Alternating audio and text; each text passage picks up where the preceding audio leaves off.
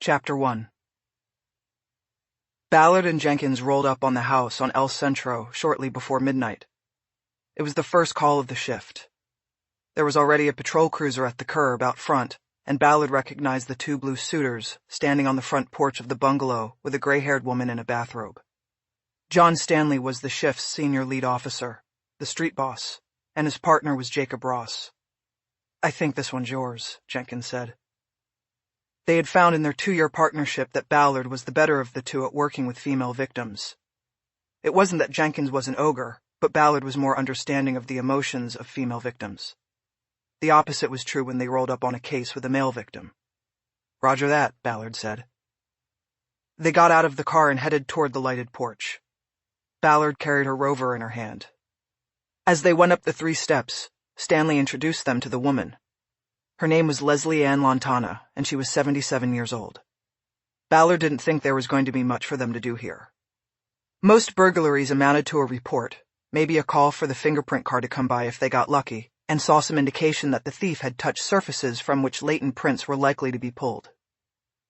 "Mrs. Lantana got a fraud alert email tonight saying someone attempted to charge a purchase on Amazon to her credit card," Stanley said. "But it wasn't you," Ballard said to Mrs. Lantana, stating the obvious. "No, it was on the card I keep for emergencies, and I never use it online," Lantana said. "That's why the purchase was flagged. I use a different card for Amazon." "Okay," Ballard said. "Did you call the credit card company?" "First I went to check on the card to see if I'd lost it, and I found my wallet was missing from my purse. It's been stolen." "Any idea where or when it was stolen?" "I went to Ralph's for my groceries yesterday, so I know I had my wallet then. After that I came home and I haven't gone out." "Did you use a credit card to pay?" "No, cash. I always pay cash at Ralph's, but I did pull out my Ralph's card to get the savings." "Do you think you could have left your wallet at Ralph's? Maybe at the cash register when you pulled out the card?" "No, I don't think so. I'm very careful about my things, my wallet and my purse, and I'm not senile." "I didn't mean to suggest that, ma'am. I'm just asking questions." Ballard moved in another direction, even though she wasn't convinced that Lantana had not left her wallet behind at Ralph's, where it could have been snatched by anybody. "Who lives here with you, ma'am?" she asked. "No one," Lantana said. "I live alone, except for Cosmo. He's my dog." "Since you got back from Ralph's yesterday, has anyone knocked on your door or been in the house?" "No, nobody." "And no friends or relatives visited?" "No, but they wouldn't have taken my wallet if they had come by." "Of course, and I don't mean to imply otherwise. I'm just trying to get an idea of comings and goings. So you're saying you have been home the whole time since Ralph's?" "Yes, I've been home." "What about Cosmo? Do you walk Cosmo?" "Sure, twice a day. But I lock the house when I go out, and I don't go far. He's an old dog, and I'm not getting any younger myself." Ballard smiled sympathetically. "Do you take these walks at the same time every day?" "Yes, we keep a schedule. It's better for the dog." "About how long are your walks?" 30 minutes in the morning and usually a little longer in the afternoon, depending on how we feel." Ballard nodded. She knew that all it would have taken for a thief cruising the area south of Santa Monica was to spot the woman walking her dog and follow her home. He'd keep watch to determine if she lived alone, and then come back the next day at the same time when she took the dog out again. Most people didn't realize that their simplest routines made them vulnerable to predators. A practiced thief would have been in and out of the house in 10 minutes tops. "Have you looked around to see if anything else is missing, ma'am?" Ballard asked. "Not yet," Lantana said. "I called the police as soon as I knew my wallet was gone." "Well, let's go in and take a quick look around and see if you notice anything else missing," Ballard said. While Ballard escorted Lantana through the house, Jenkins went to check whether the lock on the back door had been tampered with. In Lantana's bedroom there was a dog on a sleeping cushion. He was a boxer mix, and his face was white with age. His shining eyes tracked Ballard, but he did not get up. He was too old. He emitted a deep-chested growl. "Everything's all right, Cosmo," Lantana assured him. "What is he, boxer, and what?" Ballard asked. "Ridgeback," Lantana said. "We think." Ballard wasn't sure whether the "we" referred to Lantana and the dog or somebody else. Maybe Lantana and her veterinarian. The old woman finished her survey of the house with a look through her jewelry drawer and reported that nothing else other than the wallet seemed to be missing. It made Ballard think about Ralph's again, or that the burglar possibly thought he had less time than he actually had to go through the house. Jenkins rejoined them and said there was no indications that the lock on the front or back door had been picked, jimmied, or in any other way tampered with. "When you walked the dog, did you see anything unusual on the street?" Ballard asked the old woman. "Anybody out of place?" "No, nothing unusual," Lantana said. "Is there any construction on the street? Workers hanging around?" "No, not around here." Ballard asked Lantana to show her the email notice she had received from the credit card company. They went to the small nook in the kitchen, where Lantana had a laptop computer, a printer, and filing trays stacked with envelopes. It was obviously the home station, where she took care of paying bills and online ordering. Lantana sat down and pulled up the email alert on her computer screen. Ballard leaned over her shoulder to read it. She then asked Lantana to call the credit card company again. Lantana made the call on the wall phone with a long cord that stretched to the nook. Eventually, the phone was handed to Ballard, and she stepped into the hallway with Jenkins pulling the cord to its full extension. She was talking to a fraud alert specialist with an English-Indian accent. Ballard identified herself as a detective with the Los Angeles Police Department and asked for the shipping address that had been entered for the credit card purchase before it was rejected as possibly fraudulent. The fraud alert specialist said he could not provide that information without court approval. "What do you mean?" Ballard asked. "You are the fraud alert specialist, right? This was fraud, and if you give me the address, I might be able to do something about it." "I am sorry," the specialist said. "I cannot do this. Our legal office must tell me to do so, and they have not."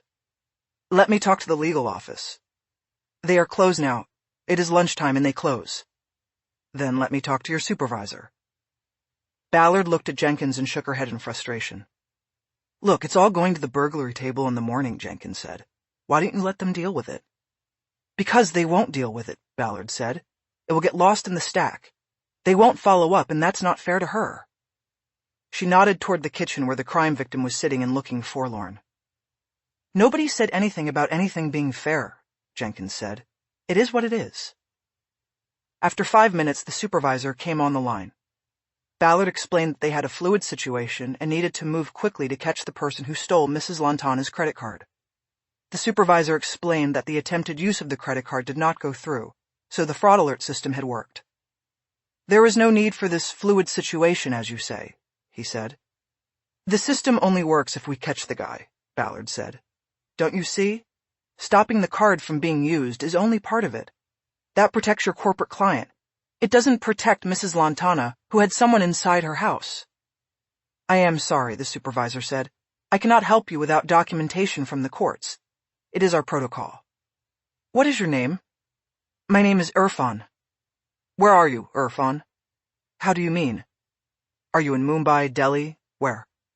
"I am in Mumbai, yes." "And that's why you don't give a shit. Because this guy's never going to come into your house and steal your wallet in Mumbai. Thanks very much." She stepped back into the kitchen and hung up the phone before the useless supervisor could respond. She turned back to her partner. "Okay, we go back to the barn, write it up, give it to the burglary table," she said. "Let's go." Chapter 2. Ballard and Jenkins didn't make it back to the station to begin writing the report on the Lantana burglary. They were diverted to Hollywood Presbyterian Medical Center by the watch commander to check out an assault. Ballard parked in an ambulance slot by the ER entrance, left the grill lights on, and then she and Jenkins entered through the automatic doors. Ballard noted the time for the report she would write later. It was 12:41 a.m., according to the clock over the reception window in the ER waiting room. There was a P1 standing there. His skin was as white as a vampire's. Ballard gave him the nod and he came over to brief them. He was a slick sleeve and maybe even a boot, and too new in the division for her to know his name. "We found her in a lot on Santa Monica by Highland," the officer stated. "Looked like she had been dumped there. Whoever did it probably thought she was dead. But she was alive and she sort of woke up and was semi-conscious for a couple of minutes. Somebody had worked her over really good. One of the paramedics said she might have a skull fracture. They have her in the back. My TO's back there too."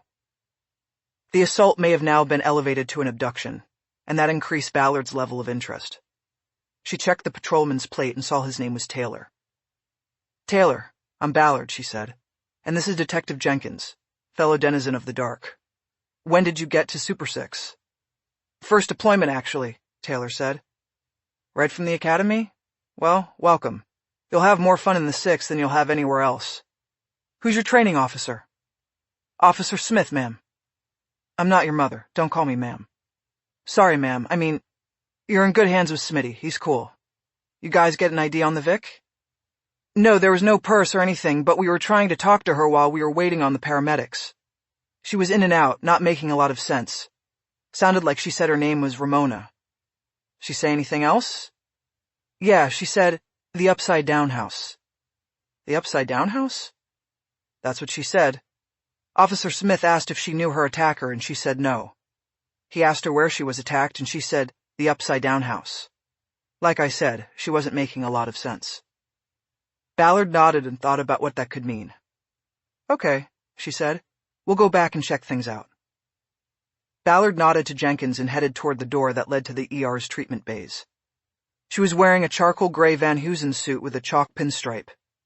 She always thought the formality of the suit went well with her light brown skin and sun-streaked hair, and it had an authority that helped overcome her slight stature. She pulled her jacket back enough for the receptionist behind the glass window to see the badge on her belt and opened the automatic door. The intake center consisted of 6 patient assessment and treatment bays behind closed curtains. Doctors, nurses, and technicians were moving about a command station in the center of the room. There was organized chaos, everybody with a job to do, and some unseen hand choreographing it all. It was a busy night, but every night was at Hollywood Prez. Another patrol officer was standing in front of the curtain for Treatment Bay 4, and Ballard and Jenkins proceeded directly toward him. He had 3 hash marks on his sleeves, 15 years on the department, and Ballard knew him well. Smitty, the doc in there? Ballard asked. Officer Melvin Smith looked up from his phone, where he had been composing a text. Ballard, Jenkins, how's it hangin'? Smith said. Then, nah, she's alone. They were about to take her up to the OR. Fractured skull, brain swelling. They said they need to open her head up to relieve the pressure. I know the feeling, Jenkins said. So she's not talking? Ballard asked. Not anymore, Smith said. They sedated her, and I overheard them talking about inducing a coma till the swelling goes down. Hey, how's Lola, Ballard? Haven't seen her in a while. Lola's good, Ballard said. Did you guys find her, or was it a call? It was a hot shot, Smith said. Somebody must have called it in, but they were GOA when we got there. The Vic was just lying there alone in the parking lot. We thought she was dead when we first rolled up. Did you call anybody out to hold the crime scene? Ballard asked. Nah, there's nothing out there but blood on the asphalt, Ballard, Smith said. This was a body dump. Come on, Smitty, that's bullshit. We have to run a scene. Why don't you guys clear here and go hold the lot until we can get a team there? You can sit in the car and do your paperwork or something. Smith looked to Jenkins as the senior detective for approval. She's right, Jenkins said. We have to set up a crime scene. Roger that, Smith said, his tone revealing he thought the assignment was a waste of time. Ballard went through the curtain into Bay 4. The victim was on her back on a bed, a light green hospital smock over her damaged body. She was tubed in both arms and nose. Ballard had seen plenty of victims of violence over her 14 years with the department, but this was one of the worst cases she had seen where the victim was still alive. The woman was small and looked to be no more than 120 pounds. Both of her eyes were swollen tightly shut, the orbit of the right eye clearly broken under the skin. The shape of her face was further distorted by swelling down the entire right side, where the skin was abraded. It was clear she had been beaten viciously and dragged across rough terrain, probably the parking lot, on her face. Ballard leaned in, close over the bed to study the wound on the lower lip. She saw that it was a deep bite mark that had savagely split the lip. The torn tissue was being held together by 2 temporary stitches. It would need the attention of a plastic surgeon, if the victim survived. Jesus Christ, Ballard said. She pulled her phone off her belt and opened the camera app. She started taking photos, beginning with a full-face shot of the victim, then moving into close-ups of the individual facial wounds. Jenkins watched without comment. He knew how she worked. Ballard unbuttoned the top of the smock to examine the chest for injuries. Her eyes were drawn to the left side of the torso, where several deep bruises were delineated and straight and appeared to have come from an object rather than someone's fists. Look at this, Ballard said. Brass knuckles? Jenkins leaned in. Looks like it, he said. Maybe. He pulled back, disgusted by what he saw. John Jenkins had 25 years in, and Ballard knew he had been running on empty for a long time when it came to empathy. He was a good detective, when he wanted to be. But he was like a lot of guys who had been around for so long. He just wanted a place to be left alone to do his job. The police headquarters downtown was called the PAB, for Police Administration Building. Guys like Jenkins believed that PAB stood for politics and bureaucracy, or politics and bullshit. Take your pick. The night shift assignment was usually awarded to those who had run afoul of the politics and bureaucracy of the department. But Jenkins was a rare volunteer for the 11 to 7 shift. His wife had cancer, and he liked to work during her sleeping hours so he could be home every day when she was awake and needed him. Ballard took more photos. The victim's breasts were also damaged and bruised, the nipple on the right side torn, like the lip, by gnashing teeth. The left breast was round and full, the right smaller and flat. Implants, one of which had burst inside the body. Ballard knew it took a hell of an impact to do that. She had seen it only once previously, and that victim was dead. She gently closed the smock over the victim and checked the hands for defensive wounds. The fingernails were broken and bloody. Deep purple marks and abrasions circled the wrists, indicating that the victim had been bound and held captive long enough to produce chafing wounds. Ballard guessed hours, not minutes. Maybe even days. She took more photos, and it was then that she noticed the length of the victim's fingers and the wide spread of the knuckles. Santa Monica and Highland. She should have understood. She reached down to the hemline of the gown and raised it. She confirmed that the victim was biologically a man. Shit, I didn't need to see that, Jenkins said. If Smitty knew this and didn't tell us, then he's a fucking asshole, Ballard said. It changes things. She shoved the flare of anger aside and got back on track. Before we left the barn, did you see if anybody was working in Vice tonight? She asked. Yeah, they have something going on, Jenkins said. I don't know what. I saw Pistol Pete in the break room brewing a pot. Ballard stepped back from the bed and swiped through the photos on her phone screen until she came to the shot of the victim's face. She then forwarded the photo in a text to Pete Mendez in the Hollywood Vice unit. She included the message, "Recognize him? Ramona? Santa Monica Stroll?" Mendez was legendary in the Six, but not for all the right reasons. He had spent most of his career as a UC in Vice, and as a younger officer was often put out on the stroll posing as a male prostitute. During these decoy operations he was wired for sound, because the recording was what made the case and usually caused the suspect to plead guilty to the subsequent charges. A wire recording from one of Mendez's encounters was still played at retirement parties and unit get-togethers. Mendez had been standing on Santa Monica Boulevard when a would-be customer rolled up. Before agreeing to pay for services, the John asked Mendez a series of questions, including how large his penis was when erect, though he did not use such polite terms. "About 6 inches," Mendez responded. The John was unimpressed and drove on without another word. A few moments later, a vice sergeant left his cover location and drove up to Mendez on the street. Their exchange was also recorded. "Mendez, we're out here to make busts," the sergeant chided. "Next time a guy asks you how long your dick is, exaggerate, for crying out loud." "I did," Mendez said, to his everlasting embarrassment. Ballard pulled the curtain back to see if Smith was still hanging around, but he and Taylor were gone. She walked to the command station to address one of the nurses behind the counter. Jenkins followed. "Ballard, Jenkins, LAPD, she said. "I need to speak to the doctor who handled the victim in Bay 4. "He's in 2 right now," the nurse said, "as soon as he's out." "When does the patient go up for surgery?" "As soon as space opens." "Did they do a rape kit? Anal swabs? We also need to get fingernail clippings. Who can help us with that?" "They were trying to save his life. That was the priority. You'll have to talk to the doctor about the rest." "That's what I'm asking. I want to speak to—" Ballard felt her phone vibrate in her hand and turned away from the nurse. She saw a return text from Mendez. She read his answer out loud to Jenkins. Ramon, Dragon. Real name, Ramon Gutierrez. Had him in here a couple weeks back, priors longer than his pre-op dick. Nice way of putting it, considering his own dimensions, Jenkins said. Drag queens, cross-dressers, and transgenders were all generally referred to as dragons in Vice. No distinctions were made. It wasn't nice, but it was accepted. Ballard had spent 2 years on a decoy team in the unit herself. She knew the turf and she knew the slang.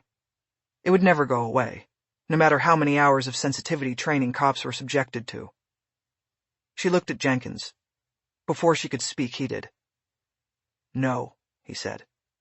"No what?" she said. "I know what you're going to say. You're going to say you want to keep this one. It's a vampire case. Has to be worked at night. We turn this over to the sex table and it will just be like that burglary. It will end up in a stack. They'll work on it 9 to 5 and nothing will get done." Still no, it's not the job. It was the main point of contention in their partnership.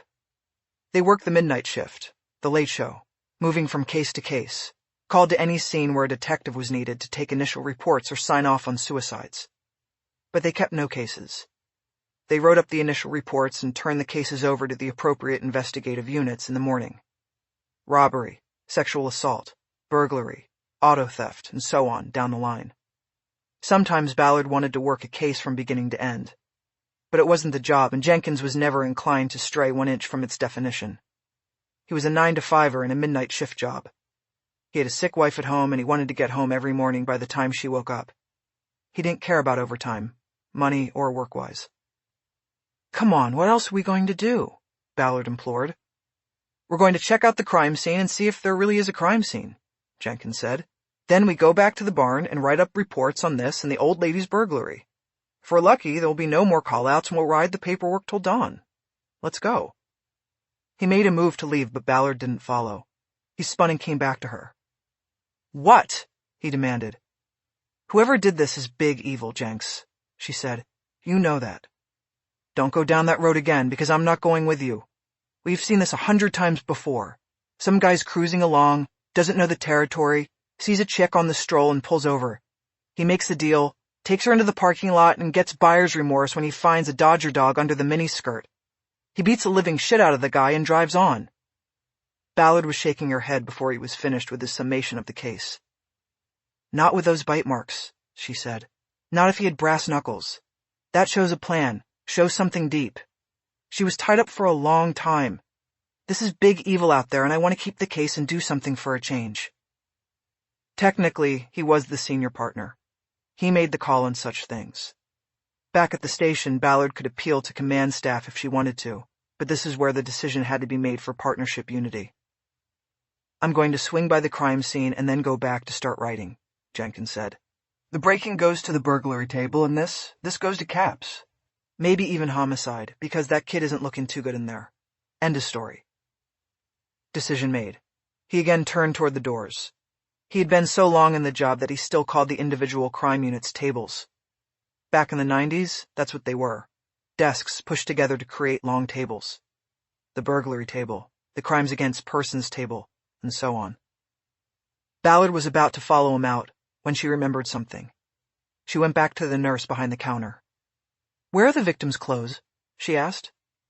"We bagged them," the nurse said. "Hold on." Jenkins stayed by the door and looked back at her. Ballard held up a finger, telling him to wait. From a drawer at the station, the nurse produced a clear plastic bag with whatever belongings were found with the victim. It wasn't much. Some cheap jewelry and sequined clothing. There was a small mace dispenser on a keychain with 2 keys. No wallet, no cash, no phone. She handed the bag to Ballard. Ballard gave the nurse a business card and asked to have the doctor call her.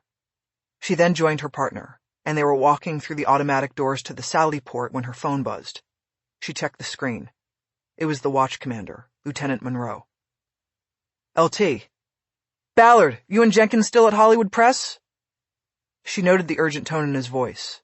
Something was happening. She stopped walking and signaled Jenkins closer. "Just leaving, why?" "Put it on speaker." She did. "Okay, go ahead," she said. "We got 4 on the floor in a club on Sunset," Monroe said. "Some guy in a booth started shooting the people he was with. An RA is heading your way with a 5th victim that at last report was circling the drain. Ballard, I want you to stay there and see what you can get. Jenkins, I'm sending Smitty and his boot back to grab you. RHD will no doubt be taking this over, but they will need some time to mobilize. I got patrol securing the scene, setting up a command post and trying to hold witnesses, but most of them scattered when the bullets started flying." "What's the location?" Jenkins said. The dancers over by the Hollywood Athletic Club, Monroe said. You know it? Roger that, Ballard said. Good. Then Jenkins, get over there. Ballard, you come as soon as you finish up with the fifth victim. LT, we need to set up a crime scene on this assault case, Ballard said. We sent Smitty and— Not tonight, Monroe said. The dancers is an all-hands investigation. Every forensic team available is going there. So we just let this crime scene go? Ballard asked. Turn it over to day shift, Ballard, and let them worry about it tomorrow, Monroe said. I need to go now. You have your assignments. Monroe hung up without another word. Jenkins gave Ballard a told-you-so look about the crime scene. And as if on cue, the sound of an approaching siren flared in the night. Ballard knew the difference between the siren from a rescue ambulance and from a cop car. This was Smitty and Taylor coming back for Jenkins. I'll see you over there, Jenkins said. Right, Ballard said. The siren died as the patrol SUV came down the chute to the Sally port. Jenkins squeezed into the back and it took off, leaving Ballard standing there with a plastic bag in her hand. She could now hear the distant sound of a second siren heading her way. An ambulance bringing the fifth victim. Ballard looked back in through the glass doors and noted the time on the ER clock. It was 1:17 a.m., and her shift was barely 2 hours old. Chapter 3. The siren died as the ambulance came down the chute into the Sally port. Ballard waited and watched. The double doors at the back of the ambulance opened, and the paramedics brought out the fifth victim on a gurney. She was already hooked to a breathing bag. Ballard heard the team communicate to the waiting ER team that the victim had coded in the ambulance and that they had brought her back and stabilized her, only to have her flatline once again as they were arriving. The ER team came out and took control of the gurney, then moved swiftly through the ER and directly into an elevator that would take them up to the OR. Ballard tagged along behind and was the last one on before the doors closed. She stood in the corner as the team of 4 medical workers in pale blue surgical garb attempted to keep the woman on the gurney alive. Ballard studied the victim as the elevator jolted and slowly started to rise. The woman wore cut-off jeans, high-top Converses, and a black tank that was soaked in blood. Ballard noticed the tops of 4 pens clipped to one of the jeans' pockets. She guessed that this meant the victim was a waitress at the club where the shooting took place. She had been shot dead center in the chest. Her face was obscured by a breathing mask, but Ballard put her at mid-20s. She checked the hands but saw no rings or bracelets. There was a small black ink tattoo depicting a unicorn on the woman's inside left wrist. Who are you? Ballard looked up from the patient but could not tell who had addressed her, because everyone was wearing masks. It had been a male voice, but 3 of the 4 people in front of her were men. Ballard, LAPD, she said.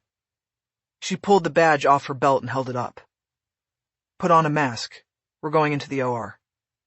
The woman pulled a mask out of a dispenser on the wall of the elevator and handed it to her. Ballard immediately put it on. And stay back and out of the way. The door finally opened and Ballard quickly exited and stepped to the side. The gurney came rushing out and went directly into the operating room, with a glass observation window. Ballard stayed out and watched through the glass. The medical team made a valiant attempt to bring the young woman back from the dead and prepare her for surgery, but 15 minutes into the effort they called it and pronounced her dead. It was 1:34 a.m., and Ballard wrote it down. After the medical personnel cleared the room and went on to other cases, Ballard was left alone with the dead woman. The body would soon be moved out of the operating room and taken to a holding room until a coroner's van and team arrived to collect it, but that gave Ballard some time. She entered the room and studied the woman. Her shirt had been cut open and her chest was exposed. Ballard took out her phone and snapped a photo of the bullet wound on the sternum. She noted that there was no gunpowder stippling, and that told her that the shot came from a distance of more than 4 feet. It seemed to have been a skilled shot, the work of a marksman, who would hit the 10 ring while most likely on the move, and in an adrenalized situation. It was something to consider should she ever come face to face with the killer, as unlikely as that seemed at the moment. Ballard noticed a length of string around the dead woman's neck. It wasn't a chain or any kind of jewelry. It was twine. If there was a pendant, she couldn't see it because the string disappeared behind a tangle of blood-matted hair. Ballard checked the door and then looked back at the victim. She pulled the string free of the hair and saw that there was a small key tied to it. Seeing a scalpel on a tray of surgical instruments, she grabbed it and cut the string, then pulled it free. She took a latex glove from her coat pocket and placed the key and string inside it in lieu of an evidence bag. After pocketing the glove, Ballard studied the victim's face. Her eyes were slightly open, and there was still a rubber airway device in her mouth. That bothered Ballard. It distended the woman's face, and she thought it would have embarrassed her in life. Ballard wanted to remove it, but knew it was against protocol. The coroner was supposed to receive the body as it was in death. She had already crossed the line by taking the key, but the indignity of the rubber airway got to her. She was reaching for it when a voice interrupted from behind. "Detective?" Ballard turned and saw that it was one of the paramedics who had brought the victim in. He held up a plastic bag. "This is her apron," he said. "It has her tips." "Thank you," Ballard said. "I'll take it." He brought the bag to her and she held it up to eye level. "Did you guys get any ID?" she asked. "I don't think so," the paramedic said. "She was a cocktail waitress, so she probably kept all of that in her car or a locker or something." "Right. But her name's Cindy." "Cindy?"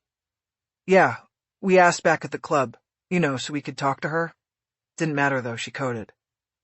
He looked down at the body. Ballard thought she saw sadness in his eyes. "Wish we'd gotten there a few minutes earlier," he said. "Maybe we could have done something. Hard to tell." "I'm sure you guys did your best," Ballard said. "She would thank you if she could." He looked at Ballard. "Now you'll do your best, right?" he said.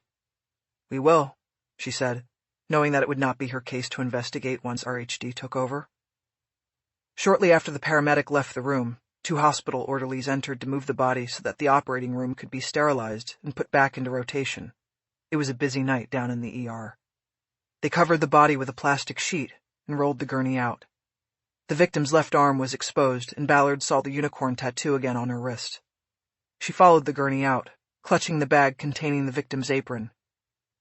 She walked along the hallway, looking through the windows into the other operating rooms. She noticed that Ramon Gutierrez had been brought up and was undergoing surgery to relieve pressure from the swelling of his brain. She watched for a few moments until her phone buzzed, and she checked the text. It was from Lieutenant Monroe, asking the status of the 5th victim. Ballard typed out an answer as she walked toward the elevator. "KMA. I'm heading to scene." KMA was an old LAPD designation used at the end of a radio call. Some said it stood for Keep Me Apprised, but in use it was the equivalent of over and out. Over time it had evolved to mean end of watch, or in this case, the victim's death. While riding down on the slow-moving elevator, Ballard put on a latex glove and opened the plastic bag the paramedic had given her. She then looked through the pockets of the waitress's apron. She could see a fold of currency in one pocket, and a pack of cigarettes, a lighter, and a small notepad in the other. Ballard had been in the dancers and knew the club got its name from a club in the great L.A. novel, The Long Goodbye. She also knew it had a whole menu of specialty drinks with L.A. literary titles, like the Black Dahlia, Blonde Lightning, and Indigo Slam. A notebook would be a requirement for a waitress. Back at the car, Ballard popped the trunk and placed the bag in one of the cardboard boxes she and Jenkins used for storing evidence. On any given shift, they might collect evidence from multiple cases, so they divided the trunk space with cardboard boxes. She had earlier placed Ramon Gutierrez's belongings in one of the boxes. She put the bag containing the apron in another, sealed it with red evidence tape, and closed the trunk. By the time Ballard got over to the dancers, the crime scene was a 3-ring circus. Not the Barnum and Bailey kind, but the police kind, with 3 concentric rings denoting the size, complexity, and media draw of the case. The center ring was the actual crime scene, where investigators and evidence technicians worked. This was the red zone. It was circled by a second ring, and this was where the command staff, uniform presence, and crowd and media control command posts were located. The third and outer ring were where the reporters, cameras, and the attendant onlookers gathered. Already all eastbound lanes of Sunset Boulevard had been closed off to make room for the massive glut of police and news vehicles. The westbound lanes were moving at a crawl, a long ribbon of brake lights, as drivers slowed to grab a view of the police activity. Ballard found a parking spot at the curb a block away and walked it in. She took her badge off her belt, pulled out the cord wound around the rear clip, and looped it over her head so the badge would hang visibly from her neck. Once she covered the block, she had to search for the officer with the crime scene attendance log so she could sign in. The first 2 rings were cordoned off by yellow crime scene tape. Ballard lifted the first line and went under, then saw an officer holding a clipboard and standing post at the second. His name was Dunwoody, and she knew him. "Woody, put me down," she said. "Detective Ballard," he said as he started writing on the clipboard. "I thought this was RHD all the way." "It is, but I was at Hollywood Press with the 5th victim. Who's heading it up?" "Lieutenant Olivas, with everybody from Hollywood and West Bureau command staff to the COP sticking their nose in." Ballard almost groaned. Robert Olivas headed up one of the homicide special teams at RHD. Ballard had a bad history with him, stemming from her assignment to his team 4 years earlier, when he was promoted to the unit from major narcotics. That history was what landed her on the Late Show at Hollywood Division. "You seen Jenkins around?" she asked. Her mind was immediately moving toward a plan that would allow her to avoid reporting on the 5th victim directly to Olivas. "As a matter of fact, I did," Dunwoody said. "Where was that?" "Oh, yeah, they're bringing a bus in for the witnesses, taking them all downtown. I think Jenkins was watching over that. Making sure none of them try to split. Apparently it was like rats on a sinking ship when the shooting started. What I heard, at least." Ballard moved a step closer to Dunwoody to speak confidentially. Her eyes raked across the sea of police vehicles, all of them with roof lights blazing. "What else did you hear, Woody?" she asked. "What happened inside? Was this like Orlando last year?" No, it's not terrorism," Dunwoody answered. "What I hear is that it was 4 guys in a booth and something went wrong. One starts shooting and takes out the others. He then took out a waitress and a bouncer on his way out." Ballard nodded. It was a start toward understanding what had happened. "So, where is Jenkins holding the wits?" "They're over in the garden next door where the Cat and the Fiddle used to be." "Got it, thanks." The Dancers was next to an old Spanish-style building with a center courtyard and garden. It had been an outdoor seating area for the Cat and the Fiddle, an English pub and major hangout for off-duty and sometimes not off-duty officers from the nearby Hollywood station. But it went out of business at least 2 years earlier, a victim of rising lease rates in Hollywood, and was vacant. It had now been commandeered as a witness corral. There was another patrol officer posted outside the gated archway entrance to the old beer garden. He nodded his approval to Ballard as she pushed through the wrought iron gate. She found Jenkins, sitting at an old stone table, writing in a notebook. "Jenks," Ballard said. "Yo, partner," Jenkins said. "I heard your girl didn't make it." "Coded in the RA. They never got a pulse after that, and I never got to talk to her. You get anything here?" "Not much. The smart people hit the ground when the shooting started. The smarter people got the hell out and aren't sitting in here. As far as I can tell, we can clear as soon as they get a bus for these poor folks. It's RHD's show." "I have to talk to someone about my victim." "Well, that will be Olivas or one of his guys, and I'm not sure you want to do that." "Do I have a choice? You're stuck here." "Not like I planned it this way." "Did anybody in here tell you they saw the waitress get hit?" Jenkins scanned the tables where about 20 people were sitting and waiting. It was a variety of Hollywood hipsters and clubbers. A lot of tattoos and piercings. "No, but from what I hear, she was waiting on a table where the shooting started," Jenkins said. 4 men in a booth. One pulls out a hand cannon and shoots the others right where they're sitting. People start scattering, including the shooter. He shot your waitress when he was going for the door. Took out a bouncer, too." "And nobody knows what it was about?" "Nobody here, at least." He waved a hand toward the witnesses. The gesture apparently looked to one of the patrons sitting at another stone table like an invitation. He got up and approached, the wallet chain draped from a front belt loop to the back pocket of his black jeans jangling with each step. "Look, man, when are we going to be done here?" he said to Jenkins. "I didn't see anything, and I don't know anything." "I told you," Jenkins said. "Nobody leaves until the detectives take formal statements. Go sit back down, sir." Jenkins said it with a tone of threat and authority that totally undermined the use of the word sir. The patron stared at Jenkins a moment and then went back to his table. "They don't know they're getting on a bus?" Ballard said in a low voice. "Not yet," Jenkins said. Before Ballard could respond further, she felt her phone buzz, and she pulled it out to check the screen. It was an unknown caller, but she took it, knowing it was most likely a call from a fellow cop. "Ballard." "Detective, this is Lieutenant Olivas. I was told you were with my 5th victim at Presbyterian. It would not have been my choice, but I understand you were already there." Ballard paused before answering, a feeling of dread building in her chest. That's right, she finally said. She coded, and the body was waiting for a coroner's pickup team. Were you able to get a statement from her? He asked. No, she was DOA. They tried to bring her back, but it didn't happen. I see. He said it in a tone that suggested it was some failing on her part that the victim had died before she could be interviewed. Ballard didn't respond. Write your reports and get them down to me in the morning, Olivas said. That's all. I'm here at the scene, Ballard said before he disconnected. Next door with the witnesses, with my partner. And there was no ID on the victim. She was a waitress. She probably had a locker somewhere inside that would have her wallet and her phone. I'd like to... Cynthia Haddle. The bar manager gave it to me.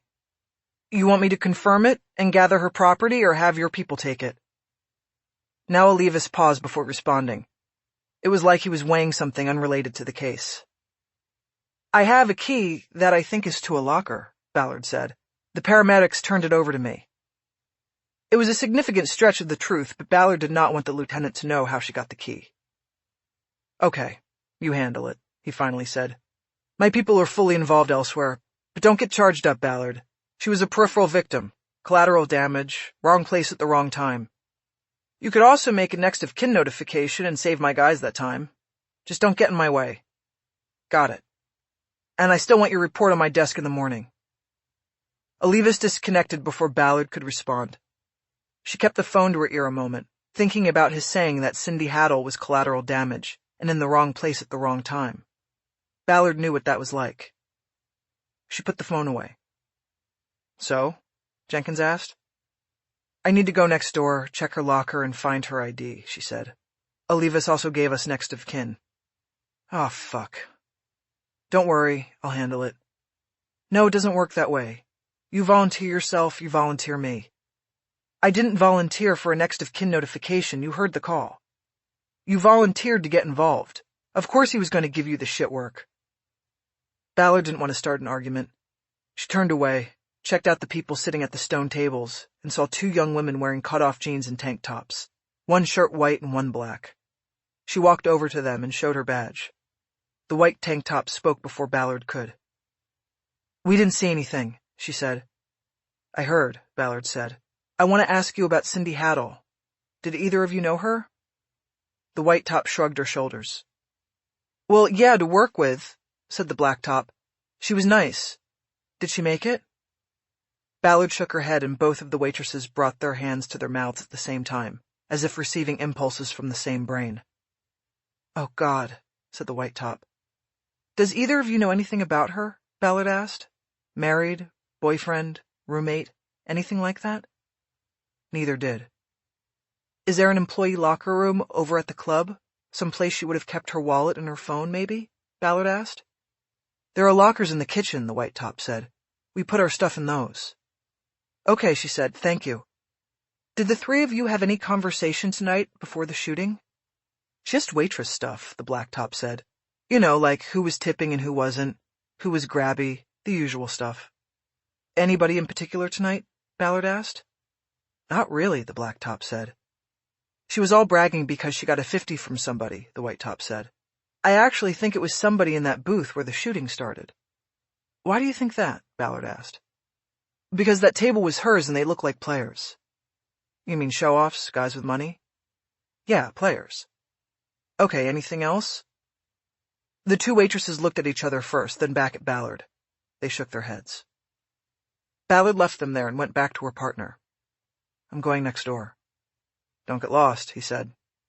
As soon as I'm done babysitting, I want to go get next of kin over with and start writing. We're done. Meaning the rest of the shift would be dedicated to paperwork. Roger that, she said. She left him sitting on the stone bench. As she made her way to the entrance of the dancers, she wondered if she would be able to get to the kitchen without drawing the attention of Lieutenant Olivas. Chapter 4. The interior of the dancers was crowded, with detectives, technicians, photographers, and videographers. Ballard saw a woman from the LAPD's architectural unit setting up a 360-degree camera that would provide a high-density 3D recording of the entire crime scene after all the evidence was marked and investigators and technicians momentarily backed out. From it, she could also build a model of the crime scene, to use as an exhibit in court during an eventual prosecution. It was an expensive move, and the first time Ballard had ever seen it employed in the field outside of an officer-involved shooting investigation. There was no doubt that at this point at least, nothing was being spared on the case. Ballard counted 9 detectives from the homicide special section in the club, all of whom she knew, and even a few she liked. Each of them had a specific piece of the crime scene investigation to handle, and they moved about the club under the watchful eye and direction of Lieutenant Olivas. Yellow evidence placards were everywhere on the floor, marking shell casings, broken martini glasses, and other debris. The victims, all except Cynthia Haddle, had been left in place to be photographed, videoed, and examined by the coroner's team before being removed for autopsy. The coroner herself, Jayalalitha Paneerselvam, was on scene. That was a rarity in itself, and underlined the importance that the investigation of the mass killing had taken on. Dr. J, as she was known, stood behind her photographer, directing the shot she wanted him to take. The club was a massive space with black walls and 2 levels. The bar ran along the back wall on the lower level, which also had a small dance floor surrounded by palm trees and black leather booths. The palm trees, hung with white lights, rose all the way to a glass atrium 2 floors up. To the right and left of the bar were 2 wings, 6 steps up from the main floor, and lined with more booths and served by smaller bars. There were 3 bodies in a booth on the main level. It was located in a cloverleaf of 4 booths. 2 of the dead men were still seated. The one on the left was a black man with his head tilted all the way back. The white man next to him was slightly leaning against him, as though he had drunkenly fallen asleep. The third man had tilted all the way to his side, and his head and shoulders dangled outside the confines of the booth into the aisle. He was white and had a graying ponytail that hung down and dipped into a pool of blood on the floor. A 4th body was on the floor, 20 feet away in a separate aisle, created by the cloverleaf booths. He was a very large black man who was face down on the floor, hands at his sides and his knuckles on the tile. On his belt on the right hip was an empty taser holster. Ballard could see the yellow plastic stunning device under a nearby table. Another 10 feet past the 4th body was a smear of blood surrounded by evidence markers and some of the debris left by the paramedics who tried to save Cynthia Haddle's life. Among the items on the floor was a round stainless steel cocktail tray. Ballard walked up the steps to the 2nd level and then turned around to look down and get a better view of the crime scene. Lieutenant McAdams had said the shooting erupted in a booth. With that as a starting point, it was easy to figure out what had happened in basic terms. 3 men were shot where they sat. The shooter had them pinned in and pivoted efficiently from one to the other with the aim of his weapon. He then moved from the booth and down the lane separating the pods. This put him on a collision course with the bouncer, who had drawn his taser and was moving toward the problem. The bouncer was shot, most likely killed instantly, and dropped face first to the floor. Behind him stood waitress Cynthia Haddle. Ballard imagined her standing frozen, unable to move as the killer came toward her. Maybe she was raising her cocktail tray up like a shield. The killer was moving, but still able to put the one shot dead center in her chest. Ballard wondered if the gunman had shot her simply because she was in the way, or because she might have been able to identify him. Either way, it was a cold choice. It said something about the man who had done this. Ballard thought about what she had said earlier to Jenkins, about the person who had assaulted Ramona Ramon. Big evil. There was no doubt that the same callous malignancy moved through the blood of the shooter here. Detective Ken Chastain came into Ballard's view. He had his leather folder with a legal pad on one arm, pen in the other hand, the way he always did at a crime scene. He stooped down to look at the dead man who was half hanging out of the booth, and started to take notes without noticing Ballard on the upper level, looking down at him. He looked haggard to Ballard, and she hoped this was because the guilt was eating at him from the inside.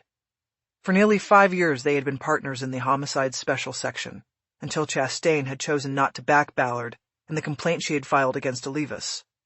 Without his confirmation of the lieutenant's behavior, which he had directly witnessed, there was no case.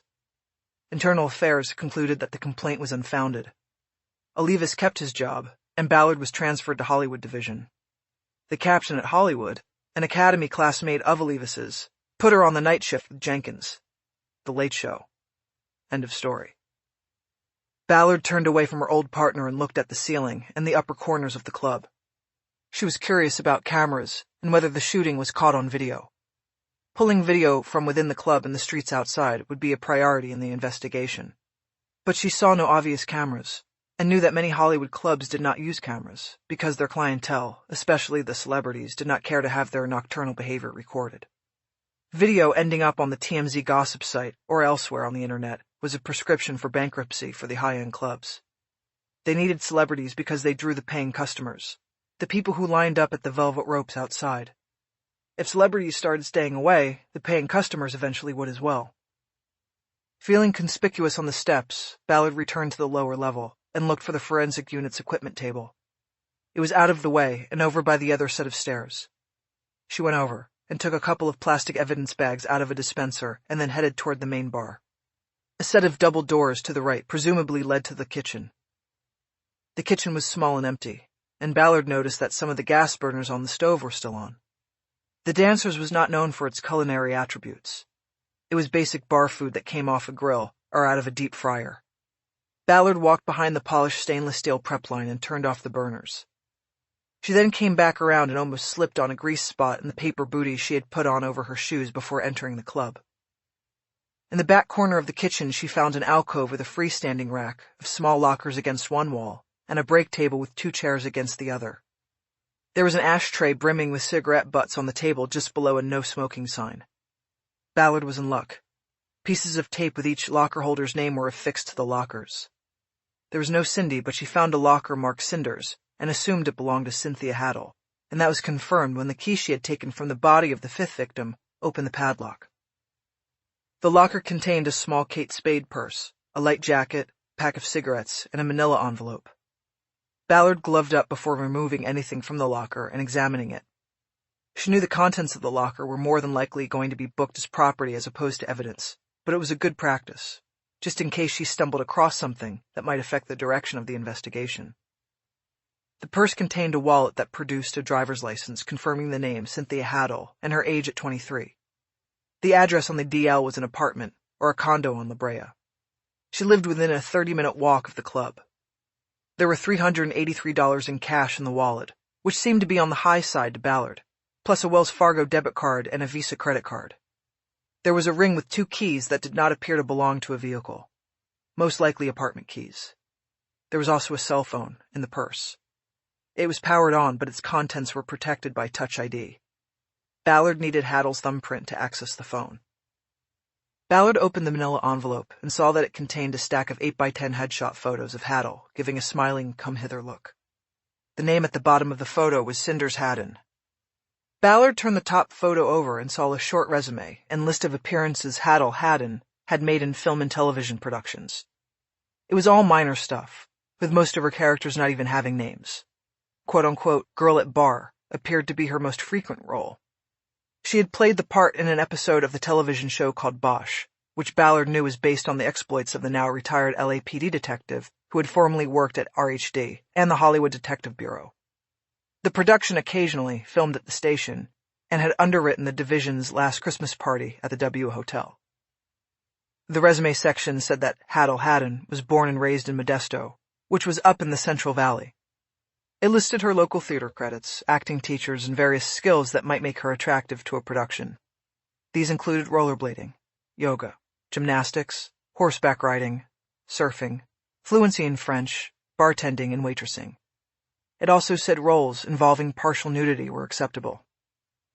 Ballard flipped the photo back around and studied Haddle's face.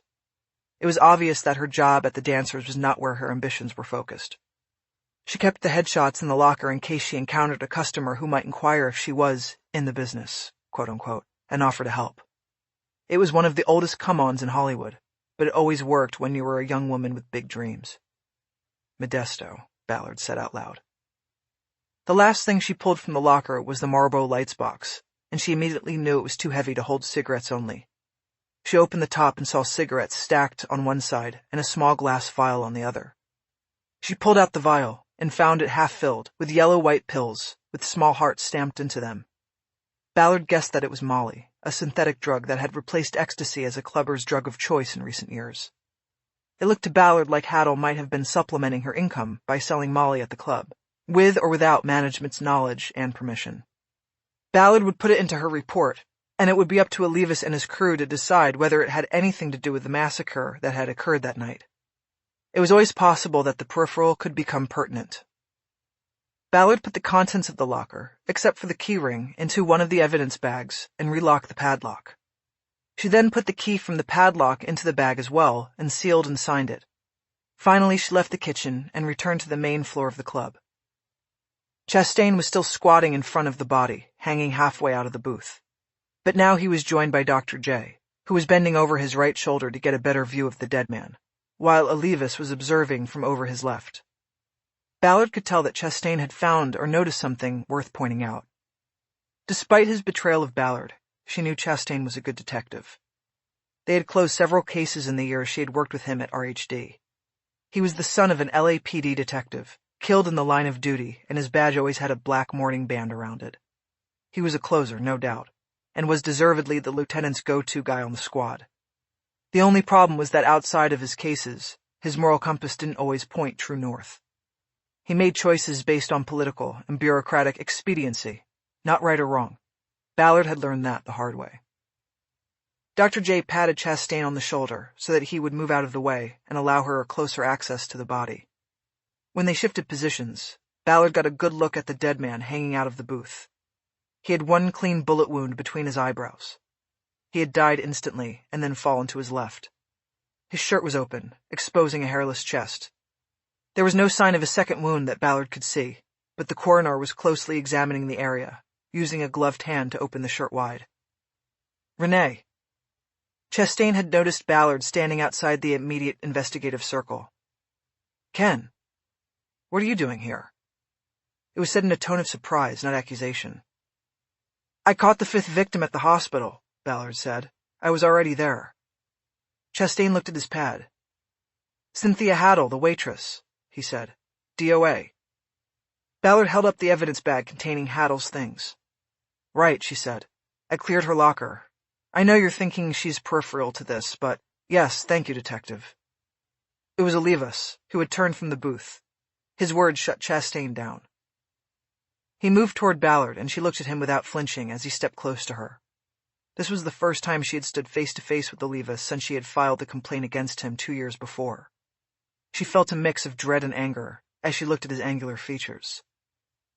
Chastain, perhaps knowing what was coming, stepped back from them, turned and went about his work. Lieutenant, she said. How's the late show treating you? Olivas said. It's good. And how is Jerkins? Jenkins is fine. You know why he's called that, right? Jerkins? She didn't finish. Olivas lowered his chin and moved an inch closer to her. To Ballard it felt like a foot. He spoke in a low voice only she could hear. The Late Show, he said. That's where they put the jerk-offs. Olivas stepped back from her. You have your assignment, don't you, Detective? He asked, his voice returning to normal. Yes, Ballard said. I'll inform the family. Then go do it. Now. I don't want you messing up my crime scene. Over his shoulder, Ballard could see Dr. J watching her dismissal, but then she turned away. Ballard glanced at Chastain, hoping for some kind of sympathetic reaction, but he was back to work, squatting on the floor, using gloved hands to put what looked like a black button into a small plastic evidence bag.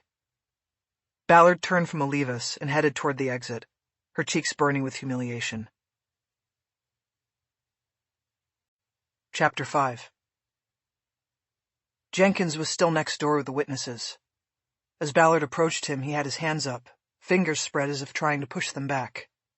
One of the club patrons had a high-pitched tone of frustration in his voice. Man, I have to work in the morning, he said. I can't sit here all night, especially when I didn't see a fucking thing. I understand that, sir, Jenkins said, his own voice a notch or two above its usual measured tone. We will get statements from all of you just as soon as possible. 5 people are dead. Think about that. The frustrated man made a dismissive hand gesture and turned back to a bench. Someone else cursed and yelled, You can't just keep us here. Jenkins did not respond, but the truth on a technical level was that they could hold all patrons from the club until the investigators sorted out who was a potential witness and who might be a suspect. It was flimsy because common sense dictated that none of these people were suspects, but it was valid. You okay? Ballard asked. Jenkins turned around like he thought he was about to be jumped, then saw it was his partner. "Barely," he said. "I don't blame them. They're in for a long night. They're sending a jail bus for him. Wait till they see the bars on the windows. They'll really go apeshit then. Glad I won't be here to see it. Where are you going?" Ballard held up the evidence bag containing Cynthia Haddle's property. "I have to run by the hospital. They found more of her stuff. I'll be back in 20. We'll do the notification, and then it will be all over except for the paperwork. Next of kin will be a breeze compared to dealing with these animals. I think half of them are coming off highs. It's going to get uglier once they're all downtown. And not our problem. I'll be back." Ballard hadn't told her partner the real reason she was returning to the hospital, because she knew he would not approve of her true plan. She turned to go back to the car, but Jenkins stopped her. "Hey, partner." "What?" "You can lose the gloves now." He had noticed she still had crime scene gloves on. She held one hand up as if noticing the gloves for the first time. "Right," she said. "As soon as I see a trash can." At the car, Ballard kept the gloves on while she secured Cynthia Haddle's property in the same cardboard box that contained her tip apron. But first she removed Haddle's cell phone and slipped it into her pocket. It was 10 minutes back to Hollywood Presbyterian. She was banking on the fact that the shooting and mass casualties at the dancers had slowed the operations of the coroner's office, and that Haddle's body would still be waiting for pickup. She confirmed that was so when she got back to the ER and was led to a room where there were actually 2 covered bodies awaiting transport to the coroner. She asked the attendant to see if the doctor who had attempted to resuscitate Haddle was available. Ballard had kept her gloves on. She now pulled back the sheet on one of the bodies and saw the face of a young man who had wasted to no more than 100 pounds. She quickly recovered the face and went to the other gurney. She confirmed it was Haddle and then moved down the gurney to the victim's right hand. She pulled out the cell phone and pressed the pad of the dead woman's right thumb to the home button on the screen. The phone remained locked. Ballard tried the index finger, and that failed to open the phone as well. She moved around the gurney and went through the process again with the left thumb. This time the phone unlocked, and Ballard had access. She had to take one of her gloves off to manipulate the screen. She wasn't concerned with leaving fingerprints because the phone was property, not evidence, and likely would never be analyzed for latent prints. Having an iPhone herself, she knew the phone would relock soon if the screen didn't remain active. She went into the GPS app and scrolled through previous destinations. There was a Pasadena address, and Ballard clicked on it and set up a route there. It would keep the screen activated even as Ballard ignored the directions and went her own way. The phone would remain unlocked, and she'd have access to its contents after leaving the hospital. She checked the battery level and saw that it was at 60%, which would give her more than enough time to go through the phone. She muted the phone so the GPS app would not be audibly correcting her when she did not follow its directions to Pasadena. She was pulling the sheet back over the body when the door opened and one of the ER doctors looked in. "I heard you ask for me," he said. "What are you doing in here?" Ballard remembered his voice from the elevator ride up to the OR. "I needed to get a fingerprint," Ballard said, holding up the phone in further explanation. "But I wanted to ask you about another patient. I saw that you also worked on Gutierrez, the assault victim with the skull fracture. How is the patient?" She was careful not to speak in terms of gender. The surgeon wasn't. He went with anatomy. "We did the surgery and he's still in recovery," he said. "We are inducing coma and it will be a waiting game. The sooner the swelling goes down, the better chance he has." Ballard nodded. "Okay, thanks," she said. "I'll check back tomorrow. Did you happen to take any swabs for a rape kit?" "Detective, our priority was keeping the victim alive," the doctor said. "That can all come later." "Not really, but I understand." The doctor was about to leave the doorway when Ballard pointed to the other gurney in the room. "What's the story there?" she asked. "Cancer?" "Everything," the doctor said. "Cancer, HIV, complete organ shutdown." "Why is he going downtown?"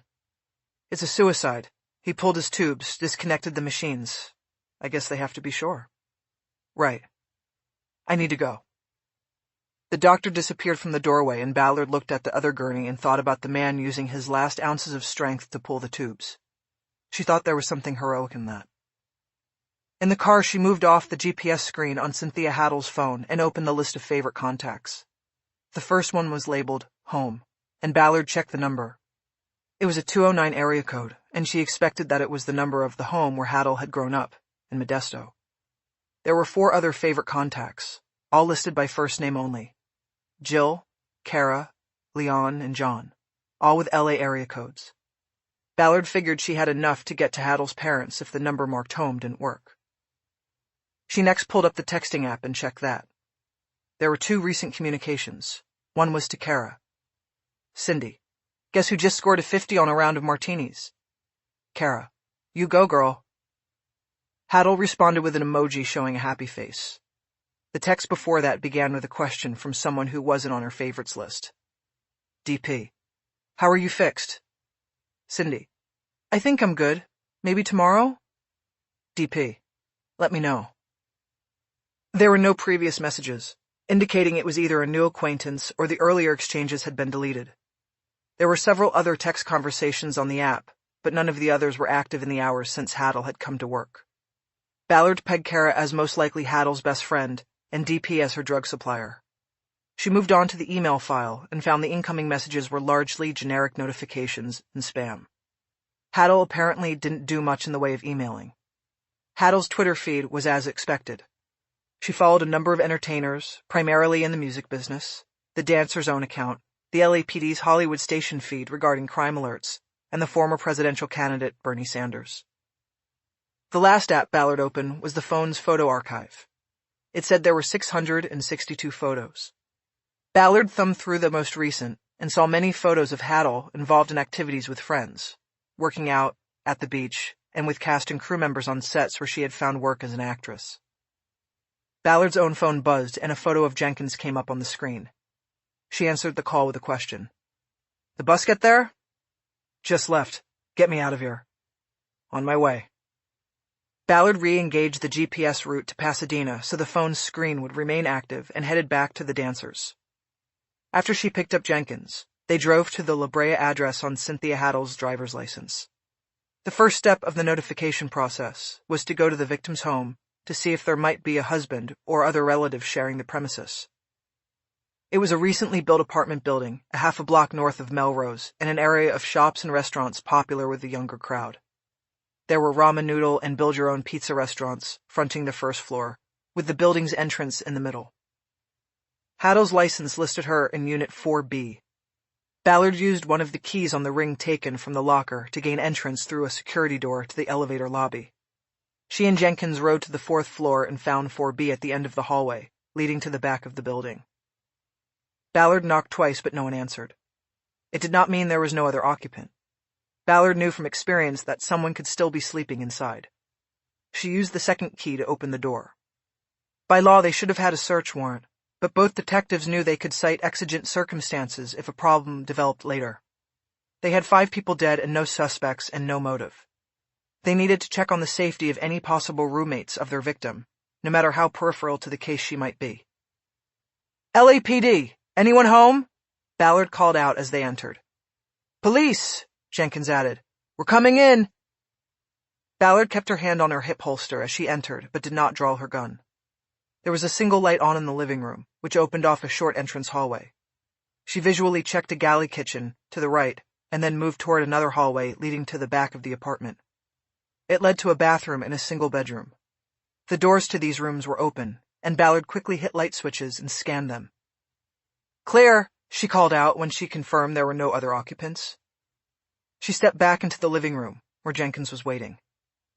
Looks like she lived alone, she said. Yep, Jenkins said. Doesn't help us any.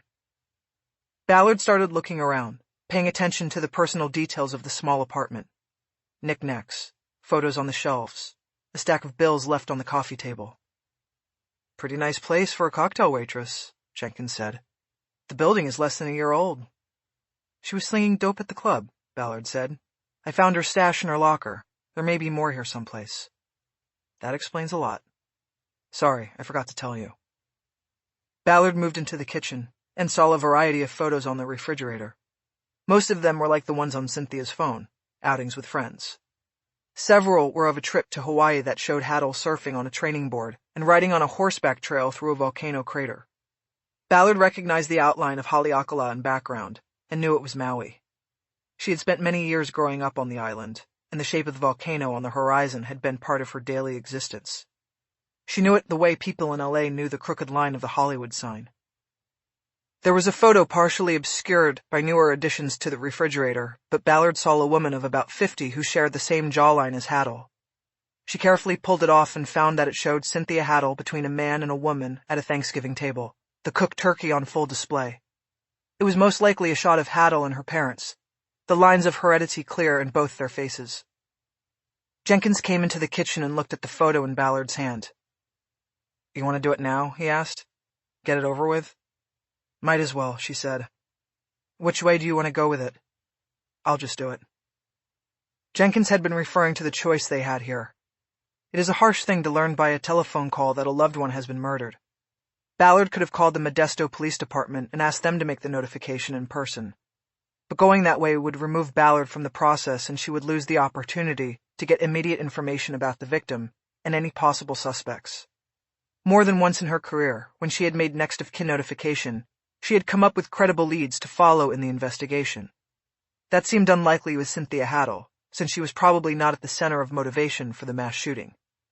As Olivas had said, she was collateral damage, a fringe player in what had happened. So it was a valid question from Jenkins, but Ballard knew she would feel guilty later if she didn't make the call. She would feel like she had skirted a sacred responsibility of the homicide detective. Ballard pulled out Haddle's phone. The GPS program had kept the screen alive. She pulled up the contacts list to get the number for home, and then called it from her own phone. It rang through to a voicemail greeting confirming it was the Haddle family home. Ballard left a message identifying herself and asking for a call back to her cell number, saying it was urgent. It was not unusual for people not to answer a block call in the middle of the night, but Ballard hoped that her message would bring a quick return call. She stepped over to the refrigerator and looked at the photos once again while waiting. She wondered about Cynthia growing up in Modesto, and then journeying south to the big city, where roles with partial nudity were okay, and selling dope to Hollywood scenesters supplemented her income. After 5 minutes, there was no call back. Jenkins was pacing, and Ballard knew he wanted to keep moving. "Call the cops up there?" he asked. "No, that could take all night," Ballard said. Then a phone started buzzing, but it wasn't Ballard's. Cynthia's phone showed an incoming call from the home number. Ballard guessed that her parents had gotten the message she just left and had chosen to call their daughter first to see if she was all right. "It's them," she said to Jenkins. She answered the phone. "This is Detective Ballard with the Los Angeles Police Department. Who am I speaking with?" "No, I called Cindy. What is going on there?" It was a woman's voice, already choked with desperation and fear. "Mrs. Haddle?" "Yes, who is this? Where is Cindy?" "Mrs. Haddle, is your husband with you? Just tell me, is she all right?" Ballard looked over at Jenkins. She hated this. "Mrs. Haddle," she said, "I'm very sorry to tell you that your daughter has been killed in a shooting at the club where she worked in Los Angeles." There was a loud scream over the line, followed by another, and then the sound of the phone clattering to the floor. "Mrs. Haddle?" Ballard turned towards Jenkins and covered the phone. "Call Modesto, see if they can send somebody," she said. "Where?" Jenkins asked. Then it hit Ballard. She didn't have an address to go with the phone number. She could now hear moaning and crying on the line, but it was distant from the phone, which was apparently still on the floor, somewhere in Modesto. Suddenly a gruff male voice was on the line. "Who is this?" "Mr. Haddle? I'm a detective with the LAPD. Is your wife all right?" "No, she's not all right. What's going on? Why do you have our daughter's phone? What happened?" "She's been shot, Mr. Haddle. I am so sorry to do this by phone. Cynthia has been shot and killed at the club where she worked. I'm calling to— Oh, Jesus. Jesus Christ, is this some kind of joke? You don't do this to people, you hear me?" "It's not a joke, sir. I am very sorry. Your daughter was hit by a bullet when someone started firing a weapon in the club. She fought hard. They got her to the hospital, but they were unable to save her. I am so sorry for your loss." The father didn't respond. Ballard could hear the mother's crying growing louder, and she knew that the husband had gone to his wife while still clutching the phone. They were now together. Ballard looked at the photo in her hand and pictured the couple holding on to each other as they grappled with the worst news in the world. She herself grappled with how far to push things at the moment, whether to intrude further into their agony with questions that might be meaningless in terms of the investigation. And then, "This is all because of that bastard boyfriend of hers," the father said. "He's the one who should be dead. He put her to work in there. Ballard made a decision. Mr. Haddle, I need to ask you some questions, she said. It could be important to the case. Chapter 6. Back at Hollywood Station, they divvied up the report writing. Jenkins took the Lantana burglary their shift had started with, and Ballard agreed to take the paper on Ramona Ramon and Cynthia Haddle. It was an uneven split, but it guaranteed that Jenkins would walk out the door at dawn and be home when his wife woke up. It was still called the paperwork, but it was all done digitally. Ballard went to work on Haddle first so that she could be sure to get the reports in before Olivas could ask for them. She also had plans to stall the Ramon case. She wanted to keep it for herself, and the longer she took doing the paperwork, the better chance she had of making that happen. The two partners did not have assigned desks in the detective bureau, but each had a favorite spot at which to work in the vast room that was usually left abandoned at night. These choices were primarily dictated by the comfort of the desk chair and the level of obsolescence of the computer terminal. Ballard preferred a desk in the burglary auto theft pod, while Jenkins posted himself at the opposite end of the room in the crimes against persons unit. There was a daytime detective who had brought in his own chair from the Relax the Back store, and Jenkins treasured it. It was locked by a long bike cable to the desk in the CAP's module, so that anchored him there. Ballard was a quick writer. She had a degree in journalism from the University of Hawaii, and while she had not lasted long as a reporter, the training and experience had given her skills that helped immeasurably with this side of police work. She reacted well to deadline pressure, and she could clearly conceptualize her crime reports and case summaries before writing them. She wrote short, clear sentences that gave momentum to the narrative of the investigation. This skill also paid dividends when Ballard was called into court to testify about her investigations. Juries liked her because she was a good storyteller. It was in a courtroom that the direction of Ballard's life had changed dramatically 15 years earlier. Her first job out of the University of Hawaii had been as one of a phalanx of crime reporters for the Los Angeles Times. She was assigned to a cubbyhole office in the Van Nuys courthouse, from which she covered criminal cases, as well as the 6 LAPD divisions that comprise the north end of the city. One particular case had caught her attention: the murder of a 14-year-old runaway who had been snatched off the beach one night in Venice. She had been taken to a drug house in Van Nuys, where she was repeatedly raped over several days, and then eventually strangled and dropped in a construction site trash hauler. The police made a case and took 2 men to trial for the murder. Ballard covered the preliminary hearing of the case against the accused. The lead detective testified about the investigation, and in doing so recounted the many tortures and indignities the victim endured before her eventual death. The detective started crying on the stand. It wasn't a show. There was no jury, just a judge to decide whether the case should go to trial. But the detective cried, and in that moment Ballard realized she didn't want to just write about crime and investigations anymore. The next day she applied to enter the LAPD training academy. She wanted to be a detective. It was 4:28 a.m. when Ballard began to write. Though Cynthia Haddle would need to be formally identified by the coroner's office, there was little doubt that she was the victim. Ballard put her name on the reports and listed her address on La Brea. She first wrote the death report that listed Haddle as the victim of a homicide by gunshot wound and included the basic details of the crime. She then wrote a chronology, a step-by-step accounting of the moves she and Jenkins had made once they received the call from Lieutenant Monroe while at Hollywood Presbyterian. After the chrono was completed, she used it as an outline for her officer's statement, which was a more detailed summary of where the case had taken her and Jenkins through the night. After that, she moved on to documenting and filing the property she had collected from the hospital and the employee locker at the dancers. Before starting the process, she counted how many individual pieces she would be filing and then called the forensics lab and spoke to the duty officer, Winchester. "Have they started booking evidence from the 4 on the floor in Hollywood?" she asked. "I need a DR number." Every piece of booked evidence required its own division of records number. "That place is a mess," Winchester said. "They're still on scene and will probably be collecting all night and into the day. I don't expect they'll start booking evidence till noon. It's up to 5 now, by the way, 5 on the floor." "I know. Okay. I'll get my own numbers. Thanks, Winchester." She got up and made her way over to Jenkins. "I'm going to buy DRs out of the manual. You need any?" "Yeah, get me one." "Be right back." She took the rear hallway to the property room. She knew there would be no clerk on duty.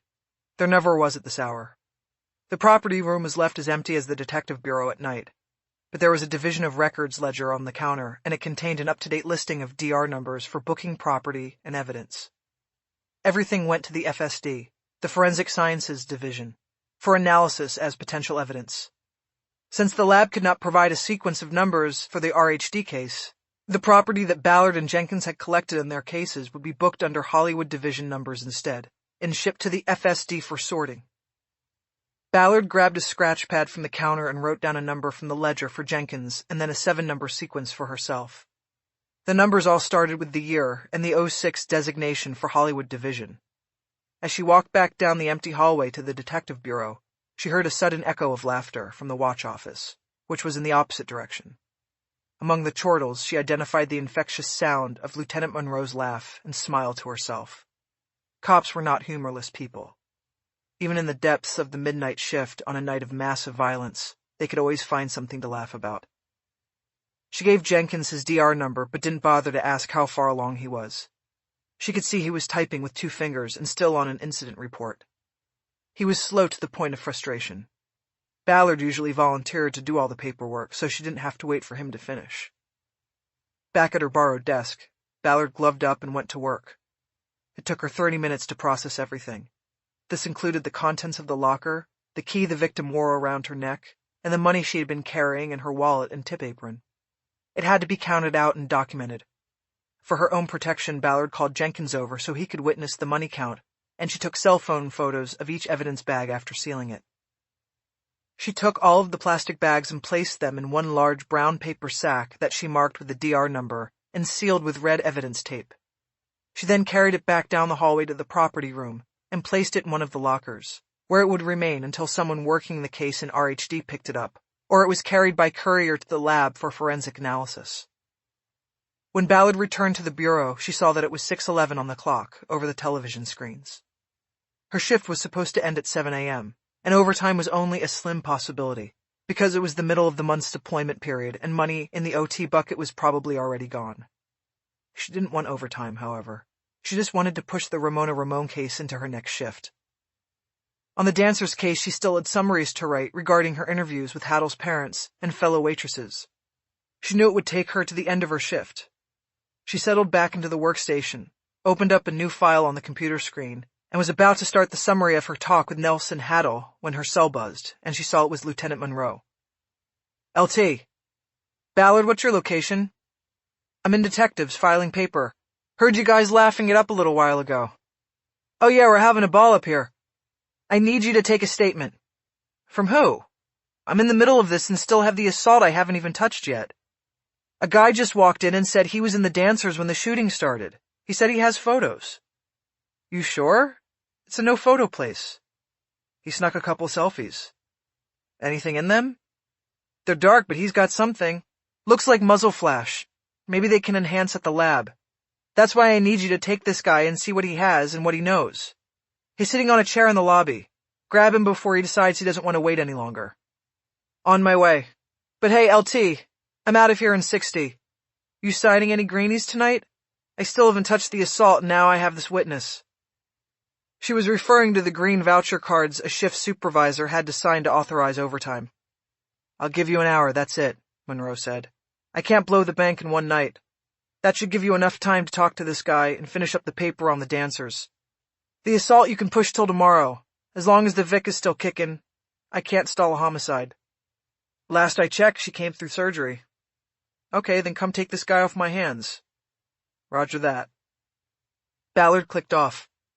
She was pleased that she would not be turning the Ramona case over to the CAPS unit at the end of shift. That was more important to her than the overtime.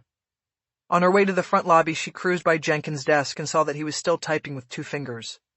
She told him about the witness, and added that they'd scored an hour of overtime, if he wanted it. He said no thanks. He had to get home. Chapter 7. The witness was a 23-year-old clubber named Xander Spates. Ballard took him back to the detective bureau and put him in a small interview room. He was a slightly built man wearing a dark blue hoodie over gray sweatpants. He kept his hands in his pockets of the hoodie, even when he sat down. Xander, is that your real name? Ballard began. Short for Alexander, Spate said. I like Xander better. Okay. What do you do for a living, Xander? Oh, a little bit of this and a little bit of that. I'm selling shoes at the moment. Where? On Melrose, place called Slick Kicks. Ballard was not taking notes. When they entered the room, she had adjusted the thermostat, which actually turned on the room's recording devices. It was wired for sight and sound. So you were in the dancers earlier this morning when the shooting started? She asked. That's right, Spate said. I was there. Were you alone? No, I was with my boy Metro. What's Metro's real name? I don't rightly know. He's just Metro to me. Where did you meet him? He works at Kicks, met him there. So when did you get to the dancers? Last night, around midnight? And you saw the shooting? No, it was like behind me, 2 booths away, so I had my back to it. But just when it went down, I was taking selfies and I got the first shot. It's crazy. Show me. Spades took his iPhone out of his hoodie's pocket and opened up the photo archive. I took 3 on live photos, he said. You can swipe through. He put the phone down on the table between them and slid it to Ballard. She looked at the photo on the screen. Front and center was Spates himself, but over his right shoulder, Ballard could see the dark outlines of the other crowded booths. No one was identifiable. It would be up to the video unit in the lab to try to enhance. Keep going, Spates urged. I got the shot. The second photo Ballard swiped to was similar to the first, but the third grabbed her interest. The camera had captured a flash of light in the second booth over Spates' shoulder. He had indeed taken the photo just as the shooting started. He got the muzzle flash. Because the phone's camera had the live photos feature, it captured a second of action leading to the actual freeze frame.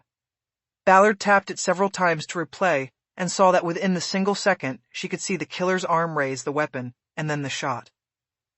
Ballard used her fingers to expand the photo and center the screen on the flash of light.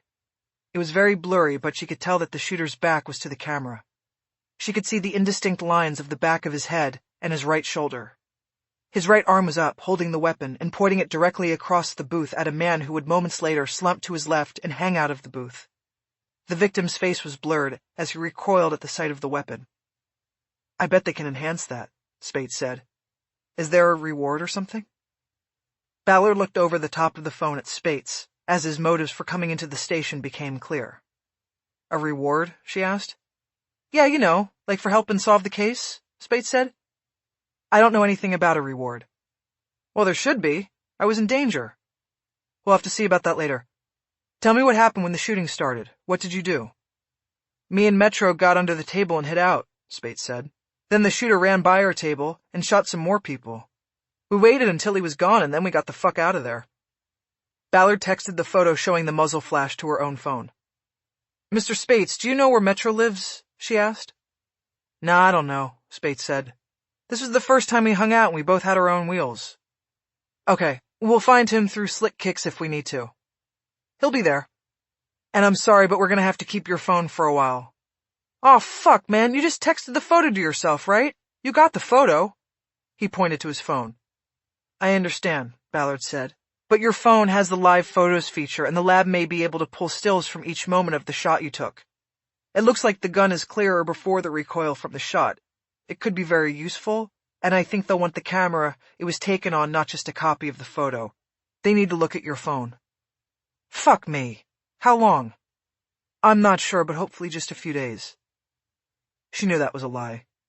He would probably never get the phone back, as it would be held as evidence. But she decided to leave that for someone in RHD to explain. What do I use for a phone in the meantime? Spates demanded. Maybe you can borrow one or get a burner, Ballard offered. Fuck me.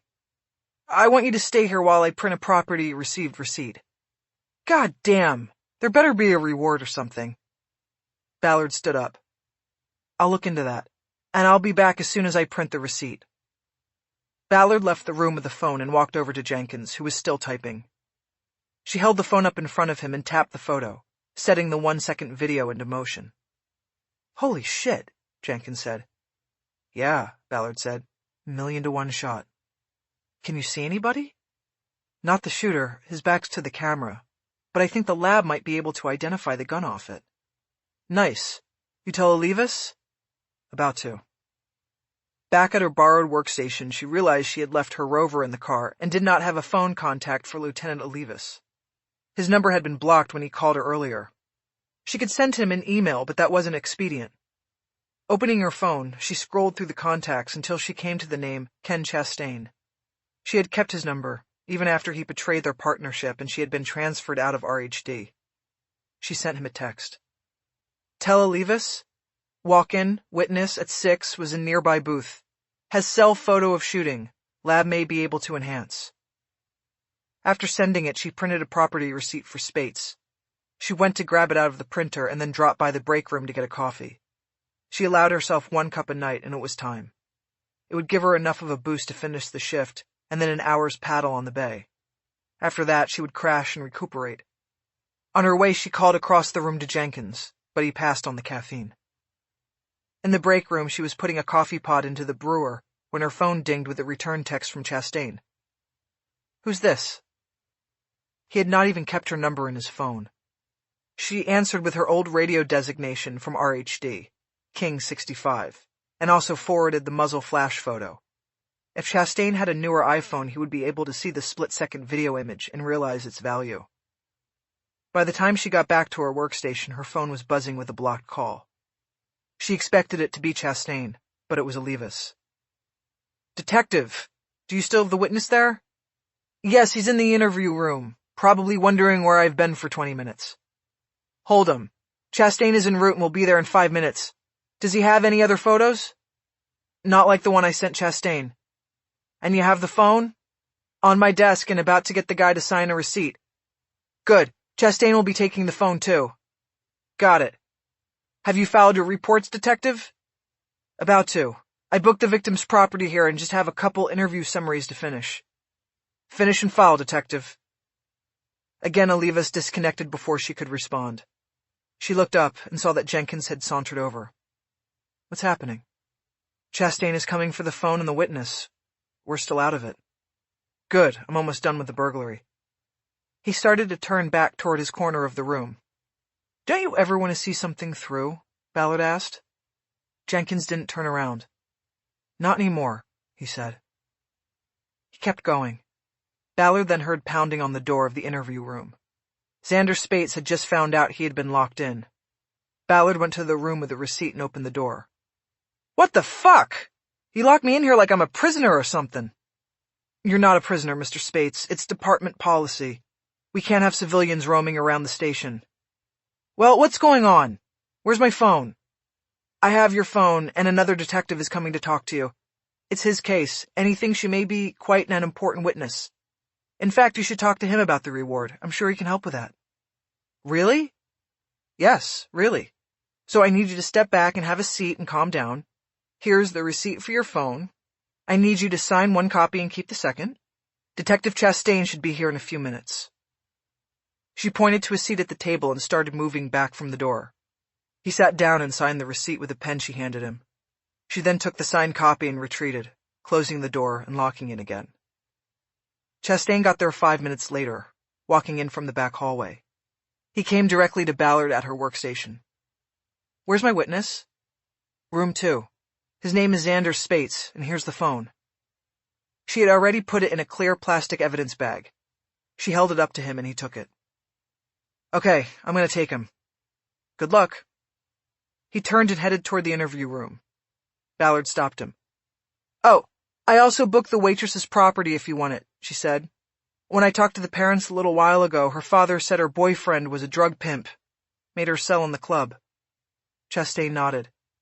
Interesting, but probably not related, he said. I didn't think so, Ballard said. But the stuff's there in property. If you don't take it, it'll get sent down with the next courier pickup. Chastain did another 180 to head toward the interview room, but then once again walked back to her. How's Lola doing?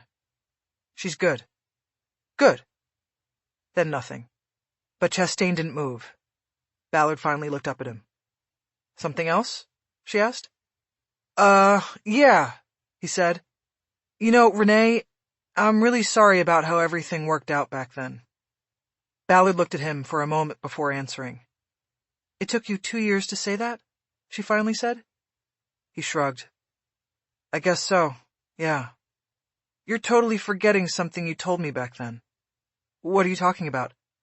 I'm talking about when you told me to back off the complaint. About how you said Olivas was going through a bad divorce and losing half his pension and not acting right and all that bullshit, as if it made what he did to me okay. I don't understand what this has to do with... You didn't even keep my number in your phone, Kenny. You washed your hands of the whole thing. You're not sorry about anything. You saw an opportunity back then and you took it. You had to throw me under the bus, but you didn't hesitate. No, you're wrong. No, I'm right. If anything, you feel guilty, not sorry. She stood up at her desk to get on equal footing with him.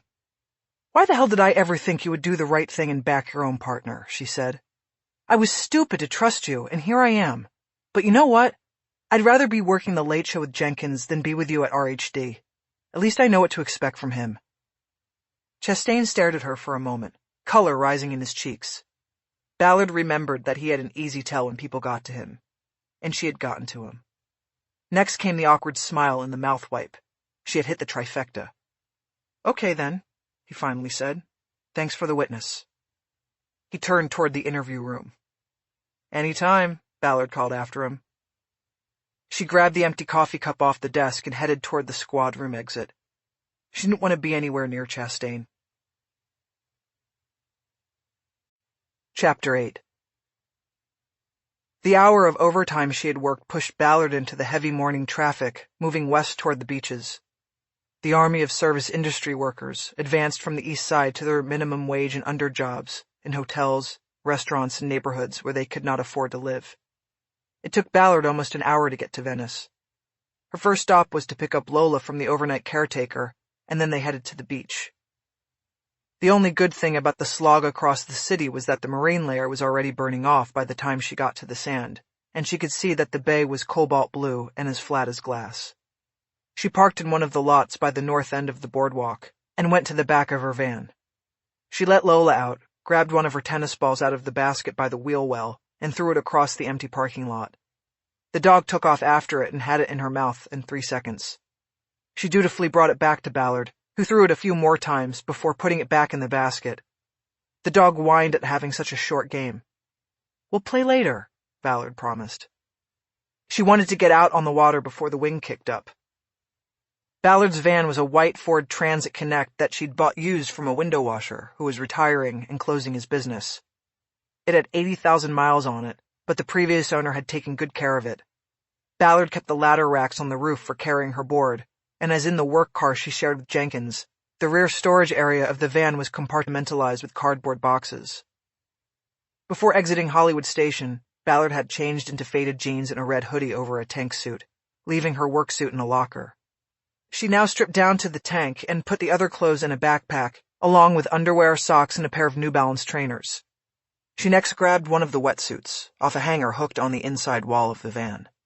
She squeezed into it and pulled the rear zipper up her back with a short tether. She took a big beach towel out of one of the boxes and stuffed that into the backpack last. She clipped her tent bag to the side of the backpack and put it on over both shoulders. Lastly, she grabbed a multi-grain and chocolate energy bar out of an insulated cooler she kept food in and was ready. She closed and locked the van, then pulled her board off the roof racks. It was an 8'1" world board with a paddle attached to clips on the deck. It was a bear to bring down off the van's roof, and she was careful not to bounce the tail fin on the asphalt. She put her fingers into the center grip hole and carried the board under her right arm while using her left to feed herself. She trudged toward the water barefoot and walking gingerly until she was off the parking lot and into the sand. Lola followed dutifully. She set up the tent 25 yards off the water's edge. Its assembly was an easy 5-minute routine. She placed her backpack inside to stabilize the tent against any wind and then zipped the entrance closed. She buried the key to the van in the sand by the front right corner of the tent and then pointed at the spot until the dog took her place there. Keep watch, she said. The dog bowed her head once. Ballard hefted the 30-pound board again and carried it to the water. She wrapped the leash around her right ankle and secured it with the Velcro strap, then pushed the board out ahead of her. Ballard only weighed 125 pounds and could step up onto the board without tipping the balance. She powered through 4 right-hand strokes with the paddle to get out past the low rollers, and then at last was smoothly gliding through what was left of the morning mist. She looked back once at her dog. Even though she knew she didn't have to, Lola sat at attention at the right front corner of the tent. She would do so until Ballard got back. Ballard had started a paddling routine soon after her transfer to The Late Show. She had grown up surfing on the West Maui beaches, between Wailea and Lahaina, and had traveled to surf with her father in Fiji, Australia, and elsewhere. But she left surfing behind when she moved to the 48 to pursue a career in law enforcement. Then one night, she and Jenkins were called to a residential burglary in the Bird Streets in the hills off Doheny Drive. A couple had come home from dinner at Spago and found the door of their $5 million home ajar and the interior ransacked. Patrol officers arrived first, and then Ballard and Jenkins were called out because the victims were deemed HVC, high-value constituents, by the station commander. He wanted detectives to roll along with a crime scene team right away. Shortly after arriving, Jenkins was supervising the crime scene techs at the point of entry, while Ballard surveyed the home of the lady of the house, trying to determine exactly what had been taken. In the master bedroom, they entered a massive walk-in closet. It was hidden behind floor-to-ceiling mirrors, and not seen when the first patrol officers to arrive had checked the house. On the floor of the closet, a fur coat was spread open. Piled in the center of the coat's silk lining were a mound of jewelry and 3 pairs of high-heeled shoes with red soles that Ballard knew cost more than $1,000 apiece. At that moment, Ballard realized that the burglar might still be in the home. At that exact moment, the intruder jumped from behind a row of clothes on hangers and tackled her to the ground. The lady of the house backed up against a mirrored wall in the closet and stood there frozen and mute as Ballard struggled with a man who had almost 100 pounds on her. The intruder grabbed one of the red-soled shoes and was attempting to drive the spiked heel into Ballard's eye. She held his arm back but knew he was too strong to hold off for long. She managed to call out for Jenkins as a spike came closer to her face. She turned her face at the last moment, and the spike dragged across her cheek, drawing a line of blood. The intruder pulled it back to start another go at her eye, when he was suddenly hit from behind by Jenkins, wielding a small bronze sculpture he'd picked up on his way through the bedroom. Ballard's attacker collapsed unconscious on top of her, the sculpture broken too. The intruder turned out to be the couple's schizophrenic son, who had disappeared from the home years earlier and was presumed to be living on the streets in Santa Monica. Ballard ended up with 4 butterfly stitches applied to her cheek at Cedars-Sinai, and Jenkins and the department got sued by the couple and their son for using excessive force and for damaging an expensive work of art. The city settled the lawsuit for $250,000, and Ballard took up paddleboarding to increase her upper body strength and clear her mind of the memory of the spiked heel inching toward her eye. The sky turned gray as the sun slipped behind the clouds, and the water turned a dark, impenetrable blue. Ballard liked turning the paddle blade sideways and watching it slice a thin line down through the water until the white tip on it disappeared in darkness. She would then turn the blade and power through a full stroke, the board and paddle making barely a mark on the surface as she moved. She called it stealth paddling. She made a wide loop that took her at least 300 yards offshore. She checked her tent every few minutes and saw no one approaching or disturbing it or the dog. Even from a distance, she could identify the lifeguard in the station 75 yards down the beach. Aaron Hayes was one of her favorites. He was her backup to Lola. She knew he would be watching over her things and would probably visit her later. Her mind wandered as she worked, and she thought of the confrontation earlier with Chastain in the detective bureau. She wasn't happy with herself. She had waited 2 years to say what she had to say to him, but it had been the wrong time and place. Ballard had been too consumed with his betrayal to remember what was important in the present, the murder of 5 people, including Cynthia Haddle. She turned the board and paddled further out. She felt guilty. It didn't matter that Haddle was a peripheral victim. Ballard felt that she had let her down by putting her own agenda with Chastain first. It went to the sacred bond that existed between homicide victims and the detectives who speak for them. It wasn't Ballard's case, but Haddle was her victim, and the bond was there. Ballard bent her knees sharply and took several deep digging strokes as she tried to move on from the Chastain loop she kept playing in her head. She tried to think about Ramona Ramon instead, and about Officer Taylor saying that she had been at the Upside Down house. Ballard wondered what that meant, and it worked on her, becoming the new loop that played in her head. After an hour on the water, Ballard had a layer of sweat building between her skin and the wetsuit. It kept her warm, but she could feel her muscles tightening. Her shoulders, thighs, and hamstrings ached, and it felt like the point of a pencil had been pushed into a spot between her shoulder blades.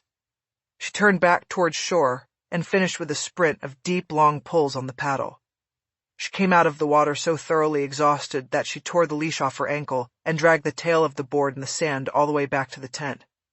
Even as she did it, she knew she was violating the first thing her father ever taught her. Don't drag the board. Bad for the glass. Lola had not moved from her position as sentry at the front of the tent. Good girl, Lola, Ballard said. Good girl. She put the board down next to the tent and patted her dog. She unzipped the entrance and grabbed a treat for Lola, out of a pocket on the inside flap. She also pulled her backpack out. After feeding the dog the treat, she told her to stay and walked across the sand to the row of public showers behind the paddle tennis courts. She stripped off the wetsuit and showered in her bathing suit, keeping a wary eye out for homeless men who had started to wake and move about the nearby boardwalk. Her late start put her on their schedule. She was usually finished paddling and showering before any life even stirred on the boardwalk. When she was sure she had all the salt out of her hair, she cut the water and dried off the large beach towel she removed from the backpack. She pulled the straps of her bathing suit down over her shoulders, then wrapped the towel around her body from armpits to knees. She dropped the wet bathing suit to the concrete and brought her underwear up her legs under the towel. She had been dressing on beaches this way ever since she used to surf before classes at Lahaina Luna High School. By the time she dropped the towel, she was dressed again in her jeans and hoodie. Using the towel to dry her hair, she went back across the sand to the tent, patted Lola on the head again, and crawled into the nylon shelter. Easy, girl, she said. Lola dropped down into a resting pose but maintained her spot on top of where the key was buried. Ballard got another dog treat out of the pocket on the tent flap and tossed it to her. The dog ripped it out of the air with her teeth and then quickly returned to her stoic pose. Ballard smiled. She had bought Lola off a homeless man on the boardwalk 2 years earlier. The animal was emaciated and chained to a shopping cart. She had open wounds that looked like they had come from fighting other dogs. Ballard had simply wanted to rescue her, but a bond quickly formed, and the dog stayed with her. They took training classes together, and soon it seemed as though the dog had a sense that Renée had saved her. She was unfailingly loyal to Ballard, and Ballard felt the same way. Ready to sleep, Ballard pulled the zipper on the tent flap down. It was 11 a.m. Normally she would sleep until it was almost sunset, but this time Ballard set her phone to wake her up at 2 p.m. She had plans for the day before starting her official shift at 11. She had hoped for 3 hours of sleep but barely got 2. Shortly after 1 o'clock, she was awakened by the low growl Lola projected when someone invaded her no-fly zone. Ballard opened her eyes but didn't move. Come on, Lola, you don't love me anymore? Still coming out of interrupted sleep, Ballard recognized the voice.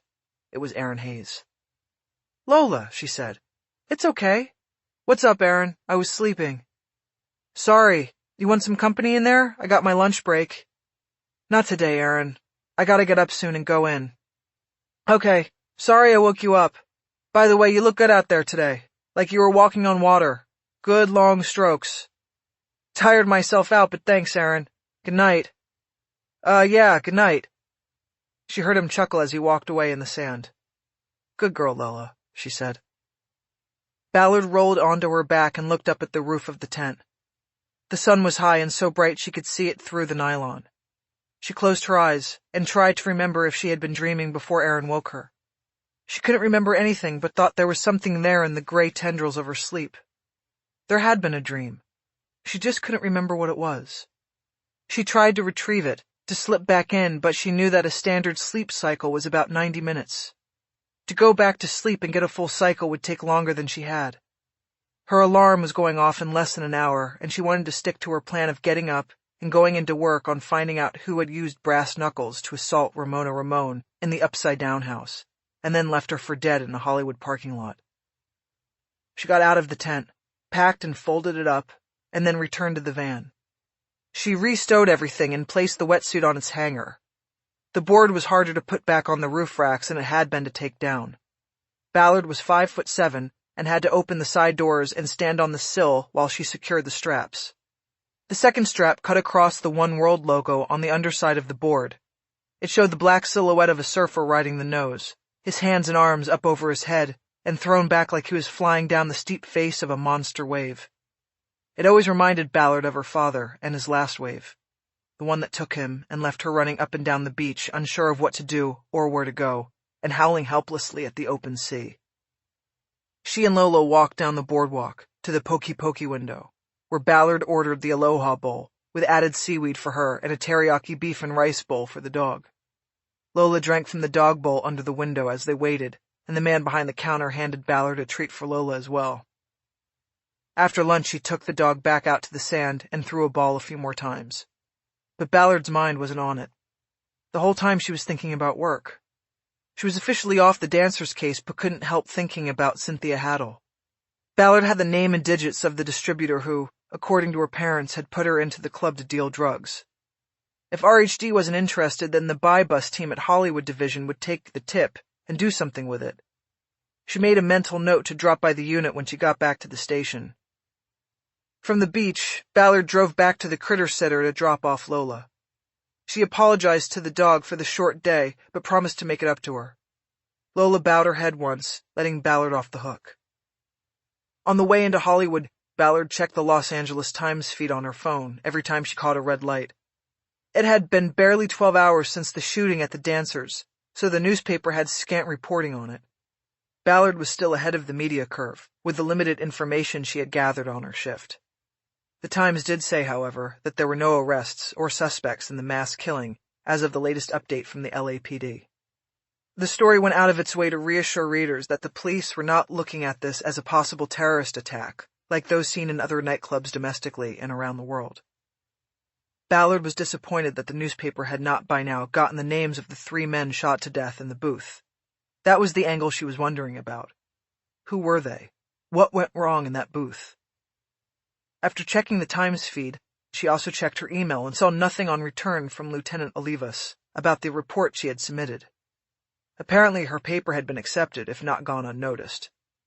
Either way, the timestamps on the email she had sent would protect her from any complaint from Olivas about her failing to file her reports in a timely fashion. Using the van's Bluetooth connection, Ballard called Hollywood Presbyterian and asked for the duty nurse in the surgical intensive care unit. A woman who called herself Nurse Randall answered, and Ballard identified herself right down to her serial number. An assault victim named Ramona Ramon was brought in last night. I was the responding detective. She underwent brain surgery, and I'm checking on her status.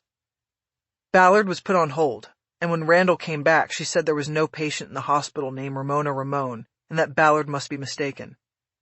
You're right, Ballard said. Can you check a different name? Ramon Gutierrez. I forgot that's the victim's actual name. Randall put her on hold again, but this time came back more quickly. Yes, he's here and he's stable after surgery, she said. Do you know if he's conscious yet? Ballard asked. That's information you will need to get from the patient's attending physician. Is that physician available? Not at this time, he's on his rounds. Nurse Randall, I am investigating this crime and trying to find out who attacked Mr. Gutierrez. If the victim is conscious, I need to drop what I'm doing and come talk to him. If he's not, then I need to proceed with the investigation.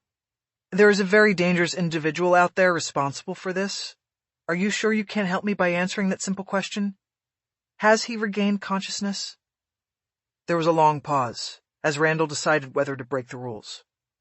No, he hasn't. He is still in an induced coma. Thank you. Can you also tell me? Have any family members or friends come in to check on her? Him, I mean? There is nothing here about that. No family listed. Friends would not be allowed to visit an ICU. Thank you, Nurse Randall. Ballard disconnected. She decided she was going straight into Hollywood Station. Chapter 9.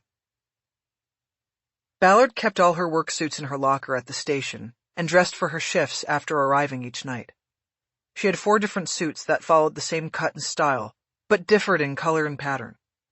She dry cleaned them 2 at a time so that she always had a suit and a backup available.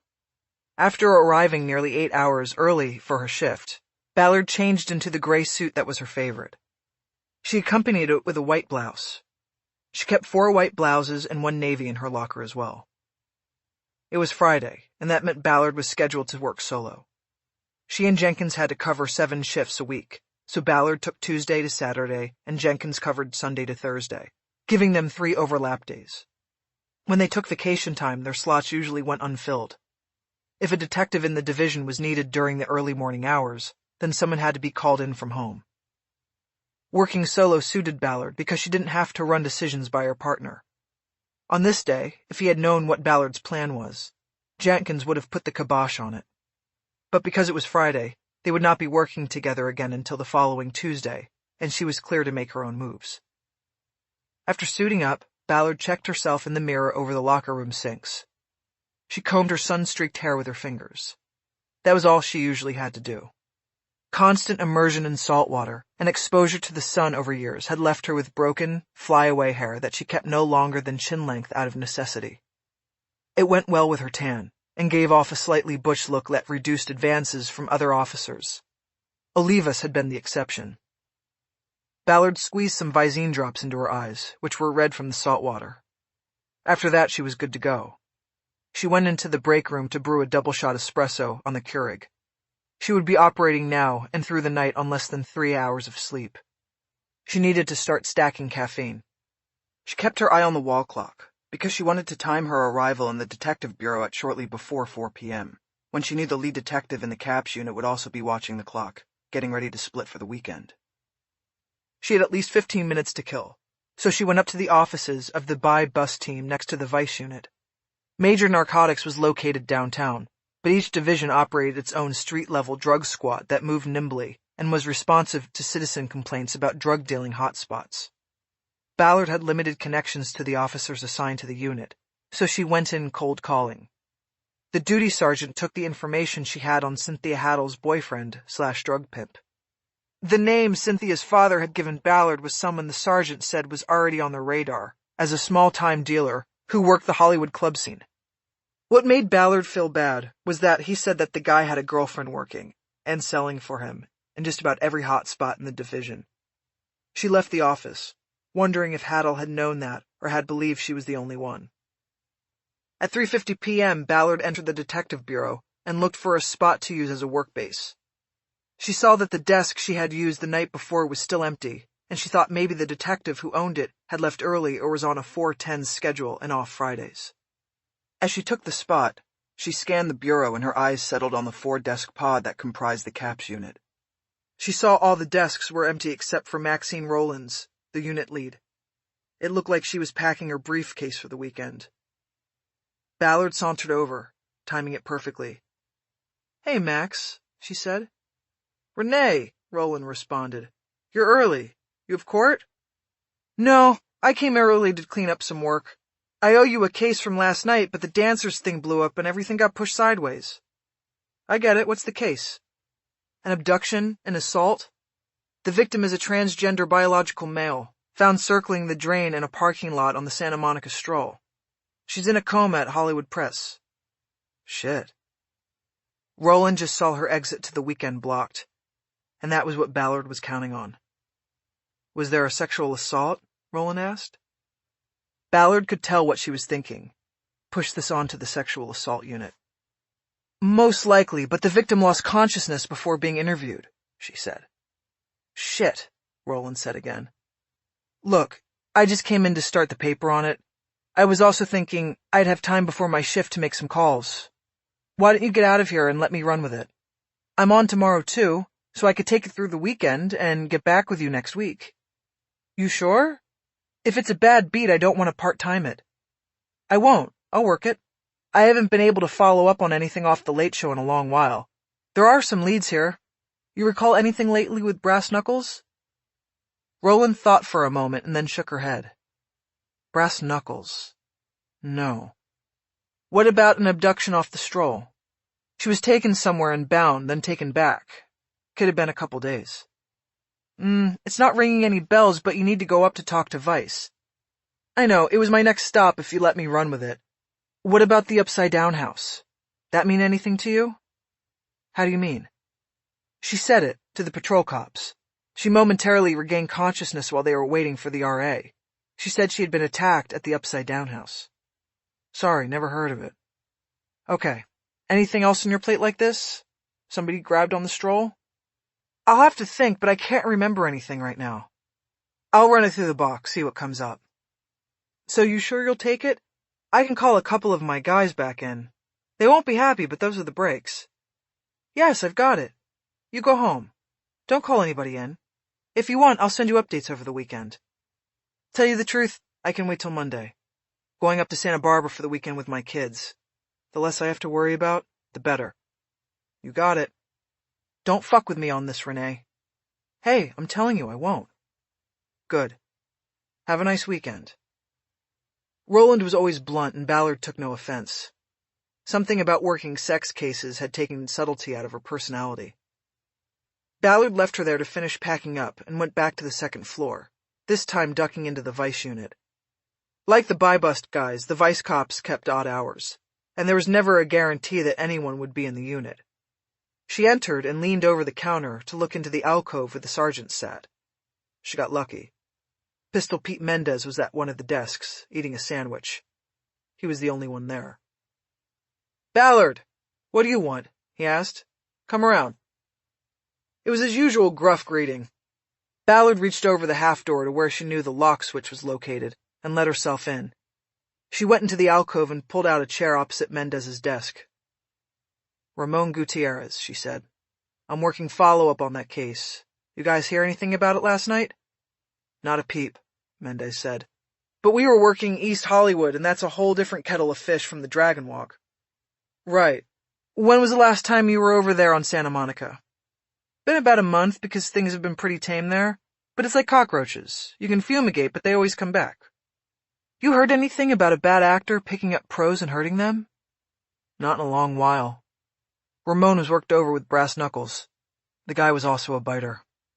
We get our fair share of biters, but nothing comes to mind with brass knuckles. Is your he-she gonna make it?" "That remains to be seen. Still in a coma at Hollywood Press for now. But they'll be moving her down to county as soon as they realize they don't have a paying customer." "That's the way it goes. Her?" "Yeah, her. You have a file on Ramona I could borrow?" "Yeah, I'll get it for you. But it's under Ramon Gutierrez, last I checked. What else you got? You ever heard of a place called the Upside Down House? Ramona said it to the blue suitors who first responded to the call." Like Roland, Mendez thought about it and then shook his head. "Not that we know about here," he said. "There's an underground bondage club called Vertigo. Moves around to different locations." "I don't think that's it," Ballard said. "Vertigo means dizzy, not upside down. Plus, I don't think this was a club thing. It's deeper than that. This victim's lucky to be alive." "Yeah, well, I can't think of anything else. Let me find that file." He got up from the desk and Ballard remained seated. While he was gone, she studied the schedule on the bulletin board next to his desk. It looked like Vice ran operations just about every night in a different part of Hollywood. They put out undercover officers as bait and arrested the Johns once they offered cash for sex. Like Mendez said, it was like cockroaches, something that never went away. Even the internet with its easy connections for free and paid-for sex could not kill the stroll. It would always be there. She could hear Mendez opening and closing file cabinets as he looked for a file on Gutierrez. "How'd you guys end up doing last night?" she asked. "Bupkis," Mendez said from the other side of the room. "I think that thing at the club on Sunset scared people away. We had cruisers going up and down the streets all night." He came back to the desk and dropped a manila file down in front of Ballard. "That's what we got," he said. "You probably could have pulled the whole thing off the box." "I'd rather have the hard copy," Ballard said. She would take a paper file over a computer file any day. There was always a chance there was more in the hard file, handwritten notes in the margins, phone numbers scribbled on the folder, extra photos of crime scenes. That was never the case with the computer file. Ballard thanked Mendez and said she would be in touch if anything developed on the case. He said he would keep his eyes and ears open in the streets. "I hope you catch the guy," he said. Back on the first floor, Ballard had one more stop before she was in the clear to work the case. The lieutenant in charge of the detective bureau had an office in the far corner of the squad room. The room had 3 windows that looked out on the squad, and through them Ballard could see Lieutenant Terry McAdams at his desk, working. Ballard often went weeks without seeing her direct supervisor because of the hours of her shift. McAdams usually worked an 8 to 5 day because he liked to arrive after his detectives were in and had gotten things going for the day, and then he liked to be the last man out. She knocked on the open door of the office, and McAdams invited her in. "Long time no see, Ballard," he said. "I heard you had a fun shift last night." "Depends on what you consider fun," she said. "It was busy, that's for sure." "Yeah, I saw on the watch log that before the shit hit the fan at the dancers, you and Jenkins caught an abduction caper. But I didn't see any paper on it." "Because there isn't any. That's what I want to talk to you about." She summarized the Ramona Ramon case, and told McAdams that she had Maxine Rowland's go-ahead to stick with it for a few days. Technically, Ballard should have started by getting an approval from McAdams, but she knew that as an administrator, McAdams liked to be brought things that were already tied in a bow. It made his job easier. He just had to say yes or no. McAdams said what Ballard knew he would say. "Okay, have at it. But don't let it get in the way of your normal duties," he said. "If it does, then we have a problem, and I don't like problems." "It won't happen, LT," she said. "I know my priorities." Leaving the lieutenant's office, Ballard saw a small group of remaining detectives gathered in front of the 3 television screens mounted on the back wall of the bureau. The screens were usually silent, but one of the men had raised the sound on the middle screen to hear the report on the dancer's shooting, which kicked off the 5 o'clock news hour. Ballard sauntered over to watch. On the screen was a video from a press conference held earlier in the day. The chief of police was at the podium, and he was flanked by Olivas and Captain Larry Gandil, commander of the Robbery Homicide Division. The chief was reassuring the media and the public that the shooting at the dancers was not an act of domestic terrorism. While the exact motivation for the mass killing was not known, he said detectives were zeroing in on the circumstances that caused the extreme violence. When the report shifted back to the news anchor, she reported that the names of the victims had not yet been released by the coroner's office, but that sources told Channel 9 that 3 of the victims, all believed to have been intended targets of the shooter, had criminal records, ranging from drug charges to extortion and acts of violence. The anchor then moved on to the next story, this one about another LAPD press conference, to announce arrests in the human trafficking investigation at the port of Los Angeles, where a cargo container that was used to bring in young women abducted from Eastern Europe had been intercepted earlier in the year. There was a file video showing the stark interior of the shipping container, and aid workers offering water to and wrapping blankets around the victims as they were shepherded to safety. It was then coupled with a new video showing a line of men in handcuffs being walked off a jail bus by detectives. But the story wasn't about Hollywood, and the detective with the remote lost interest. He hit the mute button. No one objected, and the group around the screen started to dissipate as everybody moved back to their respective pods or headed out of the station for the weekend. Once she got back to her desk, Ballard looked through the file Mendez had lent her. There were several arrest reports going back 3 years, as well as booking photos that showed the progression of Ramona Ramon's physical changes as she transitioned. There were more than cosmetic changes, like eyebrow shaping. It was clear from the front and side photos that her lips had gotten fuller, and she had had her Adam's apple shaved.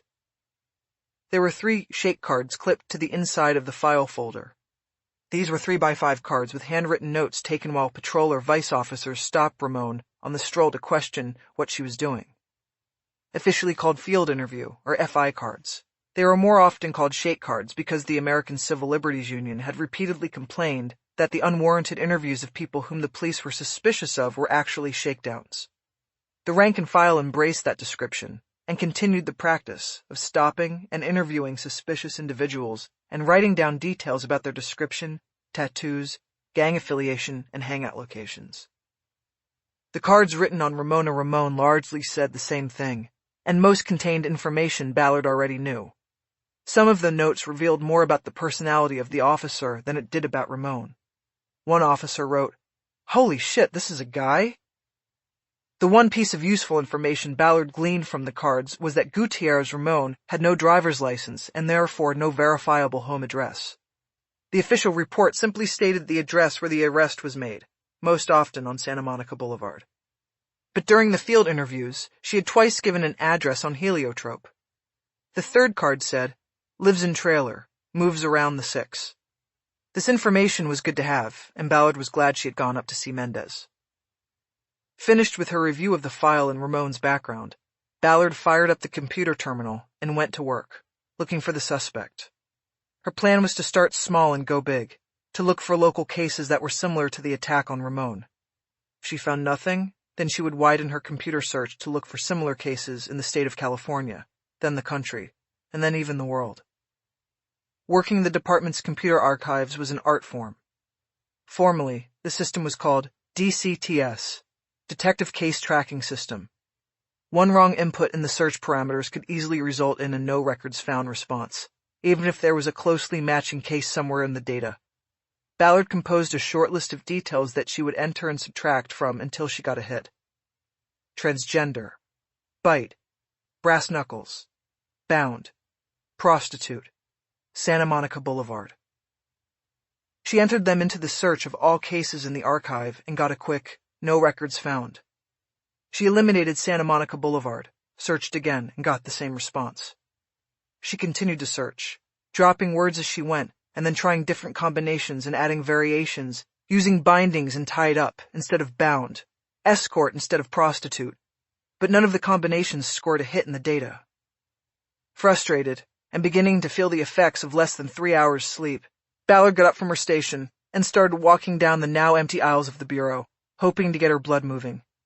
She wanted to avoid a caffeine headache, so she held off on going to the break room for another coffee. She stood for a moment in front of the silent TV screens and watched a man in front of a weather map that showed no sign of inclement weather heading toward LA. She knew it was time to widen the search outside the city. With that would come a lot of desk work as she tried to chase down far-off cases that might be connected to hers. It would be a slog, and the prospect was daunting. She returned to the desk and put another call in to Hollywood Presbyterian to check on her victim, on the off chance she had miraculously come to and could be interviewed. But there was no change. Ramon was still in an induced coma. Ballard hung up the phone and looked at the list of attributes that had failed to draw a hit from the databank. "Keywords my ass," she said out loud. She decided to try one more angle. California was one of the 4 states that made possession of brass knuckles, or metal knuckles, as they were referred to in the statutes, illegal. Other states had age minimums and laws against using them in the commission of a crime, but in California they were illegal across the board, and violating the law could be charged as a felony. Ballard typed in one more search of the LAPD's data archive, asking for all cases in the last 5 years involving an arrest for possession of brass knuckles, felony or misdemeanor. She got 14 hits on separate cases, which she thought was surprisingly high, given that the weapon had so rarely come up in cases she had worked or even had known about in her 10 years as a detective. Ballard checked the wall clock and started the task of pulling up expanded records on the cases to see if anything in the summary reports remotely connected an MO to her case. She was quickly able to move through most of the cases because they involved gang arrests in South Los Angeles, where it appeared to Ballard that brass knuckles were employed in lieu of firearms by gangbangers who probably didn't know they were illegal. There were other arrests, involving pimps and mob enforcers for possession of metal knuckles, with their intended use of the weapons being obvious. And then Ballard came across a 3-year-old case that immediately held her attention. A man named Thomas Trent had been arrested for possession of brass knuckles by the Valley Bureau Vice Unit. The case had not come up on Ballard's previous keyword search because none of the other words in her combinations was in play. Trent had been charged with the brass knuckles offense only, nothing else. And yet it was a vice case. That contradiction was what had initially caught Ballard's eye. When she pulled up the digital case file, she learned that Trent, 39 at the time, had been arrested during a sting operation at a motel on Sepulveda Boulevard. The summary report said he had knocked on the door of a room at the Tally-Ho Lodge near Sherman Way, where the Vice Unit had been sending men who had connected online with an officer posing as an underage Latino male, available for submissive roleplay. Trent had made no appointment at the motel, and the Vice officers could not connect him to any of the men who had taken part in the online conversations. They believed he had probably been one of the online suitors, but they did not have evidence of that and could not charge him with solicitation of a minor. But they also did not need to pursue linking him to the online sting once they found brass knuckles in his pockets. He was arrested for felony possession of a dangerous weapon and booked into the Van Nuys jail. The summary report listed the undercover officer who arrested Trent by serial number only. Ballard sent the report to the Bureau's printer, then picked up the desk phone and called the department's personnel unit. She quickly had a name to go with the serial number of the vice officer. He was Jorge Fernandez, and he was still assigned to the Valley Bureau's Vice Squad. Ballard called the Valley Vice Unit and was told that Fernandez was off duty. She left her cell number and a message for him to call her back, no matter what time. She next took a deeper dive into online records and pulled up an abstract on Trent's case. She learned that following his arrest, Trent negotiated an agreement with the district attorney's office in which he pleaded no contest to a misdemeanor charge of possession of a dangerous weapon, paid a $500 fine, and was placed on 3 years probation. The plea was part of a pretrial intervention program that would allow Trent to have his record cleaned if he completed probation without another arrest. On the court records, Trent's home address was listed on Wrightwood Drive in Studio City. Ballard plugged the address into Google and found a map showing that Wrightwood dropped off Mulholland Drive on the northern slope of the Santa Monica Mountains. She clicked on the Street View feature and saw what looked like a contemporary ranch house with a double-wide garage. But she knew from the map that the house was on the mountain, and that it was most likely that the structure stretched 1 or 2 levels down the slope from the street. It was a very typical design of many of the homes in the hills. The top floor contained the common areas, kitchen, dining room, living room, and so on, while the lower levels contained the bedrooms.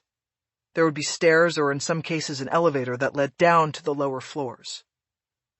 Ballard realized that someone unfamiliar with these mountainside designs could view the houses as odd because the bedrooms were on the bottom floors. In that way, Trent's home might be considered an upside-down house. That realization dumped a jolt of adrenaline into Ballard's blood. She leaned closer to the computer screen to study Trent's booking photo and arrest report. The personal details on the report said Trent was a car salesman who worked at an Acura dealership on Van Nuys Boulevard. The first question that struck her at that point was how a car salesman afforded a home in the hills, where price tags easily started in the 7 figures. She switched over to a different search site that handled public records and put in Trent's name and date of birth. Soon she was looking at records of a marriage dissolution that occurred 7 months after his arrest. Beatrice Trent had claimed irreconcilable differences in her divorce petition, and it appeared that Trent did not contest the filing. The 3-year marriage was dissolved. There was also a record of a lawsuit from 2011, in which Trent was the plaintiff in a personal injury claim against a company called Island Air and its insurer. The record showed only the filing, for injuries sustained in a helicopter crash in Long Beach, but not the outcome of the case. Ballard assumed that this meant the case had been settled before trial. Ballard printed all of these reports and then picked up the desk phone and called the dealership where Trent worked. She asked for him by name, and the call was transferred. A voice said, "This is Tom. How can I help you?" Ballard hesitated and then disconnected. She looked at the clock and saw it was just past 6 o'clock and in the guts of rush hour. It would be a miserable crawl from Hollywood up into the valley. There was no guarantee that Trent would even still be working by the time she got there, but Ballard decided to give it a shot. She wanted to get a look at him. Chapter 10. The Acura dealership, where Thomas Trent worked, was at the end of a long stretch of competing dealerships that stretched north along Van Nuys Boulevard toward the center of the valley. It took Ballard almost an hour to get there. She had driven her own van because the city ride assigned to her and Jenkins screamed cop. With its baby shit brown paint, no-frills hubcaps, and grille and rear window flashers. Her purpose was only to get a look at Trent and get a read on him, not to alert him to the police interest. She had downloaded the mugshot from Trent's arrest 3 years earlier to her phone, and she pulled it up on the screen now. Parked at a curb on Van Nuys, she studied it and then scanned the new and used car lots for salesmen. There was no match. The interior showroom was still a possibility, but since the sales booths appeared to be lined along the rear wall, she had no angle on their occupants. She called the dealership's main number and asked for Trent again, just to make sure he hadn't left for the day. He once again answered in the same way, but this time Ballard didn't disconnect. "This is Tom. How can I help you?" There was a salesman's confidence in his voice. "I wanted to come in and look at an RDX, but with this traffic I may be a while getting there," Ballard said. She had read the name of the model off the windshield of an SUV that sat on a pedestal near the lot's entrance. "No worries," Trent exclaimed. "I'm here till we shut her down tonight. What's your name, hun?" "Stella." "Well, Stella, are you looking to buy or lease?" "Purchase." "Well, you're in luck. We have a 1% financing deal going on this month." You bringing in a trade for me?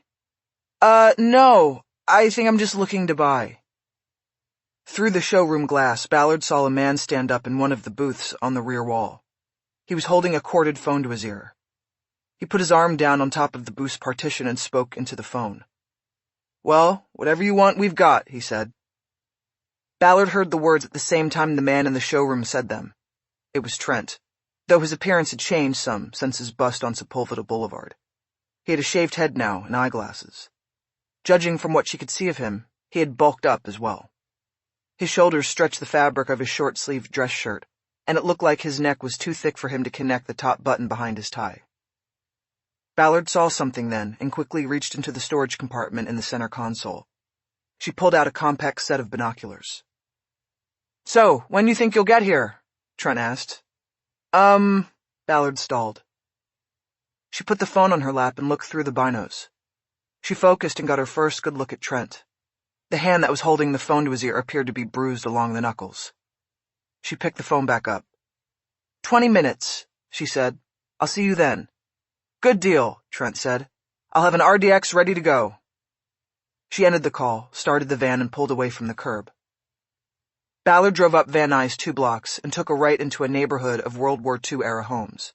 She pulled to a stop in front of one without any lights on and then climbed into the back of the van. She took off her gun, badge, and rover and put them into the lockbox welded to the wheel well. She pulled her wallet out of her shoulder bag and put it in there as well. No matter what happened at the dealership, she was not going to give Trent her driver's license. She had already given a fake name, and she would never risk him knowing her real name or address. She quickly took off her suit next and put on a pair of jeans to go with her blouse. The jeans were loose-fitting, so that she could wear her backup pistol in an ankle holster without it being obvious. After putting on a pair of running shoes, she climbed back into the driver's seat. She returned to the dealership and this time drove in through the entrance and parked in front of the showroom. Before she even got out, a silver RDX glided up behind her van and stopped, a salesman's trick. It would prevent her from leaving. Trent got out smiling and pointing his finger at Ballard as she stepped out of the van. Stella, right? Without waiting for confirmation, he raised his hand to present the RDX. And here she is. Ballard stepped to the back of the van. She looked at the RDX even though she wanted to look at Trent. Nice, she said. Is that the only color you have? At the moment, he said, but I can get you any color you want, 2 days tops. Now she looked at Trent and put out her hand. Hi, by the way, she said. He took her hand and she squeezed his firmly as they shook. She studied his face, as she made sure to apply pressure to his knuckles. He never lost his salesman's smile, but she saw pain pulse in his cheeks. The bruising was fresh. She knew that brass knuckles, if fitted loosely, could easily damage and bruise the hand of the user. You want to take a test drive? Trent asked. Sure, Ballard said. Perfect. I just need to make a copy of your driver's license and insurance. No problem. She opened her bag and began looking through it. Oh, damn, she exclaimed. I left my wallet at the office. It was my turn to pay for Starbucks and I must have left it on my desk. Damn it. Not a problem, Trent said. Why don't we take the RDX and drive to your office, and then we'll make copies and you drive back here? Ballard had considered that he might offer that, and she had worked a response into her play. No, my office is out in Woodland Hills and I live in Hollywood, she said. That will take too long. My wife's already going to be waiting for me for dinner. We go out on Fridays.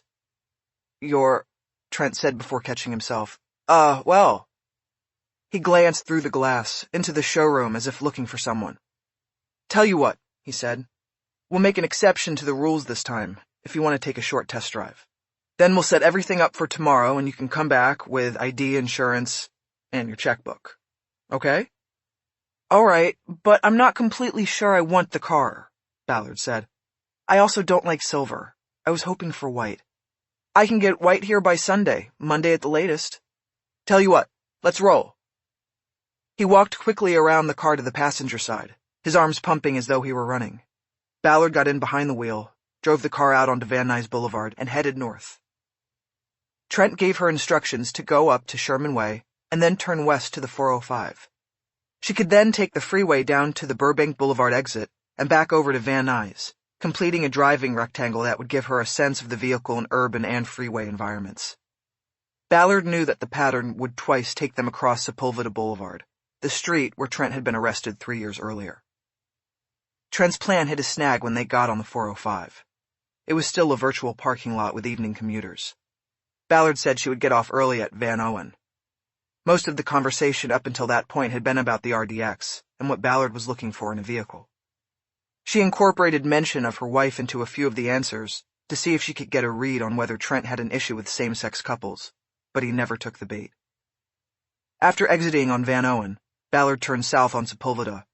It ran parallel to Van Nuys and would take them right by the Tally-Ho Lodge, without it seeming like she was purposely going out of their way. The area was lined with cluttered strip malls, gas stations, mini-markets, and cheap hotels. It was prime territory for vice operations. As she drove, Ballard scanned the sidewalks, but knew it was too early in the night to catch street prostitutes out and about. After they crossed Victory Boulevard, they caught a light, and she used the time to survey the area and comment. "I didn't realize it was so sketchy over this way," she said. Trent looked about, as if seeing it for the first time himself, before commenting. "Yeah, I hear it gets pretty bad over here at night," he said. "Pimps, drug pushers, streetwalkers of all kinds." Ballard faked a laugh. "Like what?" she asked. "You'd be surprised," Trent said. "Men who dress up as women, women who used to be men, every variety of disgusting thing you can imagine." Ballard was silent, and Trent seemed to realize that he might have endangered his sale. "Not that I make any judgments on anybody," he said. "I say to each his own, live and let live." "Me too," Ballard said. After the test drive, Ballard told Trent she wanted to think about the purchase and would call him in a day or two. He asked her to come into the showroom and go to his desk so he could fill out a customer information sheet. She declined, saying she was already late for dinner. She offered her hand again, and when he shook it, she clenched her thumb and index finger sharply, causing an involuntary flinch from Trent. She turned his wrist slightly and looked down at his hand, acting as if she saw the bruising for the first time. "Oh, I'm so sorry. I didn't know you were hurt." "It's okay. Just a bruise." "What happened?" "It's a long story, and not worth the time. I'd rather talk about how we can get you into a new RDX." "Well, I'll think about it, and I'll give you a call." "Hey, do you mind? I got a boss who's a stickler for documenting our leads. It goes into the performance evaluations, to tell you the truth. Any chance I can get you to give me your number so I can show I took the car out on a valid lead? Otherwise he'll ding me for not verifying license and insurance." Ballard thought about it, and decided it would not be an issue. He would not be able to trace the number to her real name. "Sure." She gave him the number and he wrote it down on the back of one of his own business cards. He then gave a clean one to her. "Have a great date night, Stella." "Thanks, Tom." As Ballard backed her Ford out of its parking space, Trent stood in the lot and watched her go, sending her off with a friendly wave. She drove up Van Nuys Boulevard and back to the same street and spot where she had parked before. She pulled out a notebook and wrote down as many quotes from her conversation with Trent as she could remember. Extemporaneous notes written just moments after a conversation were given greater weight in court than those written much later. She had no idea if her undercover encounter with Trent would eventually become part of a case, but she knew it was the smart thing to do. After putting her notebook away, she climbed into the rear of the van again to retrieve her gun, badge, and rover. She decided she would change back into her work suit when she got to Hollywood Station. Her phone buzzed as she was climbing into the driver's seat. It was an 818 number, and she took the call. It was Trent. "Just looking at the computer here, Stella," he said. "We can get you a white one. They have them all over the place. Bakersfield, Modesto, Downey, plenty of choices. All of them fully loaded, backup camera, everything." Ballard guessed that he was only calling to see if she had stiffed him with a phony number. The fact that she had not seemed to energize him. "All right, well, let me think about it," Ballard said. "You sure I can't pull the trigger on one of these right now?" Trent asked. "You would qualify for our end-of-the-day discount. That's a $500 credit on your down payment, Stella. You could take that money and order custom doormats or upgrade the headliner if you want. There's a lot of—" "No, Tom, not yet," Ballard said decisively. "I told you I was going to think about it and I will call you tomorrow or Sunday." "Okay, Stella," Trent said. Then I'll wait to hear from you. The line went dead. Ballard started the engine and pulled away from the curb. She started heading south toward the mountains. She checked the dashboard clock. If Trent was working at the dealership until the 10 p.m. closing, then it would be 2 hours before he got home. That was plenty of time for what she had planned. Chapter 11. Ballard sat in the van at the Mulholland Overlook, about 2 blocks from Wrightwood Drive. It was a clear night, and the lights of the valley spread out to infinity toward the north. She had her rover on, and tuned to the North Hollywood Division dispatch frequency. She didn't have to wait long. A radio call went out to all patrol units, reporting a possible prowler and home break-in on Wrightwood. A patrol unit accepted the call and asked where they would meet the person who reported the incident. The dispatcher said the call came from a passing motorist who declined to identify herself. After another 30 seconds went by, Ballard keyed her rover. She identified herself to dispatch as a Hollywood Division detective who was in the area and would respond to the call as well. Dispatch repeated the information to the responding patrol unit, so the officers would know that there was a friendly in the neighborhood. The dispatcher then called for an air unit to fly over the hillside neighborhood with its powerful spotlight. Ballard pulled away from the overlook and headed to Wrightwood. As she dropped down the steep street and took the first curve, she saw a patrol car, its blue lights engaged, parked a block away. She flashed her beams as she approached and stopped the van alongside the cruiser. 2 officers were getting out. Since she was in her personal car, she held her badge out the window so they could confirm she was a cop. They were from North Hollywood Division, so they were strangers to Ballard. "Hey guys," she said. "I was passing through and heard the call. Want some help or you've got it handled?" "Not sure what there is to handle," said one of the officers. "Whoever called it in is GOA, and we don't exactly know where this prowler was. Seems like a bullshit call." "Maybe," Ballard said. "But I've got a few minutes. I'm going to pull over." She parked behind the patrol car and got out with a flashlight in one hand and the rover in the other. After introductions were made, Ballard volunteered to head up the street, knocking on doors and checking houses. The 2 patrol officers would work their way down the street. They had just split up when a helicopter came over the crest of the mountain and put its light down on the street. Ballard waved her own light up at it and proceeded up the street. Thomas Trent's house was the 3rd house she came to. There were no lights on inside that she could see. She used the butt of the metal flashlight to bang loudly on the door. She waited, but no one came. She knocked again, and when she was satisfied there was no one home, she stepped back to the street and started sweeping the front of the house with her light, as if checking for signs of a break-in. Ballard turned and looked down the street. She could see the flashlights of the 2 patrol officers on opposite sides of Wrightwood. They were checking houses and moving further away from her. The chopper had banked out and was following the curve of the hillside, training its light on the back of the homes. Ballard saw an alcove where trash cans were kept, and beyond it a gate. She knew it blocked access to a set of steps that led down the side of Trent's house. It was a code requirement that hillside houses have a secondary means of access in case of a fire or other emergency. She quickly moved around the trash cans to see if Trent had put a lock on the gate, and she found that he had not. She opened it and started moving down the stairs. Almost immediately, her movements engaged a motion-activated light that illuminated the stairway. She brought her hand up and held it out to block the light, pretending to be blinded. She looked up through her spread fingers and checked the exterior of the house for any cameras. She saw nothing and dropped her hand. Satisfied that her image was not being recorded, she proceeded down the stairs. The stairway had landings at 2 lower levels of the house, giving access to decks that ran across the rear of the structure. Ballard stepped onto the first level down and saw it was furnished with outdoor furniture and a barbecue grill. There were 4 sliding doors, and she checked these but found them locked. She put her beam on the glass, but curtains had been drawn behind the doors, and she could not see inside the house. Ballard quickly returned to the stairs and went down to the lowest level, where the deck was much smaller and there were only 2 sliding doors. As she approached the glass, she saw the curtain inside was only halfway extended across the door. She pointed her light at the gap and saw that the room beyond was almost empty. There was a straight-backed wooden chair at the center with a small table next to it. There appeared to be nothing else in the room.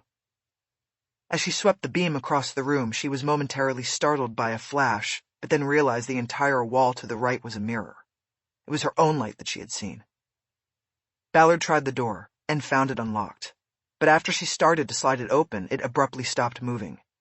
She shone her light down into the door track and saw that there was a sawed-off broomstick placed in the inside track to prevent the door from being opened from the outside. "Shit," Ballard whispered. She knew she didn't have a lot of time before the patrol officers doubled back to check on her. She swept the flashlight across the room one more time and then moved down the deck to get a better angle on a partially open door inside the house at the far side of the room. Through the opening she could see a hallway and part of a staircase going up to the next level of the house. She noticed a rectangular shape on the floor and the small alcove next to the stairs. She thought it might be a trapdoor leading to the foundation of the structure. She walked out to the edge of the deck and pointed the light down over the railing. The beam shone on a lower platform on which the house's air conditioner unit sat. Ballard realized there must be access to the equipment from beneath the house. "Find anything?" Ballard turned quickly from the railing. One of the patrol officers had come down the steps, the older senior officer with 4 hash marks on his sleeve. His name was Sasso. He raised his light and pointed it at her. Ballard raised her hand to block the glare. "Do you mind?" she said. He lowered the flashlight. "Sorry," he said. "No, nothing," she said. "The gate up top was open, so I thought maybe somebody came down here, but it doesn't look like anybody's even living here."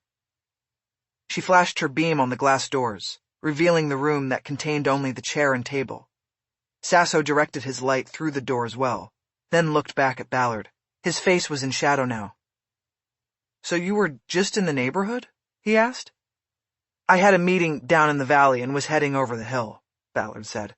"I worked the late show and was going in early. You heard about the club shooting last night on Sunset? I wanted to see what they were putting out in the roll call about it." "And you cross over on Wrightwood to get to Hollywood?" There was a clear note of suspicion in his voice. Sasso had 20 years in, according to his sleeves. He had probably been party to more than a few radio calls, staged by detectives to create reason to case a house. It was called ghosting.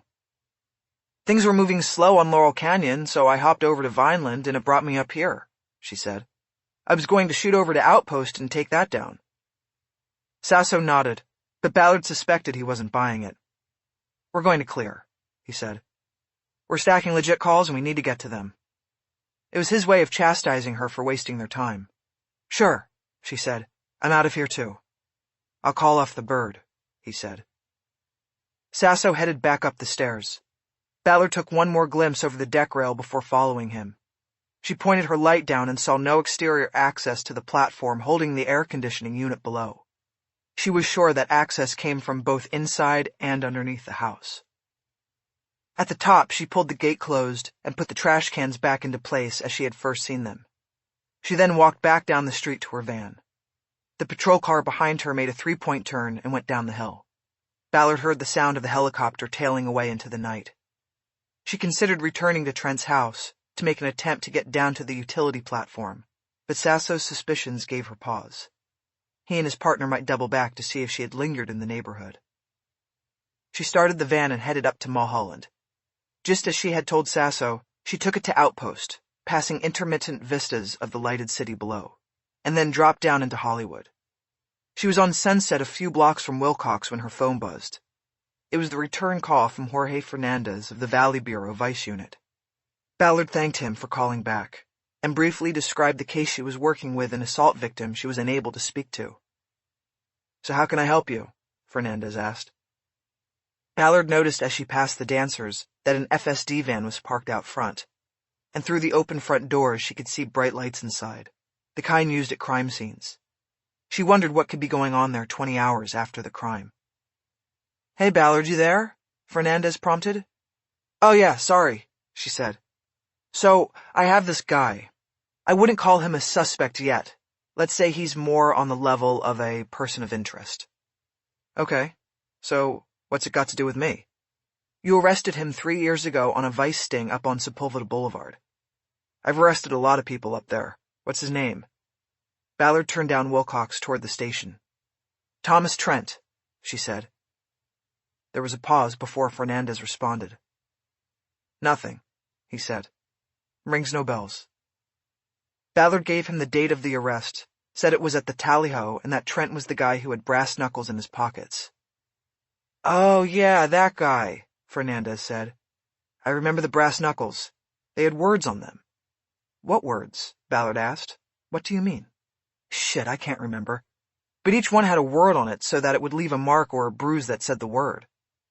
"There wasn't a description in the arrest report? It just said brass knuckles?" "I'm thinking. Were you with a partner? You think he would know? It could be important." "It was a task force. The whole unit was out there. I can ask around, see who remembers." "Well, tell me about the arrest, if you can." "This guy brought brass knuckles to a motel room where he thought there would be an underage prostitute, and he ends up on probation. How does that happen?" "Good lawyer, I guess." "Seriously? You can't give me anything else?" "Well, we were setting up in the room because we had one of these creeps coming at 10. But then there's a knock on the door at 9, and it's your guy, Brass Knuckles. We were like, what the fuck is this? So we jammed him and found the brass knuckles in the pocket of his jacket. I remember he had an excuse. He said he was like a used car salesman or something, and went on test drives with sketchy people and needed something to protect himself." "Brass knuckles?" "I'm only telling you what he said." Okay, what happened next?" "Well, it was a wobbler. We thought he was probably our 10 o'clock guy, but we couldn't connect him to the script we had running, so we— "What script?" "That's what we called the conversations we were working on the internet. So we didn't have intent. We called our filing DA and told him what we had and how we weren't sure he was the one from the script. The DA said to arrest him for the knuckles, and if we connected him later, we could add it on. So we booked him as instructed, and that was it." "Was there ever any further work on connecting him to the script?" "Look, it's Ballard, right?" "Yeah, Ballard. You have any idea how time-consuming it is to do a computer-to-computer verification? And this guy worked in a car dealership where he had access to computers on every freaking desk. We had him on the knuckles and we booked it as a felony. That was it. We had other fish to fry." Ballard nodded to herself. She knew how the system worked. There were too many cases, too many variables, too many legal rules. They got Trent on a felony, and that was one more dirtbag off the street. It was time to move on and get to the next one. "Okay, thanks for the call back," she said. "This helps. Do me a favor. If anybody in the unit remembers what was on the knuckles, or anybody happened to take pictures, let me know. It could help the case." "You got it, Ballard." Ballard pulled into the gated entrance of the station's rear parking lot and held her ID out the window to the electronic reader. The steel wall rolled away and she entered and started cruising the lot, looking for a spot to park.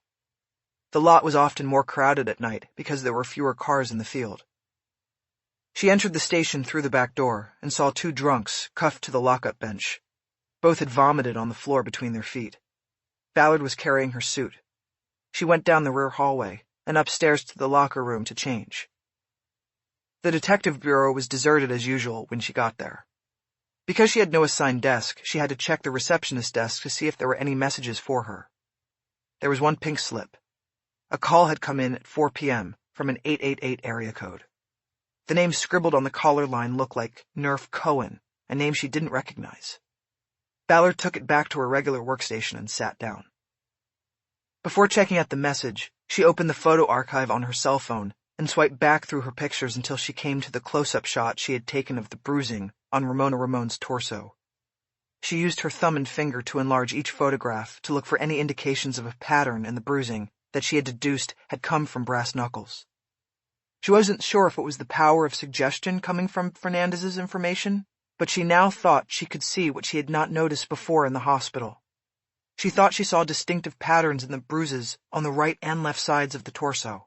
Not enough to make out words, but she believed she could see the letter C or O on the left side and either an N or a V on the right side. She realized that the markings she was looking at, if they were words, would likely appear backward in bruising if they read the right way on the attacker's fists. Still, the bruising patterns were significant. What Ballard was looking at wasn't scientific or remotely conclusive, but it was a little piece of the puzzle that seemed to fit with Trent, and therefore it gave her a nice jolt of momentum. She decided it was time to start committing her investigative moves, the legal ones at least, to a digital record. She checked the clock over the television screens on the far wall and saw that it was an hour to the late show roll call. She could get a lot done in that time. She went to work, starting an investigator's chronology, even though it would not be the first document in the file. She knew from long experience that the chrono was the written centerpiece of a case. She was a half hour into her work when her phone buzzed, with a call from a blocked number. She answered. "This is Ballard." Good and evil. She recognized the voice of Jorge Fernandez. Her voice jumped up a notch with excitement. "That was on the Knuckles?" "Yep. I asked the guys and somebody remembered. Good and evil. The constant battle within man. You get it?" "I get it. Does it help?" "I think so. Can you give me the name of the officer who remembered? I might need it." "That would be Dapper Dave Almond. We call him that because he's got a certain sartorial style. This is Vice, but he thinks it's a fucking fashion show." "Got it. And thanks, Fernandez. I owe you one." "Happy hunting, Ballard."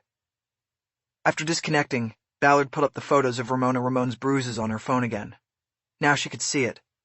The double O in good, and the V in evil. They read the same backward or forward.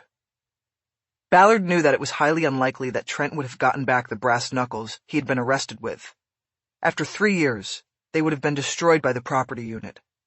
But if the weapons were part of a paraphilia, in this case a sadomasochistic fantasy, it was not a stretch to believe he would go back to wherever he got the original set and buy a duplicate pair. The adrenaline jolt Ballard had felt earlier now turned into a locomotive charging through her veins. To her mind, Trent was no longer just a person of interest. The train had gone by that stop. She believed he was her man, and there was nothing quite like that moment of knowing. It was the holy grail of detective work. It had nothing to do with evidence or legal procedure or probable cause. It was just knowing it in your gut. Nothing in her life beat it.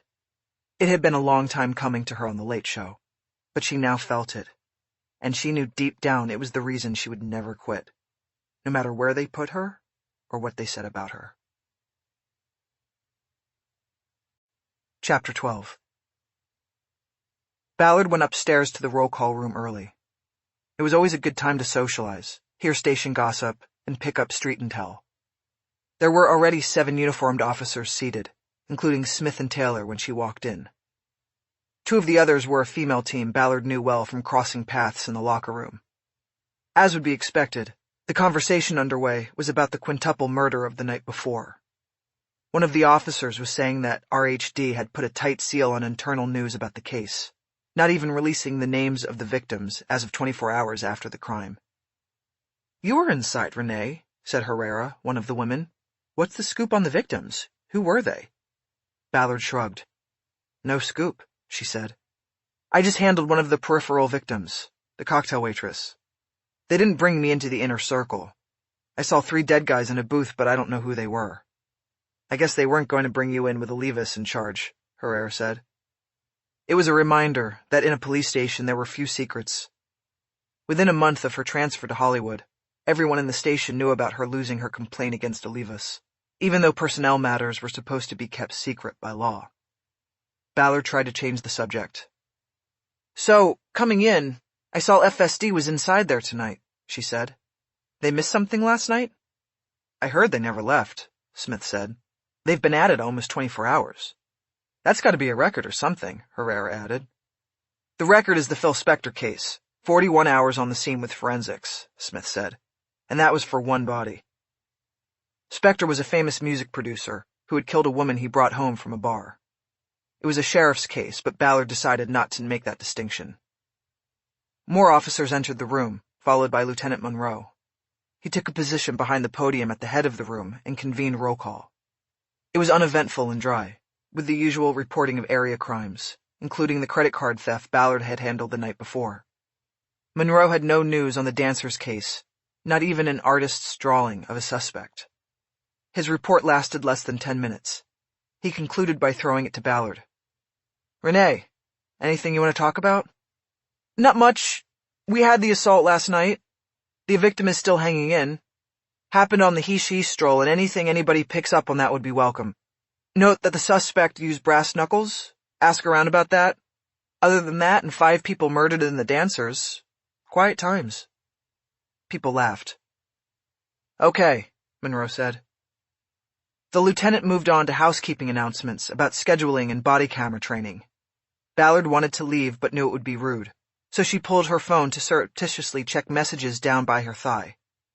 She saw that she had received a text from Jenkins a few minutes before. He was just checking in with her, as was their custom on the shifts they worked alone. Jenkins. How's it going? Ballard. I think I found the upside-down house. Jenkins. How? Ballard. Pryor with brass knuckles. Jenkins. Cool. Are you making a move tonight? Ballard. No. Still gathering string. I'll let you know. Jenkins. Good.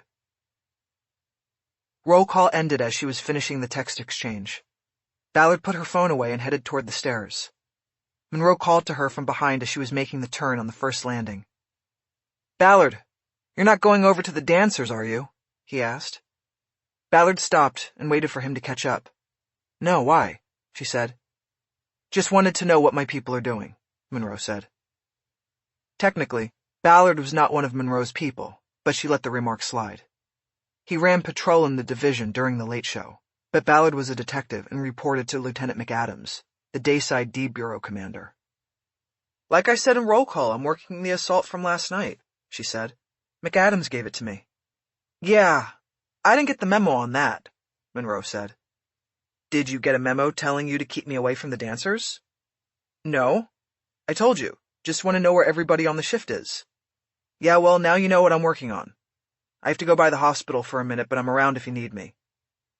She turned and went down the last flight of steps and moved directly into the detective bureau. She wondered if Monroe was hiding something. She usually worked autonomously, without the patrol lieutenant keeping tabs on her. Had Olivas or someone else from downtown told him to keep her clear of the club and the investigation? The exchange with Monroe unnerved her, but she put the thoughts aside so she could focus on the case she had at hand. She got keys for the late show city ride out of the drawer of the receptionist's desk, then grabbed a fresh battery for her Rover out of the charging station. She went back to her desk for her handbag and the radio and then headed out. Once she was in the car, she could immediately tell someone had used it during the day. Someone who had ignored the rule prohibiting smoking in all city vehicles. She opened up all the windows as she pulled through the lot gate and turned north on Wilcox toward Sunset. At Hollywood Presbyterian, she badged her way past a security guard and 2 nursing stations in order to get to the room where Ramon was laying comatose in a bed. Ballard had asked a nurse named Natasha to accompany her in case there came a time when she needed backup testimony at a trial. The victim actually looked worse a night later. Her head had been partially shaved, and the surgery to repair the skull fracture and limit the impact of the brain swelling had left her face puffy and unrecognizable.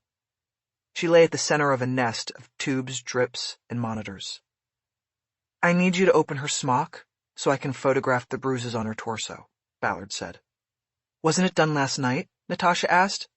It was, but the bruises will look different today. I don't understand. You don't have to, Natasha. Just open the smock. Ballard knew that bruising occurred when blood vessels beneath the skin were damaged by impact and red blood cells leaked into the surrounding tissue. The bruise sometimes grew larger and darker in the 24 hours after an injury because blood continued to seep from the damaged vessels. Ballard was hoping that Ramon's bruises would now be more defined and possibly even legible. The nurse moved some tubing out of the way, then pulled down the thermal blanket that covered the patient. She unbuttoned the pale blue smock to expose the victim's naked body. There was a catheter attached to the penis, and the urine in the clear tube had a reddish hue from internal bleeding. The nurse pulled the blanket back up slightly, and Ballard didn't know if that was a show of modesty or revulsion. Ballard noted that the right and left sides of the upper torso were fully covered in deep purple bruising. The delineated edges of the red impact marks she had seen the night before were now blurred as the blood continued to spread beneath the skin. If the damage were being seen for the first time now, it would be impossible to deduce that it had been inflicted with brass knuckles. Ballard leaned down over the bed from the left side to study the purple blossoms closely. Before long, she identified 2 side-by-side rings of deep purple against a lighter shade of bruising. She believed it was the double O in the word good. Natasha, will you look at this? Ballard straightened up and stepped to her left so the nurse could move in. She pointed to the pattern. What is that? Ballard asked. You mean the bruising? Natasha said. There's a pattern there, Do you see it? I see, well, maybe. You mean the circles? Exactly. Let me photograph it. Ballard pulled out her phone and moved in close again when Natasha stepped back. As she took photos, she thought about the billboards she had seen all over the city that showed stunning professional-grade shots taken on the new iPhone camera. Ballard guessed that these kinds of photos would never be put on billboards. Is that from the weapon? Natasha asked. Like maybe he had 2 big rings on his fingers when he punched this man? Ballard continued to shoot, with and then without the flash. Something like that, she said. She moved around to the other side of the bed and studied the bruising on the left side of Ramone's torso. Here, the purple blossoms were an even deeper color, and Ballard could find no pattern indicative of the word evil. She did know that the deeper color meant deeper injury, and the imbalance between the 2 sides of the torso indicated that the attacker's power hand was his right. She tried to recall if Trent had done anything during their interaction and test drive earlier to reveal whether he was right-handed. It had been evident that the knuckles on his right hand were painfully bruised. She then remembered him writing down her phone number with his right hand. Ballard took photos of the left side, just so she could document the extent of the injuries. You can cover her up, Natasha. I'm finished for now. Natasha started rebuttoning the smock. You saw that he's a man, right? The nurse asked. Biologically, yes, Ballard said. But she chose to live as a woman. That's what I go with. Oh, Natasha said. Do you know if she has had any visitors? Any family? Not that I know of. Are they going to transfer her? I don't know. Probably. Hollywood Presbyterian was a private hospital. If family or insurance was not found for Ramon, she would be transferred to a county hospital, where she wouldn't get the same level of care she was getting here. Ballard thanked Natasha for her help and left the room. After clearing the hospital, Ballard drove to a neighborhood in the shadow of an elevated section of the 101 freeway. Ramon had no driver's license under her current or birth name, and the only address Ballard had found for her was on Heliotrope Drive. It was the address on 2 shake cards in her vice file, and the one given when she was last arrested. Ballard had thought it was most likely a phony. Not because there wasn't a street in Hollywood called Heliotrope, but because she knew something about plants and flowers from growing up in Hawaii. She had often worked with her family on tomato farms and plant nurseries on the dense mountains of Maui. A heliotrope was a plant that blossomed with fragrant purple and blue flowers and was known for turning its petals toward the sun. It seemed to Ballard like a metaphor of some kind, that maybe Ramon had chosen the name of the street because it fit with her desire to change and turn her petals to the sun. Now, as she followed the road to the freeway, she saw that the address corresponded to a row of old RVs and house trailers parked stem to stern under the overpass. It was one of LA's many homeless encampments, and beyond the row of beat-up vehicles on the street, she could see pitched tents and shelters made of blue tarp and other materials in the hard scrabble yard beneath the overpass. Ballard parked her car and got out. Chapter 13. Ballard knew something about the social structure of the city's teeming homeless encampments. Both the city and the department had been attacked and sued by civil rights groups for ill-advised handling of encounters with homeless people in their communities. It had resulted in problem-specific sensitivity training and what amounted to a hands-off policy. She had learned from those sessions that a homeless encampment evolves much like a city, with a need for a social and government hierarchy that provides services like security, decision-making, and waste management. Many had individuals who served as mayors, sheriffs, and judges. As Ballard moved into the heliotrope encampment, she was looking for the sheriff. Other than the constant sound of traffic on the freeway overhead, it was all quiet in the camp. It was after midnight. The temperature was dropping into the 50s, and the inhabitants were mostly hunkered down and bracing for another night facing the elements, with walls made of plastic tarp, or if they were lucky, the aluminum shell of a camper. Ballard noticed one man moving through what looked like a debris field, where the people who lived off the trash of others threw their own trash. He was buckling his belt and his zipper was down.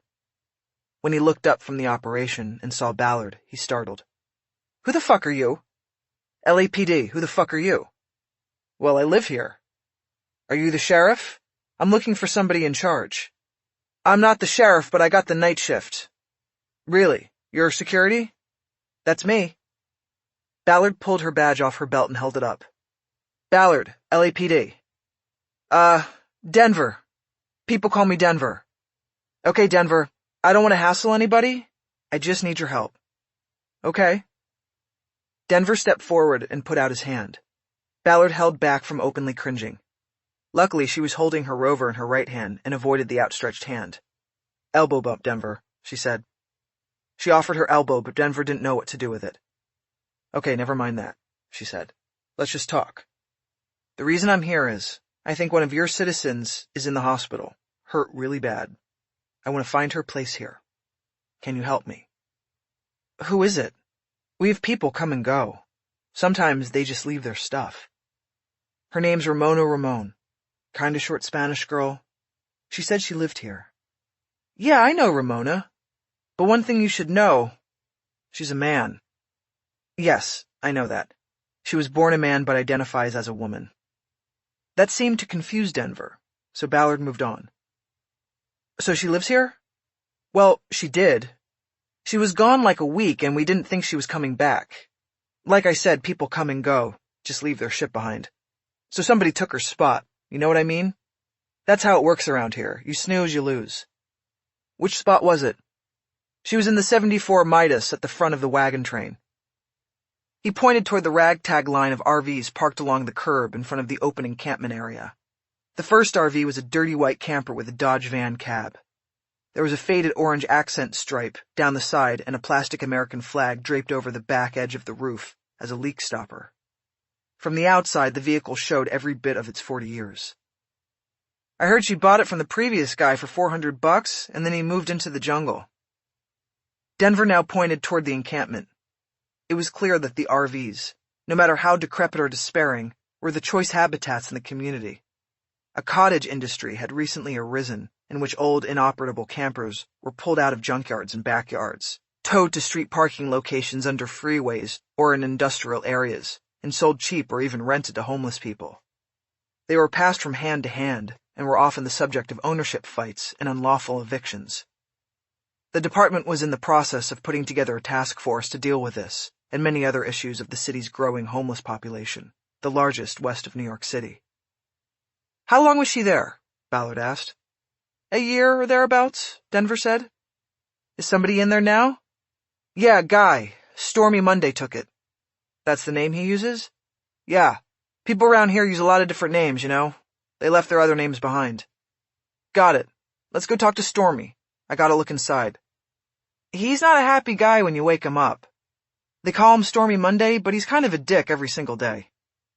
I know the type. We'll deal with that, Denver.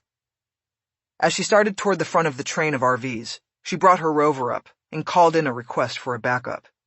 She was given an ETA of 4 minutes. You know, when police come around here, it makes people upset, Denver said after she lowered the radio. I understand, Ballard said. We don't want to cause any problems, but it will be up to Stormy Monday. Ballard had a small tactical light in her pocket that she had gotten out of the glove box of her car. The butt end was a heavy steel point. She used it to rap on the door of the Dodge Midas. She then stepped a comfortable 4 feet back and 2 to the left. She noticed that there was no handle on the door, just 2 holes through which were threaded the links of a steel chain. It was a way to lock the vehicle when you were inside it as well as out. There was no answer and no movement from the RV. It looks like somebody's locked in, Ballard said. Yeah, he's in there, Denver said. Ballard rapped harder on the door this time. The sound echoed off the concrete overhead and could be heard well above the din of the freeway. Hey, Stormy, Denver called out. Come on out here a minute. A patrol car cruised slowly down Heliotrope, and Ballard flicked her light at it. The car pulled to a stop in the street beside the Midas. The 2 female blue suitors from roll call got out. Herrera was the lead and her partner was Dyson. Ballard, what have we got? Herrera asked. Got a Rasta guy in here, Ballard said. Denver here says he's not going to be happy. The RV springs were shot after so many decades of use. The vehicle started to creak and move as soon as there was movement inside. Then from the other side of the door came a voice. Yeah? What do you want?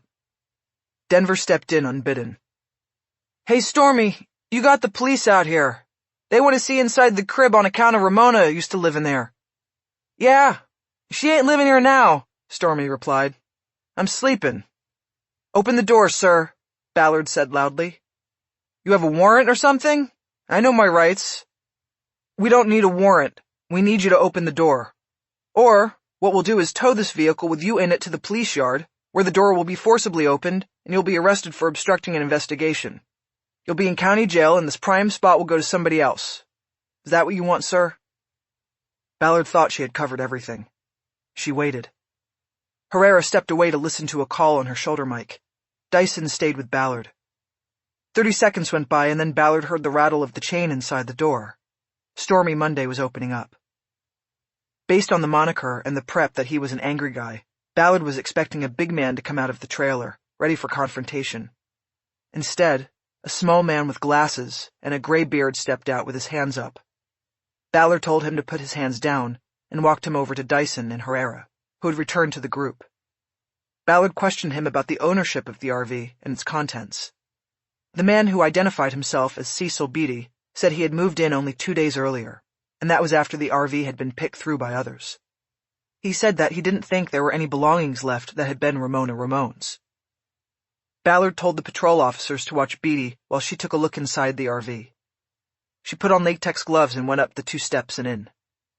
She swept her light across a small 2-room space that was littered with junk and smelled as sour as the Hollywood Station drunk tank on a Sunday morning.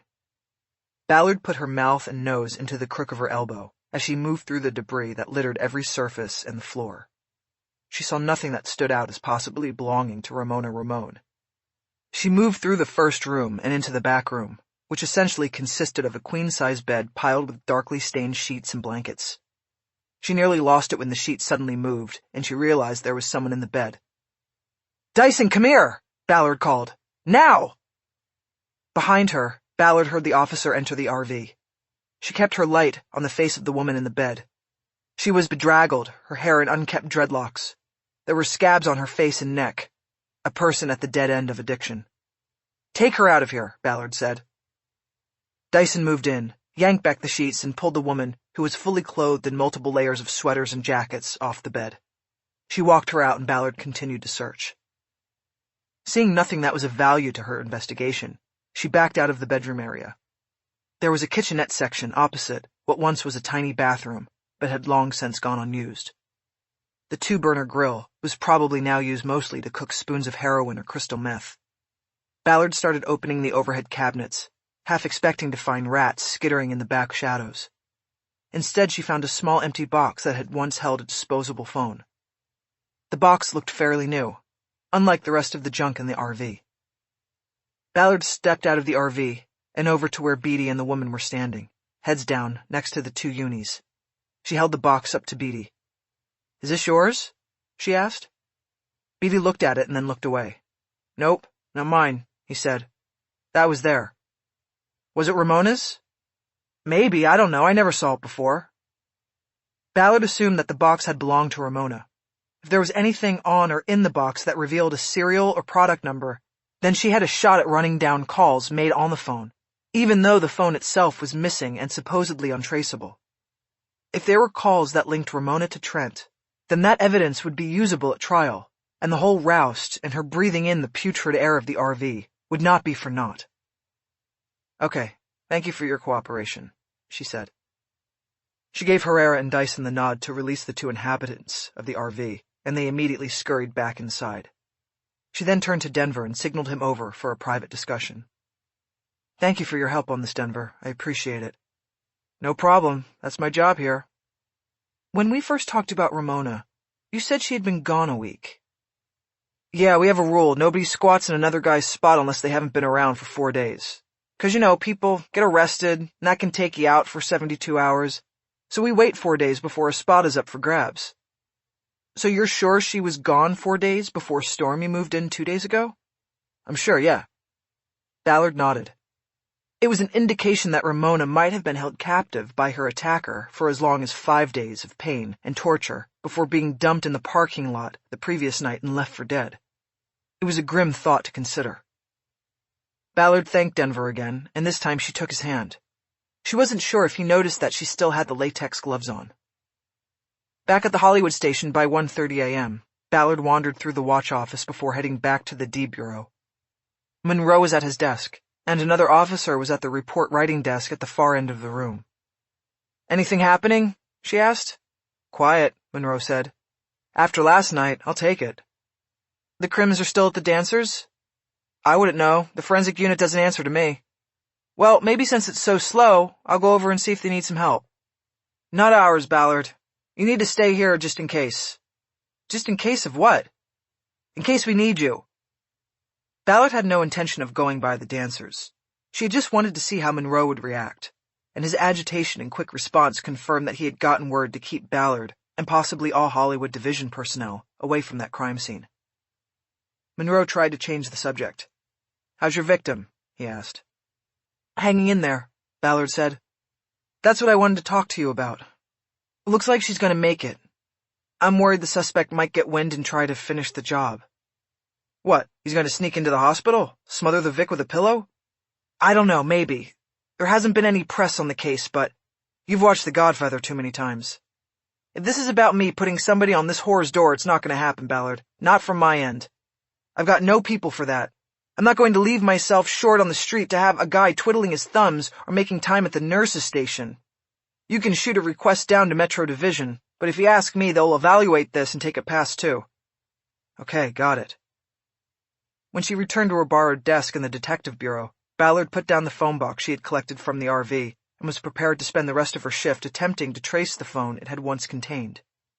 But then she saw the pink message slip she had picked up earlier. She sat down and lifted the desk phone. Calling the number in the middle of the night did not give her pause. It was a toll-free number, which meant it was most likely connected to a business. It would be either open or closed, so she would not be waking anybody up in the middle of the night. While she waited for the call to go through, she once again tried to decipher the name written on the slip of paper. It was impossible. But as soon as her call was answered, she realized who had called and left the message. "Cardholder services, how can I help you?" She heard an English-Indian accent, like from the men from Mumbai that she had spoken to on Mrs. Lantana's phone the night before. "May I speak to Irfan?" "Which one? We have 3. Ballard looked at the pink slip. It looked like it had said Cohen.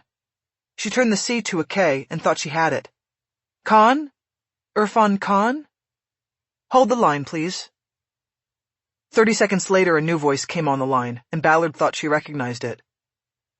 "This is Detective Ballard, Los Angeles Police Department. You left a message for me?" "Yes, Detective. We spoke on the phone a little over 24 hours ago. I tracked you down." "Yes, you did. Why?" "Because I have received permission to share with you the intended delivery address of the attempted fraudulent purchase on the credit card that was stolen." "You got court approval?" "No. My department head gave me approval. I went to him and said we should do this because you were very insistent, you see."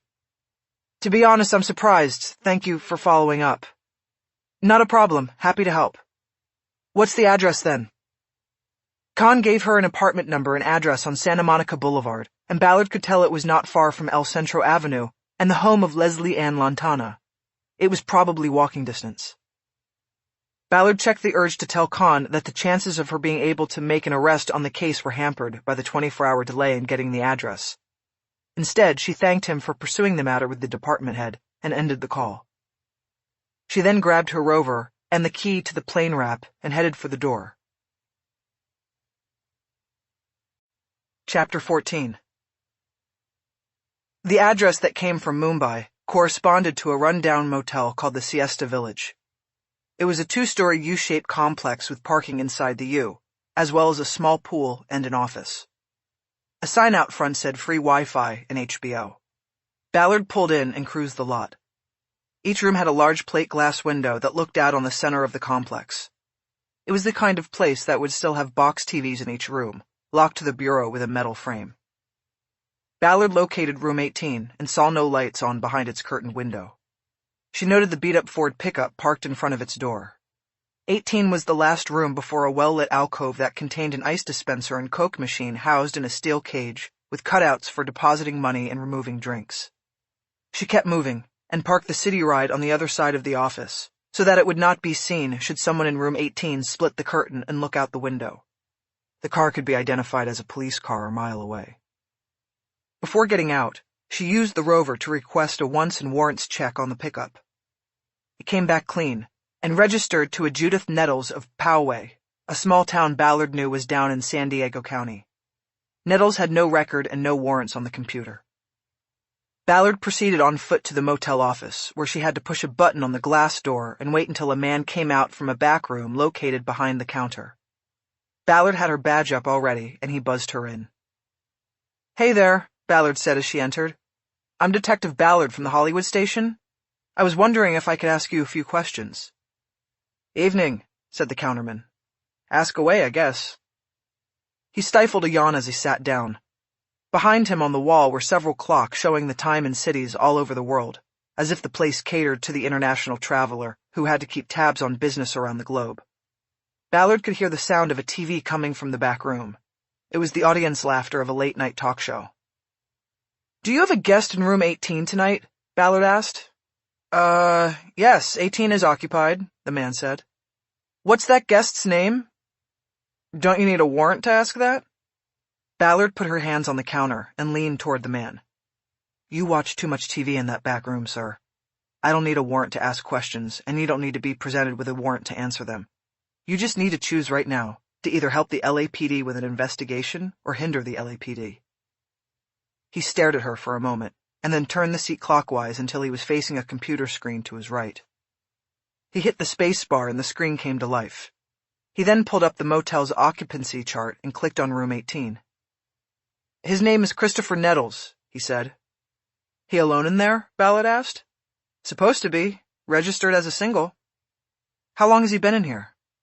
The man referred to his screen again. 9 days. "Spell the first and last name for me?" After getting the spellings, Ballard told the clerk she would be right back. She grabbed a couple of pamphlets for a Homes of the Stars bus tour off a stack on the counter and used them to keep the door from latching. She stepped onto the parking lot to be out of the counterman's earshot and used the rover to call communications and check Christopher Nettles for wants and warrants. He came up clean, but Ballard was smart enough to know not to leave it there.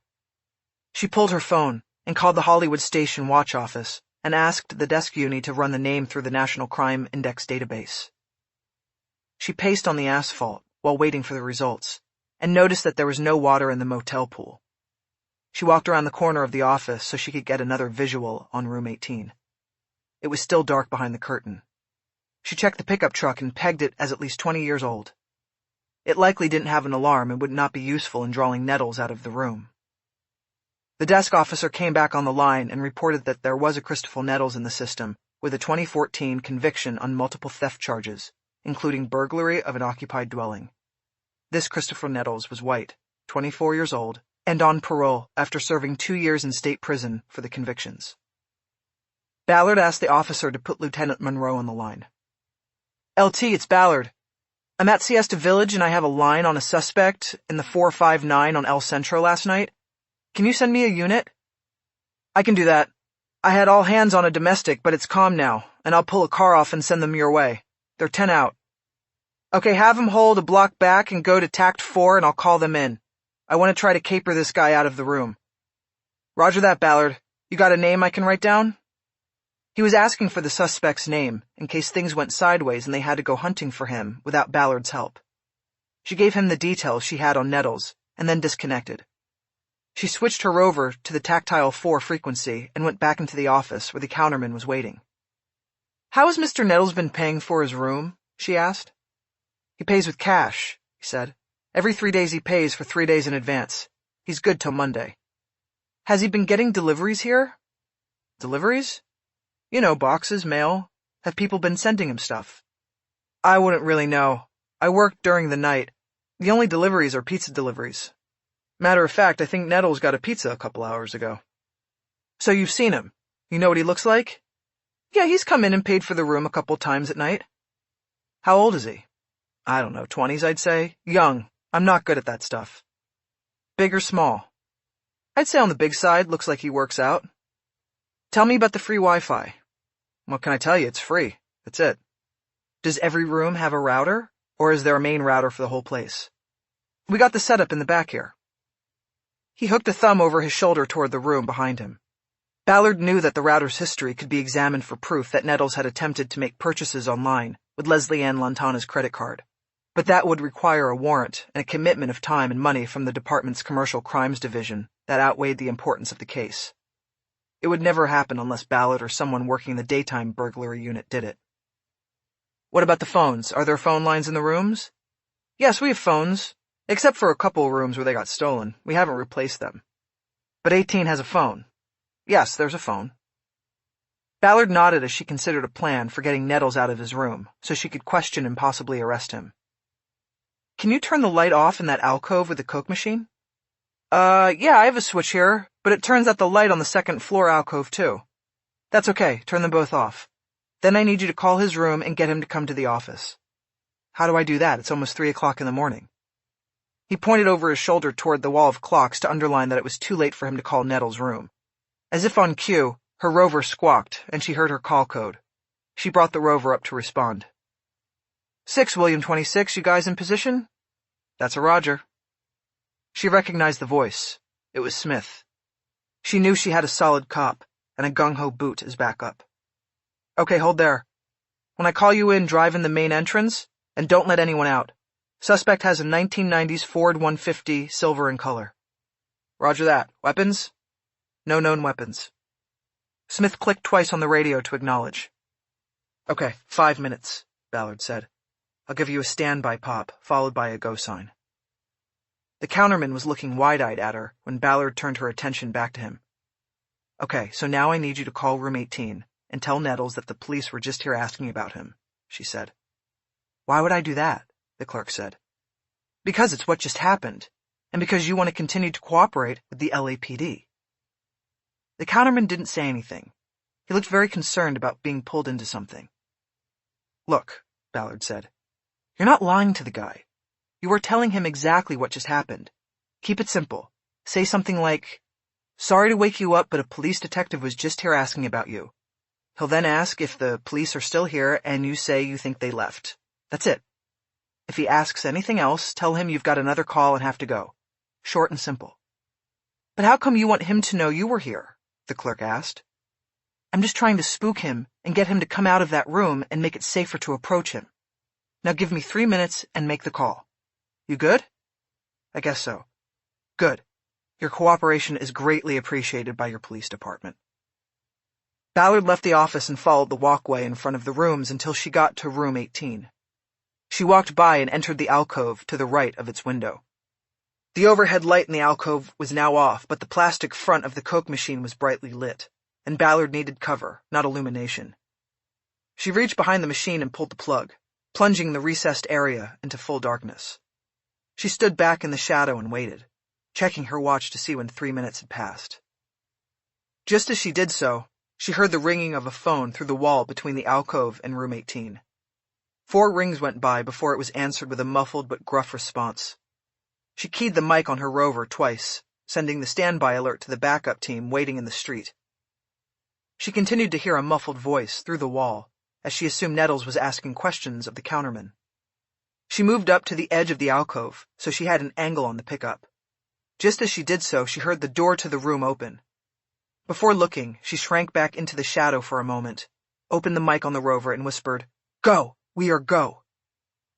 When Ballard edged back to the corner of the alcove, she saw a man wearing blue jeans and nothing else, pushing a cardboard box into the rear of the truck's crew cab. His back was to her, and she could see the grip of a black handgun tucked into the rear belt line of the jeans. That changed things. She quickly pulled her weapon out of her hip holster and stepped out of the alcove.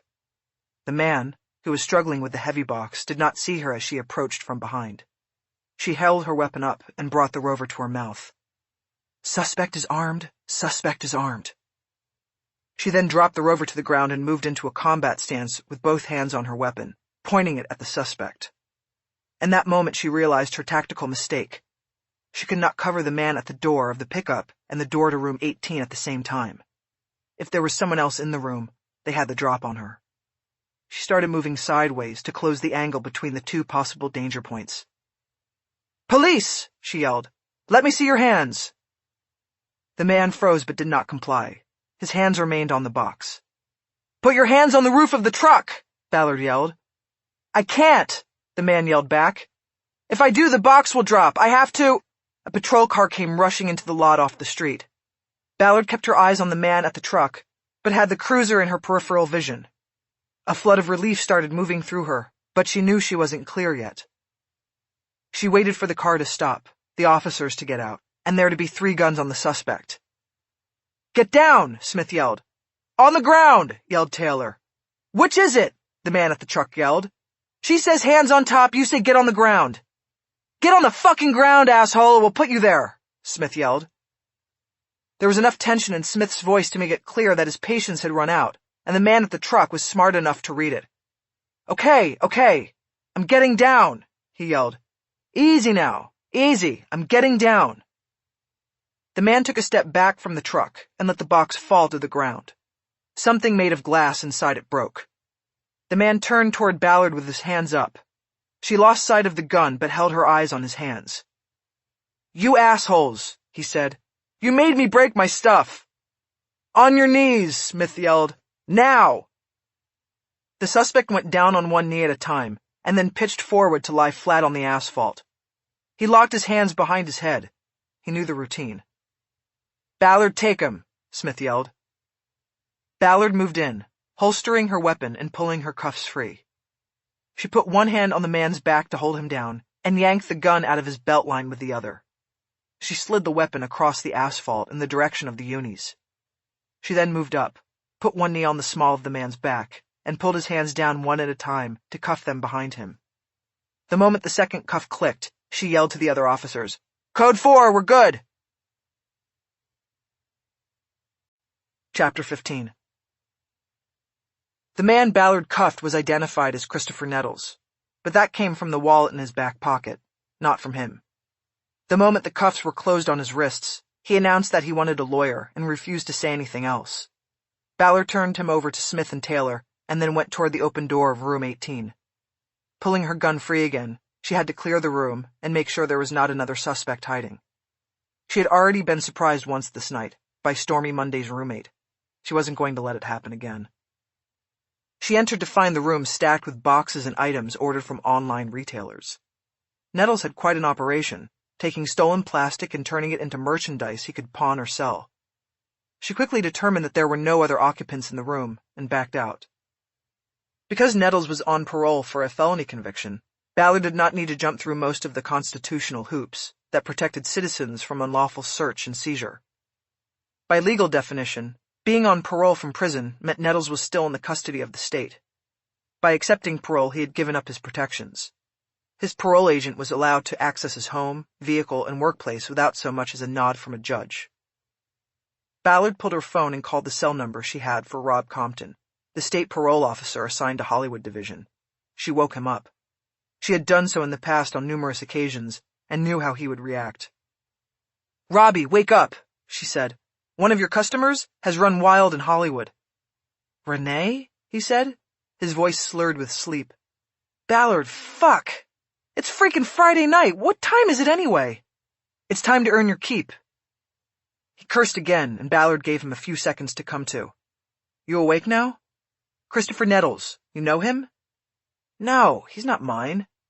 Because he's up here out of San Diego County. I'm sure they know him down there, but he's in Hollywood, so that makes him your problem. Who is he?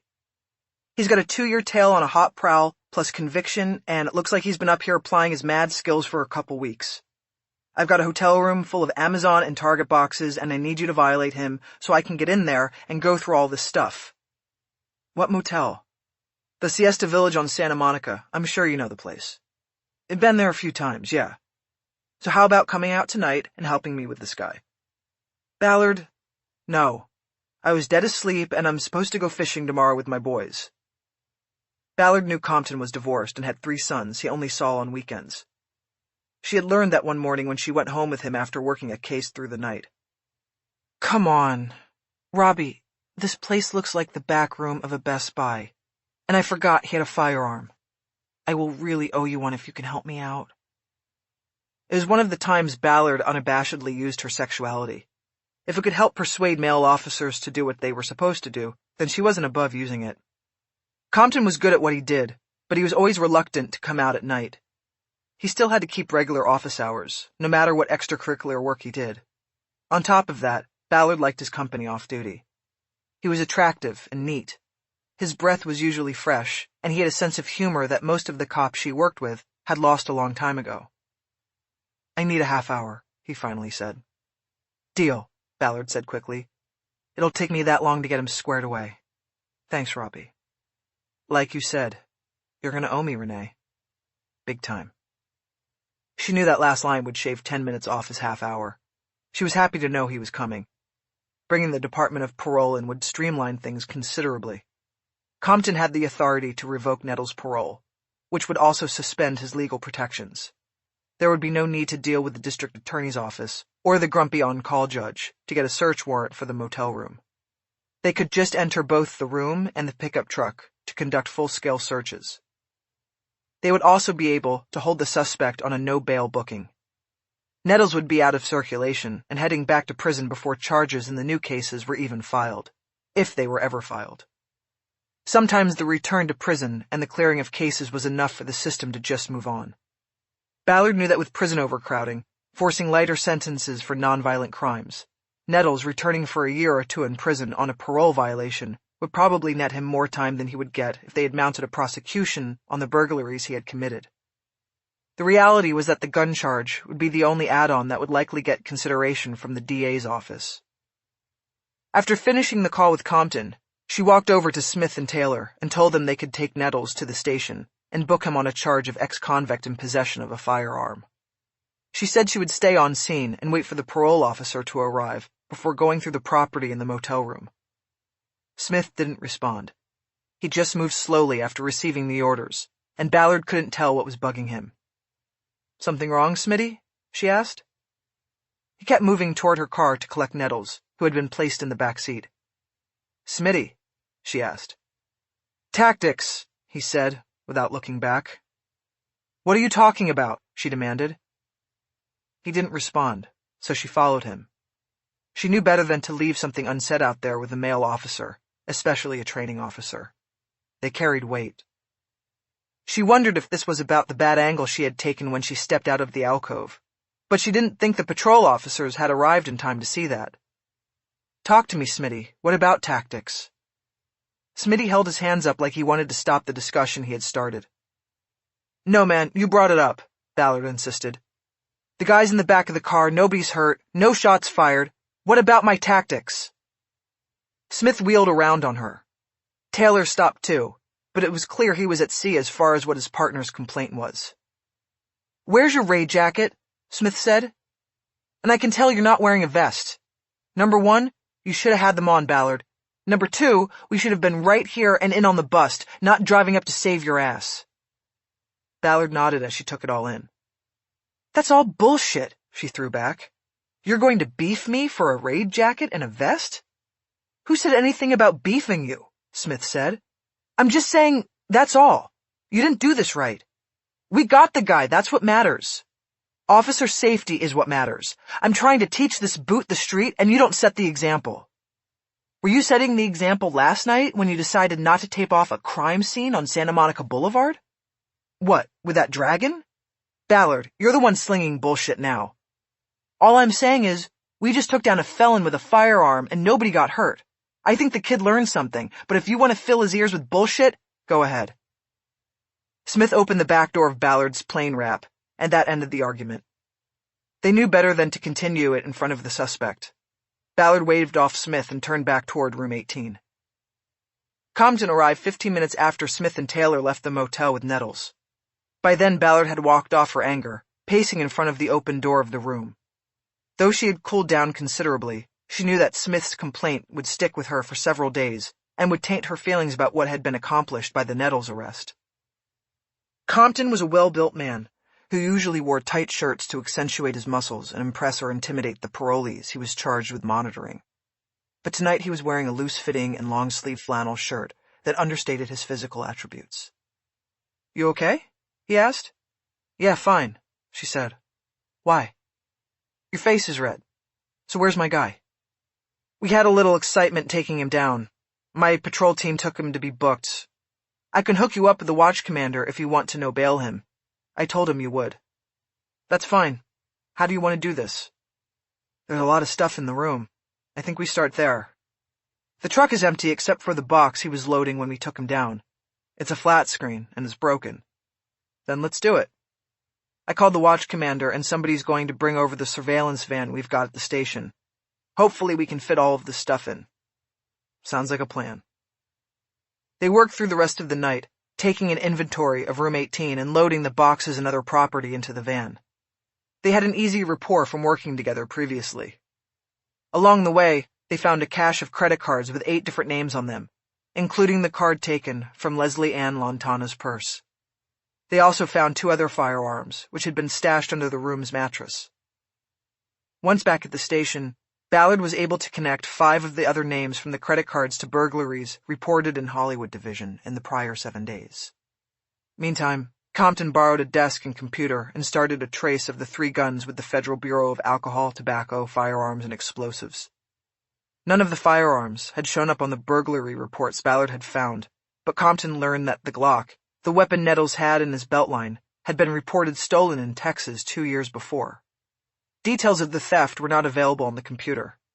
Compton then made a request for further information from the ATF, but both he and Ballard knew that the return on that would be measured in days, if not weeks. By 6 a.m., all the merchandise recovered from the motel room had been placed in a storage trailer outside the back door of the station. The pickup truck had been impounded and towed, and an inventory and full report on the Nettles arrest had been placed on the desk of the burglary unit supervisor. Although he would not return to work until Monday morning, there was no hurry, because Nettles was going nowhere.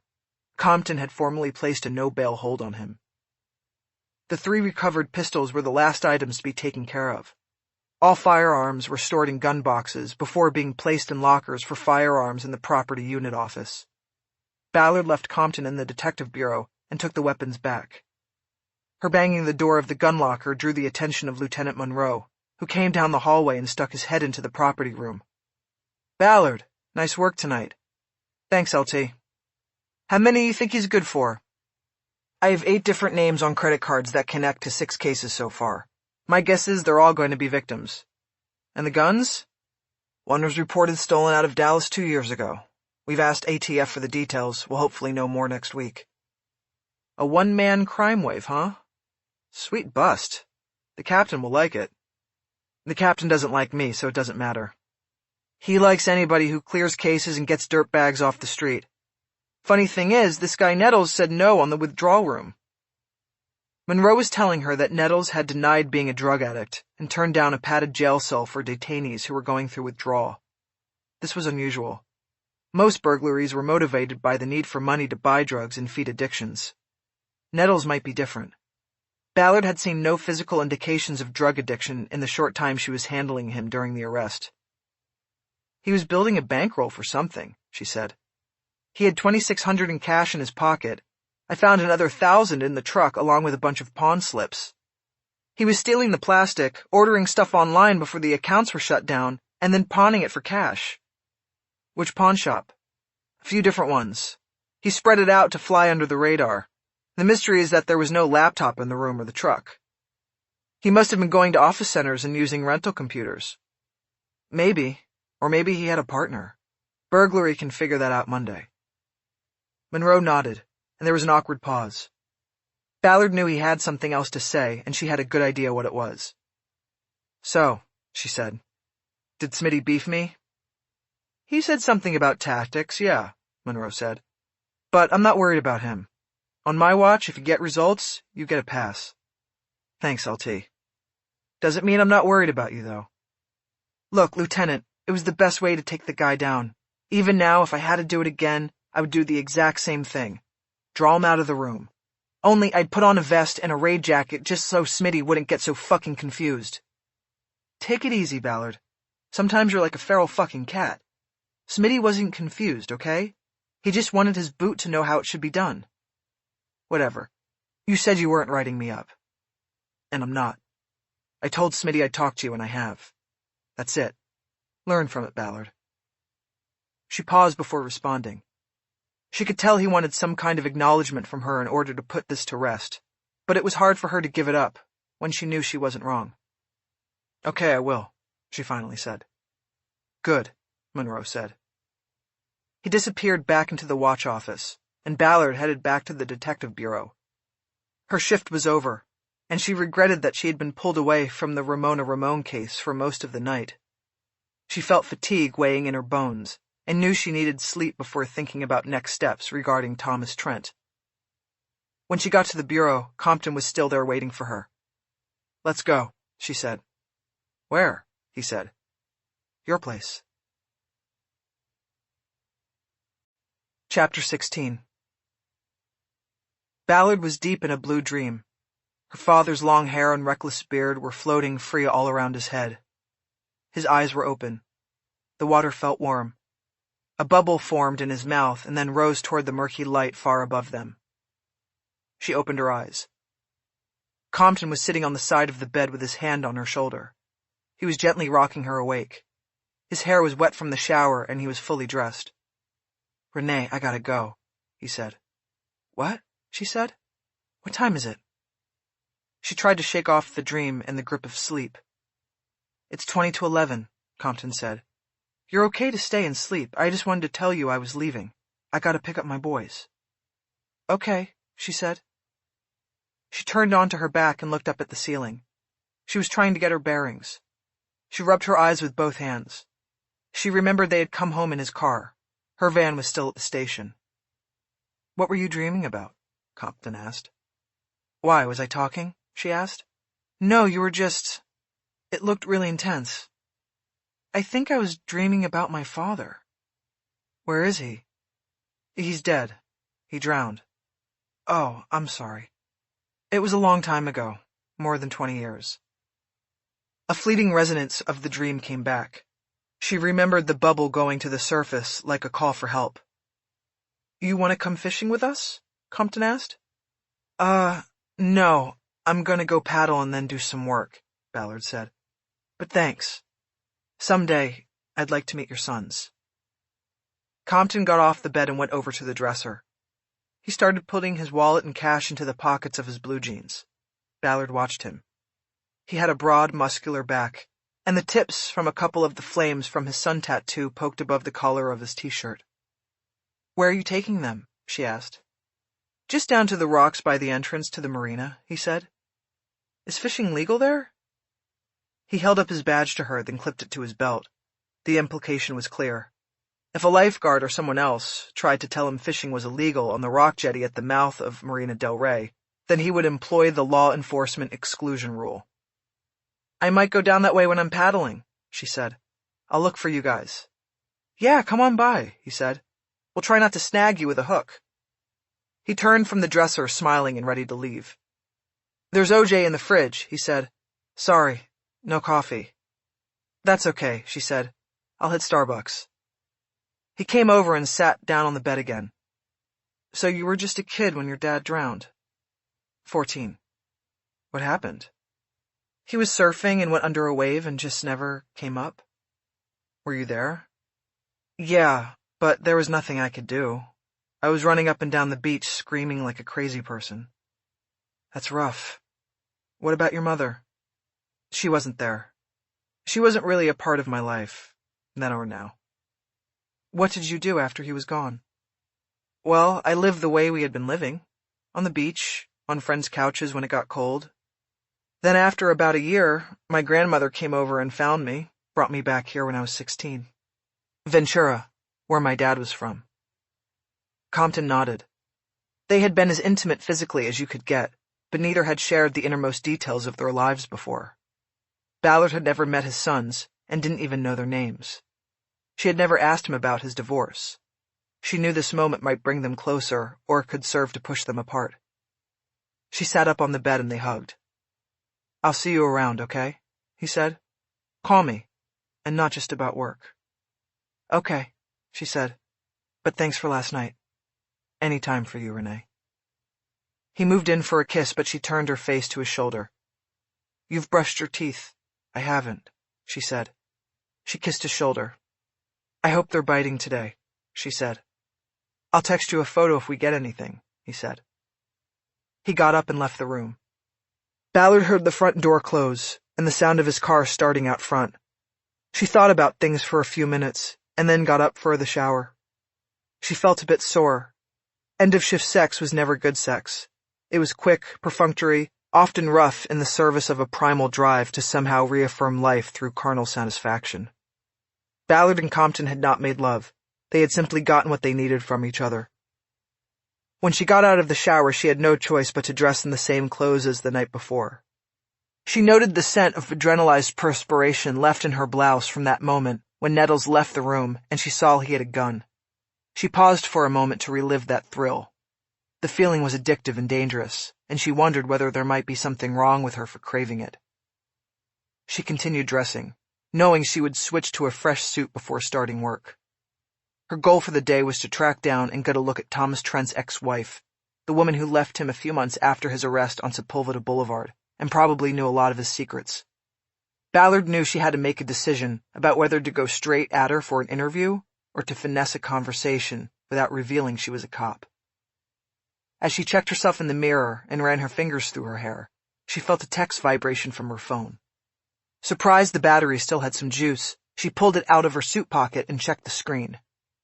She saw she had missed a call from Jenkins that had come in while she was in the shower, and a text from Sarah, her critter sitter, asking if Ballard planned on picking up Lola anytime soon. Ballard first texted Sarah, apologized about the late pickup, and said she would be getting Lola within the hour. She next called Jenkins back, thinking he had just been checking in on how things went the night before. "Partner, what's up?" she said. "I was just calling with condolences," Jenkins said. "That was bad news." "What are you talking about?" "Chastain. You didn't get the racer?" He was referring to a digital alert from the Real-Time Analysis and Critical Emergency Response Unit, which put out emails to all personnel and detective services when a major crime or civic activity was occurring. Ballard had not yet checked her email that morning. "No, I haven't looked," she said. "What happened to Chastain?" She had a bad feeling growing in the pit of her stomach. He's dead," Jenkins said. "His wife found him in their garage this morning." Ballard walked over and sat down on the bed. She leaned forward, bringing her chest down to her knees. "Oh, God," she managed to say. She flashed on the confrontation they had had in the detective bureau 2 nights earlier. The one-sided confrontation. Her mind leaped to the idea that she had kicked off some sort of cascade of guilt that had led Chastain to take his own life. Then she remembered that they didn't send out racer alerts for cop suicides. "Wait a minute," she said. "How was he killed? He didn't do it himself, did he?" "No, he was hit," Jenkins said. "Somebody got him in the garage when he was getting out of his car. The racer alert says execution-style hit." "Oh, my God." Ballard was beside herself. Chastain had betrayed her, yes, but her mind skipped over all that to the 5 solid years of their partnership before it. Chastain was a skilled and determined investigator. He had 5 years in RHD before Ballard came in, and he taught her a lot. Now he was gone, and soon his badge and name would join his father's on the memorial to fallen officers outside the PAB. "Renee, you okay?" Jenkins asked. I'm okay," she said. "But I gotta go. I'm gonna go up there." "That's probably not a good idea, Renee." "I don't really care. I'll talk to you later." She disconnected and flipped over to her Uber app to summon a ride back to Hollywood Division. Chastain had lived with his wife and teenage son up in Chatsworth, in the far northwest corner of the city. It was about as far as you could get from downtown in the PAB and still live within the borders of the city. Most cops escaped the city at the end of their shifts and lived outside its boundaries. But Chastain had been ambitious, and he always thought it would pay off to tell promotional boards that he had always lived in the city he policed. Once back at the station, Ballard quickly changed into a fresh suit, then grabbed the plane wrap assigned to the late show and headed north, taking a series of 3 different freeways to get to Chatsworth. An hour after she had gotten the call from Jenkins, she pulled to the curb at the end of the long line of police cruisers and plane wraps clogging the cul-de-sac at the end of Trigger Street. Passing by the street sign reminded Ballard that Chastain used to joke about being a cop who lived on Trigger Street. Now it seemed sadly ironic. The first thing Ballard noticed as she got out of her car was that there appeared to be no media on the perimeter of the scene, Somehow, no one in the legion of reporters who covered LA had tumbled to or been tipped to the story. It was probably because it was a Saturday morning, and the local media machinery was getting a late start. She hung her badge around her neck as she approached the yellow tape at the driveway. Save for the media, she saw all the other routine participants in a crime scene: detectives, patrol officers, and forensic and coroner's techs. The house was a mid-century ranch house, built when Chatsworth was the utter boondocks of the city. The double-wide garage door was open onto the center of activity.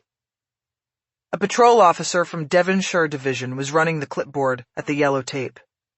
Ballard gave her name and badge number and then ducked under as he wrote it down. As she walked up the driveway toward the garage, a detective she had once worked with at RHD stepped out and walked toward her, with his hands up to stop her. His name was Corey Stedman, and Ballard had never had a problem with him. "Renée, wait," he said. "What are you doing here?" Ballard stopped in front of him.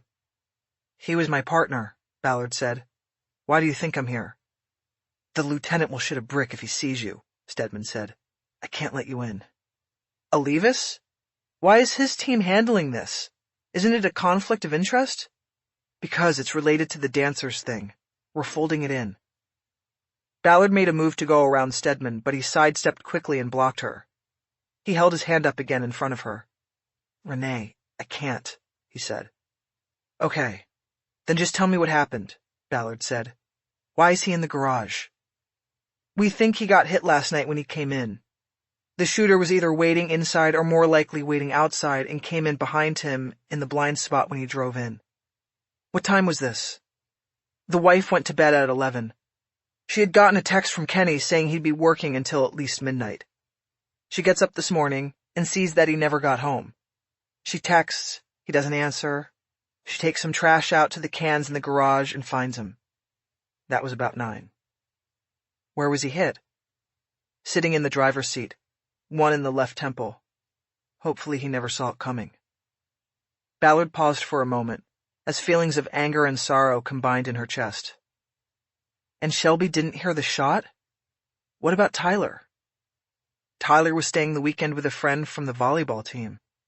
Shelby didn't hear anything. We think because there was an improvised suppressor. We've got some paper fibers and a liquid residue on the car seat and body. Sticky. We're thinking orange soda, but that's up to the lab." Ballard nodded. She knew that Stedman was talking about the method of taping a plastic liter bottle of soda to the muzzle of a gun. Empty out the liquid and stuff in cotton, paper towels, anything.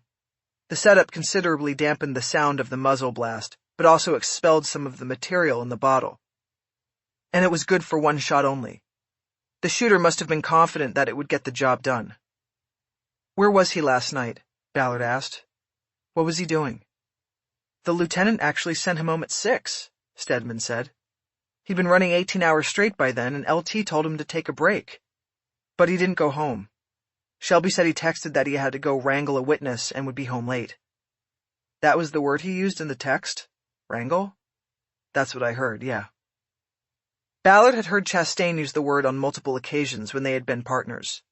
She knew that to him wrangling a witness meant dealing with a complicated situation. It could be complicated for numerous reasons, but most often it meant going out and looking for a reluctant witness, one that needed to be controlled or herded into court or into giving a statement. "Who was the wit?"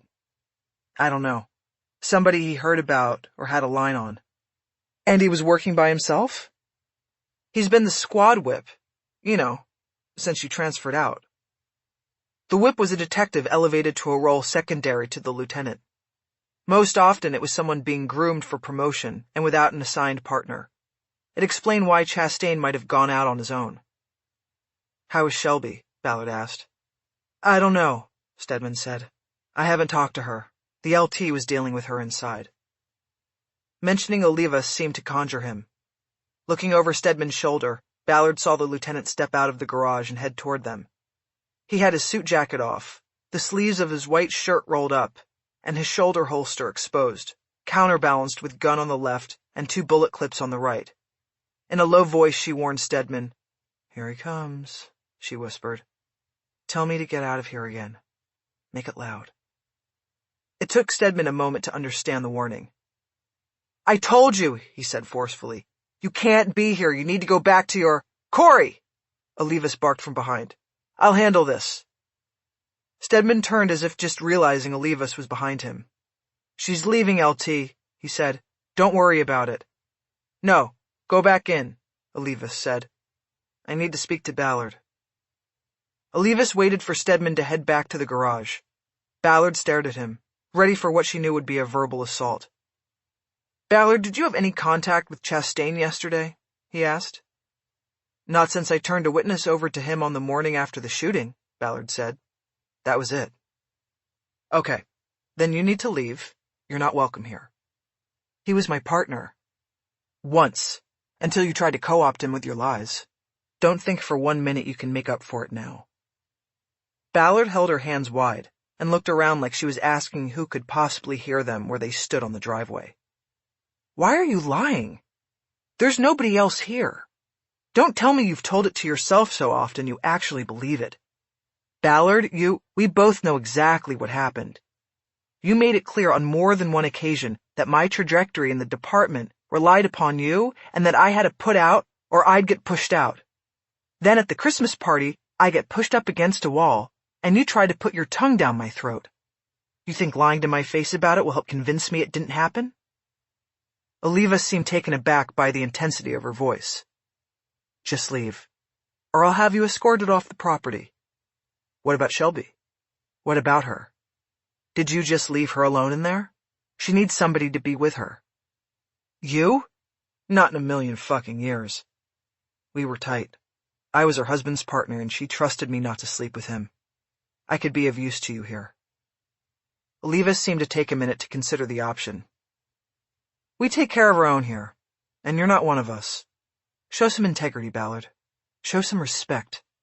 You have 30 seconds before I ask the patrol officers to remove you from the property. With that, Olivas turned and headed back toward the open garage. Ballard looked past him and saw that several of the people in the garage had been surreptitiously watching their confrontation. She could also see her ex-partner's take-home plane wrap parked in the right side bay. The trunk was open, and she wondered if that was for processing or to help shield the view of his body slumped in the driver's seat. Chastain had betrayed their partnership in the worst way a partner could. It was unacceptable and unforgivable, but Ballard understood it, considering Chastain's ambitions.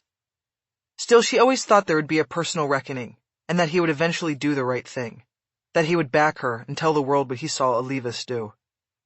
Now there would never be a chance for that. Ballard felt the loss for both Chastain and herself. She turned and headed down the driveway to the street. She passed a black SUV pulling up that she knew was carrying the chief of police. Her eyes were stinging with tears before she made it to her car. Chapter 17. Ballard picked up Lola, with profuse apologies to Sarah, and went to the beach. At first she just sat cross-legged on the sand with her dog and watched the sun drop toward the horizon. She decided not to paddle. She knew that sharks cruise the shoreline at dusk, looking for food. She thought about the time Chastain had told her the real story of his father, of how he had been an internal affairs hack who was pulled out of a car and murdered by a mob during an explosion of racial tensions that he had helped touch off through his own actions. Chastain didn't know the truth until after he became a cop and earned the juice it took to pull the sealed records on his father's death. He confided in Ballard that the thing that made him so proud growing up had ultimately made him deeply and privately humiliated as a man with a badge. It had fired his ambition to climb through the ranks and redeem his father and himself in some way. The only problem was, he had trampled over Ballard on the climb. Renée? Ballard looked up. Aaron the lifeguard stood there. Are you okay? He asked. I'm fine, yeah, she said. She wiped tears off her cheeks. Somebody who totally fucked me over died today, she said. Then why are you sad? He asked. I mean, fuck him, if it was a him. I don't know. I guess because it means what he did can never be changed. His death makes it permanent. I think I get that. It's complicated. He was wearing a red nylon jacket with the word rescue on it. The temperature was dropping with the sun, which was just about to dip into the ocean. The sky was turning neon pink. You're not going to try to sleep out here tonight, are you? Aaron asked. Night patrol is out here in force on a Saturday night. No, Ballard said. I'm going into work. Just wanted to see the sunset. Aaron said goodnight and moved on down the beach toward the lifeguard tower, where he was posted until dark. Ballard watched the sun sink into the black water and then got up. She once again bought takeout for herself and Lola on the boardwalk and ate sitting on a nearby beach.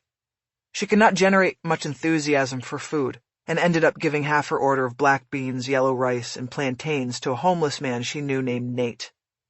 He was a street artist who, until January, had done decent business selling portraits of the former president. He reported to Ballard that images of the new president went unsold because his kind of people didn't come to Venice Beach. She returned Lola to Sarah's house with more apologies to both dog and sitter, and then headed east back into the city and the cases. She got to Hollywood Station 3 hours before her shift was scheduled to start. In the locker room, after changing into her suit, she pulled the black elastic mourning band from behind her badge and stretched it across the front of the shield. Once she was in the detective bureau, she set up in her usual spot and went right to work on the computer, starting with opening the Los Angeles Times website. She knew she could use the department's own data network. Most investigations resulted in basic information being put online for internal access, but that would leave a signature trail. She wanted the names of the 3 men murdered in the booth at the dancers, and believed the city's main media standard-bearer would have acquired them by now, nearly 48 hours since the massacre. She was correct, and quickly found a story that credited the medical examiner's office with releasing the names of the dead after the next of kin notifications and autopsies had been completed. The story identified Cynthia Haddle and Marcus Wilbanks as the dancers' employees killed by the unknown gunman, and Cordell Abbott, Gordon Fabian, and Gino Santangelo as the 3 customers who were murdered in the booth where they sat.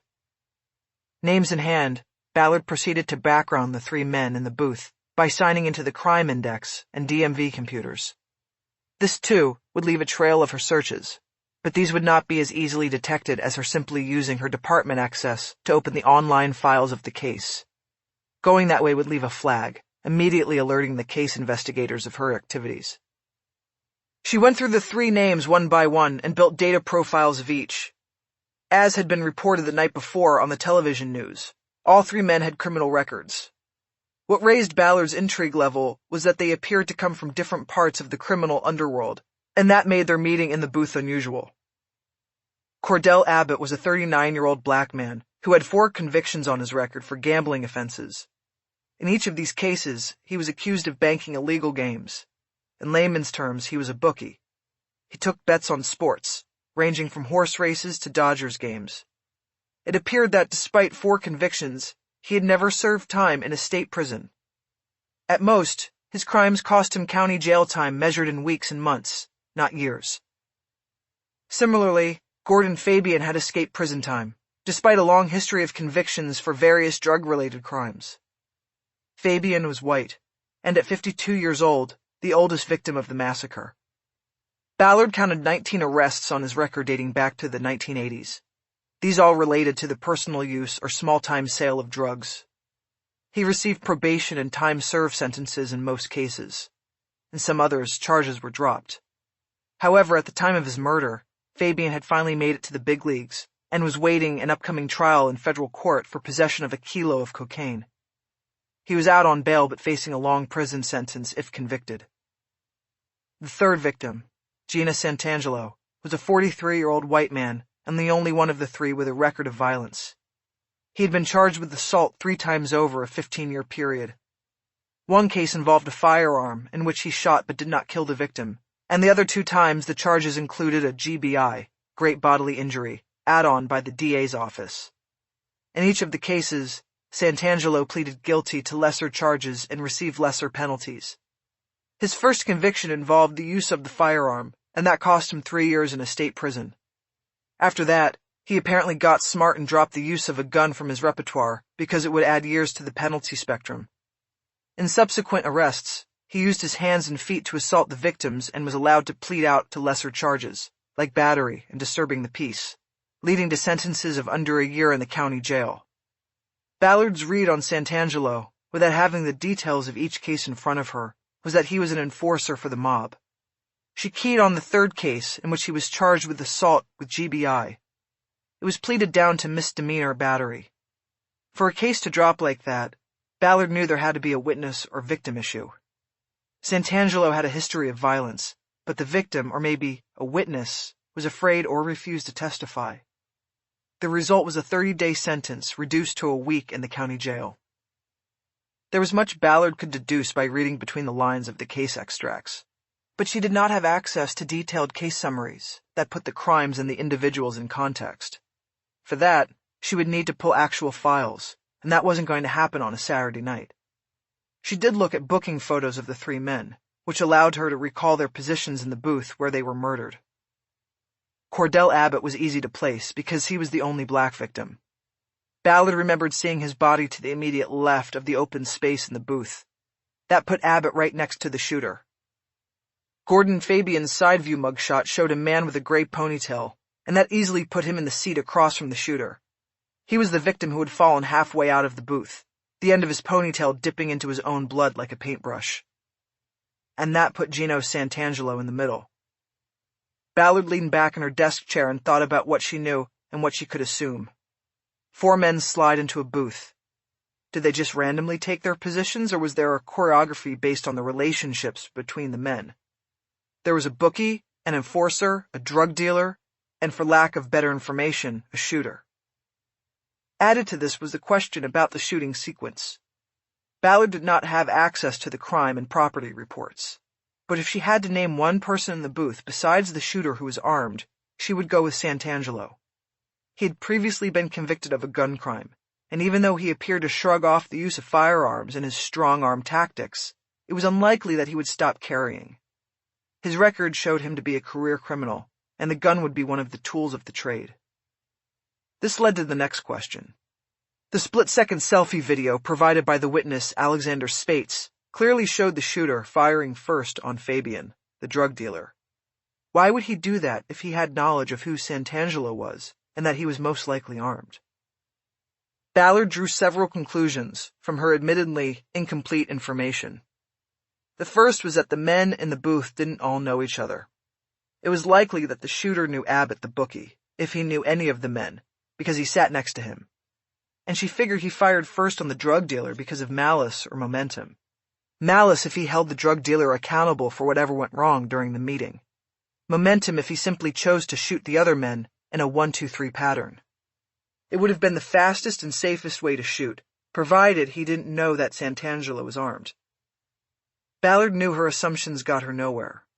There were myriad other possibilities and factors at work. The shooter might have checked the others for weapons before joining the meeting, and the seating arrangement could have been dictated simply by the separate arrivals of the men. There was no way of knowing anything for sure, and her final conclusion was that she was just spinning her wheels on a case that was not hers, and that she had been clearly ordered to stay away from. But still, she couldn't drop it.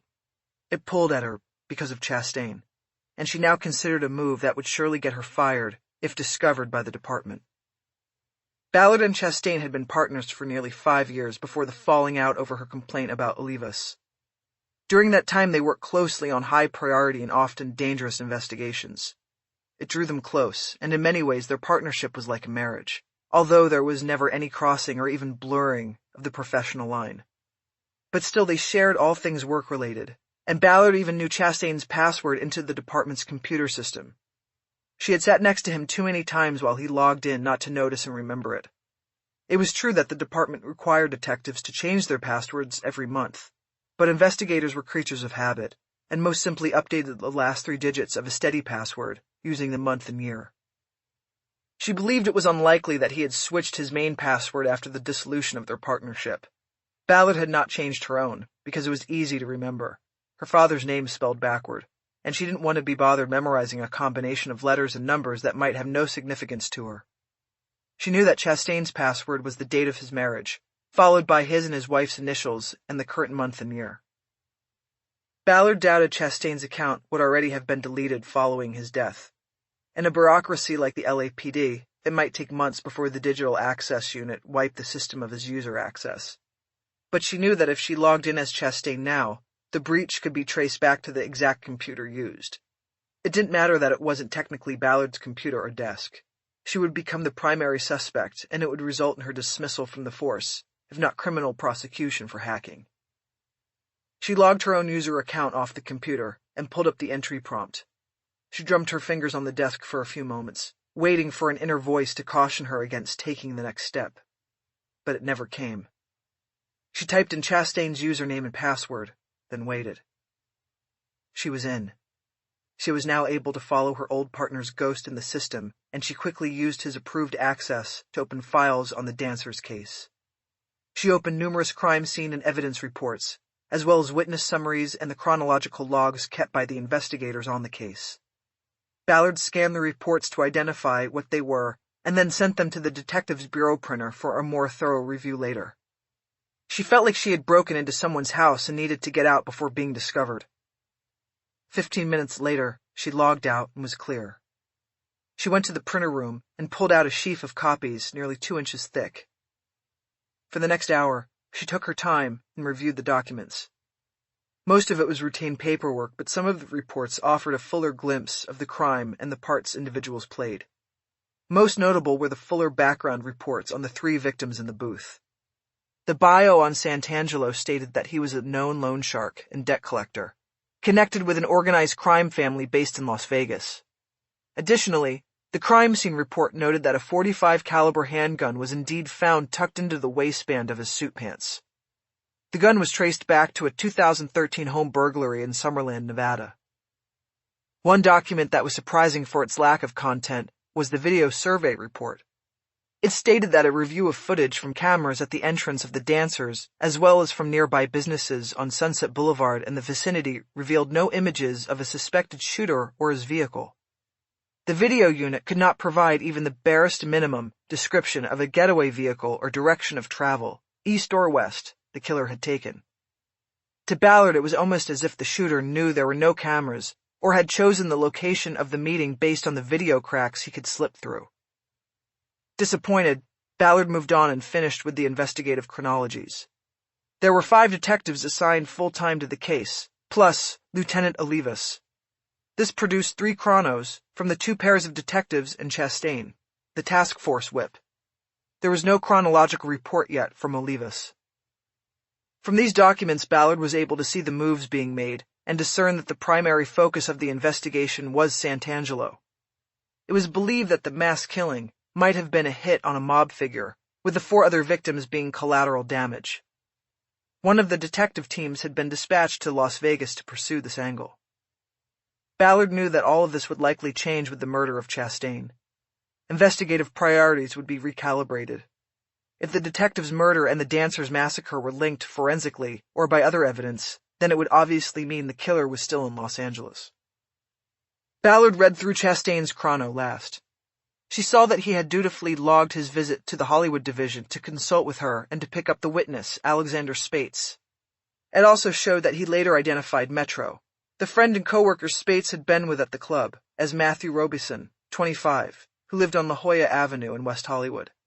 Chastain interviewed Robeson Friday morning at his apartment after getting the information from the manager of the Slick Kicks store.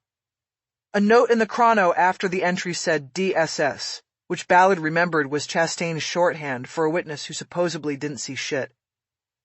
Neither Spates nor Robeson was a probative witness, but the split-second video that Spates came up with was still of high value.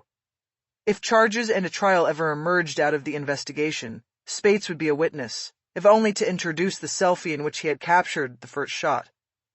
If he was challenged in some way by the defense, his pal Robeson could be brought in to testify and back up his story. Chastain's chrono contained 2 phone call entries that intrigued Ballard. The first was at 1:10 p.m. Friday. It was an outgoing call that Chastain had placed to someone named Dean Towson, and the second was the last entry in the chrono, an incoming call at 5:10 p.m. from Matthew Robeson, the witness who supposedly hadn't seen shit. No further explanation of either of the calls was registered in the log. Chastain had probably intended to fill out the details later, but Ballard noted that the call had come in and Chastain had logged it shortly before he got the word from Olivas that he was off duty for the evening. The name Dean Towson was familiar to Ballard, but she couldn't place it. She Googled it on the computer and soon was looking at the website for a criminal defense attorney specializing in federal court cases. Fabian, Ballard said out loud. It clicked. Fabian was facing federal drug charges. Towson specialized in federal cases. It was likely that he was Fabian's attorney on the Kilo case and that Chastain had reached out to him to see if he might know why his client was in that booth at the dancers when the shooting started.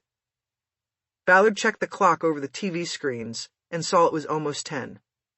She knew she could run Towson's home address down through the DMV and go knock on his door, but it was late on a Saturday and she decided her approach to the lawyer would probably be better received in daylight hours. She put the idea aside and instead called the phone number Robeson had called Chastain from. The chrono listed it as a 213 area code. Her call went unanswered and direct to a beep without an outgoing greeting. She left a message. Mr. Robeson, this is Detective Ballard with the LAPD. I'm following up on a phone conversation you had Friday with Detective Chastain. Could you give me a call back as soon as possible? She was leaving her number on the message when she saw on one of the TV screens video footage from outside Ken Chastain's house. The media had finally been alerted to the story. The sound was down on the screen, but on the video Ballard saw the chief of police addressing several reporters while Oliva stood just behind him to his left. The chief looked ashen, as though he knew that whatever had started in that booth at the dancers had now reached deep into his department and done irreparable damage. Ballard didn't need to hear a statement to know that. The last set of documents Ballard looked through were Chastain's own rough notes on the autopsies. He had transferred them to a digital file in preparation for writing reports to be submitted to the overall case file.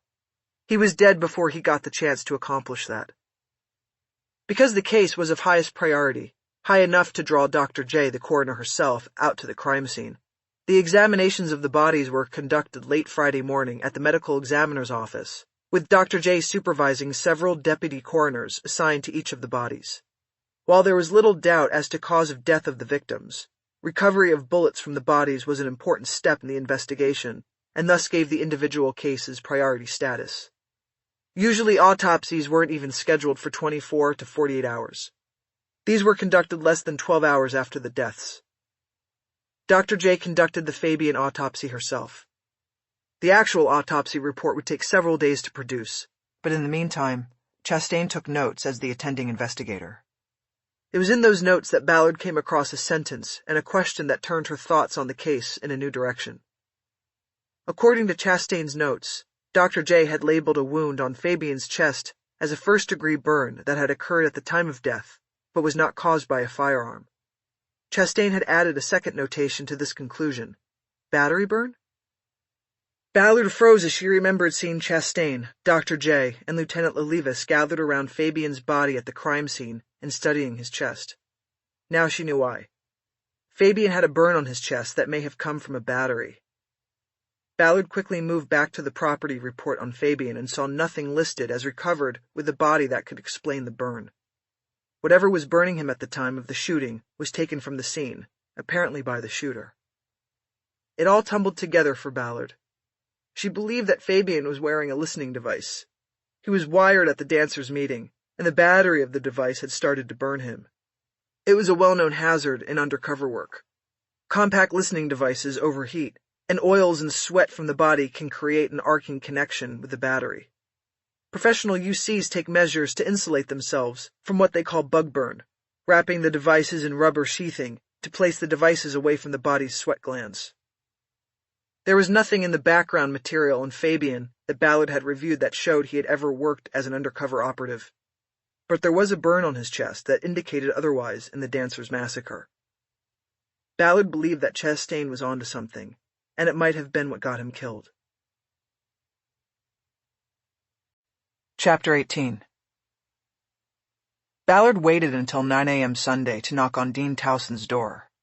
She had just come from breakfast at the Dupars in Studio City after a relatively slow night on the late shift. She'd had only 2 call-outs, first to sign off on a suicide and a second to aid in the search for a missing old man with Alzheimer's. He was found in the neighbor's carport before she even got to the call location.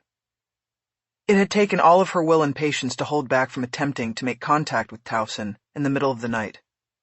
The more she considered Ken Chastain's autopsy notes, the more she believed that Towson might hold a key to solving the mystery of what happened in the booth at the dancers.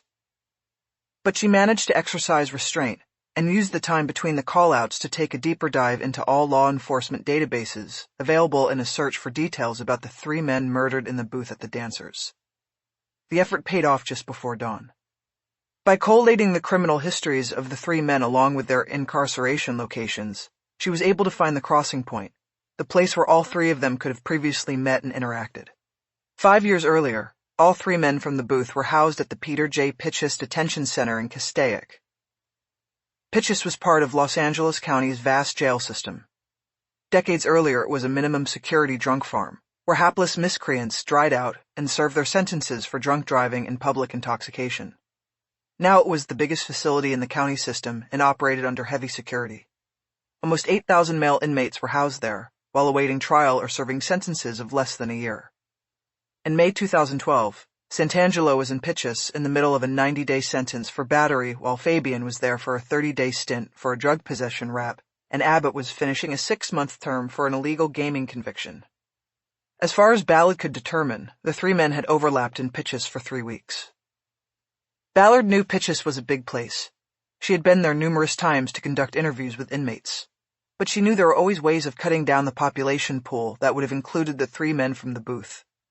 Gangs were segregated according to race and affiliation, and the dorms dedicated to gangs at Pitchess accounted for half of the facility's capacity. Ballard had found no record of any of the 3 booth men having street gang affiliation. The remaining half of the facility was further segregated into dorms for inmates awaiting trials and hearings, and for those already convicted and serving out sentences. Santangelo, Fabian, and Abbott were in this latter group. They were already sentenced. That put the pool that they were swimming in at approximately 2,000 inmates. It was a small enough number that Ballard believed it was possible that the 3 men interacted. All 3 men were involved in crimes of vice, gambling, loan sharking, and drugs, and they may have engaged in their businesses even behind the steel fences of the jail.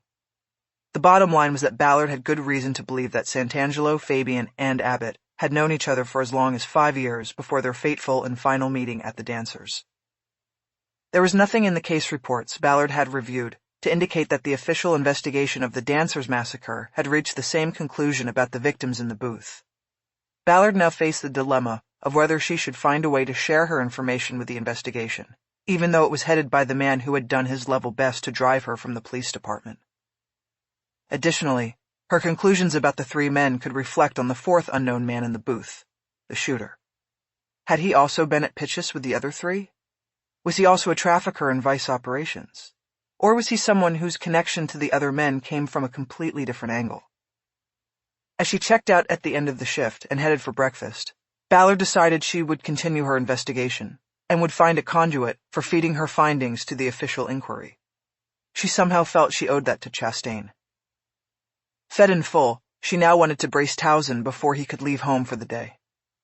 8 o'clock would have been her preferred time, but she gave him an extra hour of sleep because it was a Sunday. She was counting on his cooperation, and that extra hour of sleep could pay off. She also had hoped to catch him before he'd had time to read the Times, because she knew there was a story in it about Chastain's murder. If Towson was aware of the murder, he might refuse to talk to her out of fear that whoever had targeted Chastain might go after him next. Ballard knew that all of Chastain's moves over the last 2 days would be retraced by the detectives investigating his murder. The Times story, which he had read at Dupar's, said that the murder was being folded into the dancers' investigation, but the team working on the case would be bolstered by the detectives from the Major Crimes Unit. Ballard had pulled Towson's home address off the DMV computer and proceeded to Sherman Oaks after breakfast, carrying with her 2 cups of coffee in a cardboard tray. The defense lawyer lived in a townhouse on Dickens, just a block south of Ventura Boulevard. The place had underground parking and a security entrance on the street. Ballard waited on the sidewalk and went in when someone stepped through the gate to walk a dog.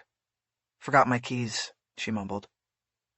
She located Towson's door and knocked. She pulled her badge off her belt and had it up and ready. He answered the door in what she assumed were his sleep clothes, workout pants and a t-shirt with a Nike swoosh on it. He was about 50 and short with a pot-belly, glasses, and a gray beard. "Mr. Towson, LAPD. I need to ask you a few questions. How'd you get into the building?" "The security door was ajar. I just came in." "It has a spring. It should have automatically closed. Anyway, I already talked to the LAPD, and it's a Sunday morning. Can't this wait until tomorrow? I have no court. I'll be in the office all day. No, sir, it can't wait. As you know, we have a critical investigation underway, and we're cross-matching our interviews. What the hell is cross-matching? Different detectives covering the same ground. Sometimes one picks up something the other missed. Witnesses remember new details. I'm not a witness to anything, but you have information that is important. You know what cross-matching sounds like? It sounds like what you do when you don't have jack shit. Ballard didn't respond. She wanted him to think that. It would make him feel important and he would be more open. It seemed clear that he didn't know that Chastain was dead. She proffered the cardboard tray. I brought you a coffee, she said. That's okay, he said. I brew my own. He stepped back so she could enter. She was in. Towson offered Ballard a seat in the kitchen so they could talk while he brewed. Ballard drank her Dupar's coffee. She had been running for almost 24 hours straight and needed it. Do you live alone here? She asked. Yep, he said. I'm as single as they come. You? It was an odd question to throw back at her. She had been establishing the lay of the land, who was in the house and how she might conduct the interview. His question to her wasn't an appropriate response, but she saw in it the opportunity to foster cooperation and to get what she needed from him. Nothing serious, she said. I work odd hours and it's hard to keep anything going. There. She had shown him the possibility. It was now time to get down to business. You were handling Gordon Fabian's defense in the federal drug case, she said. That's right, Towson said. And I know it sounds cynical, but his getting killed saved my having to put a goose egg on my scorecard, if you know what I mean. You mean you were going to lose the case? That's right. He was going to go down. Did Fabian know it? I told him. They caught him fair and square with a kilo in the glove compartment of the car he was driving, was alone in, and that was registered to him. There was really no way out of that box. Their probable cause to stop him was down the line legit as well. I had nothing to work with. We were going to trial, and it was going to be a very quick ride to a guilty verdict. He wasn't interested in a plea agreement? None was offered. The kilo had cartel markings on it. The prosecutor would only talk about a plea if Fabian gave up his connection. And Fabian wasn't going to do that, because he said he'd rather go to prison for 5 years, that's the mandatory minimum, than have the Sinaloa cartel put a hit on him for flipping. He was out on bail, $100K. How'd he come up with money for that and money for you? You are one of the better, more expensive attorneys in town. If there is a compliment in there, thank you. Fabian liquidated his mother's home, as well as some other valuables. It was enough to cover my fee and the 10% bond. Ballard nodded and took a long drink of tepid coffee. She saw Towson surreptitiously check his reflection in the glass of the overhead cabinet door and smooth his hair.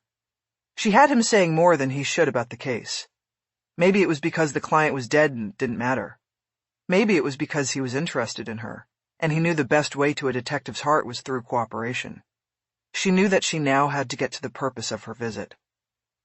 My colleague, Detective Chastain, called you Friday, she said. That's right, Towson said. And I told him pretty much what I'm telling you. I know nothing about what happened. You don't have any idea why Fabian was at the dancers on Thursday night? Not really. All I know is that he was a desperate man. They do desperate things. Like what? Like I don't know. Had he ever mentioned the names Cordell Abbott or Gino Santangelo to you before? We are straying into areas of attorney-client privilege which happens to stay solidly in place after death. But I'll tell you this. The answer is no. He never mentioned them to me. Though it is obvious he knew them. He was, after all, murdered with them. Ballard decided to get to the point. Towson was either willing to cross the privilege line or he was not. Why was Fabian wearing a wire to that meeting at the dancers? She asked. Towson stared at her for a moment before answering. Ballard could tell the question had struck a chord. It meant something. That's interesting, Towson said. Really? Ballard said. Why is it interesting? Because, as we have already established, he was fucked. And at some point in our relationship, I told him that if he wasn't willing to give up the cartel, his only way out might be to give up somebody else. And how did he respond to that? Towson breathed out heavily. You know what? I think I need to wave the attorney-client confidentiality flag here. We are getting too far into private communications between... Please, 6 people are dead. If you know something, I need to know it. I thought it was 5. Ballard realized that she had slipped and included Chastain in the count. I mean 5. What did Fabian say when you asked if he could give somebody else up? Towson finally began to pour himself a cup of coffee. Ballard watched and waited. Do you know that I worked for the district attorney's office as a baby lawyer? He asked. No, I didn't know that, Ballard said. Ballard silently rebuked herself for not backgrounding Towson when she was backgrounding his client. Towson got a half-gallon container of skim milk out of the refrigerator and topped off his cup. Yes, I was 8 years there as a deputy DA, he said. The last 4, I was in JSID. You know what that is, right? Everybody called it that, and everybody knew what it meant. The Justice System Integrity Division was the DA's own watchdog unit. You investigated cops, Ballard said.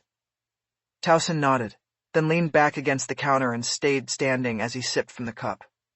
Ballard thought it was some kind of male thing. Stay standing and you have the higher ground in the conversation. That's right, he said. And we ran a lot of wires, you know. Best way to bring a dirty cop to ground was to get them on tape. They always folded if they knew their own words were going to be played in open court. Their own guilty words. He paused there, and Ballard said nothing. She knew he was trying to give her something, and still not tread all the way across the line of his dead client's confidentiality. She waited, and Towson took another drink of coffee before continuing. So let me preface this by saying again that I do not know why Fabian was in that club Thursday night, and that I have no idea who he was meeting with or what it was about. But I explained to him that if he was going to give somebody up in exchange for a plea agreement, it had to be a bigger fish than himself. I mean, obviously that's how it works. He had to give up somebody the U.S. Attorney's Office would want more than it wanted him. Okay. And what did he say to that? He said, how about a cop? Towson made a gesture with his cup of coffee of sweeping his arm away from his body, like he was saying, you can take the story from there. Ballard composed herself and her thoughts. What Towson was saying matched the theory she had been considering through the night, that Fabian had worn a wire to the meeting at the dancers, and that the 4th man in the booth was a police officer. It was the only explanation for Chastain's behavior, his continuing to work the case Friday night after being told to go home. Let's back up a second, she said. When was your conversation about bigger fish with Fabian? About a month ago, Towson said. It was the last time I spoke to him. And what did you say when he said, how about a cop? I said I knew from my JSID days that the feds always like to trade for cops. Sorry, but that's a fact. More headlines, more political cachet. Single-key drug dealers are a dime a dozen. Prosecuting a cop gets a DA salivating. So you told him all that. Did you tell him to wear a wire? No, I never said that. I cautioned him. I said crooked cops are very dangerous because they have so much to lose. Did you ask who the cop was? No, I didn't. You have to understand that this was a very general conversation. It was not a planning meeting. He didn't say, I know a bent cop. He said, what if I could deliver a cop? And in very general terms, I said, yeah, a cop would be good. And that was it. I didn't tell him to wear a wire, but I may have said something along the lines of making sure that he had something solid. That was it, and that was the last time we spoke. I never saw him again. Ballard now believed she knew the motive for the massacre, and the reason the shooter took out Fabian first. Because he was the traitor. The shooter eliminated everyone in the booth, then reached into Fabian's shirt and pulled the recorder. The question was, how did the shooter know about the wire? To Ballard it seemed obvious. The recorder had started to burn Fabian's chest, and he either revealed himself by flinching or attempting to pull the wire off his skin. There was some kind of tell that the cop in the booth picked up on, and he acted quickly and decisively when he realized the meeting was a setup. Ballard looked at Towson and wondered how much she could reveal now. Did Detective Chastain ask you any questions along these lines Friday? No, he didn't. He never mentioned any of this. Good. Good? Why is that good? Did you watch or read the news last night or this morning, Mr. Towson? I just got up. I haven't seen anything. There actually are 6 victims now. Detective Chastain was murdered late Friday night. Towson's eyes widened as he computed the news and went straight to Ballard's intended conclusion. Am I in danger? He asked. I don't know, Ballard said. but you should take all possible precautions. Are you kidding me? I wish I was. Don't put me in the middle of this thing. I made a suggestion to a client. That's it. I understand that. And as far as I'm concerned, this conversation was private. It won't go into any report or record. I promise you that. Jesus Christ, you should have told me that Chastain got clipped. I did. Yeah, after you got what you wanted from me. 5 minutes later, after assuring Towson she would not put him in harm's way, Ballard was putting on sunglasses as she was headed back to her van. At its door, she pretended to fumble with her keys, as she surreptitiously checked her surroundings. She had spooked Towson, and in doing so had spooked herself. It was time for her to follow her own advice, and take all possible precautions. Chapter 19. Ballard needed to sleep, but she kept pushing herself. After leaving Towson, she drove back over the hill and drove into West Hollywood. Her next stop was Matthew Metro Robison's home. She had left 3 messages through the night for him, and he had not returned the calls. Robison's DMV address led Ballard to an apartment complex on La Jolla, south of Santa Monica. As she cruised by, she saw an obvious city ride parked at the curb out front. She kept going and pulled over a half-block away. Stedman had told Ballard that Chastain texted his wife about wrangling a witness. Identifying and finding that witness would be priority 1, and since Chastain had documented a call from Robison as the last investigative move on his chrono, it looked like the shoe salesman was of high interest to the task force. Ballard adjusted her side view mirror so she could keep an eye on the city ride. After 20 minutes, she saw 2 detectives leave Robison's building and get in. She identified them as Corey Stedman and his partner Jerry Rudolph. They did not have anyone with them, which meant either Robison had not been home or he was home and had answered questions to their satisfaction. Judging by the lack of response from Robison the night before, Ballard was thinking that the most likely scenario was that he had not been there. Ballard waited until Stedman and Rudolph drove off, before she got out of her car and walked back to the apartment building. There was no security gate. She got to Robison's door and was surprised when her knock was answered. A small woman, who looked like she was about 19, peered out at her from behind a security chain. Ballard showed her badge.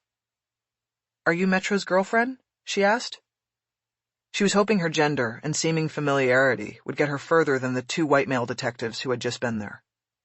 "What about it?" the woman said. "Like those 2 men who were just here? I'm looking for him," Ballard said, "but for different reasons." "What's your reason?" "I'm worried about him. He reached out to my partner on Friday, and now my partner's dead. I don't want Metro to get hurt." "You know Metro?" "Not really. I was just trying to keep him and his friend Xander out of this as much as I could. Do you know where he is?"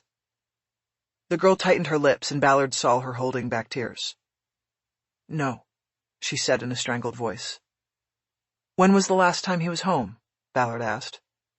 "Friday. I had work, and when I got off at 10, he wasn't here, and he didn't answer his texts. He's gone, and I've been waiting." "Was he supposed to work at Kix yesterday?" "Yes, and he didn't show. I went there and I talked to Xander and he said he never came in. They said that he's fired if he doesn't show up today. I'm freaking out." "My name is Renée," Ballard asked. "What's yours?" "Alicia," the girl said. "Did you tell all of this to those 2 detectives who were just here, Alicia?" "No, they scared me. I just said he wasn't here. They came last night too and asked the same questions." "Okay, let's go back to Friday. Metro called my partner at about 5 o'clock. Were you with him then?" "No, I go in at 4. "And where is that?" "Starbucks on Santa Monica." "Where was Metro when you last saw him?" "Here. He was off Friday and he was here when I left for work." "What was he doing?" "Nothing, just watching TV on the couch." She turned away from the door opening as if to check the couch in the room behind her. She then turned back to Ballard. "What should I do?" she asked, a tone of desperation clearly in her voice. "You're in West Hollywood here," Ballard said. "Have you reported him missing to the sheriff's department?" "No, not yet." "Then I think what you should do is report him missing.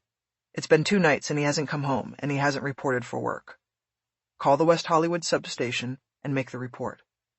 "They won't do anything." "They will do what they can, Alicia. But if Metro is hiding because he's scared, that will make it hard to find him." But if he is hiding, why doesn't he text me?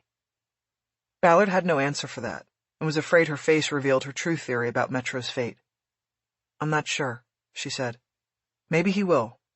Maybe he's keeping his phone off because he's afraid people can track him through it. That provided no comfort. I have to go, Alicia said. Slowly she closed the door. Ballard reached out her hand and stopped it. Let me give you my card, she said. If you hear from Metro, tell him the safest thing for him to do is call me. Tell him Detective Chastain and I used to be partners, and he trusted me. She pulled out a business card and passed it through the opening. Alicia took it without a word and then closed the door. Ballard got back into the car and folded her arms onto the steering wheel. She leaned her forehead down against them and closed her eyes. She was beyond tired, but her mind couldn't let go of the case. Matthew Robison had at first been a witness classified as DSS. Didn't see shit. And then at 5:10 p.m. Friday, he called Chastain. Within hours, one would be dead and one would be missing. What had happened? What did Metro know? Ballard startled as her phone rang. She pulled her head up and checked the screen. It was her grandmother.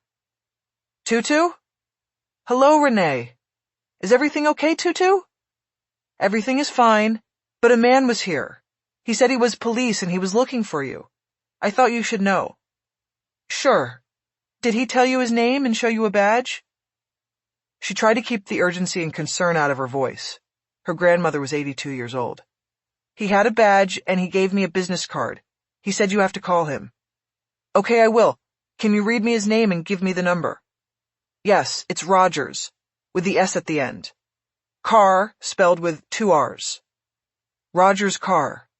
What about a number so I can call him? Ballard grabbed a pen out of the center console and wrote a 213 number on an old parking receipt. She didn't recognize the name or number. Tutu, does it say under his name where he works, like what unit? Yes, it says Major Crimes Unit. Now Ballard understood what was happening. Perfect, Tutu. I'll give him a call. Was he by himself when he came to the door? Yeah, he was by himself. Are you coming up tonight? No, I don't think so this week. I'm working a case, Tutu. Renee, it's your weekend. I know, but they've got me working. Maybe I'll get an extra day if we wrap this up. Have you been out to check the break lately? Every day I walk on the beach. A lot of boys on the water. Must be good. Ballard's grandmother lived in Ventura, not far from Solomar Beach and Muscle Shoals, the places where her son, Renee's father, had grown up surfing. Well, Ballard said, I hope it's still good next week. I'm going to call this guy now, Tutu, and see what he wants. I'll let you know next week when I'm heading up. Okay, Renee, be careful. I know, Tutu. Ballard disconnected and looked at the clock on the screen. It was 11:11, and that meant the stores on Melrose Avenue were open. According to Alicia, Xander Spates wasn't missing. She had spoken to him on Saturday at Kix when she went in looking for Metro. Ballard started the engine and dropped the car into drive. She headed down La Jolla toward Melrose. Despite what she had said to her grandmother, she had no intention of calling Rogers Carr. She knew what he was up to and what he wanted. Major crimes had been folded into the Dancers Chastain investigation, and like Stedman and Rudolph, Carr was most likely involved in tracing Chastain's last steps. That would include his visit to Hollywood Station to pick up Xander Spates and his cell phone. It would also include the final conversation she had with Chastain. That was personal and private, and she didn't want to share it. Ballard listed her grandmother's address as her permanent address on all departmental personnel records. She had a bedroom in the little bungalow and spent most of her days off up there, drawn by Tutu's home cooking and conversation, the nearby surf breaks, and the washer and dryer in the garage. But nobody besides her partner Jenkins knew exactly where she went on days off the job. The fact that Carr had made the 90-minute drive up to the house in Ventura told Ballard that he had gotten access to her personnel jacket, and that bothered her. She decided that if Carr wanted to talk to her, then he could come find her. Kix was like a lot of shops that line Melrose between Fairfax and La Brea, minimalist, chic, and expensive. It was essentially a custom athletic shoe store. Shoes by recognizable brands like Nike, Adidas, and New Balance were modified with dies, pins, zippers, and sewn-on sequins, crosses, and rosaries, and then sold for hundreds of dollars over the original retail price. And by the looks of things, when Ballard entered, nobody seemed to mind. There was a sign behind the cash register station that said, "The shoe is art." Ballard felt about as with it as a chaperone at a high school dance. She scanned the already crowded store and saw Spates opening a shoebox for a customer interested in a pair of Nikes with pink lipstick kisses emblazoned on them. He was extolling the cool factor of the shoes when he saw Ballard hovering nearby. "I'll be right with you, Detective," he said. He said it loud enough to draw everyone in the store's attention to Ballard. She ignored the stares and picked up a shoe off one of the clear plastic pedestals used to display the store's wares. It was a red Converse high top that had somehow been mounted on a 3-inch platform heel. "You would look great in those, Detective." Ballard turned. It was Spates. He had broken away from his customer, who was pacing in front of a mirror and considering the Nikes with kisses that she had tried on. "I'm not sure they would hold up on a fast break," she said. His face betrayed that Spates didn't get the joke. Ballard moved on. "Xander, I need to talk to you for a few minutes. Do you have an office in the back where we can have some privacy?" Spates gestured toward his customer. "I'm working, and this is a commission shop," he said. "We have a sale today, and I have to sell. I can't just—" "Okay, I get it," Ballard said. "Just tell me about Metro. Where is he?" "I don't know where Metro is, man. He's supposed to be here. He didn't show yesterday either, and when I called him, he didn't pick up." "If he was hiding, where would he go?" "What? I don't know. I mean, who goes into hiding? This is so weird." "When was the last time you saw him?" "That night when we left the club. Look, my customer is waiting. Let her look at herself for a couple more minutes." "What about Friday?" "You didn't see him Friday?" "No, we were both off Fridays. That's why we went out Thursday night." "So you don't know what he was doing Friday? You never called him to tell him about coming to the station and the police taking your phone? You didn't warn him that we might want to talk to him?" "No, because he didn't see anything that night. Neither of us did. And besides, I couldn't call him, because you and that detective took my phone. So why did he call the police on Friday at 5? What did he know?" "I have no idea why he called or what he knew, and I'm about to lose a sale. I gotta go." Spates walked away from Ballard and over to his customer, who was now sitting down and taking off the Nikes. It looked to Ballard like a no sale. She realized that she was still holding the Converse with the 3-inch heel. She checked the underside of the shoe and saw a price tag of $395. She then carefully put it back on its pedestal, leaving it there like a work of art. Ballard headed out to Venice and sleep after that. She picked up Lola and pitched her tent 50 yards north of the Rose Avenue lifeguard stand. She was so tired that she decided to sleep first and paddle afterward. Her sleep was repeatedly interrupted by a series of calls to her phone from a 213 number that matched digit for digit the number her grandmother had read off the business card given to her by Roger's car. She didn't answer, and he kept calling, popping her out of sleep every 30 or 40 minutes. He never left a message. After the third interruption, Ballard put the phone on mute. After that, she slept a solid 3 hours, waking with her arm draped around Lola's neck.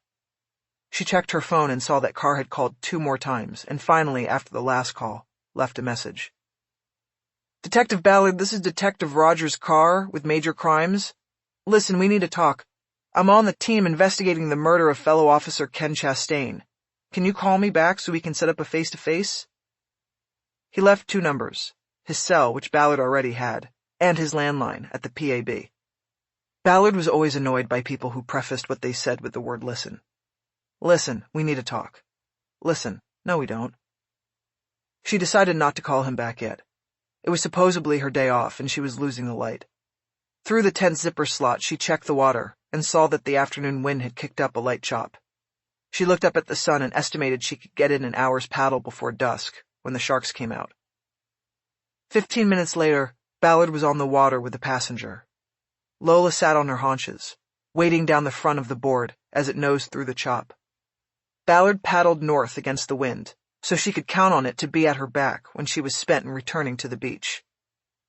She dug deep into the water with long, smooth strokes. As she worked, she let the details of the dancer's case flow through her mind.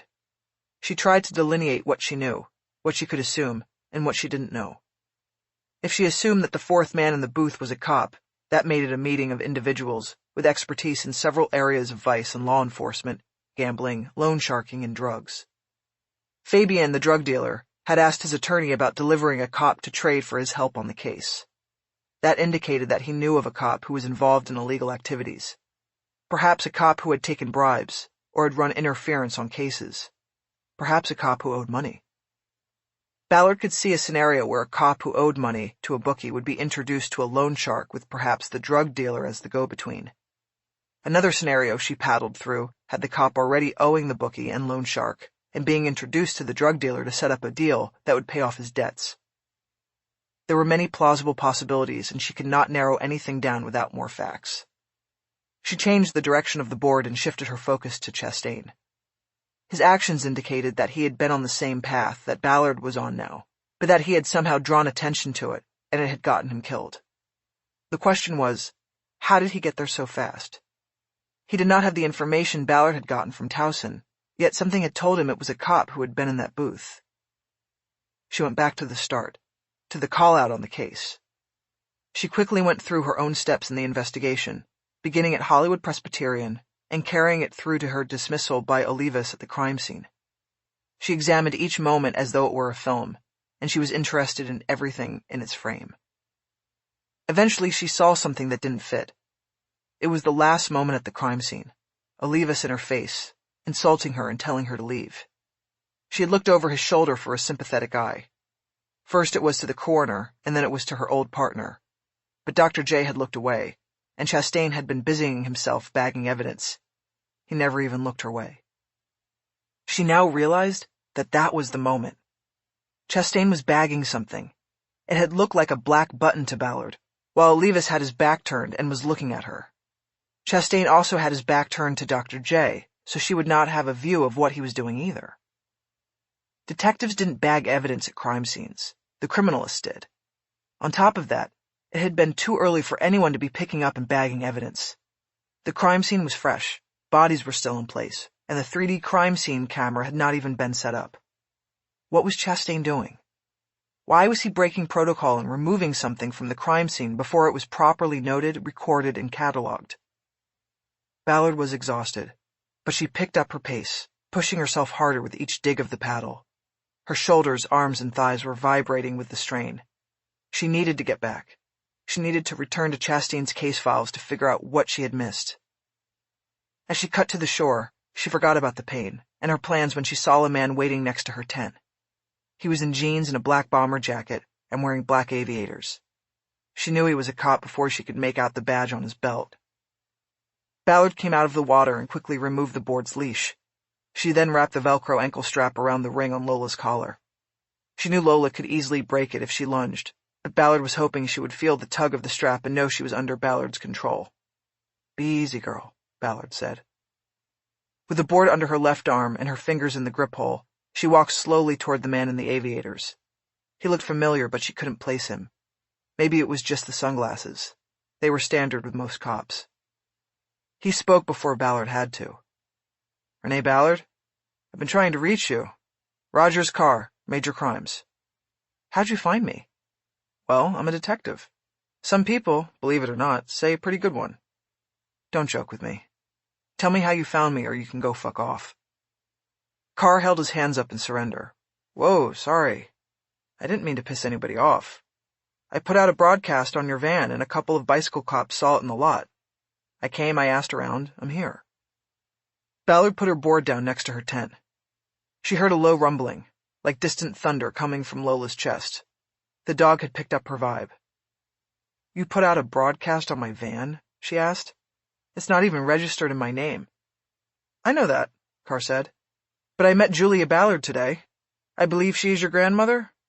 I ran her name for registered vehicles and came up with the van. I heard you like surfing and put two and two together." He gestured toward the ocean, as if it confirmed his investigative logic. "I was paddleboarding," Ballard said. "It's not surfing. What do you want?" "I just want to talk," Carr said. "Did you get my message on your cell?" "Nope." "Well, I left you a message." "I'm off today. My phone's off too. I'm on the Chastain case and we're retracing his moves in the last 48 hours. You had some interaction with him and I need to ask you about it. That's it. Nothing sinister, strictly routine. But I have to get it done." Ballard reached down and patted Lola on the shoulder, letting her know everything was all right. "There's a place down there on Dudley called The Candle," she said. "It's on the boardwalk. I'll meet you there in 15 minutes. "Why can't we go now?" Carr asked. Because I need to get a shower and to wash the salt off my dog's legs. 20 minutes, tops. You can trust me, Car. I'll be there. Do I have a choice? Not if this is as routine as you claim it is. Try the mahi-mahi tacos. They're good. Meet you there. Get an outside table. I'm bringing the dog. Chapter 20. Car was dutifully sitting at the table along the outer railing of the restaurant's side porch when Ballard showed up. She hooked the leash to the railing so Lola could be next to their table, but on the sidewalk outside the restaurant. She then walked around to the porch entrance, crossing behind Car's back, and sat down across from the major crimes detective. She put her phone on the table. As she passed his back, she had turned on the recording app she used for documenting her own interviews. Car didn't seem to suspect anything. Putting a phone on a table was a routine, though rude habit with many people. He smiled as Ballard sat down. He looked over the railing at her dog lying on the sidewalk. Is that a pit bull? He asked. Boxer mix, she said. First things first, Car. Am I a suspect in any criminal investigation or internal investigation? If so, I want a defense rep. Car shook his head. No, not at all, he said. If you were a suspect, we'd be having this conversation in the box at Pacific Division. It's like I told you. I'm on the Chastain thing, and I'm part of a team retracing his steps in the last 48 hours of his life. So I guess that means you guys don't have shit, she said. That's a fair assessment. No suspects in the dancers shooting, so no suspects on Chastain. And you're sure they're connected? Seem to be. But I don't think we're sure about anything. On top of that, it's not my call. I'm a gopher on this. Yesterday morning, I was booking a bunch of Eastern European bastards for human trafficking. I get yanked off that and put on this. Ballard realized where she recognized him from. He was on the video that had followed the report on the dancer's shooting, on the newscast she had watched in the station on Friday. She was just about to ask a question about the case when a waitress came over and asked if Ballard wanted something to drink. She ordered an iced tea. When offered a menu, she said she wasn't eating, and the waitress ran away. You sure? Car asked. I ordered the fish tacos. I'm not hungry, Ballard said. Well, I've been running all day and need the fuel. Besides, you told me to get them. This isn't a date, Car. Get to your questions. What do you want? Car raised his hands in surrender again, and Ballard noted it as a habit. I want to know about the last interaction between you and Chastain, he said. But first I need background. You two are former partners, correct? Correct, Ballard said. Carr waited for more, but soon realized that Ballard was not going to give more than one-word answers, unless he found a way to change that. How long did you two work together? He asked. Almost 5 years, Ballard said. And that ended 26 months ago. That's right. You're the one who beefed Olivas, aren't you? Once again, the blue pipeline had betrayed Ballard. What had transpired between Olivas and Ballard was a personnel matter that was supposed to be confidential. But just as the Blue Suitors and Hollywood Division roll call knew the story, so obviously did the detectives in Major Crimes. What's that have to do with this? Ballard asked. Probably nothing, Carr said. But you're a detective, you know it's good to know all the facts. The word I got is that when Chastain came to see you at Hollywood Station early Friday morning, things got tense. And that's based on what? He filed a report? It's based on a conversation he had afterward with a third party. Let me guess. Olivas. I can't discuss that. But never mind what Chastain said. How would you characterize the meeting at Hollywood Division? I wouldn't even characterize it as a meeting. He came to pick up a witness who had come in and I had interviewed. His name was Alexander Spates. He took a photo on his phone that captured the exact moment of the first shot at the dancers. Kenny came to collect both. Kenny? Yeah, we were partners once, remember? I called him Kenny. We were very familiar with each other, but we didn't fuck, if that was going to be your next question. It wasn't. Well, good for you. What was the confrontation about? His quote to a third party afterwards was, "She's still pretty mad about things." Ballard shook her head, annoyed. She could feel anger boiling up. She instinctively looked over the railing next to the table and down at her dog. Lola was lying on the concrete, tongue out, watching the procession of people going by on the boardwalk. The crowd was filtering out and off the beach post-sunset. Lola had been through a lot before Ballard had rescued her. Abuse, starvation, fear. But she persevered and always maintained her calm. until there was a legitimate threat to herself or her owner. Ballard composed herself. Am I okay discussing personnel matters, since you believe they are somehow significant to your investigation? She asked. I think yes, Carr said. Okay. Then the so-called confrontation occurred when Ken Chastain offered a half-assed apology for totally fucking me over in my harassment complaint 2 years before. Put that in your report. He said he was sorry? For what? For not doing the right thing. He didn't back me and he knew he should have. So here we are 2 years later and I'm out of RHD and working the late show in Hollywood and he apologizes. Let's just say the apology wasn't accepted. So this was just an aside. Nothing to do with the witness or the dancer's investigation. I told you that at the beginning. Ballard leaned back as the waitress brought her iced tea and Carr's tacos. She then squeezed the lemon into her glass as he began to eat. You want one of these? Carr offered. I told you I'm not hungry, Ballard said. His starting to eat gave her time to think. She realized that she had dropped her own agenda for the conversation. She had been put on the defensive, largely through her own anger, and had lost sight of what she needed to accomplish with this interview. That is, get more information than she gave up.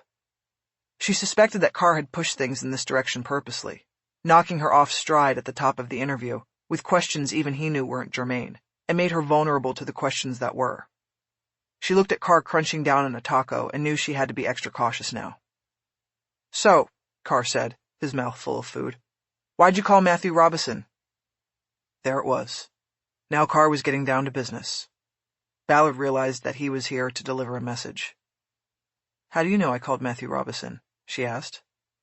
We've got a task force of 8 investigators and 2 supervisors on this, Carr said. I don't know how every piece of intelligence or evidence is procured. All I know is that you called him last night, several times, and I want to know why. If you don't want to answer, then maybe we will book that room over at Pacific Division and have a sit down there. He dropped a half-eaten taco to his plate. Things had suddenly gotten very serious. I called Robison to check on him, Ballard said. I felt responsible. I gave Spates to Chastain, and Spates gave him Robison. Now Chastain is dead. I went to Kenny's house. They wouldn't let me get close, but I picked up some intel that the last thing they knew about Kenny was that he was out Friday night trying to wrangle a witness. I know what wrangle a witness means, and I thought about Robison. I figured he was the guy Chastain, was trying to wrangle. So I called and left messages, and he hasn't called me back. That's it. She had chosen her words very carefully, so as not to reveal her extracurricular activities, including hacking her dead former partner's computer files. For all she knew, Carr was taping her while she was taping him. She needed to make sure she said nothing that would bring internal affairs down on her. Carr used a napkin to wipe guacamole off the corner of his mouth, and then looked at her. Are you homeless, Detective Ballard? He asked. What are you talking about? She asked indignantly. You list that place 2 hours up the freeway as your home on personnel records. And it's on your driver's license, too. But I don't think you're there that much. That lady up there didn't seem to know when you were coming back. That lady doesn't give up information to strangers, badge or no badge. Look, I work the late show. My day begins when your day ends. What's it matter where I sleep or when I sleep? I do my job. The department requires me to have a permanent residence, and I have one, and it's not 2 hours up the coast when I drive it. Do you have any real questions? Yes, I do. Carr picked up his plate and handed it to a busboy who was walking by their table. Okay, he said. For the record, let's go over your activities Friday night. You want my alibi now? She asked. If you have one. But like I said at the top, you are not a suspect, Detective Ballard. We have the trajectory of the shot that killed Chastain. You would have had to be standing on a step stool to make the shot. And do you have the time of death yet? Between 11 and 1. That's easy, I was on shift. I went to roll call at 11, then I went to work. You leave the station? Ballard tried to remember her movements. So much had happened in the past 72 hours that it was hard to recall what happened when. But once she had a beat on things, it all fell into place. Yes, I left, she said. Right after roll call, I left and went to Hollywood Presbyterian to check on a victim from an attempted murder I was working. I took photos, and a nurse over there named Natasha helped me. Sorry, I didn't get her last name. I never thought I'd need to confirm an alibi. That's okay, Carr said. When did you clear the hospital? A little after midnight. I then went to look for my victim's crib. I had an address on Heliotrope, and it turned out to be a homeless camp. She lived in an RV there, but somebody had taken it over and was squatting in it. So I called for backup so I could take a look around inside. Officers Herrera and Dyson got the call. Okay, and after that? I returned to the station by 1:30. I remember driving by the dancers and seeing the crime scene van still out there. So when I got back, I went into the watch office to see what the lieutenant knew about it. I remember seeing the clock in there and it was 1:30. Carr nodded. And you were tucked in for the rest of the night? He asked. Hardly, Ballard said. I got a line from a credit card security office in India on a motel room being used as a drop for stolen credit card purchases. I went over there and busted a guy. This time it was officers Taylor and Smith backing me up, and then the suspect's parole agent came in as well. His name is Compton, if you need it. Inventorying all the shit in the motel room and booking the suspect carried me through to dawn and end of shift. Great, and all easily checked. Yeah, for someone who isn't even a suspect. I'm glad I wasn't home sleeping all night. I'd be in big trouble. Listen, detective, I know you're all pissed off, but this had to be done. If we end up taking a guy down for Chastain, the first thing his lawyer will look at is whether we ran a full field investigation and checked out other possibles. You and Chastain had a falling out. A good defense lawyer could make hay with that at trial, and all I'm doing here is getting us into a position to head that off. I'm not the bad guy. I'm helping to make sure that we get a guilty verdict on whoever did this. His explanation seemed plausible on the surface, but Ballard couldn't buy in. She had to remember he was part of an investigation headed up by Lieutenant Olivas, a man who wouldn't mind her being completely banished from the department. Oh, good to know, she said. Thanks for the sarcasm, Carr said. And for what it's worth, I think you got royally screwed on your beef with Olivas. I know it. Everybody knows it. Just like everybody knows he's the kind of guy who would do what you said he did. He did the surrendering hands thing again. Now, would I say that if I was a bad guy? He said. Especially when I know you're recording every word I say.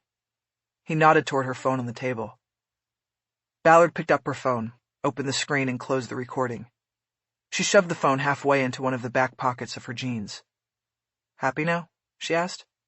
I don't care if you recorded me or not, he said. She looked at him a moment. What's your story, Carr? She asked. He shrugged. No story, he said. I'm a cop. And funny, but I don't like it when cops get murdered. I want to contribute, but they put me off on you. And I know it's bullshit, but it's my part in this, so I'm going to do my part. They? Olivas and my lieutenant. Other than spinning their wheels with me, do they have anything at all to go on? Near as I can tell, nothing. They don't know who the fuck they're looking for. Ballard nodded and thought about how much she could or should trust Carr. What he said about her complaint against Olivas went a long way with her, but she knew he had either been shut out of some of the case information or was holding back. If it was the former, that would be par for the course. Task force investigations were often compartmentalized. If it was the latter, then she was talking to a man she couldn't trust. She decided to move forward and see how he reacted. Has there been any mention of the possibility of it being a cop? She asked. In the booth and with Chastain? Seriously? Carr asked. No, nothing. Not that I've heard.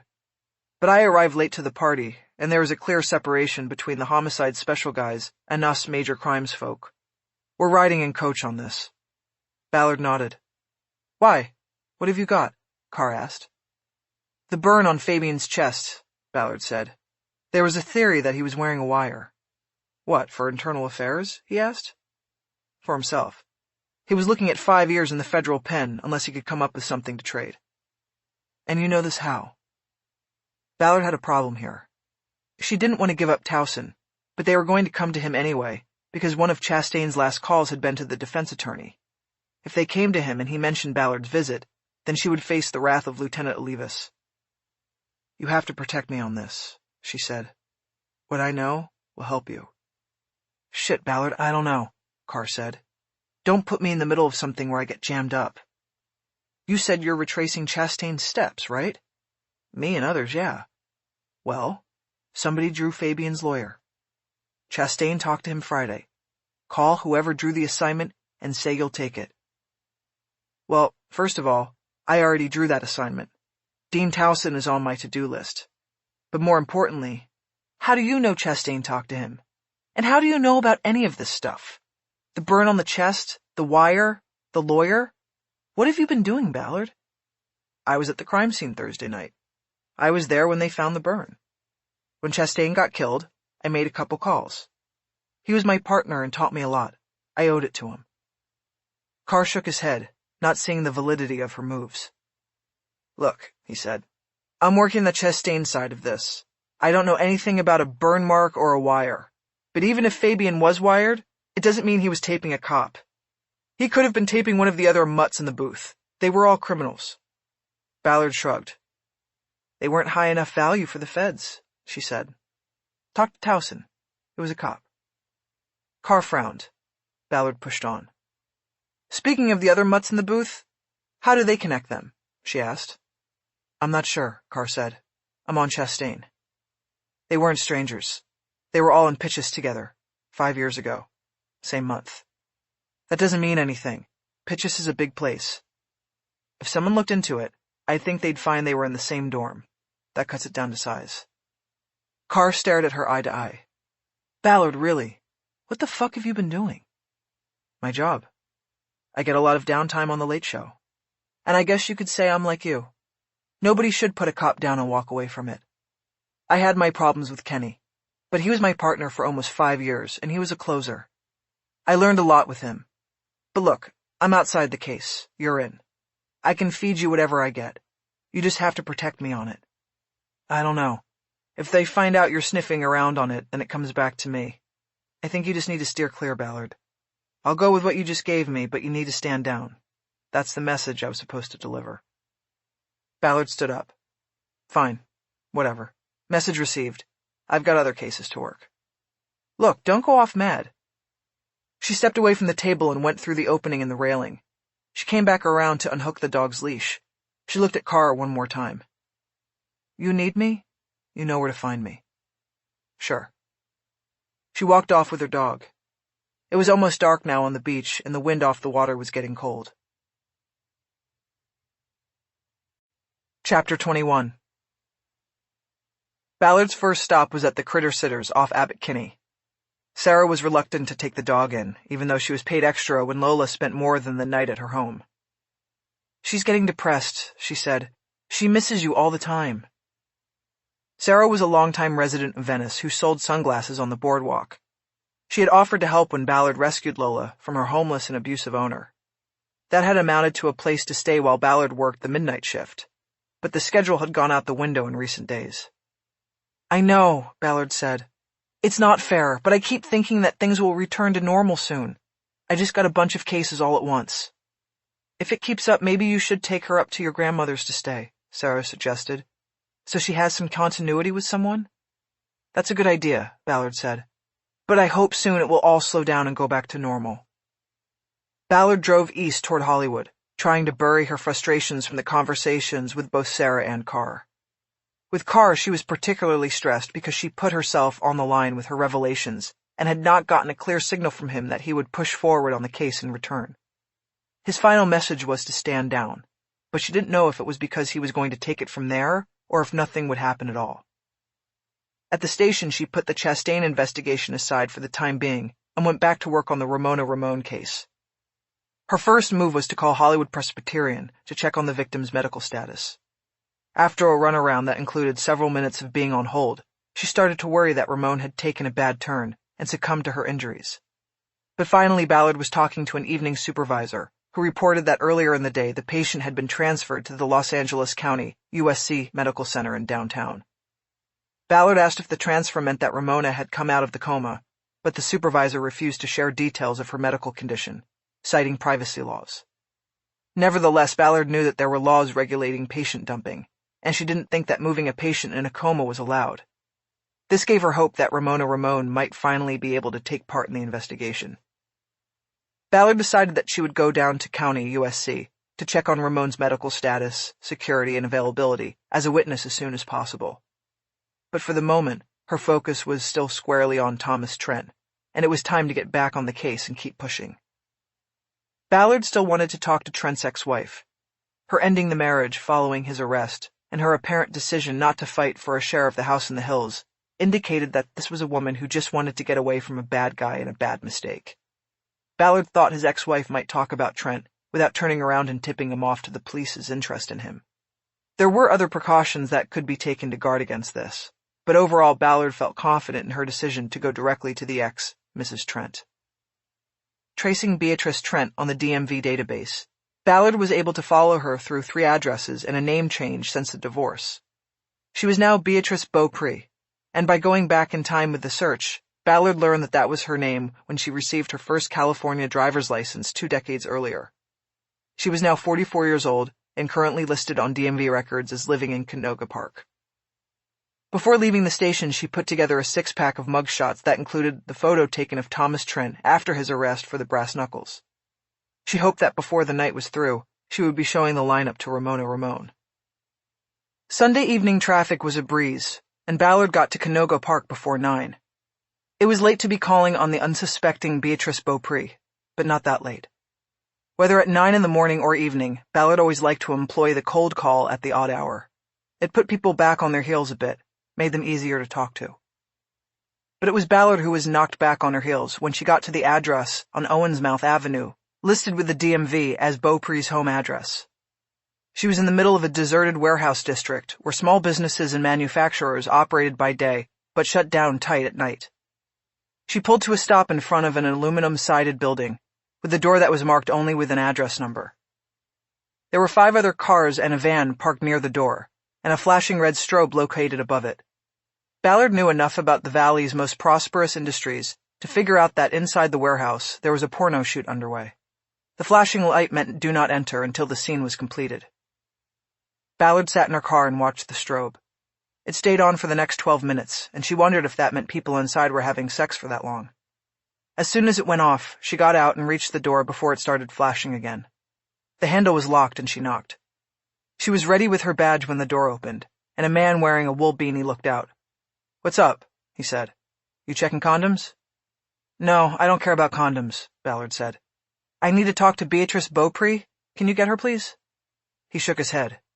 "Nobody named that here," he said. He started to pull the door closed, but Ballard grabbed it and recited the description she remembered from Beaupre's DMV records. Black female, 5'10", 44 years old. She might not be using the name Beatrice. "That sort of sounds like Sadie. Hold on." This time Ballard let him close the door. She clipped her badge to her belt and turned her back to the door as she waited. She noticed that 2 of the warehouses across the street had no outside signage either. One of them had a strobe light over the door as well. Ballard was at ground zero for the billion-dollar-plus industry that some said kept the Los Angeles economy rolling. The door finally opened and a woman fitting the description in the DMV records stood there. She wore no makeup. Her hair was pulled back in a haphazard knot, and she wore a t-shirt and baggy workout pants. She was not what Ballard expected a porn star to look like. "What can I do for you, officer?" "It's Detective. Are you Beatrice Beaupre?" "I am, and I'm working. You need to state your business or be gone." "I need to talk to you about Thomas Trent." That hit Beaupre like a swinging door. I don't know anything about him anymore," she said, "and I gotta go." She started backing inside and pulling the door closed. Ballard knew that she had one shot and that it might risk the whole investigation if she took it. "I think he hurt someone," she said. "Badly." Beaupre paused, her hand on the knob. "And he'll do it again," Ballard said. That said it all. Ballard waited. "Fuck," Beaupre finally said. "Come in." Ballard followed her into a dimly lit entry with hallways that went right and left. A sign with an arrow said the stages were to the left and offices and craft services to the right. They went right and along the way past the man who had originally opened the door to Ballard. "Billy, tell him we're taking a 15-minute break," Beaupre said. "And I mean 15. Don't let anybody leave the stage. In 10 minutes, start Danielle fluffing. We shoot as soon as I get back." They passed an alcove set up with a kitchen counter covered with baskets of snacks and candy bars as well as a coffee maker. A long cooler was open on the floor and filled with water bottles and cans of soda. They went into an office with the name Shady Sadie on the door. The walls were lined with posters from adult film features that showed nearly nude performers in provocative poses. It looked to Ballard from the titles, costumes, what little there was of them, and poses that the videos slanted toward bondage, and sadomasochistic fetishes. A lot of female domination. Have a seat, Beaupre said. I can give you 15 minutes and then I have to shoot. Otherwise it will be like herding cats out there. Beaupre sat behind a desk and Ballard took the chair opposite her. You're the director? Ballard asked. Director, writer, producer, cinematographer. You name it, Beaupre said. I'd do the whipping and fucking too, but I'm too old. Who did Thomas hurt? At the moment, he's a person of interest. The victim was a transgender prostitute that I believe was abducted, raped, and tortured over a 4-day period, and then left for dead. Fuck. I knew he would do it one day. Do what? Act out his fantasies. That's why I left him. I didn't want him acting them out on me. Miss Beaupre, before we go on, I need you to promise that what we talk about here will be kept confidential, especially from him. Are you kidding? I don't talk to that man. He's the last person on earth I would talk to. Ballard studied her for signs of deception. She saw nothing that dissuaded her from proceeding. She just wasn't sure where to start. She pulled out her phone. Do you mind if I record this? She asked. Yes, I do, Beaupre said. I don't want to be involved in this, and I don't want a recording floating around out there that he might one day hear. Ballard put the phone away. She had expected Beaupre's response. She proceeded without recording. I'm trying to get a bead on your ex-husband, she began. What kind of guy he is, what would make him do something like this crime, if he did it. He's fucked up, Beaupre said. Simple as that. I make S&M videos. The action is fake. The pain is not real. A lot of the audience knows that, and a lot don't want to know that. They want it to be real. He's one of them. Did you meet because he was interested in your videos? No, we met because I wanted to buy a car. He was a salesman? That's right. I think he recognized me, but he always claimed he didn't. From directing? No, I was still a performer back then. I think he'd seen me on video and came running across the showroom, wanting to help put me into something sweet. He always denied it, but I think he'd seen my work. Ballard pointed a thumb toward the door. Shady Sadie. That's your porno name? One of many. I've had a long line of names and looks. I sort of reboot every few years, like the audience does. Right now I'm Shady Sadie, the director. Let's see, I've been Ebony Nights, Shaquilla Shackles, BB Black, Stormy Monday, a few others. What, you seen me? She had noted Ballard's smile. No, it's just a weird coincidence, Ballard said. 2 nights ago I met a man who called himself Stormy Monday. In porn? Beaupre asked. No, something else entirely.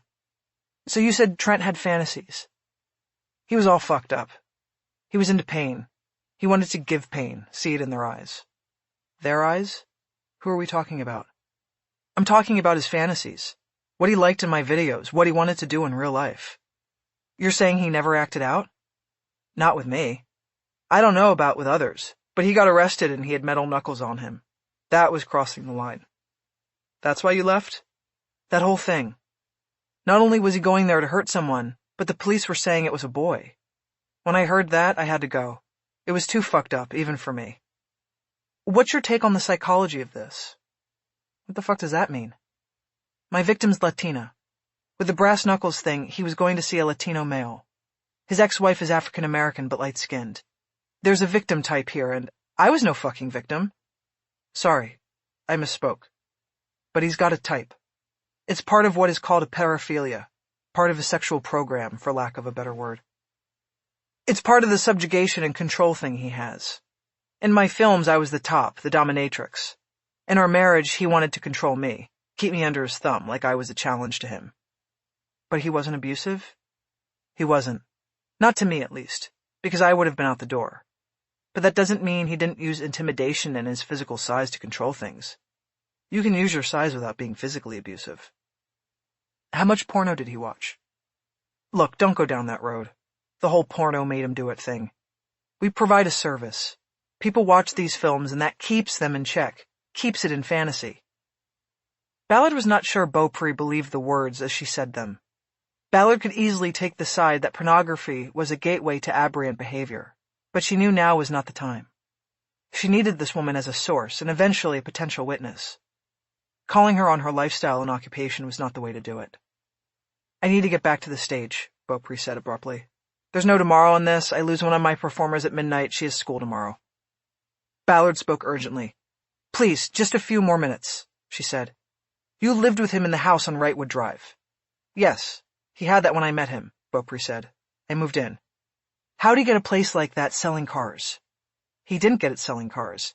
He exaggerated his injuries from when he was in a helicopter crash coming back from Catalina. Got a hack doctor to back him on it and sued. He ended up getting like $800,000 and bought the upside-down house. Ballard leaned forward in her chair. She wanted to proceed cautiously and not feed any answers to Beaupre. You mean like it was in foreclosure? She asked. They were upside down on their mortgage? No, it was literally upside down, Beaupre said.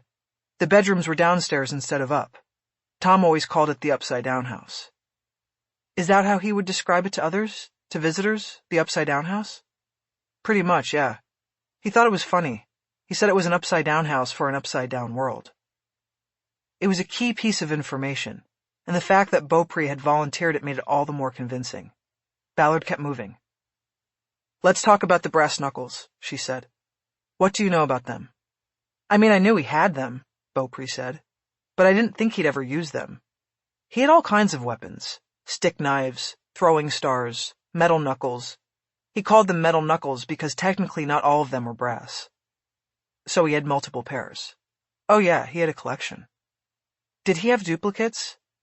The pair that were seized during his arrest said good and evil on them. Did he have another pair like that? He had a bunch of them, and most said that. That was his thing. He said he would have had that tattooed on his knuckles, good and evil, except he'd probably lose his job.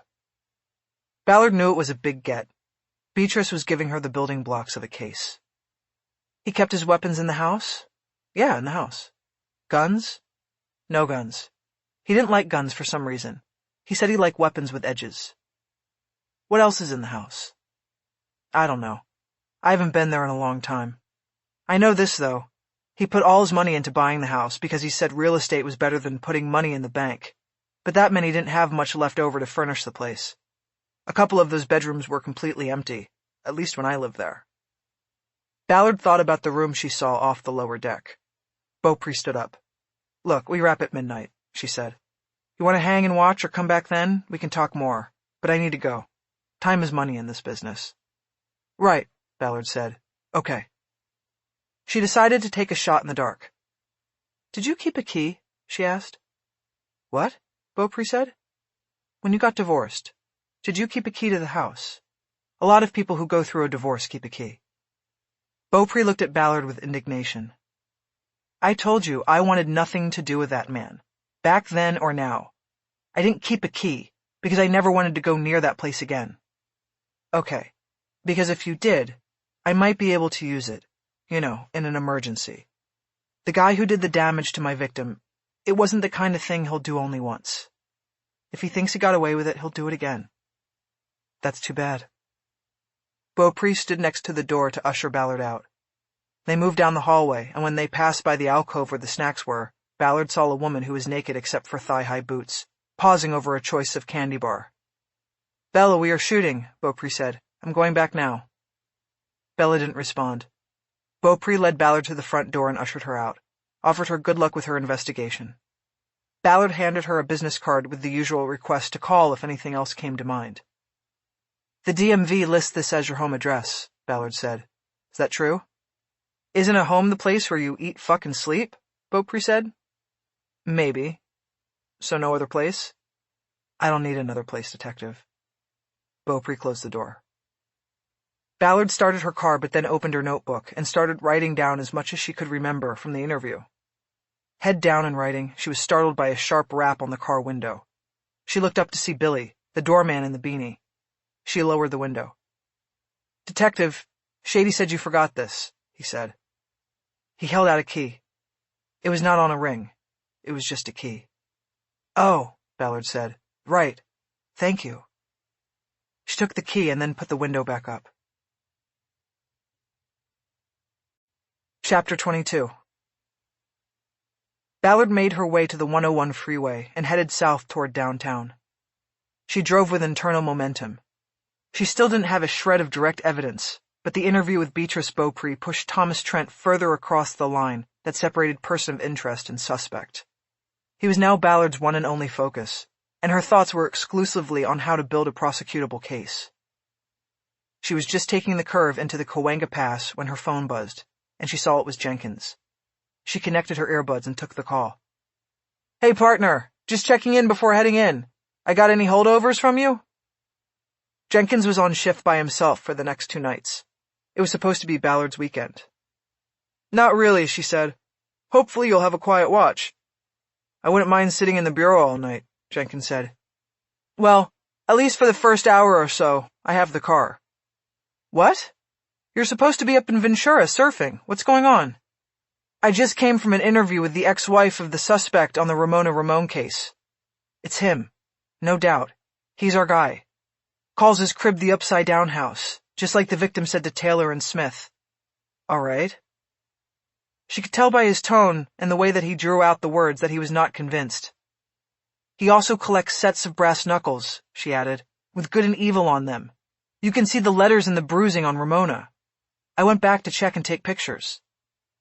Jenkins was silent at first. This was new information to him, and it was also an indication of her obsession with the case. Finally, he spoke. "You have enough for a search warrant?" "I'm not there yet, but the victim was transferred to county, which I don't think they could do if she was still in the coma. So I'm headed there, and if she's awake, I'm going to have her look at a 6-pack.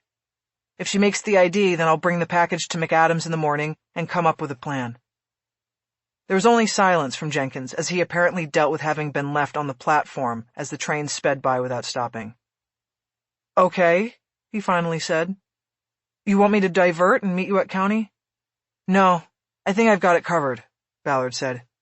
"You get in and take roll call, see what's going on. I'll let you know when I'm on my way back with the car." County USC used to be a dire place, but in recent years it had gotten a facelift and a paint job, and was no longer as cheerless as it had once been. Its medical staff were no doubt as dedicated and skilled as the crew at any private hospital in the city, but like with most giant bureaucracies, everything always came down to budget. Ballard's first stop was at the security office, where she showed her badge and attempted to persuade a nighttime supervisor named Roosevelt to put extra eyes on Ramon. Roosevelt, a tall, thin man nearing retirement age, was more interested in whatever was on his computer screen than in what Ballard was selling. "No can do," he said bluntly. "I put someone on that room, I gotta take him off the ER door, and no way those nurses down there will let me do that. They'd skin me alive if I left them unprotected like that." "You're telling me you got one guy in the ER and that's it?" Ballard said. "No, I got 2. One inside, one out. But 99% of our violence happens in the ER. So we have 2-step protection. One guy on the walk-ins, another to handle those that come in the back of an ambulance. I can't lose either one. So meantime, my victim is up there naked. No protection at all. We have security in the elevator lobbies, and I float. If you want extra protection up in that room, then I would invite you to ask the LAPD to provide it." "That's not going to happen." "Then I'm sorry." "I got your name, Roosevelt. If anything happens, it'll go in the report. Make sure you spell it right, just like the president." Ballard next went up to the acute care ward, where Ramon was being treated. She was disappointed to learn that, while the patient had been conscious and semi-alert when transported from Hollywood Presbyterian, she had since been sedated and intubated after a setback in her condition. Choosing to find and interview Beaupre as the day's priority had cost Ballard a chance to communicate with her victim. She nevertheless visited Ramon and took cell phone photos as part of the continuing documentation of the depth of her injuries and treatment. She hoped someday to show them to a jury. Afterward, Ballard made a stop at the nursing desk on the ward and handed the duty nurse a stack of her business cards. "Can you pass these around and keep one there by your phone?" she asked. "If anybody comes in to see the patient in 307, I need to know. If you get any calls inquiring about her status, I need to know. Take a name, number, and say you'll get back to them. Then tell me. Is the patient in danger?" "She was the subject of a vicious attack and left for dead. I checked with your security officer and got turned down on extra security. So all I'm saying is be vigilant." Ballard left then, hoping that putting the word in the duty nurse's ear might get some results. Hospital security would find it harder to resist internal safety concerns than those from the LAPD. Back at the station by midnight, Ballard was walking down the rear hallway toward the D Bureau as Jenkins came down the stairs from the roll call room. They walked into the bureau side by side. "Anything going on?" Ballard asked. "All quiet on the Western Front," Jenkins said. He held up his hand as she put the city ride's keys in his palm. "Ramona look at a six-pack?" Jenkins asked. "Nope," Ballard said. "Missed my chance. I'm pissed at myself. I should have been there when she was awake." "Don't beat yourself up. Brain injury like that? Chances are she's not going to remember a thing. And if she did, a defense attorney would go to town on the ID." "Maybe. So you're going to go up the coast now?" "Not yet. I want to write up a summary on my witness from tonight." "Man, you act like this place still pays overtime or something." "I wish." "Well, get it done and get out of here." "I will. What about you?" "Monroe says I have to write up a report about the witness bust from the other night. Somebody filed a notice of intent to sue, said they suffered pain and humiliation because they were locked up in a jail bus. I have to say they were never locked up." "You gotta be kidding me." "I wish." They went off to their respective corners of the room. Ballard got right to work on a witness statement drawn from the interview with Beatrice Beaupre, putting special emphasis on the revelation that Thomas Trent often referred to his home as the Upside-Down House. It would be ready to go into a charging package if Ramona Ramone ever ID'd Trent. 30 minutes later, she completed the report. She was also finished for the night, but then remembered she wanted to check the property report on the dancer's case. She went to her filing cabinet and looked through the thick ream of documents she had printed while going through Chastain's files. She located the preliminary evidence report and took it back to her desk. The evidence list was 7 pages long. It wasn't the official evidence report from forensics, but the ledger that an RHD detective would keep while at the crime scene. It served as a reference for the investigators on any evidence that had been collected while they awaited the official report. Ballard went through it twice, but saw nothing listed that resembled the small black button she had seen Chastain scoop into an evidence bag. She became convinced that her former partner had taken evidence from the scene without documenting it. It was something small, and something that sent him off the reservation, conducting his own investigation. An investigation that got him killed. Ballard sat there motionless as she ran the image of Chastain at the crime scene through her mind. Her attention was then drawn to the other side of the room, when she noticed Lieutenant Monroe enter the bureau from the front hallway and head toward where Jenkins was sitting. Ballard thought Monroe was probably going to send her partner out on a call. She grabbed the evidence report and got up to listen, in case it was a situation in which Jenkins would need a backup. She grabbed her rover as well and headed their way. Though the desks Jenkins and Ballard used were in diagonally opposite corners of the squad room, there wasn't a direct pathway between them. Ballard had to walk down an aisle along the front of the room and then down a second aisle to come up behind Monroe. As she approached, she saw an uncomfortable look on her partner's face as he looked up at the watch commander, and she realized that Monroe wasn't handing out an assignment. "All I'm saying is, you're the lead. You call the shots. Put her on a leash," and the rover in Ballard's hand started broadcasting a call. Monroe stopped and turned to see Ballard standing there. "And what, LT?" she said. Monroe's face momentarily showed his shock, and then he threw a glance back at Jenkins, registering his betrayal and not being warned of her approach. "Look, Ballard," he said. "So you want me on a leash?" Ballard asked. "Or are you just the messenger?" Monroe held up both hands, as if trying to stop a physical rush from her. "Ballard, listen to me. I didn't know you were here," he stammered. "You're supposed to be off. I mean, if I knew you were here, I would have said the same thing to you as I said to Jenks." "Which was what?" she asked. "Look, there are people who are afraid you're going to fuck things up, Ballard. Afraid you're going to cross a line on this Chastain thing. It's not your case, and you need to stand the fuck down." "What people, LT? Olivas? Is he worried about me or himself?" "Look, I'm not naming names. You're naming me. You just went to my partner and said, 'Put Ballard on a leash.' Like you just said, I'm only the messenger here, detective, and the message is delivered. That's it." He turned and headed toward the rear hallway, taking the long way to the watch office rather than having to pass by Ballard. Ballard looked at Jenkins when they were alone. "Asshole," she said. "Fucking coward," Jenkins said. "Took the long way back." "What would you have said to him if I hadn't walked up?" "I don't know. Maybe I would have said, 'You got something to say to Ballard? Tell her yourself.' Maybe I would have said, 'Fuck off.' I hope so, partner." So what exactly have you been doing that's got their balls twisted? That's the thing, I'm not sure. But that's the second so-called message I've gotten today. Some guy from Majors went up to Ventura and then down to the beach to find me and tell me the same thing. And I don't even know what I did. Jenkins scrunched his face up in suspicion and worry. He wasn't buying that she didn't know what she had done. He was worried she would keep doing it. Watch yourself, kid. These people don't fuck around. I already know that. He nodded. Ballard stepped up to his desk and put down the rover for him to use. I think I'm going to go up to the suite, she said. Come get me if you need me. Otherwise I'll probably catch you before you leave. Don't bother, Jenkins said. Sleep late if you can. You need it. Just pisses me off that he comes in here to you because he thinks I'm out. Look, I've been reading about Japan to Marcy, and they have this saying over there. I'm talking about these men and you're telling me about Japan? Would you listen to me? I'm not one of these men, okay? I read her books about places we never got to. She's interested in Japanese history right now, so that's what I'm reading to her. And there's a saying that they have about conformist society. The nail that sticks out gets pounded down. Okay, so what are you saying? I'm saying there's a lot of guys in this department with hammers. Watch yourself. You don't have to tell me that. I don't know. Sometimes I think I do.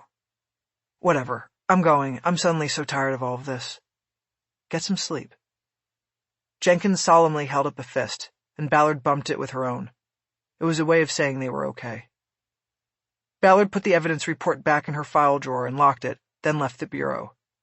She went up the stairs, in the back hall, to the station's second floor, where across the hall from the roll call room, there was a room known as the honeymoon suite. It was a bunk room with 3-tier bunks running along opposite walls.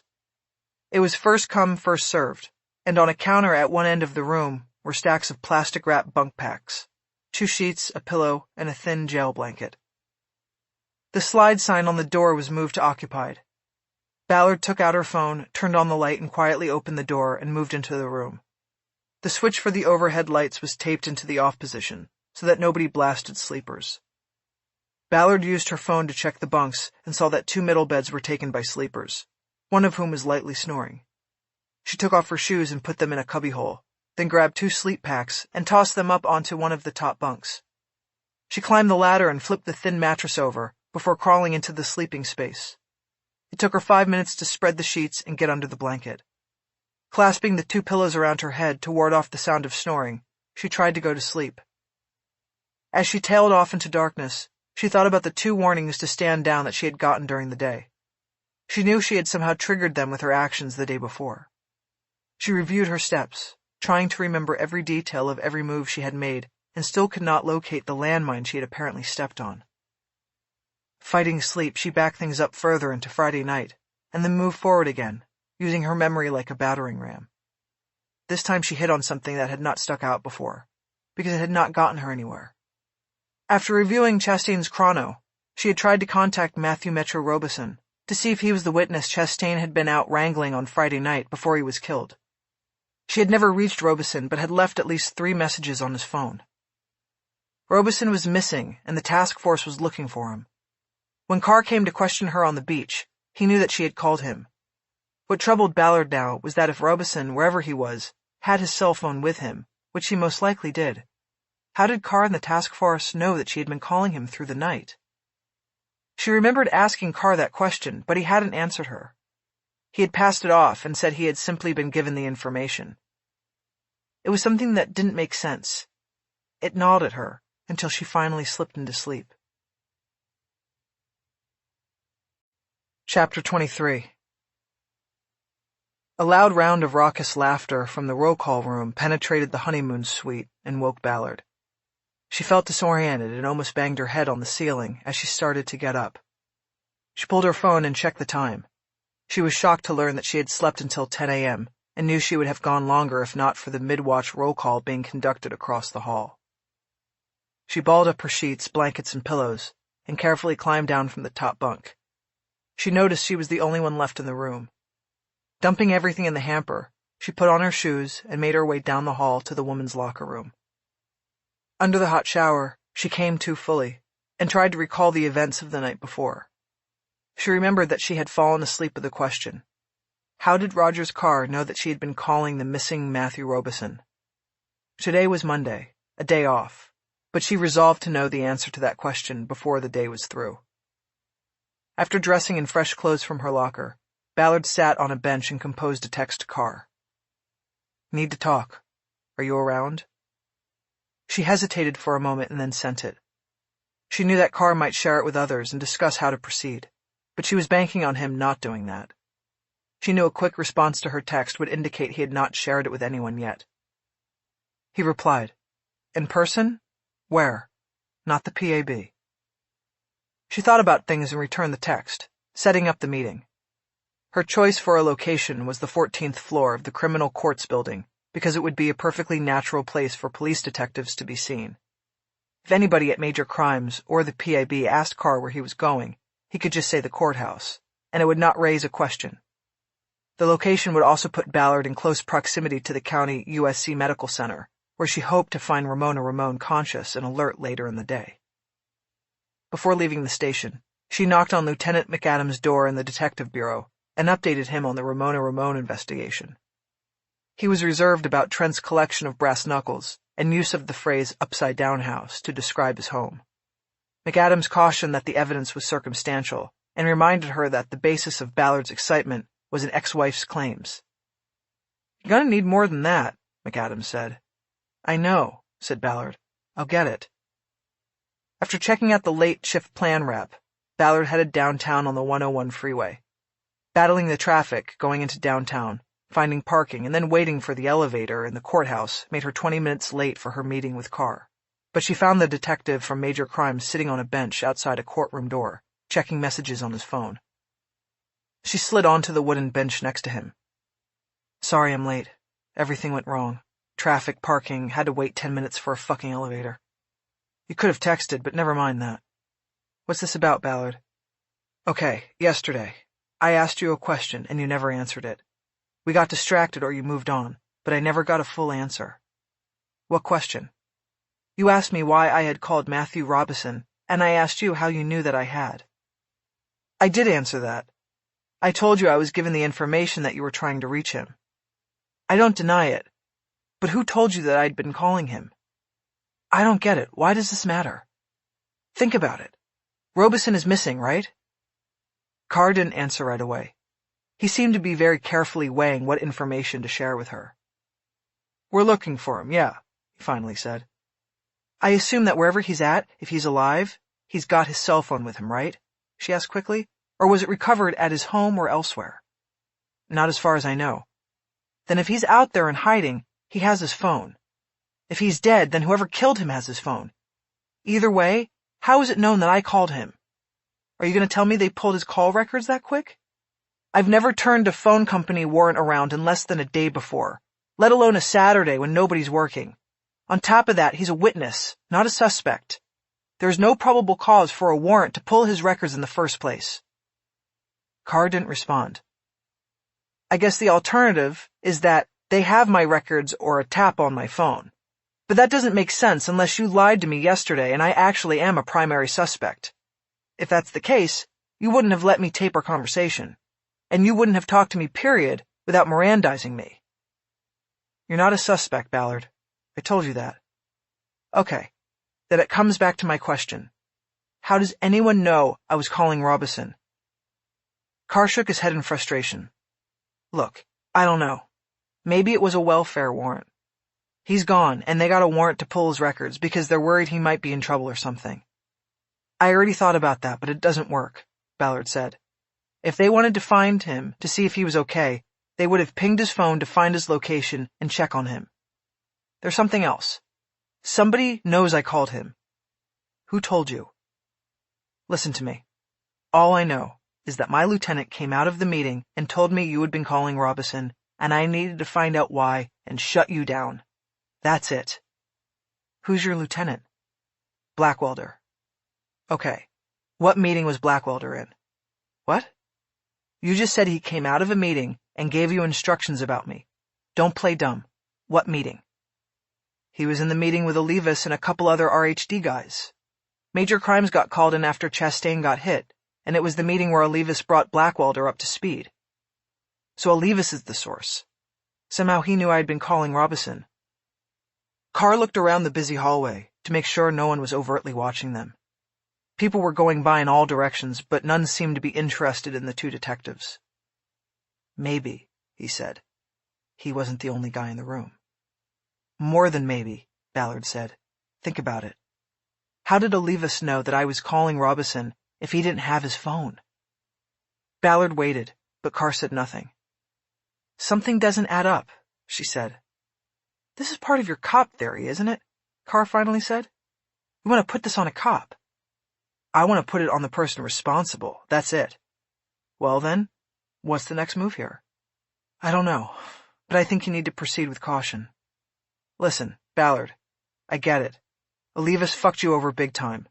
But suggesting without a shred of evidence that he knows about this or has information about, that's not what I'm doing. Seems like it to me. Frustrated, Ballard looked around the hallway while she decided what to do. I have to go, she finally said. Where? Carr asked. You still need to steer clear of this, Ballard. I have my own case to work, so don't worry. She stood up and looked down at Carr. Don't look at me like that, he said.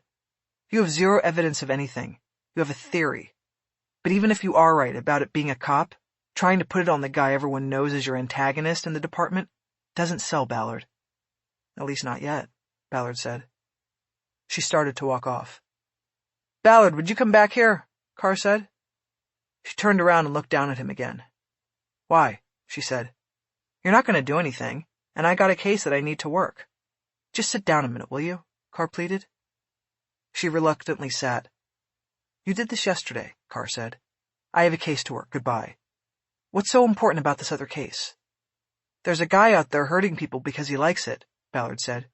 He's big evil, and I'm going to stop him. Thomas Trent? How the fuck do you know that? But then she shook her head. She didn't need the answer, though Carr gave it. You know that every access to NCIC is logged, he said. I saw that you ran down the 3 stiffs in the booth in this Thomas Trent. I was wondering who this guy was and what the connection was. Now you know, Ballard said. No connection. You people. That case has nothing to do with Chastain or the dancers or anything else. Good to know.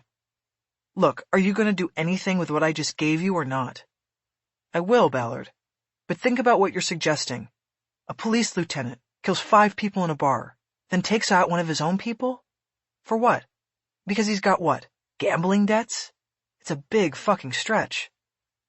There's no explanation for why people kill. You know that.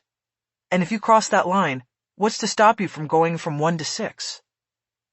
She looked off and down the hallway. In that moment, she saw a man avert his eyes from her. He was across the hall and 1 courtroom down. He was wearing a suit, but he looked more cop than lawyer.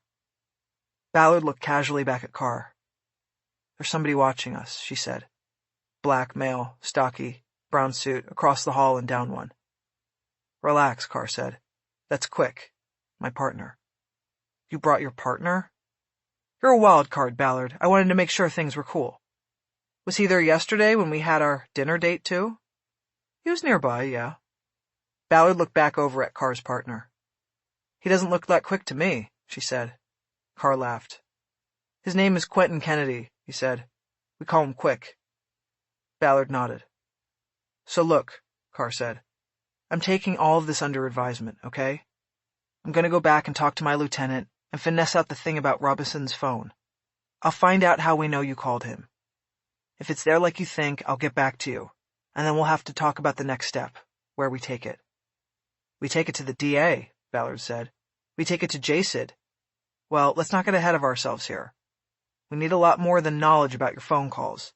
There still could be a reasonable explanation. You keep thinking that, Carr, and keep Quick on your 6. You don't want to end up like my former partner. Ballard stood up again. Without another word, she walked off toward the elevator alcove.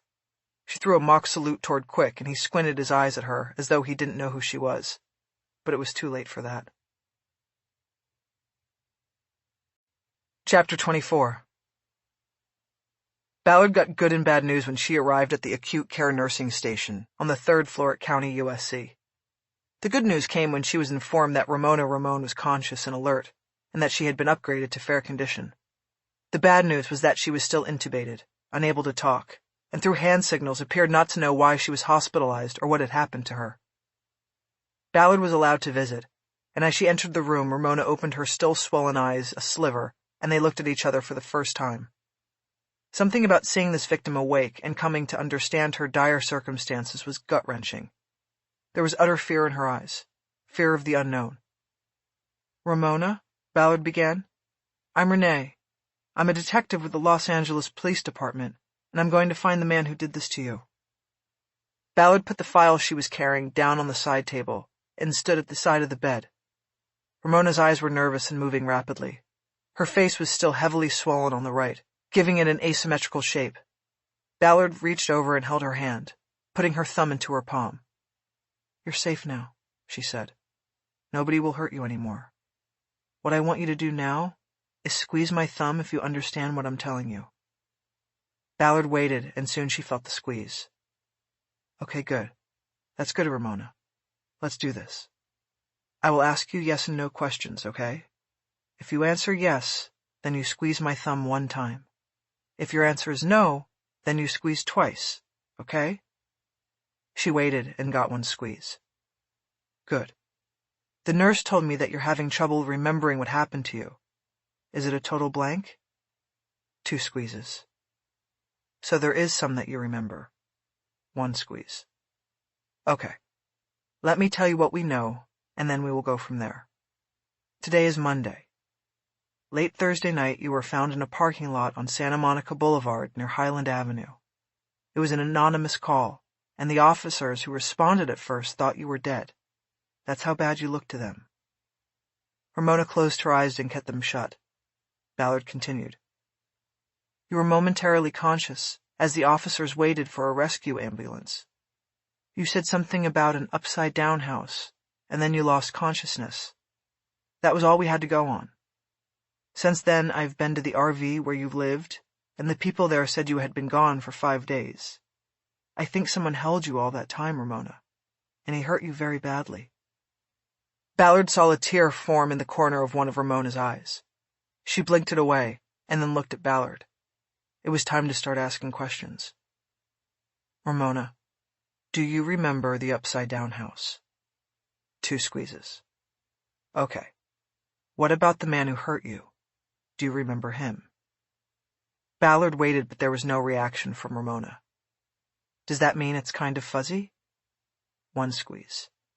"Okay, that's all right. That's fine. Let's start with some basics then. Do you remember what race the man was?"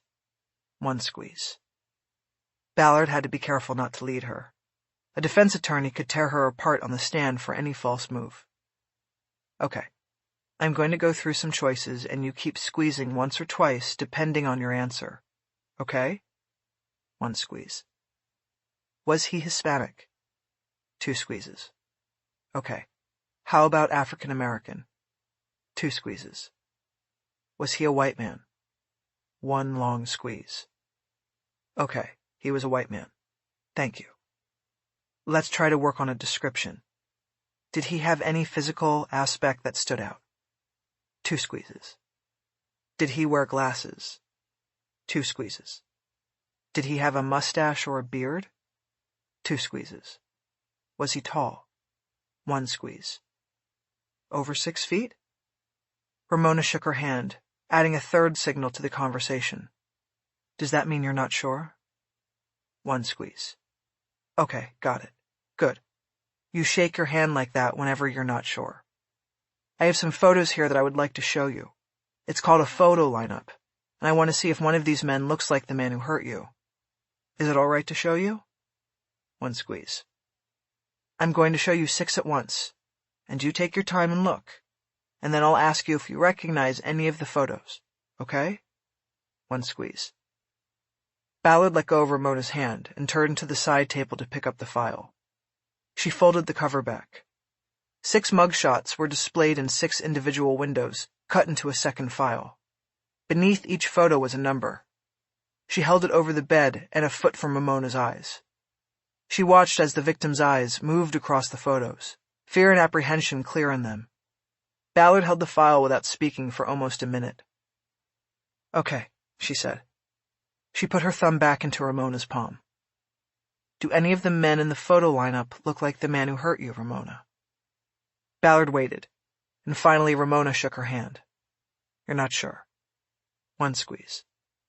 Okay, let's just go through them. Does the man in the photo marked number 1 look like the man who hurt you? 2 squeezes. Does the man in the photo marked number 2 look like the man?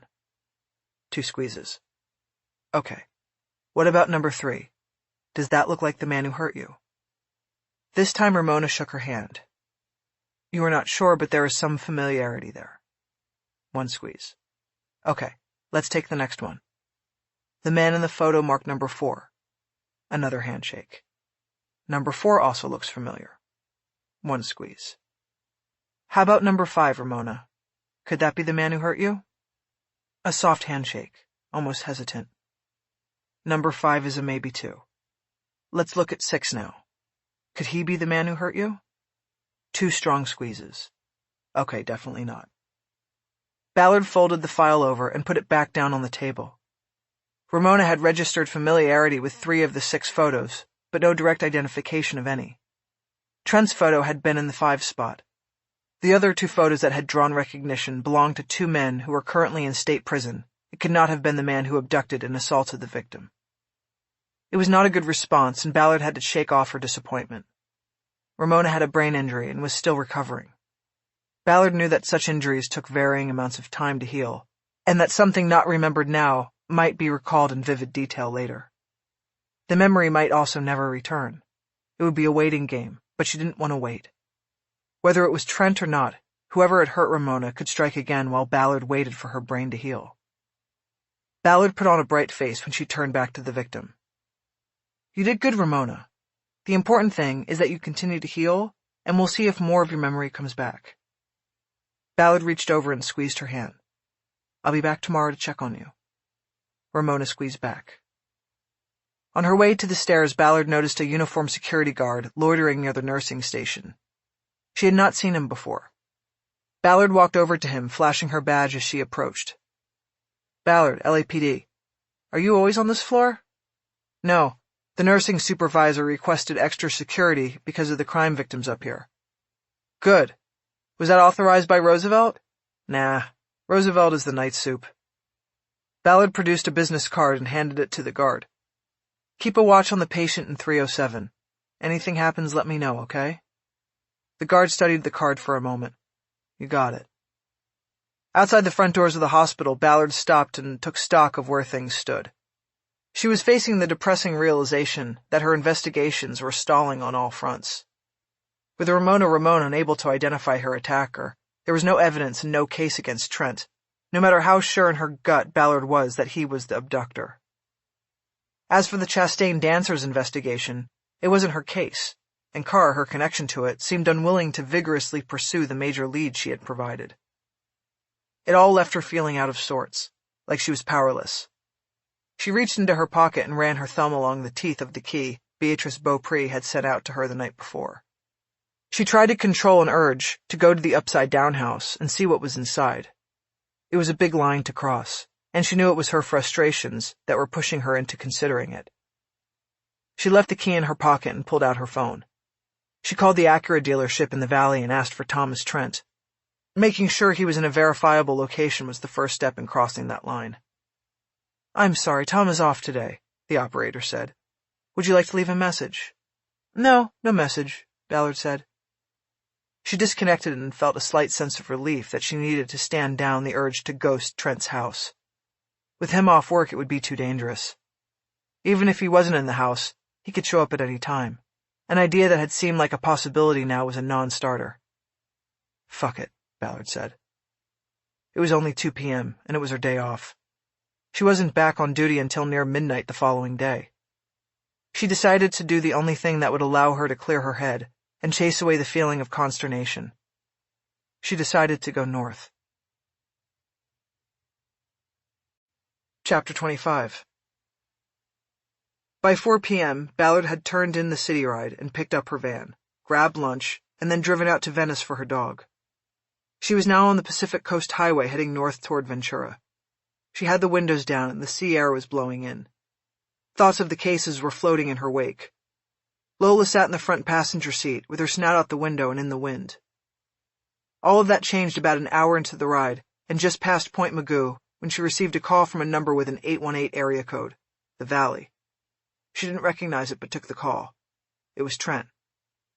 "Hi there," he began cheerfully. "Tom Trent here, and guess what I'm looking at?" "I have no idea," Ballard said hesitantly. "An Arctic White 2017 RDX, fully loaded and ready to go. When do you want to come by the dealership?" You're there now?" "Sure am." Ballard didn't understand, since she had called a few hours earlier and been told that he was off. Trent seemed to sense her confusion. "I'm supposed to be off today," he said, "but vehicle intake called and said we got the white RDX in, so I came in pronto. I want to make sure nobody else grabs this out from under us. What time works for you tonight?" Ballard knew she could set up an appointment and then go to his house while he was at the dealership waiting. But in the hours since she had left the hospital, she had retreated from that line and now was unsure she could cross it. She had also already called her grandmother and said she was coming up for dinner. "Tonight's not good," she said. "I can't come in." "Stella, I brought this in here for you," Trent said. "It's beautiful. It's got the rear view camera, everything.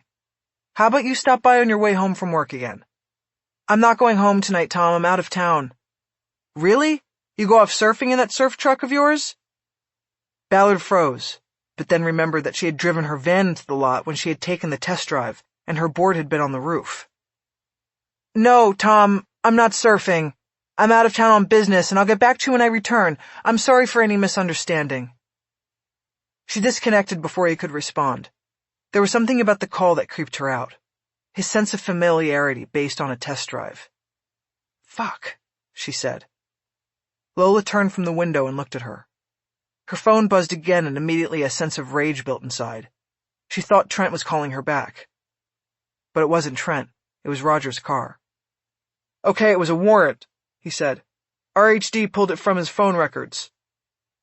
He was talking about Robeson's phone and Ballard's calls to it. She was skeptical. How'd they get around probable cause? He's a witness, not a suspect. They didn't say he was a suspect. They cited exigent circumstances and that the holder of the phone was in possible danger. That's it. "Did you get anything else? Like who else called him and who he called?" "No, Ballard, I didn't. I didn't even ask, because that was not part of the investigation I was given." "Of course not. I mean, why go the extra mile when it's easier to keep your head buried in the sand?" "Ballard." She disconnected and rode the rest of the way to Ventura in silence, barely able to contain her frustration with being on the outside, looking in. That night at dinner, Ballard's grandmother tried to cheer her up by making her childhood favorite, black beans and rice with guacamole and fried plantains. Ballard loved the food, but still had little to say other than to compliment the cook. It was the cook who did most of the talking and asked the questions. Tutu was a small woman and seemed to be shrinking with age. Her skin was nut brown and hard from years in the sun, first teaching her only son to surf, and then traveling to beaches around the world to watch him compete. Still, her eyes were sharp, and she knew her granddaughter better than anyone. "Are you working on a case?" she asked. "I was," Ballard said. "It kind of stalled out on me." "But you're working on something, I can tell. You're so quiet." "I guess so. I'm sorry." "You have an important job. It's okay." "No, it's not. I need to forget about things for a little while. If you don't mind, after dinner, I'm going to go out to the garage and do some laundry, and wax a shorty to use tomorrow." "You're not going to paddle?" "I think I need a change of pace." "Do what you need to do, darling. After the dishes, I'm going up to bed." "Okay, Tutu. But tell me, have you heard anything lately from Makani?" "No, not since Christmas." "That's a shame." "Not really. It is what it is. She finds a phone on Christmas and when she needs something. That's fine." Makani was Ballard's mother. As far as Renée knew, she was alive and well and living on a remote ranch land in Kaupo, Maui. She had no phone and no internet, and she had no inclination to be in regular contact with the daughter she had let go to the mainland 20 years ago to live in the home where her dead father had grown up. Even when Ballard had returned to her native Hawaii to go to the university, there was no connection. Ballard always believed it was because she was too strong a reminder of the man Makani had lost to the waves. Ballard stayed in the kitchen to help with the dishes, as she always did, working side by side with her grandmother at the sink. She then hugged her and said goodnight. She took Lola out to the front yard and looked up at the clear night sky while the dog did her business.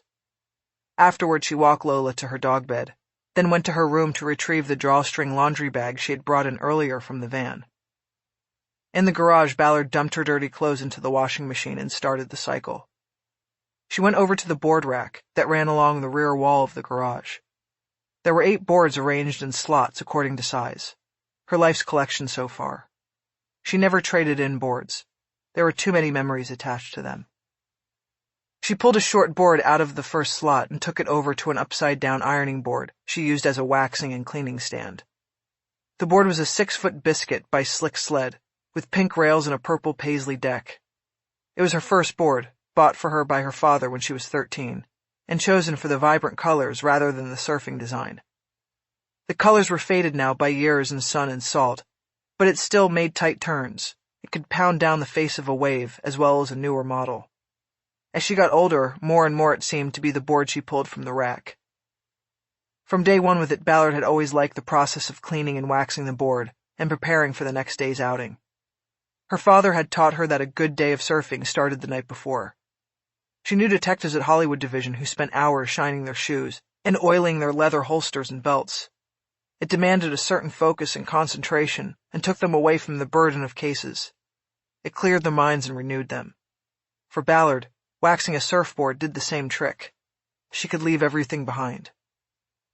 First, she took a wax comb out of the toolbox on a nearby workbench and started stripping the old wax off the deck.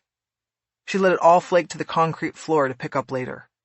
The last step of the process was the cleanup. Once she got most of the old wax peeled off, she grabbed the gallon jug of firewater off the shelf over the workbench. She poured the cleaning solvent onto a rag and wiped down the board's deck until it had a shining reflection of the overhead light. She stepped over and hit the wall button that opened the garage door so the chemical smell of the cleaner would dissipate. She came back to the board, dried it with an old terry cloth robe, and then grabbed an unopened cake of sex wax off the shelf. She carefully applied a base, and then a thick top coat to the deck. She had always surfed goofy foot, right foot forward, and was sure to double down on the wax on the tail section where she would plant her left heel. Every surfer was particular about how they combed their wax. Ballard always followed her father's lead and combed front to back, leaving grooves that followed the water lines. Go with the flow, he would say. When she was finished, she flipped the board over on the stand to finish the job, with the most important part of the whole process, cleaning and slicking the surface of the board that would meet the water. She first leaned down and studied the integrity of the old fiberglass patch near the nose. The board had gotten dinged in a surf bag on a trip to Tavarua Island in Fiji. In 20 years it had been all over the world, and her father's patchwork was the only blemish. She saw the fibers from the patch were beginning to fray, and she knew she needed to take the board into a glass shop soon. But it would be good for at least one more day at the beach. She grabbed a surf key out of a can on the bench and tightened the keel fin. Finally, she poured more firewater onto the board and cleaned the entire surface. She dried it, and it was good to go. It was so slick and shiny she could see herself in it when she tilted the board up to move it to her van. She also saw sudden movement coming from behind her. Before she could react, a black plastic bag came down over her head and was pulled tight around her neck. She dropped the board and started to struggle. She grabbed at the plastic in the hands that held it tight behind her head. Then a thickly muscled arm came around and formed a vise on either side of her neck. A forearm was driven into the back of her neck, pushing her further into the V-hold. Locked in the vise, she felt her feet come off the ground as her attacker leaned back and used his chest as the fulcrum upon which to lift her. Soon she was kicking at air, and her hands could find nothing to grab onto. And then the darkness took her. Chapter 26. Ballard opened her eyes and tried to raise her head. There was dim light coming from behind her. She tried to get her bearings and instinctively knew she had been drugged. When she turned her head, her vision sloshed like water in a bucket and then caught up and steadied. She squeezed her eyes shut and then reopened them. Things didn't change. she realized she was naked, and there were several points of pain across her body. A gag was drawn tightly across her mouth and pulled back between her teeth, and she couldn't move. She was sitting in a wooden straight-back chair. Her wrists were down by her hips, bound to the back posts of the chair. She had been bound so tightly and for so long that all feeling was gone from her fingers. A belt wrapped her torso and held her securely to the seat back. Her ankles were attached to the front legs of the chair. She tried to remember what had happened. Had she been beaten? Had she been raped? She found it hard to control her anxiety, and the harder she tried to breathe through the gag, the more her chest expanded against the belt that cut into her ribs just beneath her breasts. She raised her head again and took in the space. To her left, she saw a blurred reflection in a full-length wall mirror. The bindings on her wrists and ankles were black plastic zip ties. There was also a small table to the left with nothing on it but a key. At the far end of the room, the floor-to-ceiling curtains were closed, and she could see light leaking in around the edges, but could not tell if it was sunlight, moonlight, or artificial light. She saw her clothes in a pile on the floor near the curtains. It looked like they had been torn or cut from her body. She knew where she was. The lower room of Thomas Trent's upside-down house. She was now seeing it from the other side of the glass.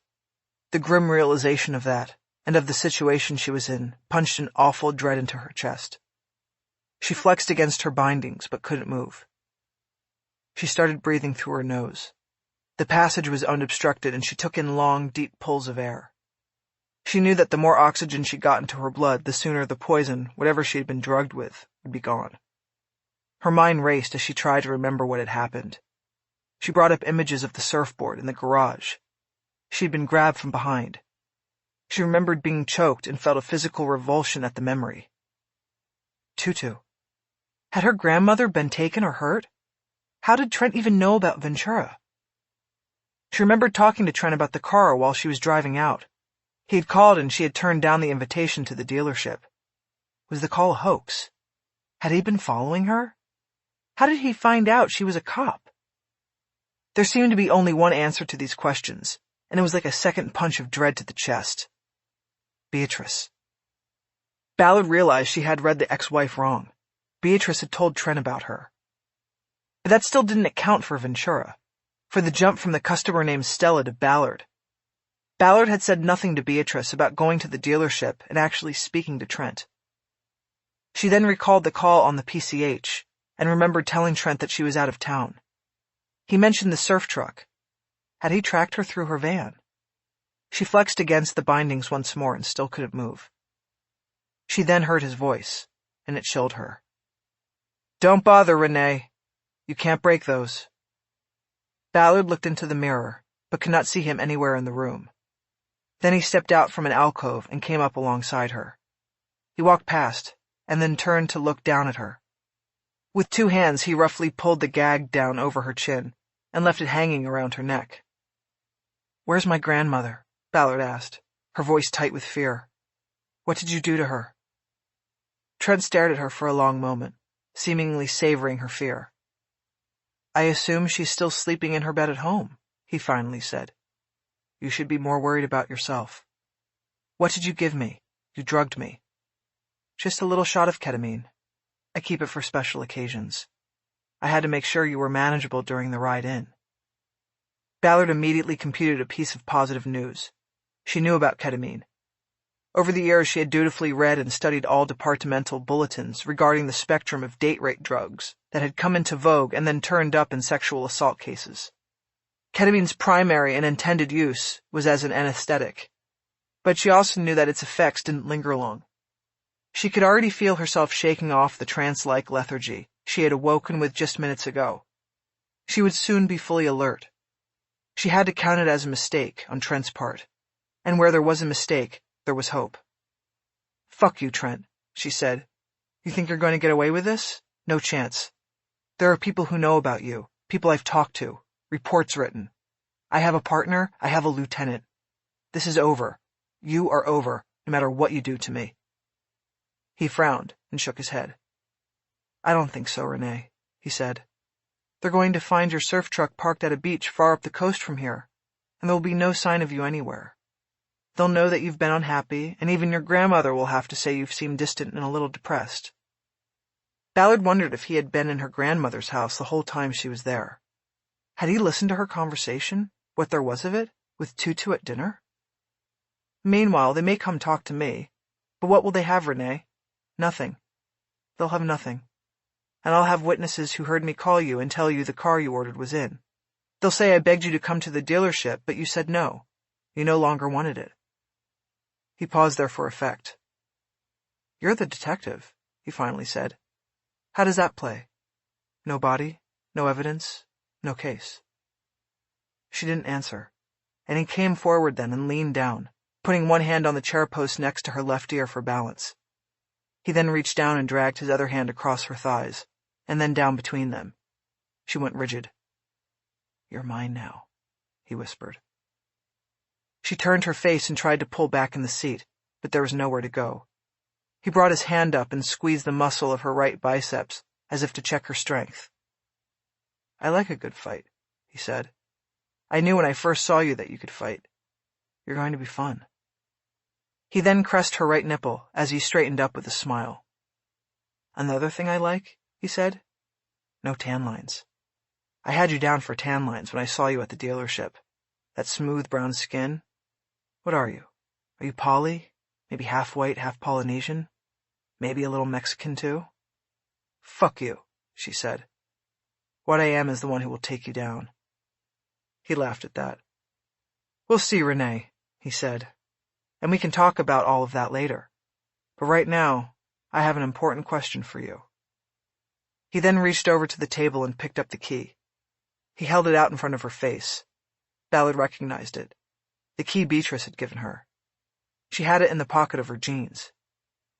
Where did you get this? Trent asked. I don't know what you're talking about, Ballard said. It's not mine. Well, I know it's not yours, because it's a key to my house. I tried it on the front door, but it was in your pocket, and I want to know how you got it. I told you it. Suddenly, Trent's left arm shot outward, and he grabbed Ballard by the throat.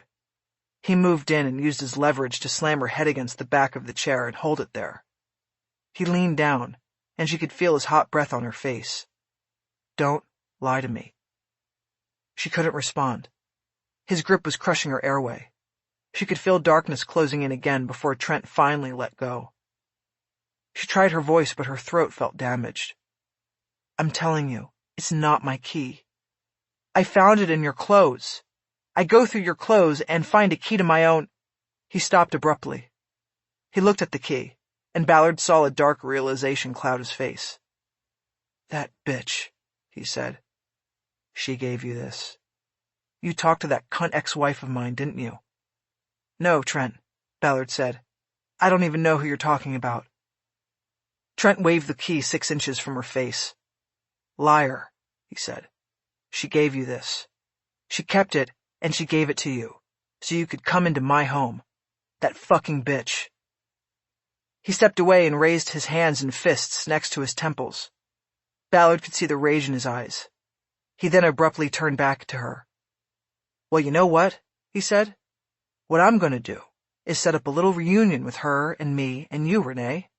This is going to be fun. Trent, wait, Ballard said. You don't want to do that. You do anything to her and it will bring the police right here to your door. You know that an ex-husband is at the very top of a list whenever a woman is murdered. With me, you might have a shot at getting away. Not her. Leave her out of this. Trent tossed the key onto the table and took a position directly in front of Ballard. He leaned down and put his balled fists on his thighs. Isn't that all noble of you to try to save her like that? But what happens if, like the surfer girl, the wife just disappears without a trace? Same thing, Trent. They come right here. I don't think so. Not when the wife is a sadomasochistic porno queen. You know what I think? I think they'll say, good riddance to her. Trent, don't do this. She is nothing. She didn't get to finish. Trent reached forward and with both hands roughly pulled the gag up and back into place across her mouth. He then reached back to a rear pocket and produced a black eyeglass case. He opened it to reveal a syringe and small amber vial with a label on it. Ballard knew it was ketamine, and he was going to drug her again. Just need to put you out for a little while, Trent said. And when I come back, we'll have a party with my beautiful bride. Ballard struggled against her bindings, but it was a lost cause. She tried to talk against the gag, but couldn't form words. He stuck the syringe through the rubber top of the vial and drew a quantity of clear liquid. They use this stuff on cats and dogs, he said. It works pretty good on humans, too. He put the vial and the eyeglass case on the table and went through the process of holding the needle up and flicking it with his finger. Don't want any bubbles now, do we? Ballard felt tears forming in her eyes. All she could do was watch him. He then leaned down, putting one hand on the chair post again. He harshly stabbed the needle into her left thigh. Ballard jerked, but that was all she could do. Trent slowly pushed down the plunger with his thumb, and she felt the needle's contents course into her body. Hits pretty fast, Trent said. 2 minutes tops. He stepped back and started putting the syringe and vial back into the case. Might need this with the bitch, he said. She knows how to put up a fight. Ballard watched him from a distance, as if through a tunnel. She could already feel the ketamine moving into her system, doing its job. She tried to flex her muscles against her bindings and couldn't even do that. She was helpless. Trent noticed and looked over at her after snapping the eyeglass case closed. He smiled. Feels good, doesn't it? Ballard stared at him, as she felt herself slipping away. Soon the tunnel collapsed and became a pinhole of light, and then even that was gone. Chapter 27. Ballard tasted blood. She opened her eyes but was disoriented. Then it all came back. The upside-down house, the chair, the bindings, Trent. The gag had torn both corners of her mouth when he had pulled it back into place. Her neck felt stiff and hard to move. Once again her vision wobbled as she brought her chin up. The room was dark. Trent had turned the light off when he left. She could see only the dim outline of light around the curtains across the room. She had no idea how long she'd been unconscious, or how long it would be before Trent came back. She looked around and saw a dark image of herself in the mirror, still bound. She tensed her body, and found the bindings as strong and unyielding as before. She tried to calm her thinking and lower the sense of panic she felt. She started with Beatrice. Trent had gone to get her. She knew where the upside-down house was and where Beatrice lived and worked. It was a minimum 25-minute drive each way in routine traffic. If it was the middle of the night, he would be much faster. If it was the middle of the day, much longer. Trent would also have to find a way to abduct and control Beatrice. If she was alone at the warehouse, that would be one thing. If she was in the midst of a video production, there would be people around, and that would complicate matters considerably and cost Trent time. There were too many variables, and none mattered, because Ballard didn't have the starting point of knowing how long she'd been unconscious. The one thing she did know gave her an adrenaline shot of hope. She was now alone, and Trent had made a mistake.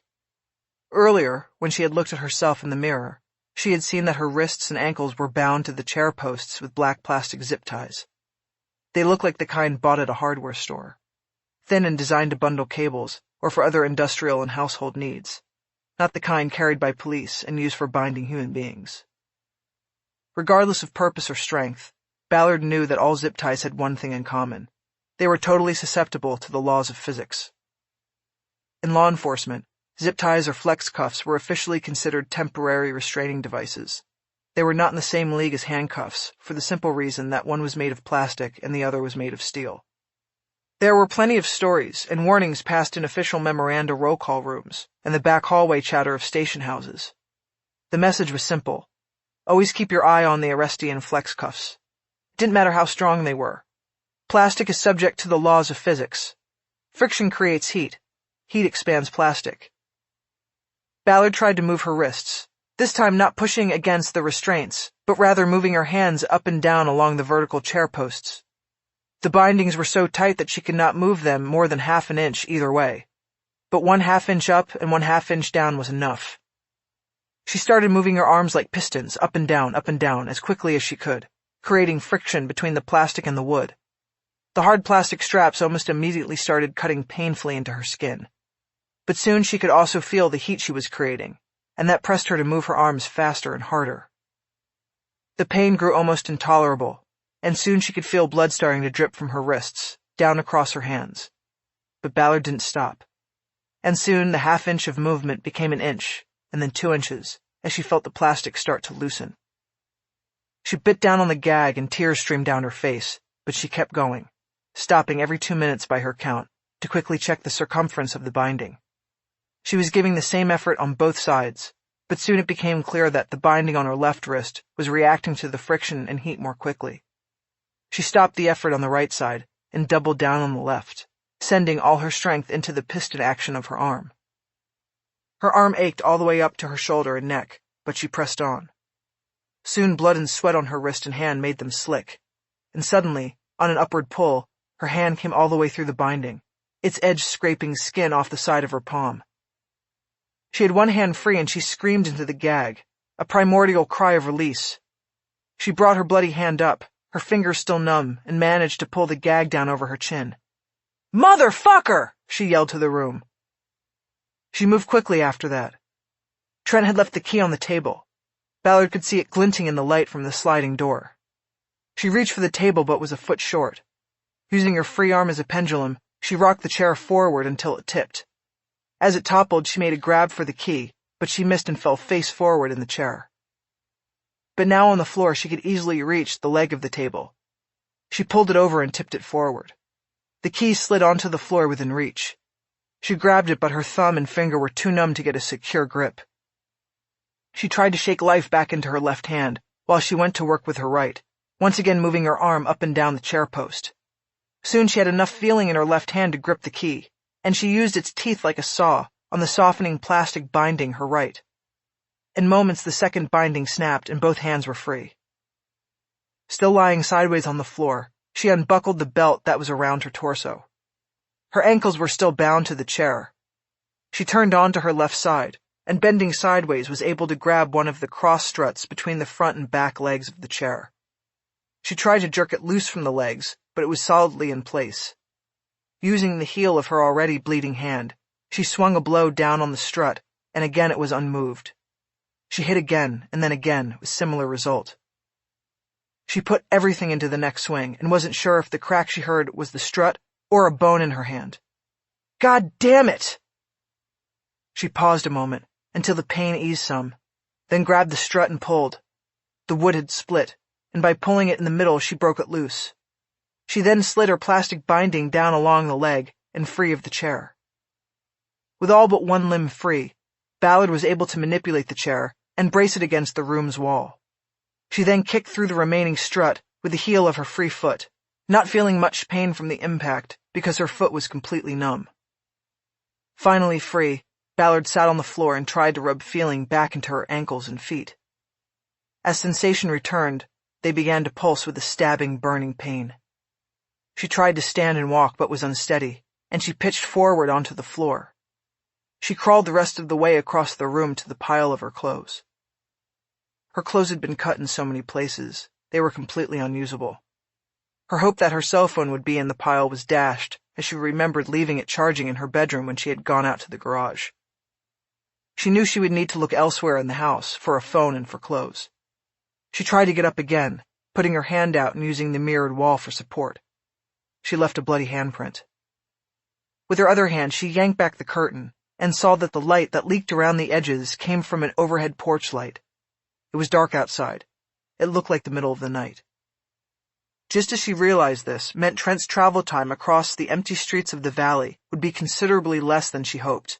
The house seemed to shake with a loud vibration from above. The garage door was opening. Adrenaline flooded Ballard's body. She moved across the floor, still unsteady on her feet. She opened the door to the room and stepped into a small hallway. She saw stairs going up and a trap door opening on the floor. She hesitated, then stepped back into the room with the mirror and closed the door. She knew where she was in the house, but didn't know the layout beyond the room she was in. She knew she could go through the sliding door and up the exterior stairs. That would put her naked and free on the street. She could knock on doors until she got to a phone and a 911 call. But what about Beatrice? It was Ballard's duty to protect and serve. If Trent had abducted his ex-wife, could Ballard get help to the house in time to save her? She heard a door closing sharply up above. Trent was now inside. Ballard looked around, and her eyes fell on one of the broken cross supports from the legs of the chair. It had splintered lengthwise to a sharp point. She quickly reached down and grabbed it, then tested the point against her thumb. It was sharp, and it could break skin. It would be a matter of grip and thrust. She moved behind the room's door with her newfound weapon, and almost immediately she knew it was a bad plan. Her hands and feet were still partially numb and painful. The weapon she held required a close-in assault, and Trent was far bigger and far more powerful. She had the element of surprise, but even if she moved in and stabbed Trent in the back, she would be unlikely to bring him down, and then she would be engaged in hand-to-hand combat with a much stronger foe. She heard heavy footsteps coming downstairs. She guessed that there were 2 flights of stairs from the garage to the bottom level. Ballard pulled herself back against the wall and got ready to follow the only course of action she had. But then she remembered something and lurched across the room toward the curtains. She slapped them aside and grabbed the wooden broomstick out from the sliding door channel. She then turned back toward the door and grabbed what was left of her bra out of the pile of destroyed clothes as she went. She leaned the broomstick against the wall, next to the door's hinges, and quickly went to work. Trent's steps on the stairs had stopped, and she heard him moving on the floor directly above her. His steps were labored, and she guessed he was carrying Beatrice. The bra had been cut between the silk cups and shoulder straps, and then apparently yanked off Ballard's body. The back clasp was still linked. Ballard quickly tied the garment tightly around her right thigh, and slid the makeshift wooden dagger from the chair in against her skin. She now heard Trent's steps in the stairway leading down to the bottom level. He would soon be entering the room. She grabbed the broomstick and stepped away from the wall, taking a position on the blind side of the door that gave her space to swing. The door opened. The first thing Ballard saw was a pair of bare feet as Trent carried an unconscious Beatrice in. "Honey, Trent stopped when he saw the bloody handprint on the mirrored wall. He then started to scan the room and came to the empty chair and table overturned on the floor. Without so much as a thought for Beatrice, he dropped her like dead weight to the floor and made a move to turn back to the door. Ballard took him by surprise, as he didn't think to check his blind side. He seemed to think she had already fled. As he turned, her first swing with the broomstick caught him flush across the right side of his face. It made a snapping sound, and she thought it was the sound of his cheekbone breaking. She didn't wait to see what the impact of the blow was. She pulled the broomstick back and went lower with the second swing, striking Trent across the torso, connecting with his ribs. This time the sound was heavier, like the sound of a punching bag. Trent made a painful noise and doubled over. Ballard then swung again, putting all her strength into a shot across the crown of his head. The broomstick snapped in half on impact, the free end flying across the room and hitting the mirror. But somehow Trent stayed up. He brought both hands to his head and stutter-stepped backward unsteadily. He was like a dazed fighter about to go down, but then he rallied and started to straighten up. "You fucking bitch," he yelled. Ballard dropped the broken broomstick and threw her body into Trent's, knocking him back against the wall. She drove her shoulder into him, pinning him. He closed his arms around her as she reached down and yanked the dagger from the improvised holster. She gripped it tightly and drove the point into Trent's gut. She then pulled back and followed it with 3 quick stabs across his gut like a prison shanking. Trent yelled in pain and let go of her. Ballard stepped back, her arm up, and ready to go at him with the dagger again. Trent stared at her, his mouth open in a look of surprise. He then slid down the wall into a sitting position, trying to hold his gut together. Blood was flowing out between his fingers. "Help me," he whispered. "Help you," Ballard said. "Fuck you." Moving sideways so she could keep Trent in sight, Ballard went to Beatrice and squatted down. She reached to her neck to check for a pulse. Beatrice was alive but not conscious, most likely drugged with ketamine too, she thought. Ballard stole a glance down and saw that her face was swelling on the right side and that she had a split lip. She had not gone easily with Trent. Trent was now listing to his left side. He'd lost strength in his hands and had dropped them to his lap. Blood now flowed unstopped from every puncture. His eyes were fixed, and he was bleeding out. Still holding the improvised dagger ready, Ballard moved in and patted the blood-soaked pockets of his pants, looking for a phone. There was none. She pushed Trent all the way over and turned him face down, He made a gasping noise, but no other sound. She untied the bra from around her thigh and then used it to tie Trent's hands behind his back. She assumed he was dead or close to it, but she wasn't going to take any chances. Ballard left the room and went upstairs to search for a phone and clothes she could put on. Getting help for Beatrice was the priority. She went all the way to the top floor in hopes of finding a phone in the kitchen. There was a wall-mounted landline. Ballard dialed 911. "This is Detective Ballard, Hollywood Division. Officer needs help. 1002 Wrightwood Drive. Repeat, officer needs help. I've got one suspect down, one victim down, and one officer injured." Ballard kept the line open and dropped the phone to the floor. She looked down at her naked body. Her arms, legs, and left hip were heavily splattered with blood. Most of it was her own, but some had come from Trent. She moved out of the kitchen and was going to go down to the next level where there would be clothing in Trent's bedroom. But as she moved through the hallway, she saw an open door to the garage. Her van was parked in the bay. She realized that Trent had taken her from Ventura in her own van. It had been part of his plan to take her body somewhere to be hidden, and then dump the van far up the coast.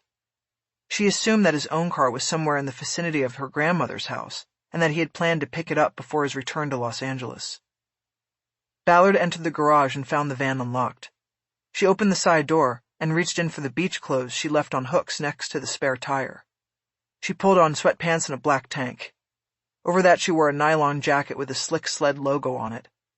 Next she opened the lockbox and grabbed her gun and badge. She was putting them into the pockets of the jacket when she heard the first siren approaching. Then she heard Beatrice scream from the room below. Ballard moved quickly down the stairs.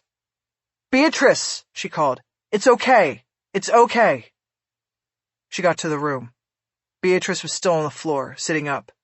She held her hands to her mouth and stared wide-eyed across the room at her ex-husband's body. Ballard held her hands up in a calming motion. "You're all right, Beatrice. You're safe now. You're safe." Ballard moved to Trent and reached down to his neck to check for a pulse. Behind her, Beatrice spoke hysterically. Oh my God, this isn't happening." There was no pulse.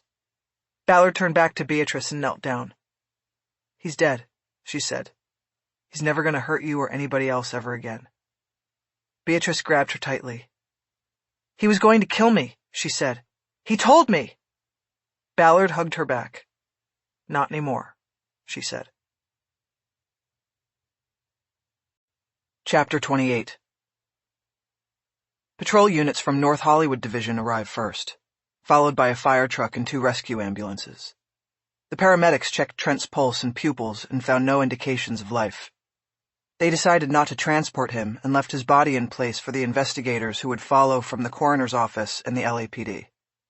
The other team treated Beatrice Beaupre for superficial injuries to her face and ribs, and determined there were no residual effects from the ketamine Trent had dosed her with. They then treated Ballard for the wounds on her wrists and mouth. They wrapped her wrists in gauze and tape, which left her looking like someone who had attempted suicide.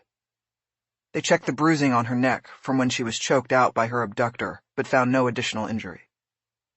Ballard asked the female paramedic to take photos of her injuries on her phone and then email them to her. She also pulled down the side of her sweatpants for a photo of the blood on her hip. She was disgusted by it, but knew that she could not clean herself of Trent's blood. It was evidence. Not of Trent's guilt, because there would never be a trial now, but in support of the story she would tell. The first detectives to arrive were from North Hollywood Division, even though it was clear that the case would be handed off to the Force Investigation Division, since it involved a death at the hands of an officer. Following protocol, one of the locals called FID with the initial report and received instructions to sequester Ballard and send Beaupre in a car downtown to the PAB, where she would be interviewed by the FID base team. Ballard was taken out of the house and placed in a car, where she waited over an hour for the FID field team to assemble after being rousted from sleep. During that wait, she saw dawn break over the valley. She also borrowed a phone from one of the North Hollywood detectives and called the Ventura Police Department to ask for a welfare check on her grandmother. A half hour later, while she was still waiting in the back seat, the detective opened the door and told her that VPD had called back and reported that her grandmother was safe. The FID team consisted of 4 detectives, a lieutenant, and a mobile command post, which was essentially a trailer that had workspaces, computers, printers, television screens, and Wi-Fi, as well as a camera-ready interrogation room. The lieutenant's name was Joseph Feltzer. Ballard knew him from what she called the Spago case, the tangle she and Jenkins had had with the burglar in the HVC house off Doheny Drive. He had been fair during that investigation, though in no way a homer automatically looking to clear cops of wrongdoing. But that had largely been an investigation of Jenkins and his clobbering of the burglar who attacked Ballard. This time the focus would exclusively be on Ballard, and she knew that her history of making a complaint against a Levis made her a target for elimination from the department. She had to be very careful here, until she knew whether Feltzer was a straight shooter. While his 4 detectives put on booties and gloves before entering the house, Feltzer opened the door of the plane wrap and invited Ballard into the MCP. They didn't speak until they were sitting on either side of a table in the interrogation room. "How are you feeling, Detective?" Feltzer began. "Pretty numb," Ballard said. It was an accurate assessment. All of Ballard's systems had gone from overdrive during her captivity to cruise control upon her escape, and later determination that her grandmother and Beaupre were safe. She felt dazed, like she was watching someone else through the investigation. Feltzer nodded. "Understandable," he said. "I have to ask, are you wearing your sidearm?" "Actually, it's in my pocket," Ballard said. "You can't put a holster on these sweatpants. I need to collect that from you before we start." "Really? I didn't shoot the guy. I stabbed him." "Protocol. Can I have the weapon, please?" Ballard pulled her Kimber from her jacket and handed it across the table. Feltzer checked the thumb safety and put it in a plastic evidence bag, and then wrote something on it and placed it in a brown paper bag he put on the floor. "Are you carrying a backup?" he asked. "No, no backup," she said. "Okay, so let's start. I'm sure you know how this goes, Detective Ballard, but I will tell you anyway. Before we turn on the tape, I will give you the Miranda advisement, and you will refuse to waive your right to remain silent. I will then give you the Liebarger admonishment, and you will tell me what happened. After we have your story on tape, we'll go into the house, and you'll walk me and my team through it all over again. You okay with all of that?" Ballard nodded. The Liebarger admonishment was used to compel an officer to answer questions without an attorney present. It was named after an officer who was fired for refusing to do so. It compelled an officer to talk, but had an exclusion that disallowed these statements from being used in a criminal proceeding against the officer. Feltzer turned the video equipment on. They went through both legal advisements and then got down to business. "Let's start at the top," he said. "Detective Ballard, tell me what happened and what led to the death of Thomas Trent by your hand." Trent was a primary suspect in the abduction and assault of Ramon Gutierrez, a male prostitute in Hollywood, Ballard said. "Trent somehow found out where I live in Ventura and came there last night without my knowing. While I was prepping a surfboard in the garage with the door open, he came up behind me and pulled a plastic bag over my head. He abducted and drugged me and took me to this location, his home. He may have sexually assaulted me while I was unconscious, but I don't know. I woke up naked and tied to a chair. He then told me he was going to abduct another victim, and he drugged me again before apparently leaving the premises. I regained consciousness before he returned, and managed to free myself. Before I could escape from the house, he returned with the second victim. Fearing for her safety, I stayed in the room where he had left me. I armed myself with a broomstick from the sliding door track and a sharp piece of wood I had broken off the legs of a chair. When he entered with the second victim, I engaged him in a physical altercation, striking him several times with the broomstick until it broke. He then managed to get his arms around me and grab me. Knowing he was much bigger than me and fearing for my life, I stabbed him multiple times with the splinter of wood. He eventually let go of me, collapsed on the floor, and died shortly afterward." Feltzer was silent for a long time, possibly stunned by the complexity of the story, even in short form. "Okay," he finally said. "We're going to go through this in greater detail now. Let's start with the Gutierrez case. Tell me about that." It took Ballard 90 minutes to go through everything, under Feltzer's detailed but non-accusatory questioning. At times, he brought up seeming inconsistencies, and at others questioned her decision-making. But Ballard knew that any good investigator asked some questions that were designed to incite upset and even outrage in their subject. It was called trying to get a reaction. But she maintained her cool and spoke calmly during the entire interview. Her goal was to keep it together through this phase, no matter how long it took, knowing that eventually she would be left alone and would be able to let herself go. Over the years, she had read several primers in the police union newsletter and knew to repeatedly use keywords and phrases like fearing for the safety of myself and the other victim, that she knew would make it difficult for FID to find Trent's killing other than justified and within the department's use of force policy. FID would then recommend to the district attorney's office that no action be taken against Ballard. She also knew that it would come down to whether her words matched the physical evidence collected in Trent's house, her van, and the garage up in Ventura. After not straying during the interview from what she knew had happened, she left the interrogation room, confident that there would be no contradictions for Feltzer and his team to grab onto. When she emerged from the trailer, she saw that the crime scene had become a three-ring circus. Several police vehicles as well as forensic and coroner's vans were clustered in the street. 3 TV vans lined up outside the yellow tape on Wrightwood, and up above news choppers circled. She also saw her partner Jenkins, standing on the periphery. He nodded and held up a fist. She did as well, and they mimed bumping from 20 feet apart. By 10 a.m., Ballard had completed the walkthrough with the FID team. Most of the time had been spent in the bottom-level room, where Trent's body remained, hands still tied behind his back with her bra. Ballard felt fatigue crushing her. Other than the minutes when she had been drugged into unconsciousness, she had been going for over 24 hours straight. She told Feltzer she was not feeling well and needed to crash. He said that before she could go home, she needed to go to the rape treatment center to find out whether Trent had raped her while she was unconscious and for evidence to be collected. He was arranging for one of his detectives to drive her when Ballard asked if her own partner could be the escort. Feltzer agreed. They made an appointment for a follow-up interview the following morning, and then the FID lieutenant let her go. As she was leaving, Ballard asked about her van and was told it was going to be impounded and examined by the forensics team. She knew that meant it would likely be a week or more before she got it back. She asked if she could take any belongings out of it, and was again told no. When she stepped outside the house, she saw Jenkins waiting for her. He gave her a sympathetic smile. "Hey, partner," he said. "You doing okay?" "Never better," she said, meaning the opposite. "I need a ride." "Absolutely. Where to?" "Santa Monica." "Where are our wheels?"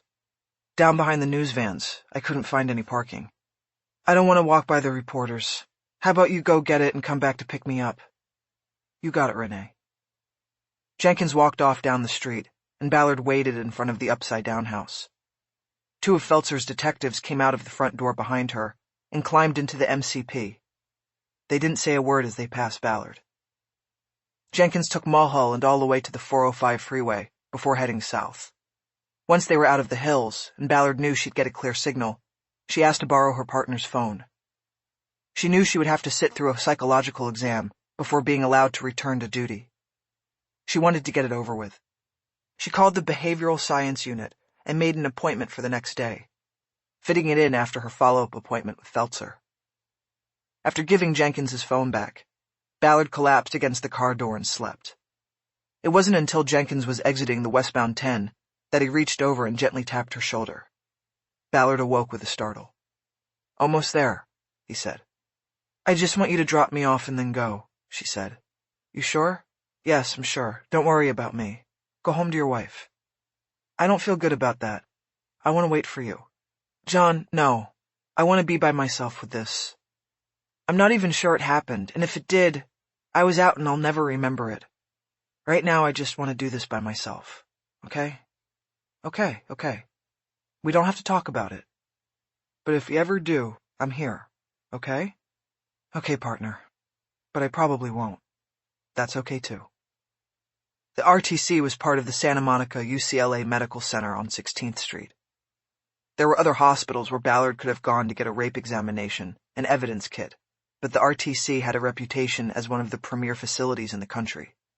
Ballard had ferried enough rape victims there during the late show to know that she would be met with full compassion and professional integrity. Jenkins pulled to a stop in front of the intake doors. "You don't have to talk about this, but at some point you need to tell me about Trent," he said. "Don't worry, I will," Ballard said. "Let's see how FID goes, then we'll talk. You thought Feltzer was fair on the Spago case, right?" "Yeah, pretty much down the middle. But let's hope he doesn't have anybody on the 10th floor whispering in his ear." The office of the Chief of Police, or OCP as it was known, was on the 10th floor of the PAB. Ballard opened the door and got out.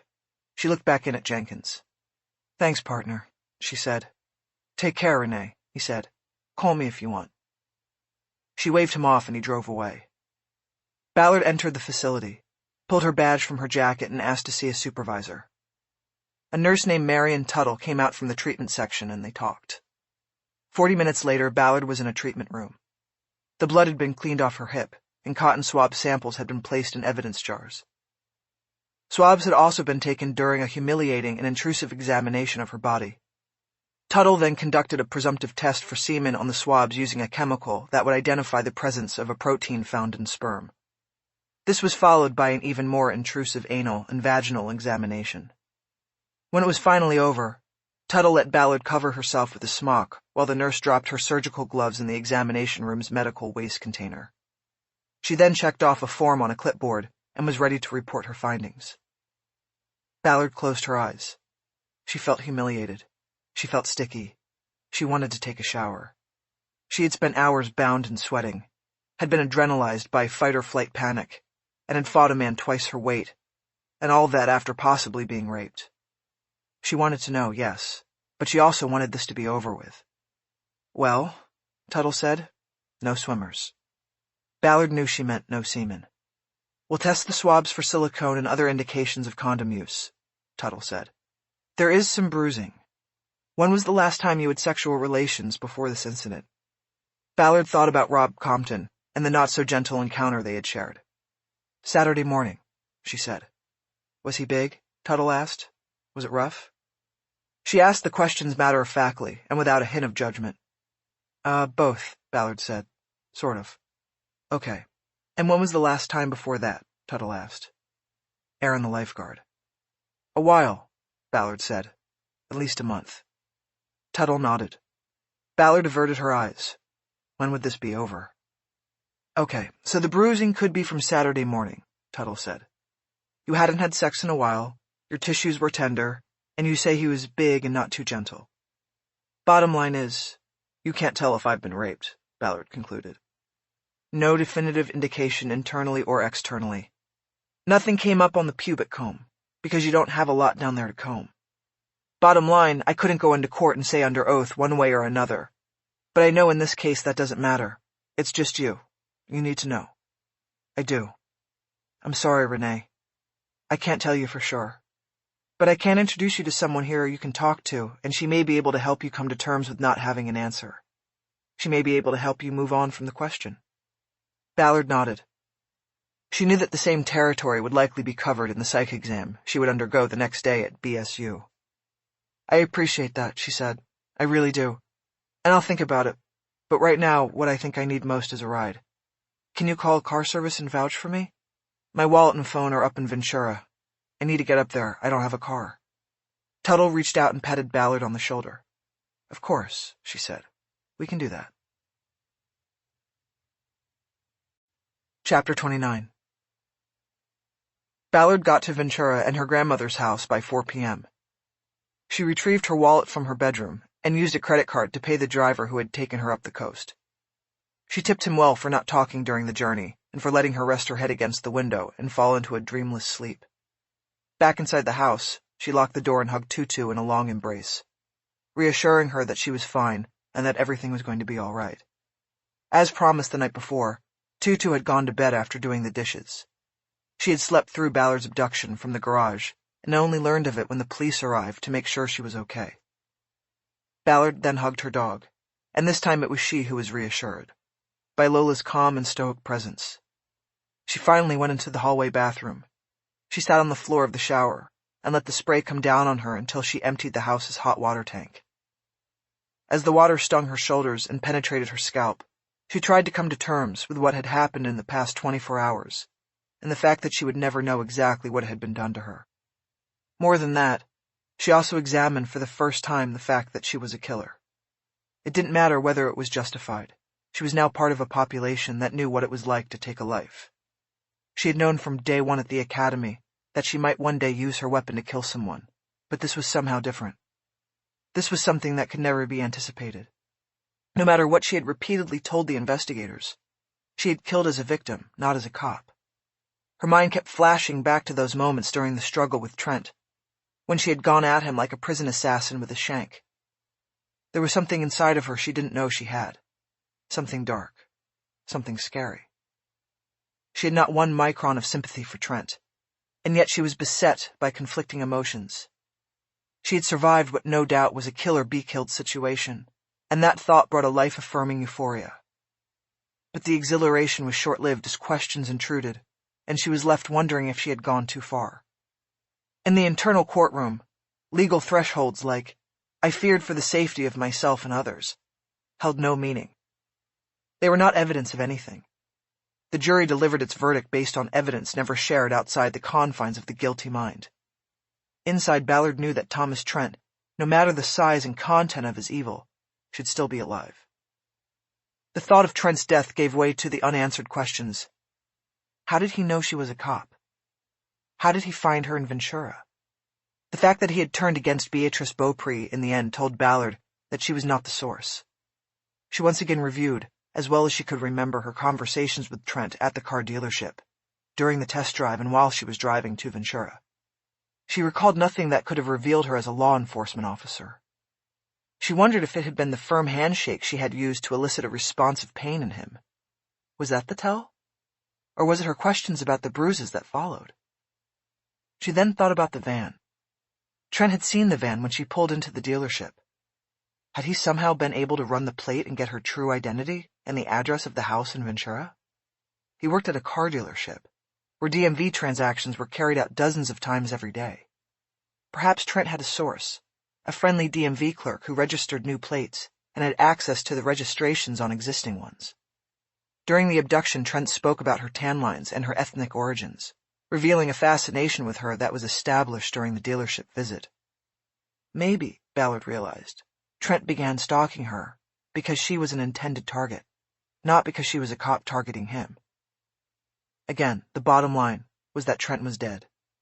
Ballard might never get an answer to her questions. She didn't notice that the water had gradually turned cold until her body began to shake with chills. Only then did she get up and get out. Lola sat dutifully at the door of the bathroom. "Come on, girl." Ballard padded down the hallway to her room in bare feet, a large white towel wrapped around her body. She closed the door to her bedroom and noticed that Tutu had finished the laundry she had started the night before in the garage. Her clothes were neatly folded on the bed, and Ballard was overjoyed at the prospect of putting on fresh and clean things.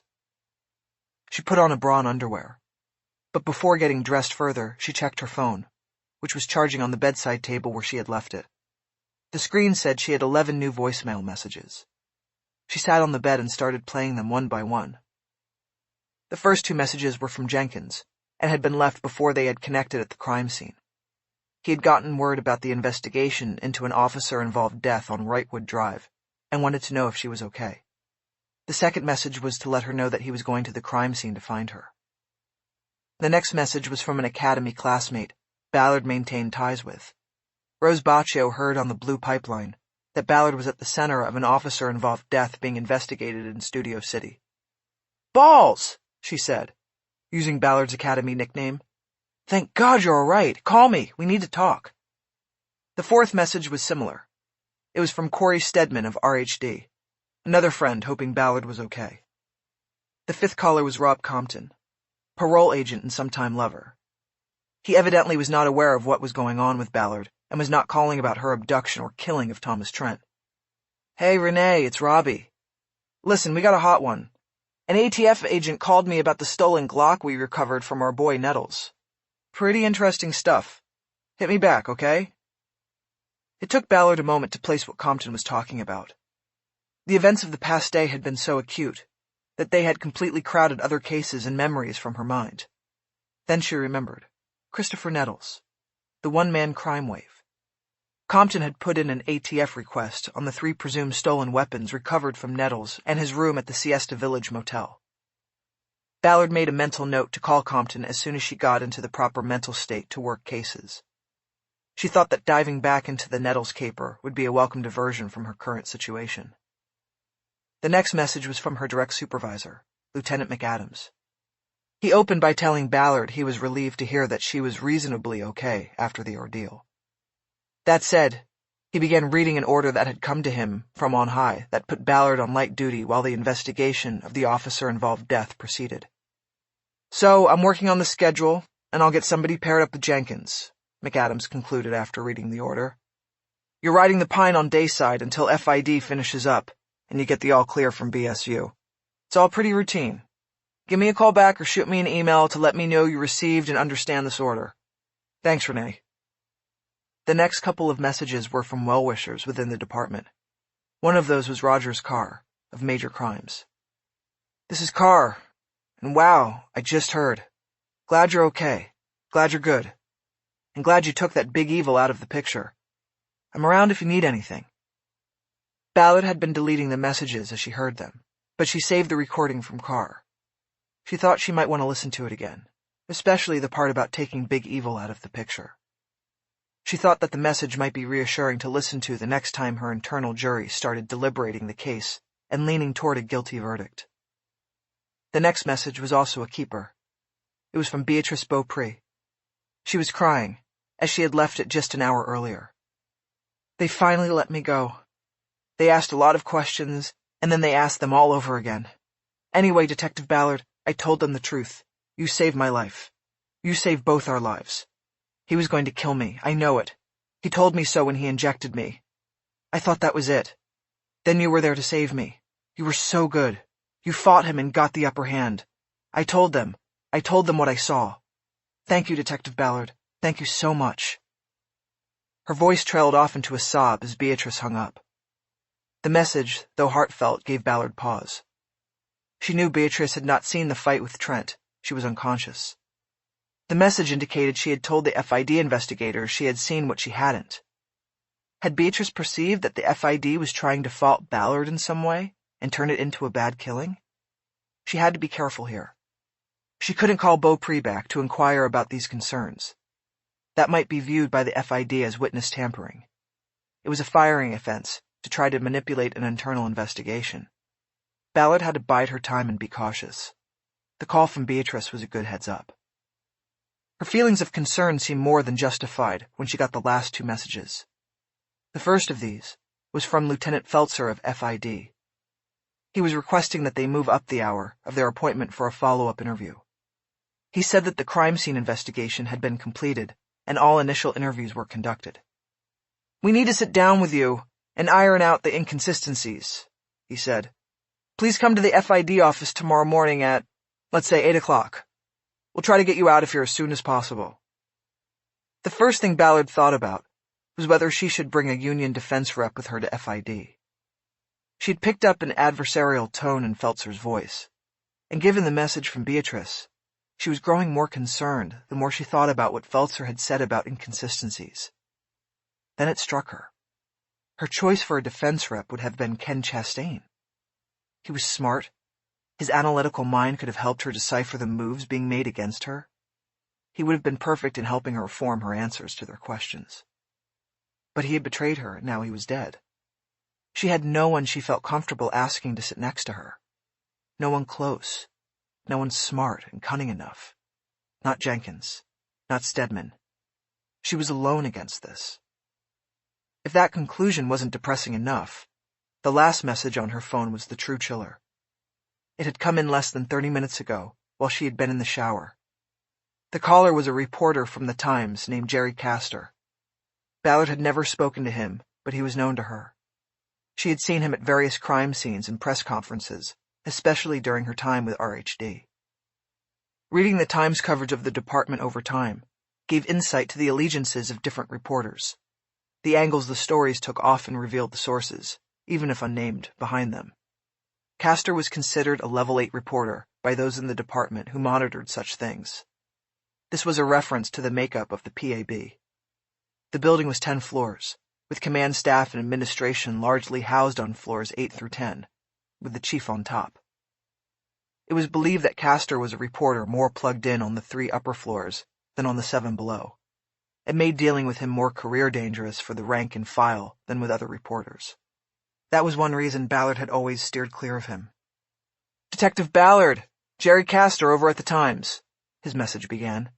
We haven't met, but I cover the cop shop, and I'm working on a story over here about the death of Thomas Trent. I really need to talk to you about it today. My main question is about the fatal injuries Mr. Trent sustained. As I understand it, this man was unarmed and not charged with any crime, but he ended up getting stabbed multiple times, and I'm curious to know if you care to comment on how that figures in with justifiable use of deadly force. My first deadline is 8 o'clock tonight, so I'm hoping to hear from you by then. If not, the story will reflect our unsuccessful efforts to reach you for your side of things. Castor thanked her, left his direct number in the newsroom, and hung up.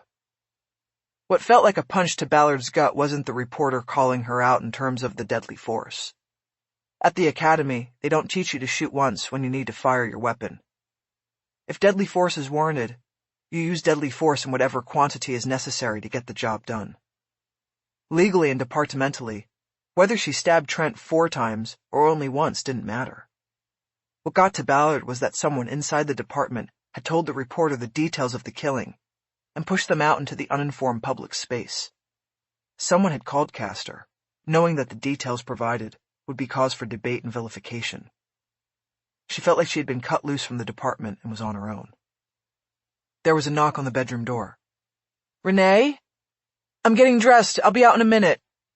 Honey, I'm making fish tonight. I got some barramundi fresh from Australia. I hope you can stay." "Tutu, I told you, just because they call it fresh doesn't mean it's fresh.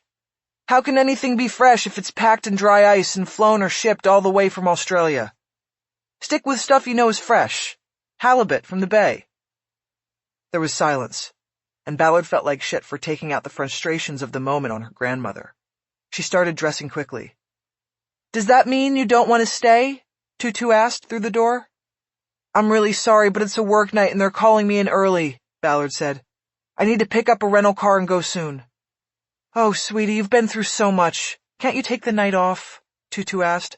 "I'll cook something else." Ballard finished buttoning her blouse. "It's not about the fish," she said. "Cook your fish, Tutu. But I can't stay, I'm sorry. Are you okay with Lola here for a couple more days?" She opened the door. Her tiny grandmother stood there, worry clearly on her face. "Lola is always welcome here," she said. "She's my buddy.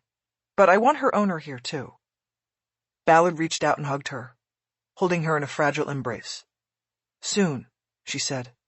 "I promise." Ballard didn't like lying to her grandmother, but the full and honest explanation was too complicated. She had to get back to the city. Not only did she have the session with Feltzer the next morning, and the psych exam to follow, but she knew that she couldn't fight this battle from up in Ventura. She had to get to Ground Zero to make her stand. Chapter 30. Most people were trying to get out of L.A. Ballard was trying to get in. She steadily goosed her rented Ford Taurus through heavy rush-hour traffic on the 101 freeway toward downtown. The miles went by slowly. She feared she would miss the 8 o'clock deadline at the Times. She had devised a plan that she believed might give her the upper hand against those working against her in the department. She knew a couple things about how the murky lines between the media and law enforcement were negotiated. She knew there was little cooperation and even little trust. Those who chose to cross those murky lines guarded against risks. It was that practice that she was going to use to her own purposes. The PAB and the Times building sat side by side on First Street, with only Spring Street separating them. The two giant bureaucracies cast jaundiced eyes at each other, yet at times they certainly needed each other. Ballard finally got to the area at 7:20 and parked in an overpriced pay lot behind the newspaper building. She took a shoulder bag containing some of her clean clothes with her and walked to the coffee shop on Spring Street that offered a clear view from its corner window of the blocked-long stretch of road that separated the newspaper and police buildings. Once situated with a cup of coffee at the counter behind the corner window, Ballard pulled her phone and called Jerry Castor on his direct newsroom line. "This is Renée Ballard." "Oh, hi. I'm glad you called. There's still time for me to get your comments into the story." "I'm not giving you any comments. This conversation is off the record." "Well, I was hoping to get some reaction to what I'm saying in my story, which is, I'm not giving reaction. I'm not giving comments. And I don't care what you say in your story. I'm hanging up now unless you agree that this conversation is off the record." There was a long silence. Okay," We're off the record, Castor finally said. For now, at least. I just don't understand why you wouldn't want to get your side of it into the story. Are you recording this? Ballard asked. No, I'm not recording. Well, just so you know, I am. I've been recording since the start of the call. Are you okay with that? I guess so, but I don't see why you... You'll understand in a few minutes. So that is a yes on recording? Yes. Okay, good. Mr. Castor, I'm calling to tell you that your information is wrong. That you are being manipulated by your LAPD sources to put out a story that is not only wrong, but designed to inflict harm upon me and others. Harm? How is that? If you tell a lie in your paper, that harms me. You need to go back to your sources and take a look at their motives, and ask them for the truth. Are you saying you didn't stab Thomas Trent multiple times? That your statement was contradicted by another victim's statement? That second part was new information, and it would be helpful to Ballard. I'm saying you have been lied to, and I have this conversation on tape, Ballard said. If you proceed with that story and its lies and out-of-context statements, then this recording, with its direct warning, will go to your editor and other media outlets, so it will become clear in your community and in your workplace what kind of reporter you are and what kind of newspaper the Times is. Good night, Mr. Castor. Wait, Castor cried. Ballard disconnected and waited, keeping her eyes on the Spring Street employee entrance of the Times. She was working off a fact, a supposition, and an assumption. The fact was that it was against the law and the policy of the LAPD to publicly disclose the details of a personnel investigation. Ballard had killed a man that morning in the line of duty. That was news, and the department was duty-bound to inform the public. That came in the form of a press release all parties had agreed upon. Ballard and Feltzer had written the 3-paragraph statement while they had been in the command post that morning. But Ballard had not agreed to releasing any more details of the killing or the subsequent investigation. Castor obviously had details that went beyond the press release. It meant he had a source who was feeding him those details in violation of the law and department policy. Ballard's supposition was that Castor's source would be smart and cagey, and would be sure not to place himself in a position where he could be compromised. He would certainly not reveal the details of a personnel investigation in a phone call that could be recorded or heard by others without his knowledge. Whatever motivated a source to spill to the newspaper, the actual leaking would be clandestine and not take place on the phone, in the newspaper office, or at the LAPD. That led to the assumption Ballard had just thrown a fastball at Castor, and she guessed he would run, figuratively, in a panic to his source in order to salvage the story. He needed to tell his source what Ballard had just said. If there were ground rules about not talking on a phone, then Castor would be walking out of the Times building at any moment to head to a meeting with his source. Ballard's only worry was that the reporter's secret spot for meeting his source might be the very coffee shop where she was now sitting.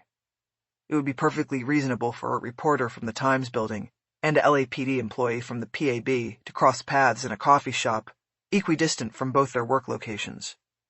Words and documents could be exchanged in the line to order, at the waiting counter after ordering, or at the sugar and cream stand. Ballard visually tracked one man for half a block after he stepped through the Times door and headed north and away from her. After finally deciding he was a bogey, her eyes returned to the building's doors just in time to see the real Jerry Castor emerge. He turned south, passing by the coffee shop from the other side of Spring Street. Ballard dumped the coffee she had bought but hadn't even tasted. She stepped out onto the sidewalk and headed south, tracking Castor from the other side of the street. There was a time when following someone on foot at night in downtown LA would have been impossible to pull off because of the scarcity of pedestrians after the 9-to-5 workday ended. But the district had begun to thrive in recent years, with many young professionals deciding to avoid the angst of killer traffic and live in the area where they worked. Restaurants and nightlife soon followed. On this night near 8 p.m., Ballard had no problem keeping other pedestrians between herself and Castor, though it did not appear that the reporter was thinking about the possibility of a tale. He never looked behind himself once. He never cleverly glanced into the reflection of a shop's plate glass window. He walked swiftly and with purpose, like a man on a mission, or on a deadline. Castor led Ballard south for 4 blocks until he got to the corner of 5th Street, and then took a right and disappeared through an open door. Ballard wondered if it was a move designed to lose a tail, but as she caught up, She saw a neon sign that announced the business as the last bookstore. Ballard entered cautiously and found a giant bookstore in a space that appeared to have formerly been the grand lobby of a bank. There were rows of freestanding bookshelves angled between Corinthian columns, rising 2 stories, to an ornate coffered ceiling. On one wall hung a sculpture of books forming a wave. Balconies fronting small art and used record shops offered a view down onto the main floor, which was crowded with customers. Ballard had no idea of the place's existence, and the excitement of the find almost made her forget her quarry.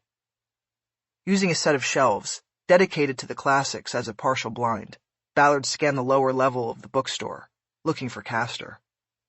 The reporter was nowhere to be seen, and it was impossible to cover every corner of the space because of the shelves, columns, and other obstacles to her vision. Ballard saw a man with a name tag pinned to his shirt, walking toward the checkout counter near the door. "Excuse me," she said.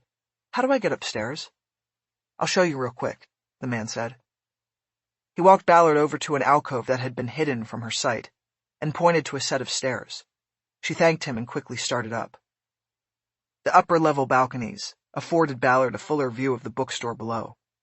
There were several reading alcoves created by shelf stands, positioned at right angles and complete with old leather chairs or couches in the privacy spots. It was the perfect place for a clandestine meeting. Ballard scanned the whole place twice before finally spotting Castor in an alcove almost directly below her. He was sitting on the edge of a couch, leaning forward, and in animated but quiet conversation with another man. It took a moment for the other man to turn his face so that Ballard could clearly see it. It was Lieutenant Feltzer. Ballard didn't know whether to be more outraged by Feltzer's treachery or jubilant that she knew who the leak was and could do something about it. She pulled her phone and surreptitiously took several photos of the meeting below. At one point she switched to video, when Castor stood up like he was in a hurry and looked down at Feltzer.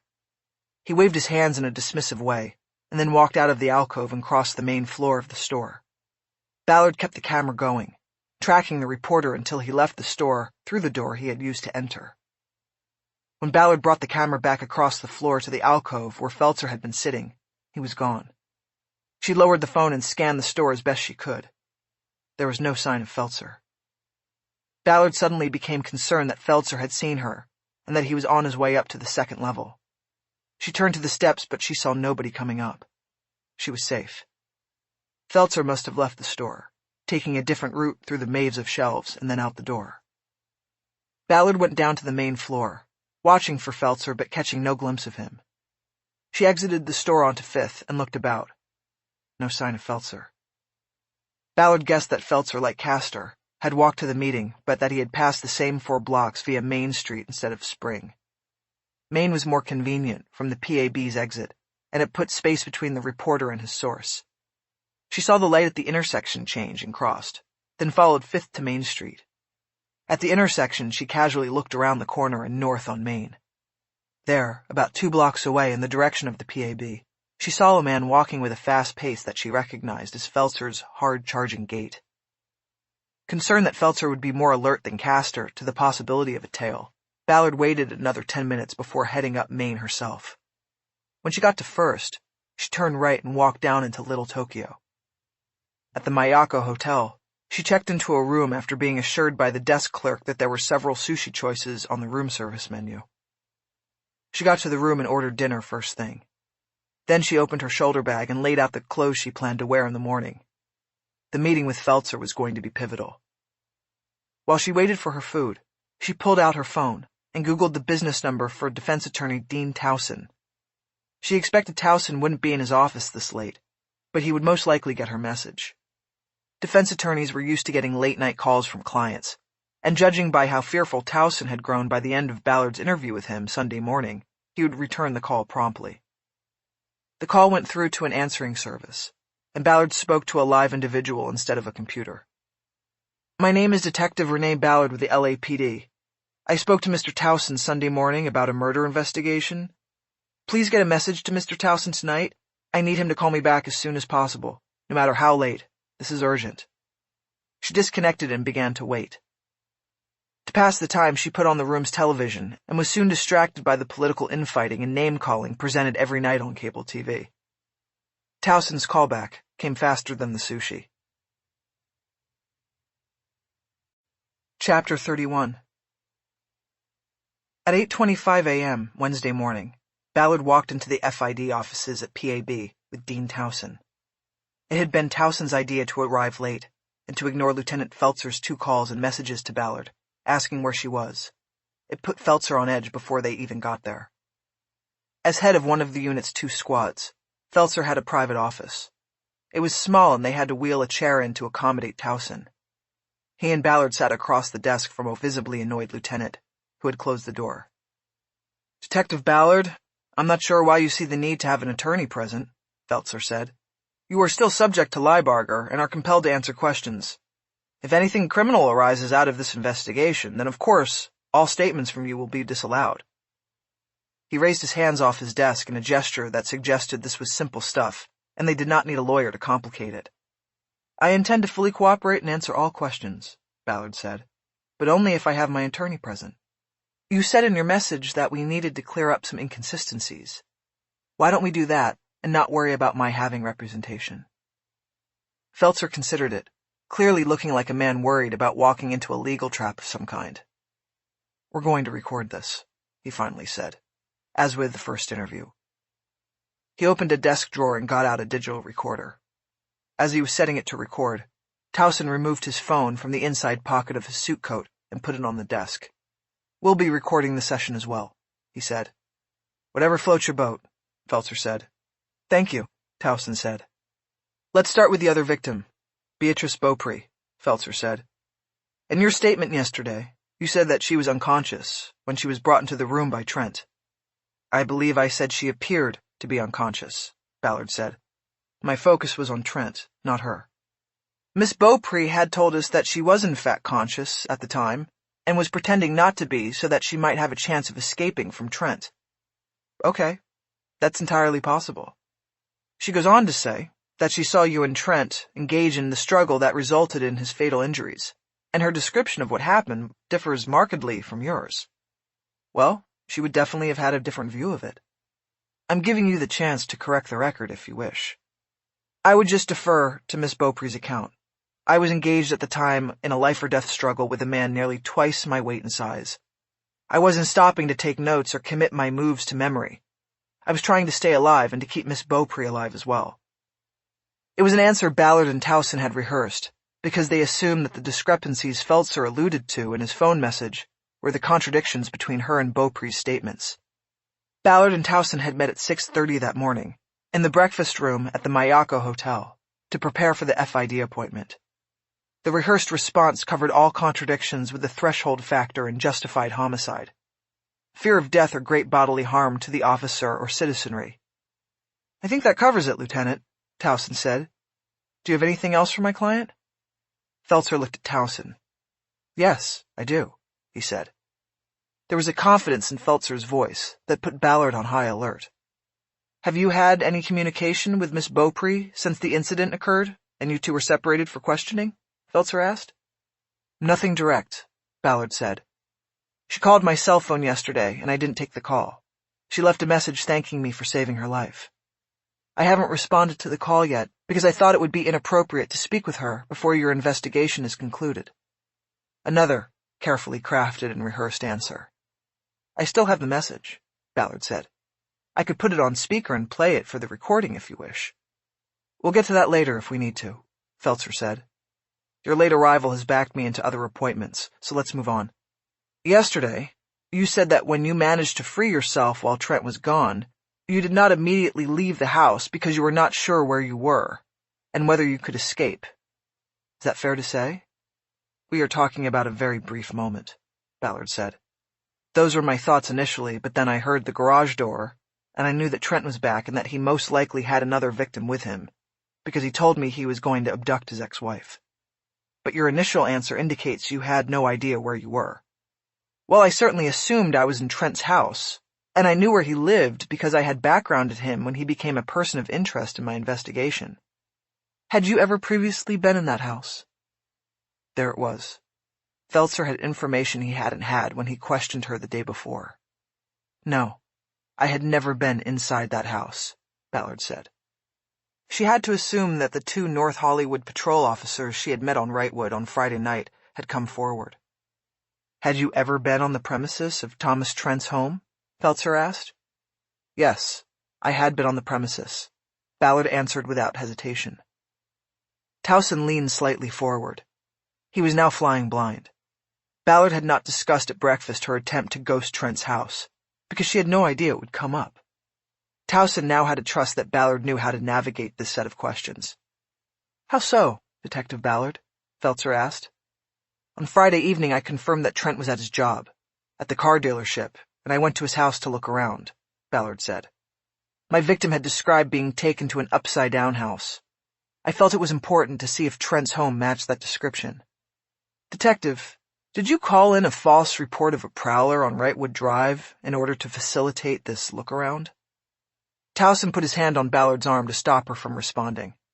"She's not going to answer that," he said. "This is a use-of-force investigation. We're not going to discuss unrelated matters." "It is related," Feltzer said. "My information is that Detective Ballard on Friday night was on the porch outside of the room where she was later allegedly held captive and where she killed Thomas Trent. She said in her statement that she didn't know where she was and couldn't escape. That is in conflict with the facts I have accumulated. Being outside a room and being inside a room are completely different," Towson countered. "My client had been assaulted, drugged, and possibly raped, all of which affected her perceptions." "The curtains were closed," Ballard added. "I didn't know I was in a room off that porch." Towson waved a hand in a dismissive manner. "This doesn't fly, Lieutenant," he said. "You are wasting our time. There is clearly an agenda here. You are attempting to build a case to dismiss Detective Ballard for reasons that don't exist. She didn't escape. She stayed back and risked her life to save another. Are you seriously trying to make this count against her? Where does this come from?" "There is no agenda here," Feltzer said. "And I strenuously object to your characterization of this investigation. You are completely out of line." "You want to talk about what's out of line?" Towson said. "This is what's out of line." The lawyer opened his briefcase, took out a folded A section of the morning's Los Angeles Times, and dropped it on the desk. The story on the Trent killing had caught the bottom corner of the front page. The story was bylined with Jerry Castor's name. "I have nothing to do with what the media reports," Feltzer said. "I have no say in how complete or incomplete the story is." "Bullshit," Ballard said. "This story includes details that go far beyond the official press release put out yesterday by the department," Towson said. "Not only that, but the release of selective details and the omission of others puts my client in an unfavorable light. It's a hit piece." "We'll look into how the Times came to have their information," Feltzer said. "That's hardly reassuring when the investigator is probably the one who leaked it," Towson said. "I warn you, sir," Feltzer said angrily. "I will put up with a lot from you, but I'm not going to allow you to assault my reputation. I play by the rules here." Feltzer's face grew red with anger. He was putting on a credible show. He was also playing directly into Ballard and Towson's hands. "Your anger indicates that you would agree that the leaking of details outside the agreed-upon press release is a violation of Detective Ballard's privacy rights under the law and the policy of this department," Towson said. "I told you, we are going to look into the leak," Feltzer said. "Why?" Towson said. "Was it illegal or just not fair?" "It was against the law, okay?" Feltzer said. "We will investigate." Towson pointed toward Feltzer's computer screen. "Well, Lieutenant, we'd like to help with that investigation," he said. "Let me give you a link to pull up." "What are you talking about?" Feltzer said. "What link?" "It's a website that we will be directing LAPD command staff and local media to at a press conference later today," Towson said. "It's jerryandjoe.com. Pull up your server and check it out." Feltzer's computer screen was on a side extension to his desk, so that it would not be a visible barrier between him and anyone sitting across the main desk from him. He turned now and activated the screen. He pulled up his server and started typing in the website address. "Jerry with a J," Ballard said, as in Jerry Castor. Feltzer paused for a moment, his fingers hovering over the keyboard. "It's okay, Lieutenant," Towson said. "It's just a website." Feltzer typed. The website opened on his screen. It was a single page with a 9-second video playing in a loop. A downward view of Feltzer meeting with Jerry Castor at the last bookstore the night before. Towson had hatched the idea for the site at breakfast, and had bought the domain and set it up while he and Ballard were eating. Feltzer watched the video in stunned silence. After the third loop, he killed the screen. He was turned away from Ballard and Towson, so neither one of them could fully see the look on his face. But his head bowed, as he obviously considered his predicament. In seconds, he determined that the timestamp video spoke for itself, and that his situation was untenable. Like the political animal the video revealed him to be, he slowly turned back to Ballard and Towson, a look on his face that was somewhere between panic and acceptance of dire consequences. "So what do you want?" he said. Ballard was elated. Their plan to corner Feltzer had worked flawlessly. "We want this obvious effort to drive Detective Ballard from the department to stop right here," Towson said. He waited and Feltzer nodded once, almost unnoticeably. "And we want another story on the Times website by 6 p.m. tonight, and in the hard copy tomorrow morning," Towson continued. "We want fuller details leaked to your friend Jerry Castor, details that put Detective Ballard in the positive light she deserves. I want to see words like hero and in policy and justified in the story." "I can't control how they write," Feltzer protested. "You know that." "Try, Lieutenant," Towson said. "Your friend Castor has just as much reason as you to set the record straight. He won't look good if this comes out in some of the media around town. He'll look like the shill for LAPD management that he is, and I don't think the editors across the street will like that." Okay, Feltzer said. "That it?" "No, not even close," Ballard said. "I want access to Trent's house, and access to all evidence your team took out of there. There's still an investigation to conduct and close. I want to see if there's any indication that Trent did this to other victims." Feltzer nodded. "Done," he said. "And another thing," Ballard said. "I go from here to BSU to get my psych exam. I want my return to duty slip expedited." "You can't expect me to reach into BSU and—" "Actually, we do expect it," Towson said, cutting Feltzer off. "You tell them that you are under pressure from the chief's office to wrap this up and get Ballard back on the job because the chief wants hero cops back on the street." Okay, Feltzer said. "I'll make it all happen. But I'll need you to take that link down. Somebody could stumble across it." "It will go down when you make good on this agreement," Towson said. "Only then." Towson looked at Ballard. "We good?" he asked. "We covered everything?" "I think so," she said.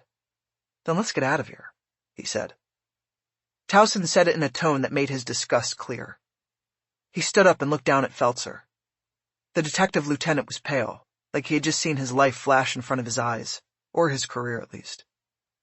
"In a previous life, I worked JCID cases at the DA's office," Towson said.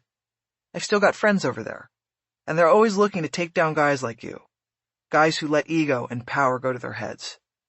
Don't give me a reason to pick up a phone and get reacquainted."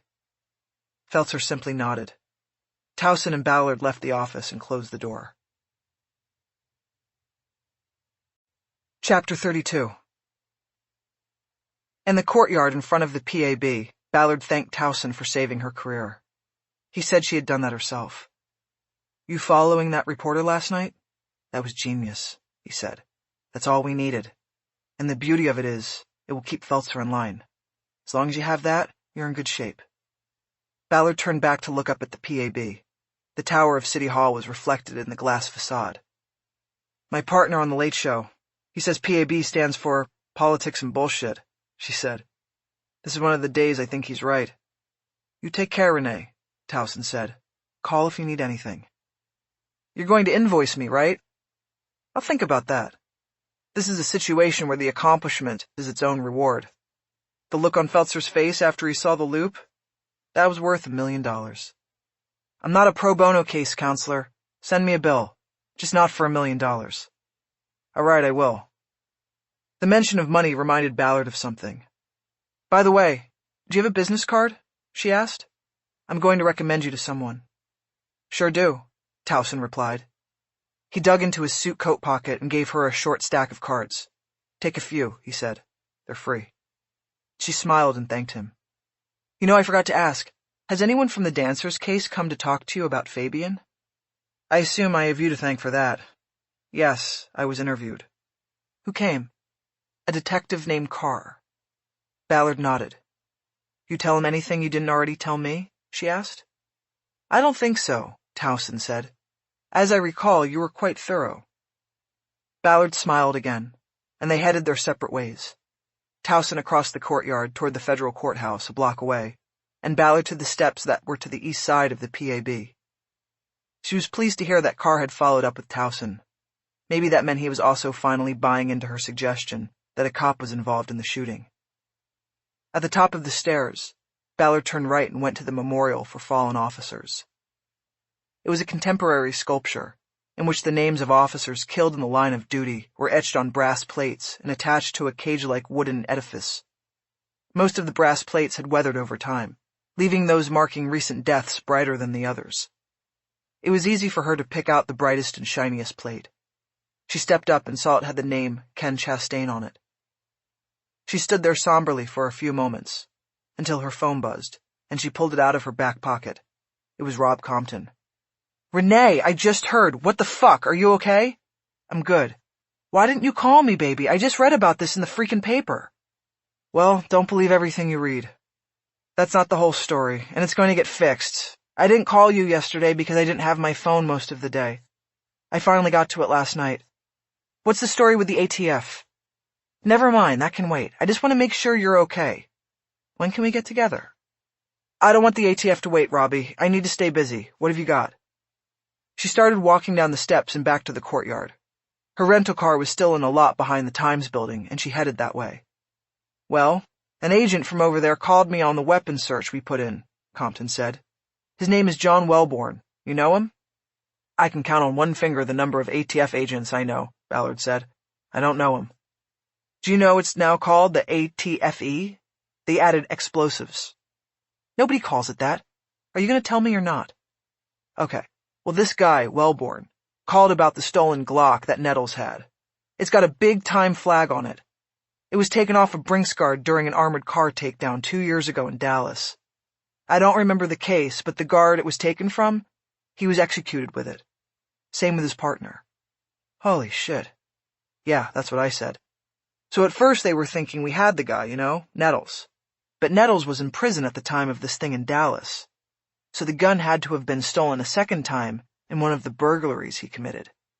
And probably a caper that went unreported. Because if you had a gun stolen that was used in a double murder armored car job, you wouldn't call the cops and report a burglary. You'd lie low and hope that the gun disappeared. Right. So here's the thing. These feds, they wouldn't normally stop to ask a patrol agent shit. They'd just blow on by me. But we put these guns into the computer before we knew what was what, like which house they were stolen from. So Wellborn's calling me up, chomping at the bit, wanting to move on this. But he can't. Nope. He's stuck, waiting on me. Where's Nettles? Did he get sent back up yet? Not yet. He's still in county and scheduled to go in front of a judge tomorrow. Ballard was quiet as she thought through the situation. She was technically relieved of duty pending the psych exam and the FID case. She wondered if she could move her BSU appointment up and get it out of the way. She would really be counting on Feltzer to come through with the forced agreement to streamline everything. I'm supposed to be riding the pine because of this other thing, she said. But I'm hoping it clears today. No way they clear you that quick, he said. Not with what's in the paper today. I've got somebody working on that, we'll see. So then, what do you want to do? How much discretion do you have with Nettles? Some, yeah. It's the weapons, felon with a firearm, that's the play. Well, I'm downtown right now. I have an appointment with behavioral and then I could clear. We could go see Nettles at county and find out if he wants to help himself by telling us where he got the Glock. When he finds out it was used in a two-bagger, he'll probably be more than happy to disown it and tell us where it came from. Okay, I need a couple hours myself. I have something unrelated going and I need to clear a move like this. I don't think it'll be a problem, but I just have to follow protocol and talk to the boss about trading with Nettles. How about we meet at Men's Central at 12? That'll be lunch and they should be able to grab him up for us. See you then. As Ballard headed to her car, she called Lieutenant McAdams at Hollywood Detectives.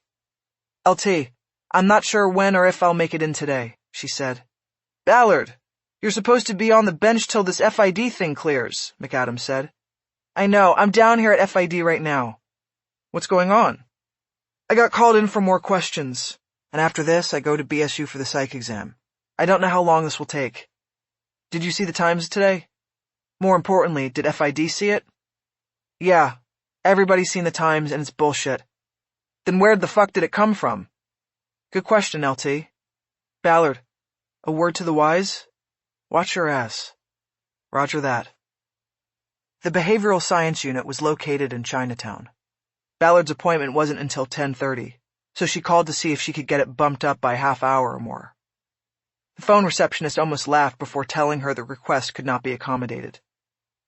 With time to kill, Ballard got her car out of the pay lot and drove over to County USC.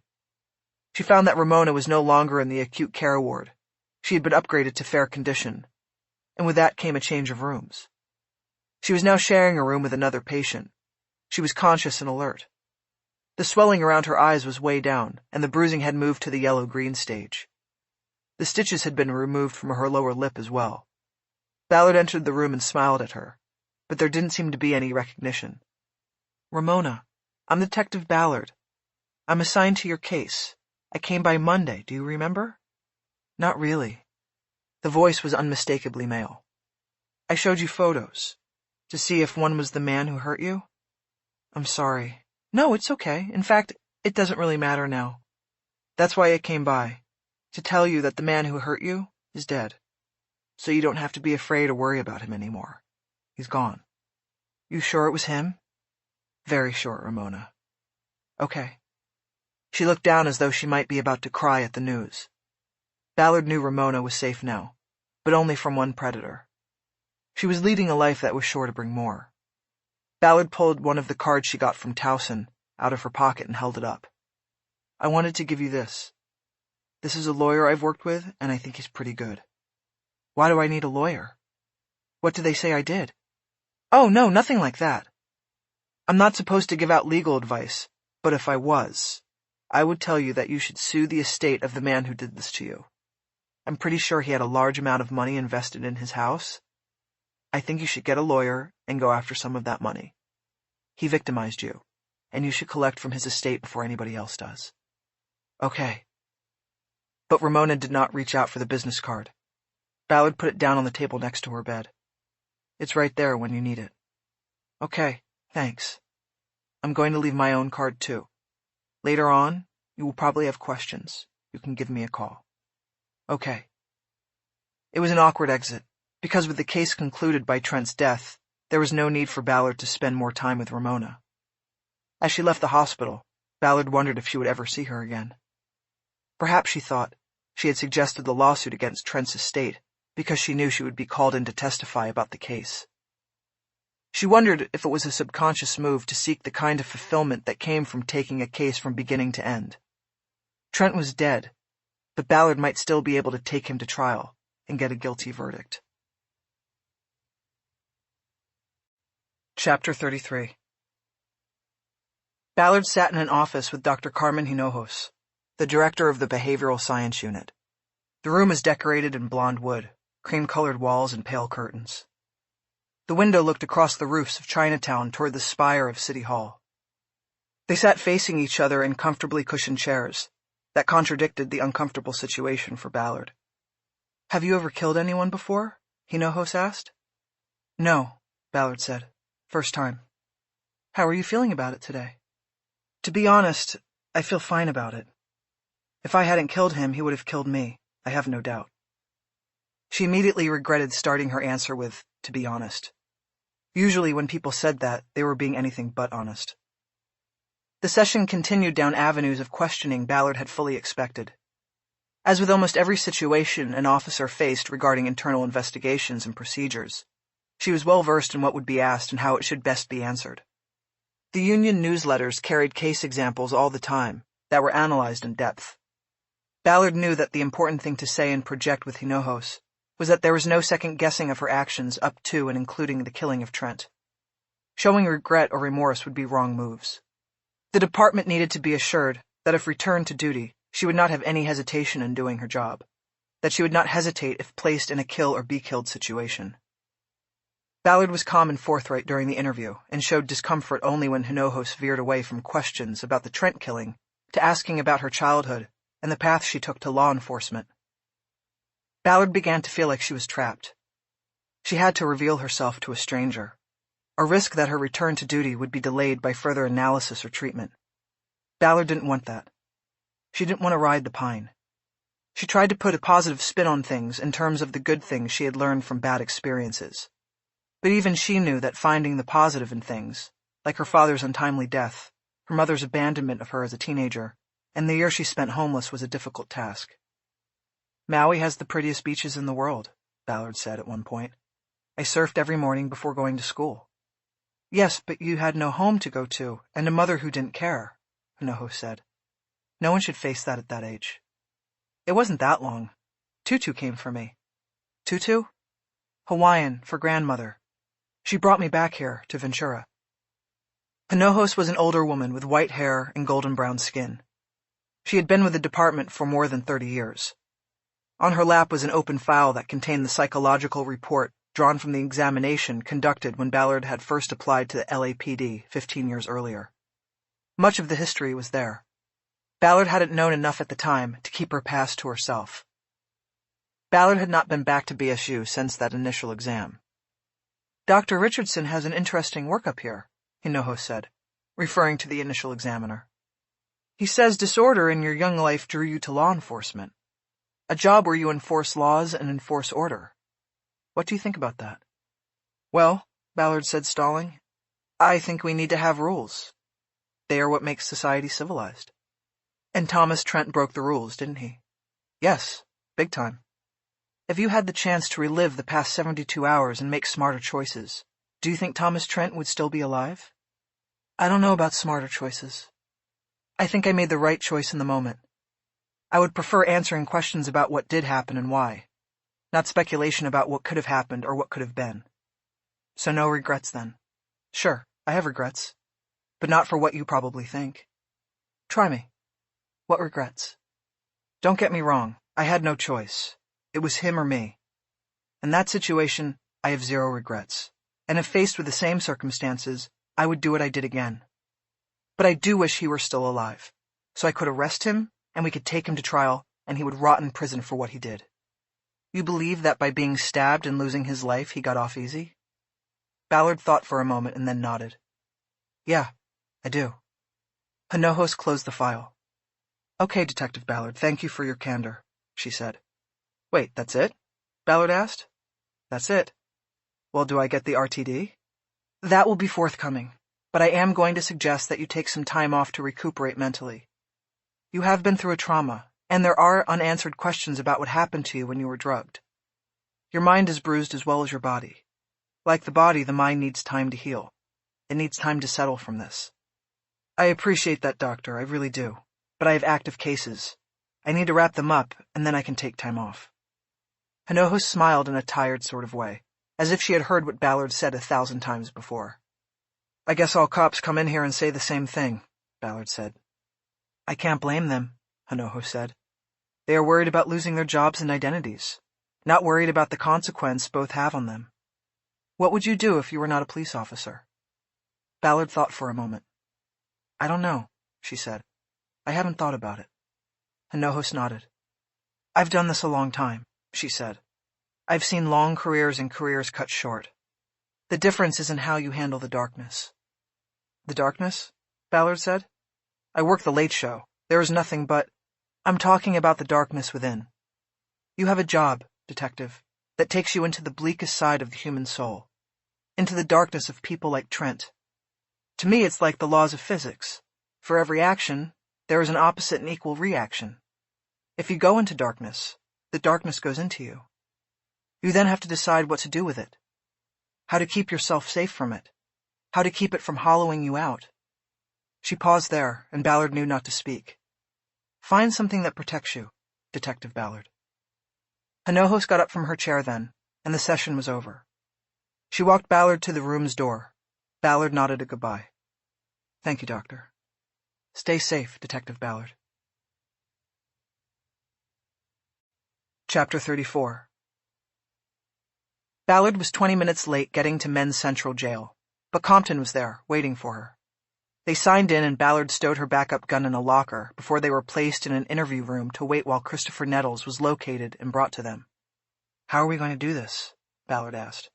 "Let me do the talking," Compton said. "He knows I'm the one with the power. I filed on him with a gun. That's our currency." "Sounds like a plan."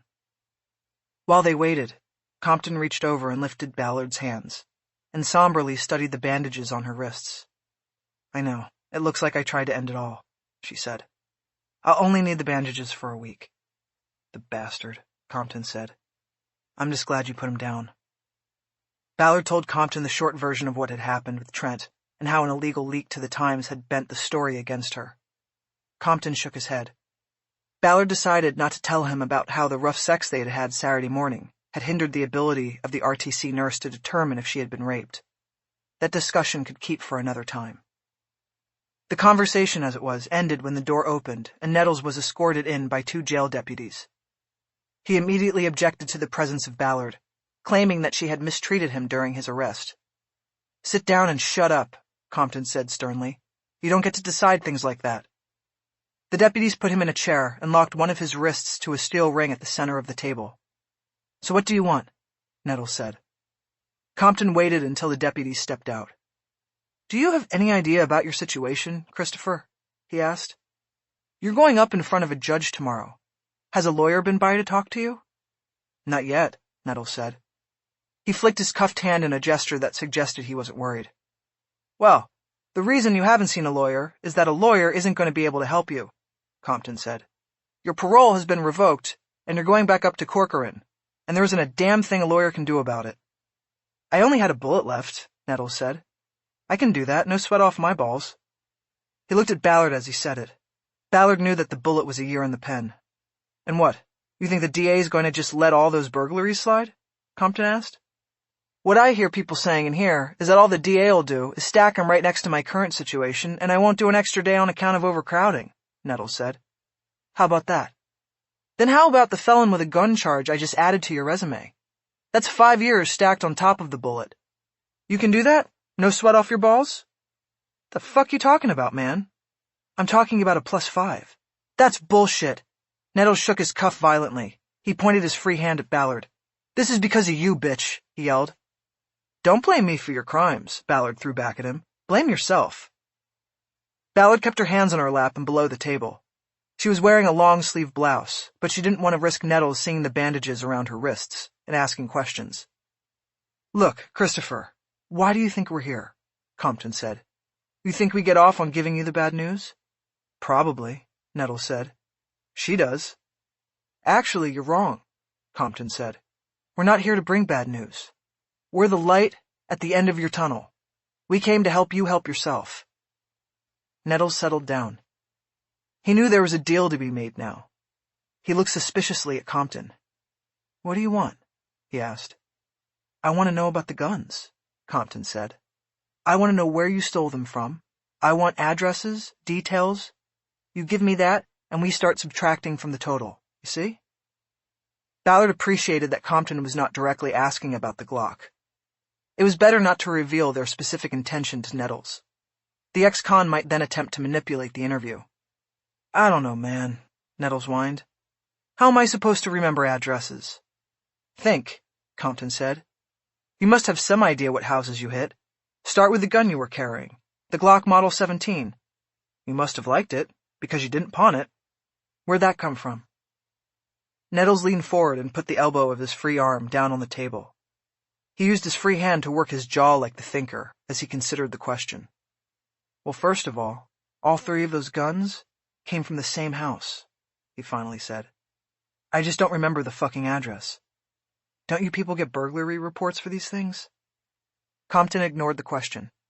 "What about the street?" he asked. "Do you remember the street name?" "No, I don't remember any street name," Nettles said. Ballard had connected 6 of the credit cards found in Nettles' room at the Siesta Village with burglary reports where no firearms were reported as taken. This meant those victims had either lied about the guns, or there was at least one burglary committed by Nettles that was not reported, most likely because a murder weapon had been stolen. The 6 known cases had all been located on streets a few blocks from the Siesta Village, creating a pattern extending north, east, and west from the motel. There was no freeway or other impediment to accessing the neighborhood south of the motel, and yet none of the known burglaries had occurred there.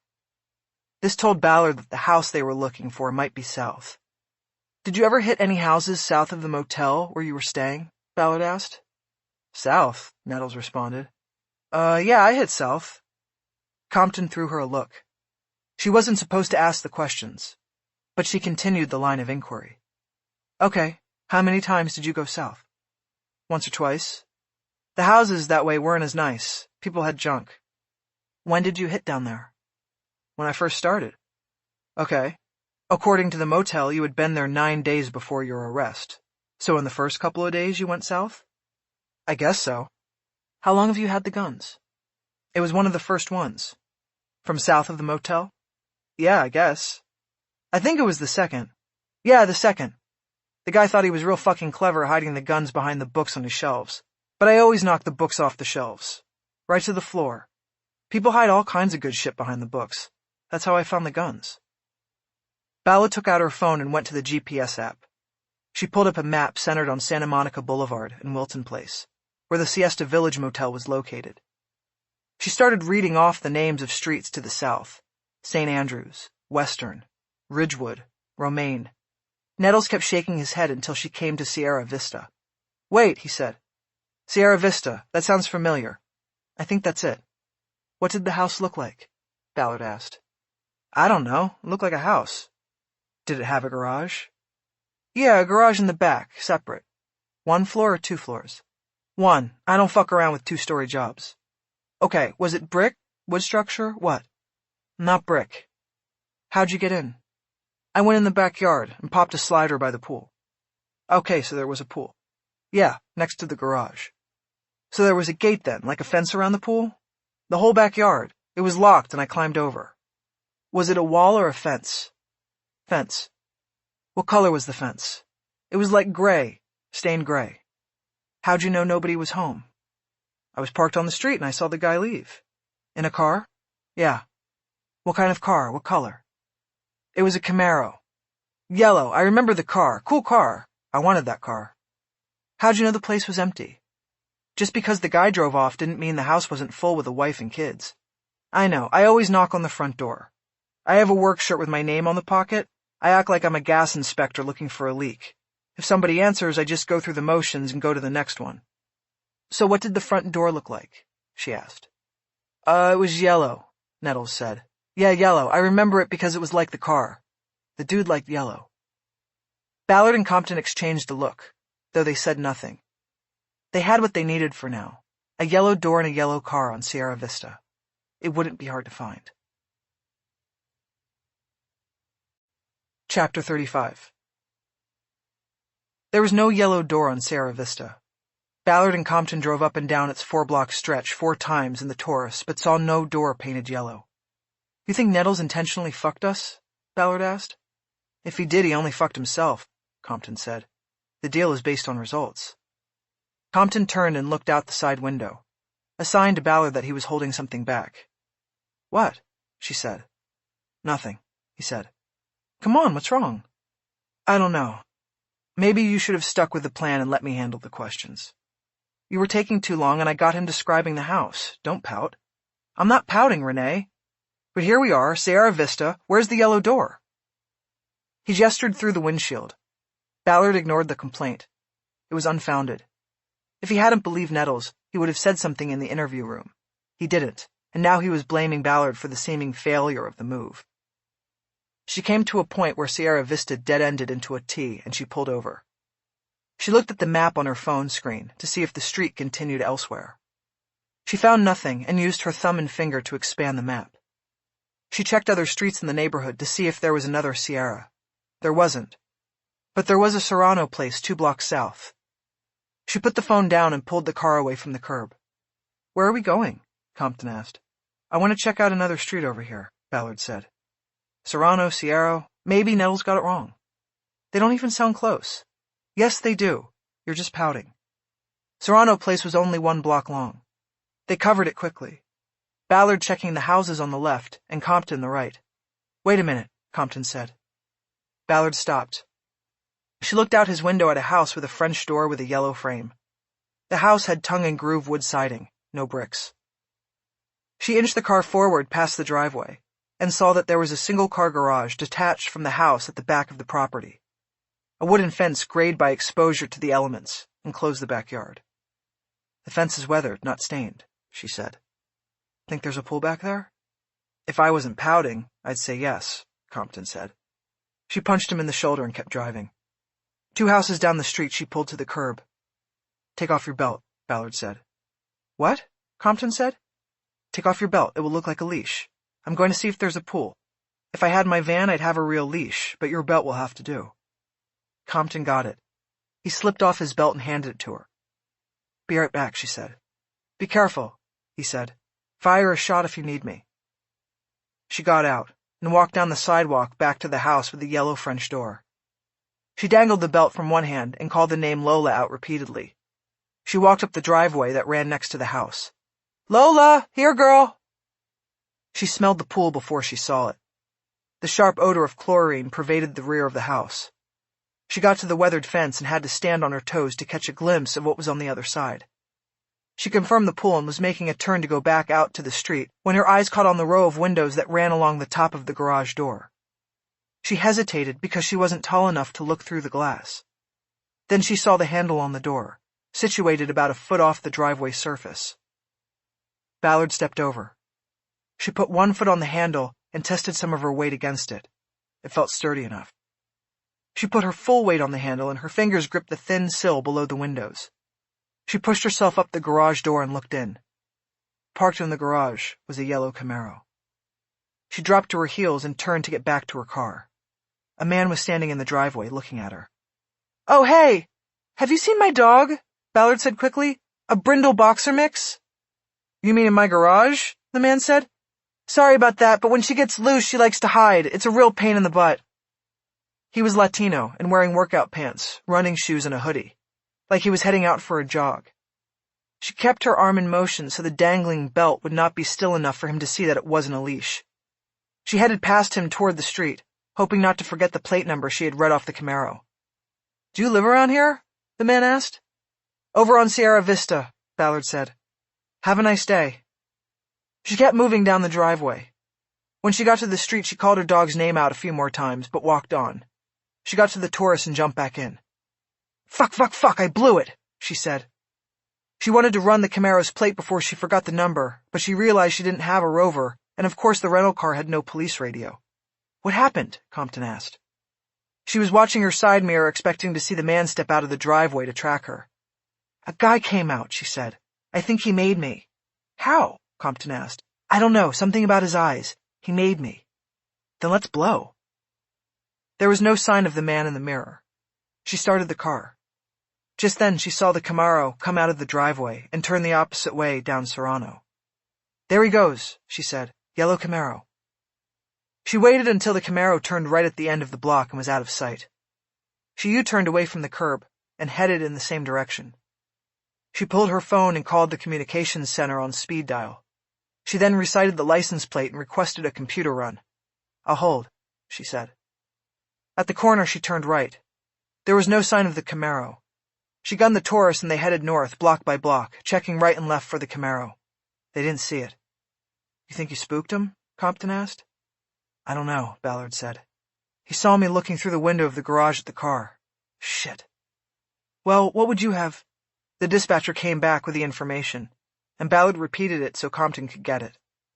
"Eugenio Santana Perez, 7/14/75, no record. Thank you." She disconnected. "The guy's clean," Compton said. "Maybe we're barking up the wrong tree." "Yellow door, yellow Camaro, it's him," Ballard said. "He matches Nettle's story. Maybe the guy just bought the gun off somebody, but it's not the wrong tree." They made their way up to Santa Monica, and there was still no sign of the Camaro. "Right or left?" Ballard said. "Fuck it," Compton said. "He blew right out of there after seeing you. Now I have to call Wellborn and tell him we may have fucked this up." "Not yet. What are we going to do?" "Just chill. I'm not finished looking. Besides, there's still the house. You can ATFE that." She saw an opening in the traffic and went straight, crossing Santa Monica and staying north. They continued to check streets until they got to Sunset. Then she took a right toward the 101 freeway. "I'll take you back downtown," Ballard said, defeat in her voice. "This is fucked up," Compton said. But as they approached the southbound freeway ramp, Ballard saw a glimpse of yellow 2 blocks ahead. A yellow car had turned into a lot and disappeared. "Wait, did you see that?" she said. "It was yellow." "I didn't see shit," Compton said. "Where?" Ballard drove past the freeway ramp and kept east on Sunset. When she got to the turn-in the yellow car had taken, she saw it was a Home Depot with a massive parking lot. The entrance was clear, and she remembered how it always used to be lined with men looking for day work. That had changed when Immigration and Customs Enforcement started routine immigration roundups. Ballard pulled in and started cruising the lot. They came upon the yellow Camaro in a spot in the far corner. There were plenty of spaces closer to the entrance to Home Depot, so it appeared abandoned there. Ballard checked the plate. It was the car they were looking for. "Shit," she said. "He's gone," Compton said. "Fuck. Another guy who watched Heat too many times." "What? The movie Heat? From the 90s? In spite of the North Hollywood bank shootout? I was on a surfboard in Hawaii most of the 90s. This guy, played by De Niro, was a robber. He had one rule. First sign of heat, you have to be able to leave everything behind.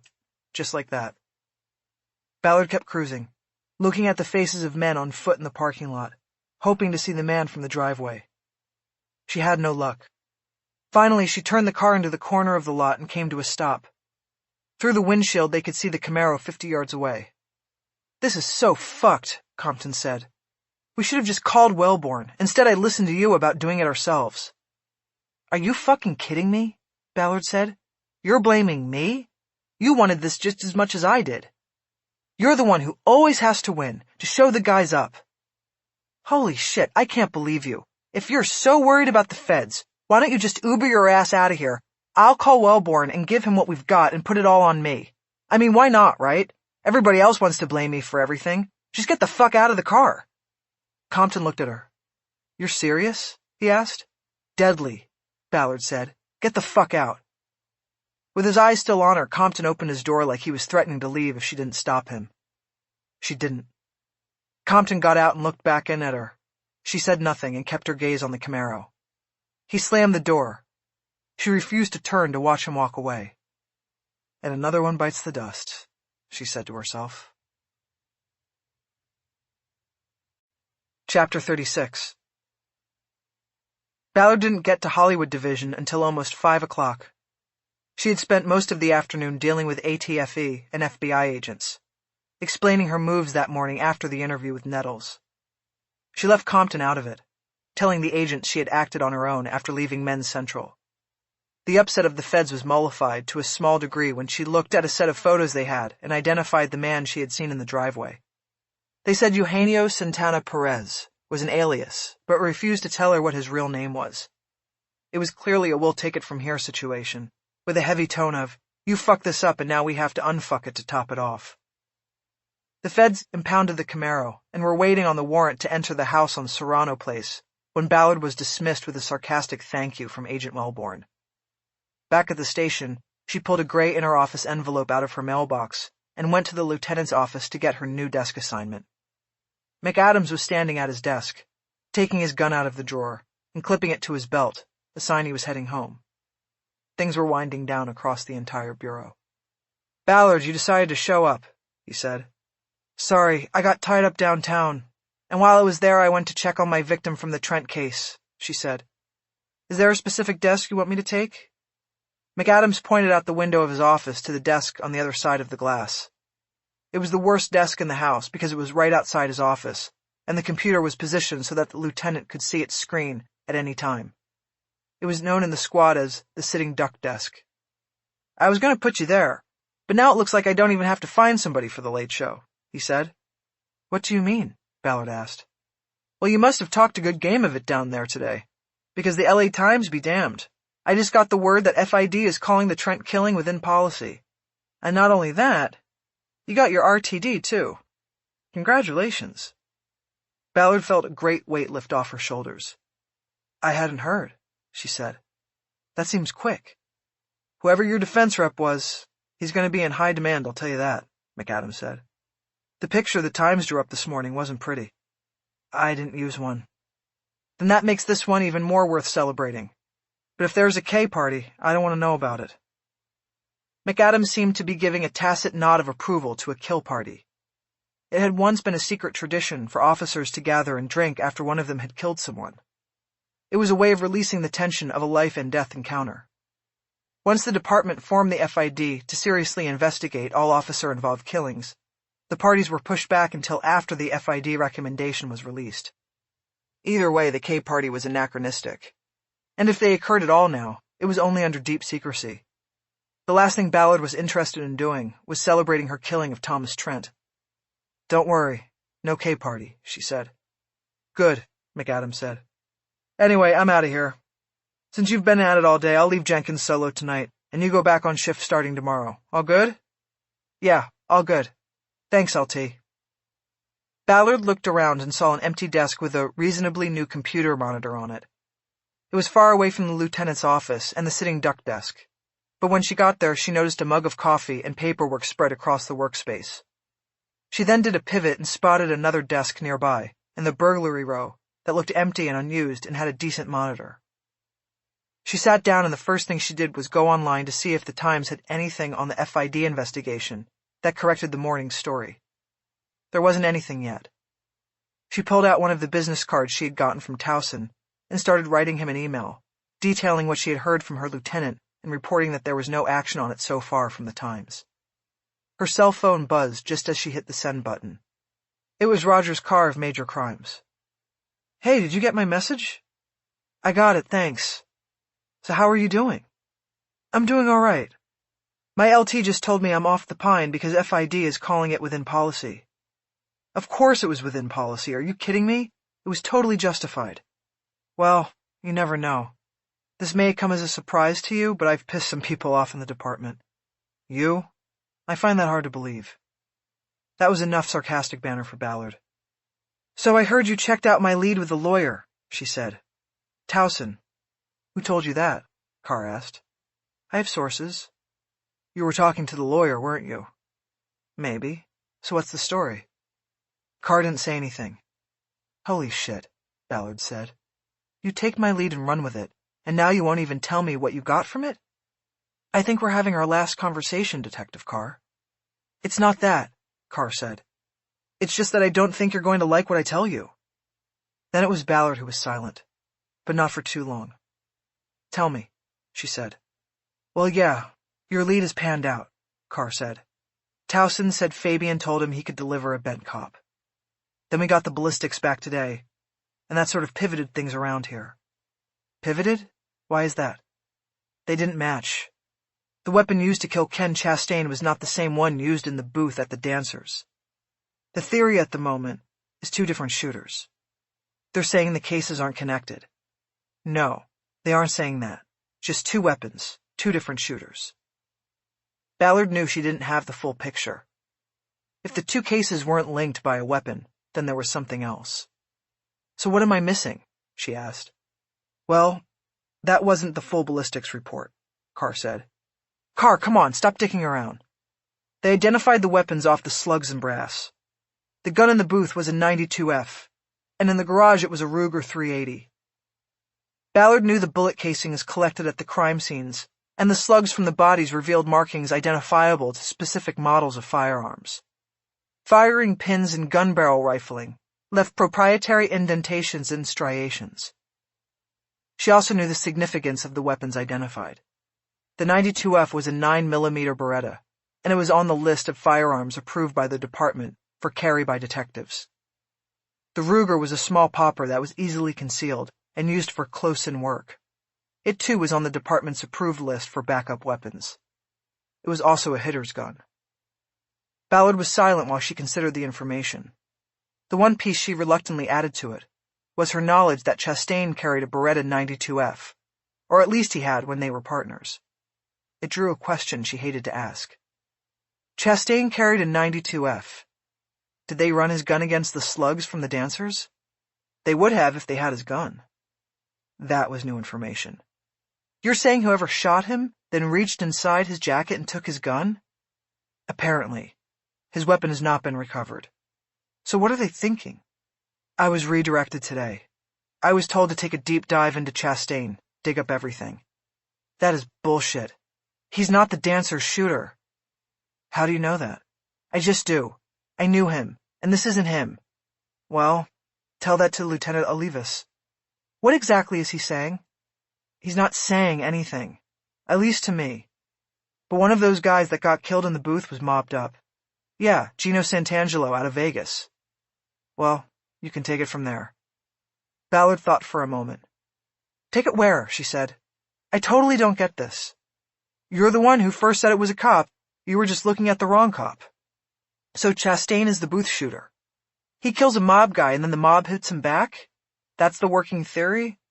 Well, I don't buy it. Why would Kenny do it? That's why we're doing the deep dive. And actually, that's why I called you. Forget it. I'm not going to help you pin this on Chastain. Listen to me. We're not going to pin this on anyone. If it's not there, it's not there, but we have to look. What do you want from me? 4 years ago, you two were partners. Yes. He was in financial trouble then. Did he talk to you about it? The news was surprising to Ballard. He never said a word. What kind of trouble and how do you know? Deep dive, remember? I pulled his credit history. He missed 9 payments on the house and was in foreclosure. He was going to lose the house and then all of a sudden, it all went away. The bank was paid off and he got solvent. Like, overnight.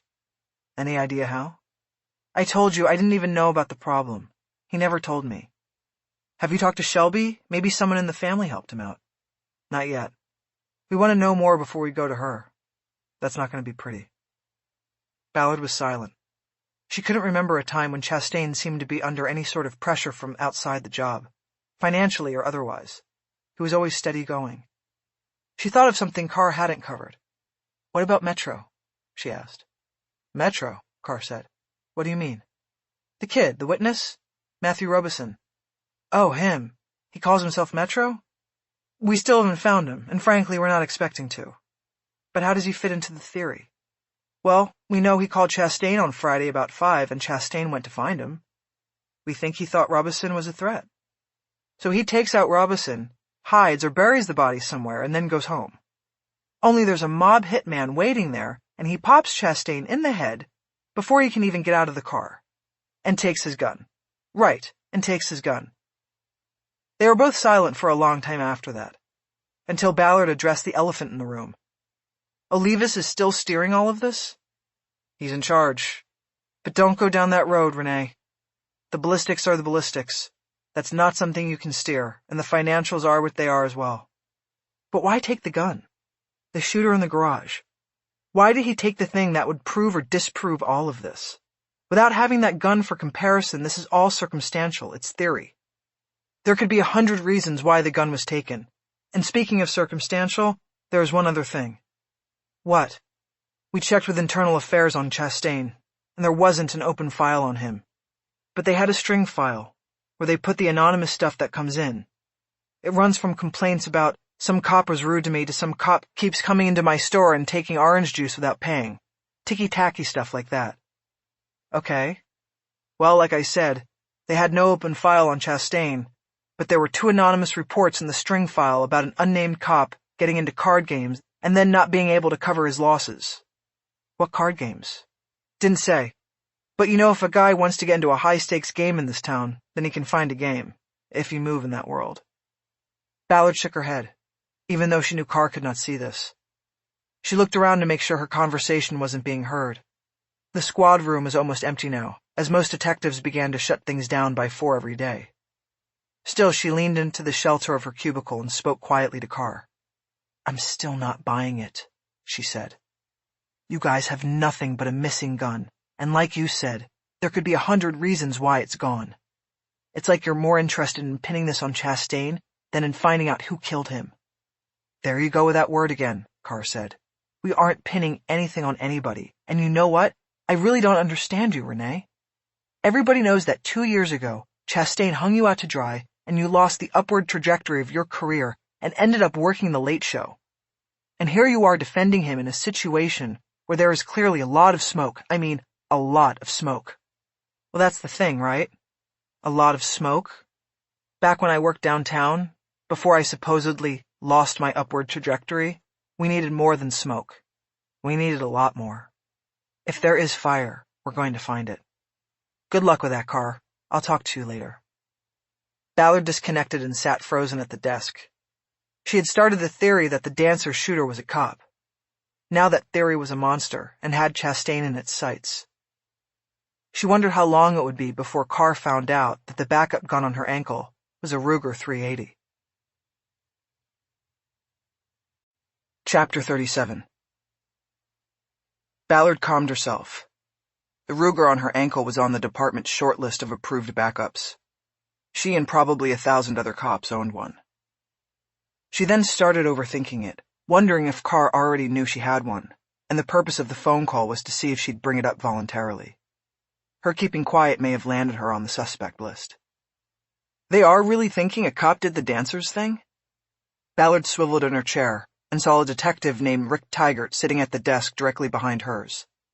She had not realized that he could have overheard her half of the conversation with Carr. "Look, don't repeat that anywhere, Rick," she said quickly. "I thought you had left." "I won't. But if it's true, the department's going to be dragged through the shit once again," Tygart said. "Yeah, well, some things can't be helped. Look, I don't know if it's true. Just keep it to yourself." "Yeah, no problem." Ballard turned back to her temporary desk and started opening the inner office envelope that she had found in her mail slot. The previous recipient had his name crossed out on the address line, just above Ballard's name. It said Feltzer, FID. The envelope contained copies of the search warrant return executed at Thomas Trent's house the day before. Feltzer had made good on his coerced promise to share. The return was the document submitted to the court that had authorized the warrant. The law required law enforcement to report back to the judge, so that there was an outside authority standing vigilant against unlawful search and seizure. The returns were usually very detailed about every item taken during a search. Feltzer had also supplemented this with a stack of crime scene photos of each item seized in the place where it was found. Ballard tried to put the Chastain matter out of her mind for the time being, by jumping back into the Trent case. She studied the list of items taken from the house on Wrightwood. Most were common items that served a purpose in a household or workshop, but could take on sinister qualities when in possession of a suspected serial sex offender. Things like duct tape, zip ties, pliers, a ski mask.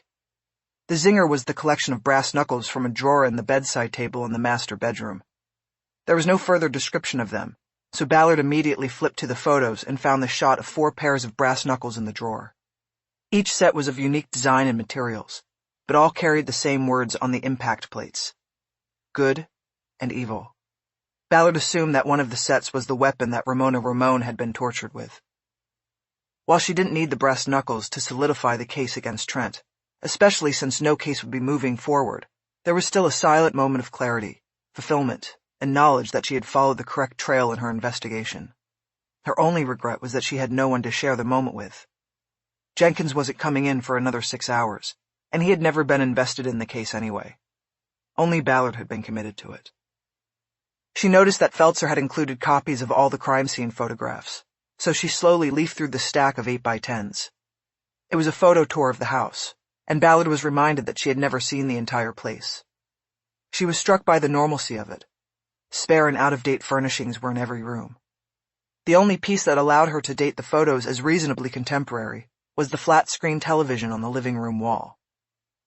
The last photos in the stack were of the lowest room in the upside-down house, and these included shots of Trent in situ, as he had been found.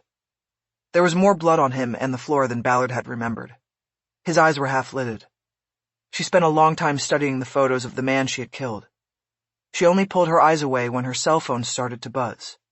She looked at the screen. It was Towson. "Have you checked the website?" he said. "It's up. It's good." "Hold on," she said. She pulled up the Times website on her screen. The story wasn't the main selection on the homepage, but it was the third story listed. She opened it, noted that it had Jerry Castor's byline, and quickly read it. She was pleased with what she saw, especially the money paragraph. Sources within the department said early reports that questioned Ballard's actions did not include the entire raft of evidence and circumstances reviewed. It is expected that the department's Force Investigation Division we'll make a determination that Ballard acted bravely and used justifiable force when she stabbed Trent with a splintered piece of wood, in an effort to save her life and that of another victim abducted by the suspect. The FID's findings will go to the Los Angeles County District Attorney's Office, which will make a final determination on the detective's actions. "Yeah, it's good," Ballard said. "What do you think?" "I think we made a mistake," he said. "We should have told Feltzer you wanted a promotion to captain, too. He gave us everything we wanted. In fact, I checked on your van, and they said you can pick it up tomorrow. They're finished with it." She hadn't known he was going to do that. His taking that initiative suggested to Ballard that things were maybe going to get awkward with Towson. "Thank you very much, Dean," she said. "For all of it. You really turned this around." "Wasn't me," he said. "You made this about the easiest case I've ever handled." "Well, good. And by the way, I gave your card to Trent's victim, the one who brought me into the case. I told her she should go after the equity in that house, and to call you." "Well, I'm much obliged. And you know, Renee, this is now a closed matter as far as my involvement. That means it would not be a conflict if we were to stay in touch. You know, socially." There it was. The awkward overture. It was routine to get hit on by men in the department, as well as the larger field of the justice system. That was how she and Compton had hooked up. A shared experience leading to something more. She had been feeling Towson's interest growing since the interview at his townhouse Sunday morning. The problem was she did not return his interest, especially after the ordeal she had just been through. "I think I want to keep this on a professional level, Dean," she said. "I may need your legal services in the future, and I liked how you handled this. A lot." She hoped that puffing him up on a professional level would allow the personal rejection to go down easier. "Well, of course," he said. "Whatever you need, Renee, I'm here for you. But think about it. We could always have both." "Thank you, Dean," she said. After ending the call, Ballard went back to the photos, studying once again the shots of Trent's body and the room on the bottom floor of the upside-down house. Seeing the body and blood allowed her to go back to it and go over it in her mind's eye. She relived the steps she took, the escape from her bindings, and then the attack. She cupped her right hand around her left wrist. It was the one she had first freed, and it had suffered the deepest laceration from the zip tie. The photos made her feel the pain again, but it was earned. It was sacrifice. She could not articulate it even to herself, but by going through it again in her head and not second-guessing anything was therapeutic. It was needed. She almost didn't hear her name being called from the other side of the squad room. She looked up and saw Denitra Lewis waving a clipboard at her from just outside McAdams' office. Lewis was the division's records and property clerk. Ballard knew that at the end of each day, Lewis dropped off evidence logs in the lieutenant's inbox so that he would be apprised of the comings and goings on different cases. Ballard got up and went over to see what she wanted. "What's up, Denitra?" "What's up is I need a disposition on the property you got in my locker. You can't just leave it there forever." "What do you mean?" "I'm saying you've got that bag sitting in one of my boxes since last week." "The one going to Chastain at RHD? He was supposed to take it Friday." "Well, like I'm saying, it's still in that locker, and it's got a hold for you on it, not him. I need you to come get it. I need the space." Ballard was confused. The evidence bag contained the belongings of Cynthia Haddle, the waitress gunned down in the Dancers Massacre. Ballard knew that she was an ancillary victim, but it didn't make a lot of sense to her that Chastain had not taken the property bag early Friday morning when he had been at the station. She had told him about it. But even if Chastain hadn't taken the bag, because his hands were full with the witness Xander Spates, it should have been transported by courier Monday morning to Property Division downtown and held for him there. That was the procedure. But Lewis was saying that none of that had happened, that the bag was on hold for her. "I don't know what's going on with that, but I'll go check it in a few minutes," Ballard said. Lewis thanked her and left the squad room. Ballard went back to the desk she was using, stacked the photos and the search warrant returned together, and put them back into the inner office mailer so that they would not be lying around on display. She then locked the envelope in her file cabinet and headed back to the property room. Lewis was gone and the room was empty. Ballard opened the locker in which she had put the brown paper bag that contained Cynthia Haddle's personal effects. She took the bag out and carried it over to the counter. The first thing she noticed was that the bag was double-taped.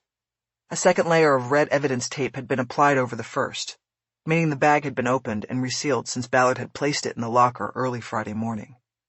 She assumed that Chastain had done this. She next checked the property transfer label and saw that this too was new. Handwritten instructions on the label said to hold the property for Detective Ballard at Hollywood Division. Ballard recognized the handwriting as Chastain's. Ballard grabbed a box cutter off the counter, cut through the tape and opened the bag. From it she pulled the plastic evidence bag she had placed inside the paper bag the morning after Haddle's murder. She noticed that one of these was also double-taped. It had been opened and resealed. Without breaking the new seal on the bag, she spread it out on the counter so she could see its contents through the plastic. There was an inventory list inside, and she was able to check everything against it, from Haddle's phone to her tip apron to the cigarette box containing the vial of Molly. Based on what Roger's car had said about Chastain now being the focus of the investigation, Ballard wondered what Chastain had been up to. Was there something in the bag that he wanted to keep hidden from RHD? Was it something on Haddle's phone? Or had he taken something? There was no easy answer. Ballard grabbed the top corners of the bag and flipped it over on the counter so that she could examine its contents from the other side. Right away she noticed a business card that hadn't been there before, slipped down into the cellophane wrap of the cigarette box. It was Chastain's LAPD business card. Ballard went over to the latex glove dispenser on the wall and grabbed a pair. She snapped the gloves on and went back to the evidence bag. She cut the seal and reached in for the cigarettes. She removed the box and examined it closely before slipping the business card out. There was a name written on the side of the card, not visible when it had been behind the cigarette box cellophane.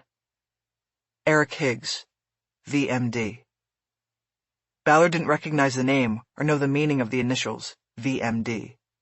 She put the card aside and opened the cigarette box. The vial was still there, and it appeared to be half full, as it was when Ballard had discovered it. She decided to look through everything to see if anything else stood out to her as having been tampered with. The phone was now useless. It had long since used up its charge. She opened the tip apron next and saw what appeared to be the same contents as before: a fold of currency, more cigarettes, a lighter, and a small notebook. She took out the money and counted it. Not a dollar was missing, and there was no clue as to what Chastain had been up to. Ballard pulled out her phone. She took off a glove, typed in Eric Higgs, and fired the name into her search engine. She got a variety of responses. There was an artist, a college football player, a chemistry professor at the University of California, Irvine, and several others. But none of the people with the name connected to Ballard on any level of significance. Next she typed VMD into the search engine and got numerous results, including references to visual molecular dynamics, veterinary medicine's directorate, and vector Mason dominance. Far down the list, she saw the words vacuum metal deposition, and the explanatory line beneath it grabbed her attention with one word: the physical process of coating evidence with very thin metal film. Ballard remembered reading something about this process. She clicked on the link to an article and started reading. VMD was a forensic technique in which applications of gold and zinc to evidence in low-pressure environment revealed latent fingerprints on objects and materials usually deemed too porous to produce prints. The process had been successful in applications on plastics, patterned metals, and some woven fabrics. The article was 2 years old and from a website called Forensic Times. It said the technique was complicated and required a sizable pressure chamber and other equipment, not to mention the expensive metals, gold, and zinc. Therefore, its study and application were primarily carried out on the university level and in private forensic labs. At the time of the article, it said neither the FBI nor any major metropolitan police department in the United States had a VMD chamber, and that this was hindering law enforcement use of the technique in criminal cases. The article listed a handful of private labs and universities where the application of VMD was either offered or being studied.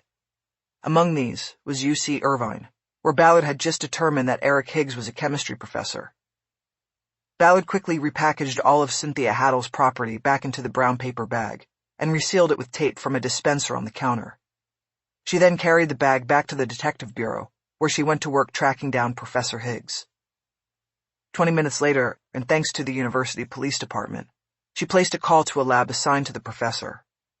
Ballard judged the voice that answered as being too young to be a professor. "I'm looking for Professor Higgs. He's gone." "For the day?" Yeah, for the day. Who is this? Well, who is this? Detective Renée Ballard, Los Angeles Police Department. It's very important that I reach Professor Higgs. Can you help me? Well, Who is this? Steve Stillwell. I'm the grad assistant in the lab. Is this the VMD lab? Well, it's not exactly a VMD lab, but we have the setup here, yeah.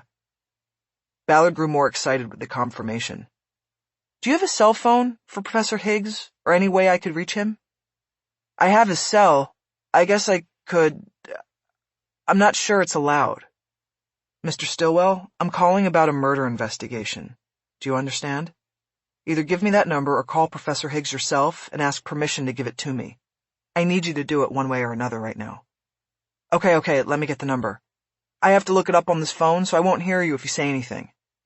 Just hurry, Mr. Stillwell. Ballard couldn't contain herself while waiting.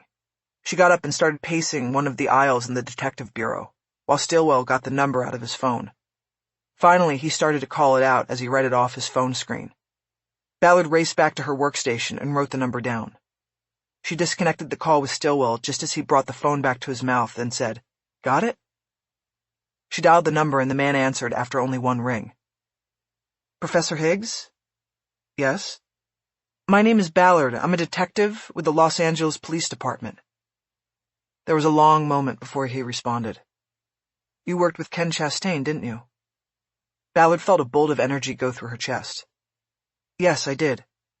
I thought you might call. He told me that if anything happened to him, I could trust you.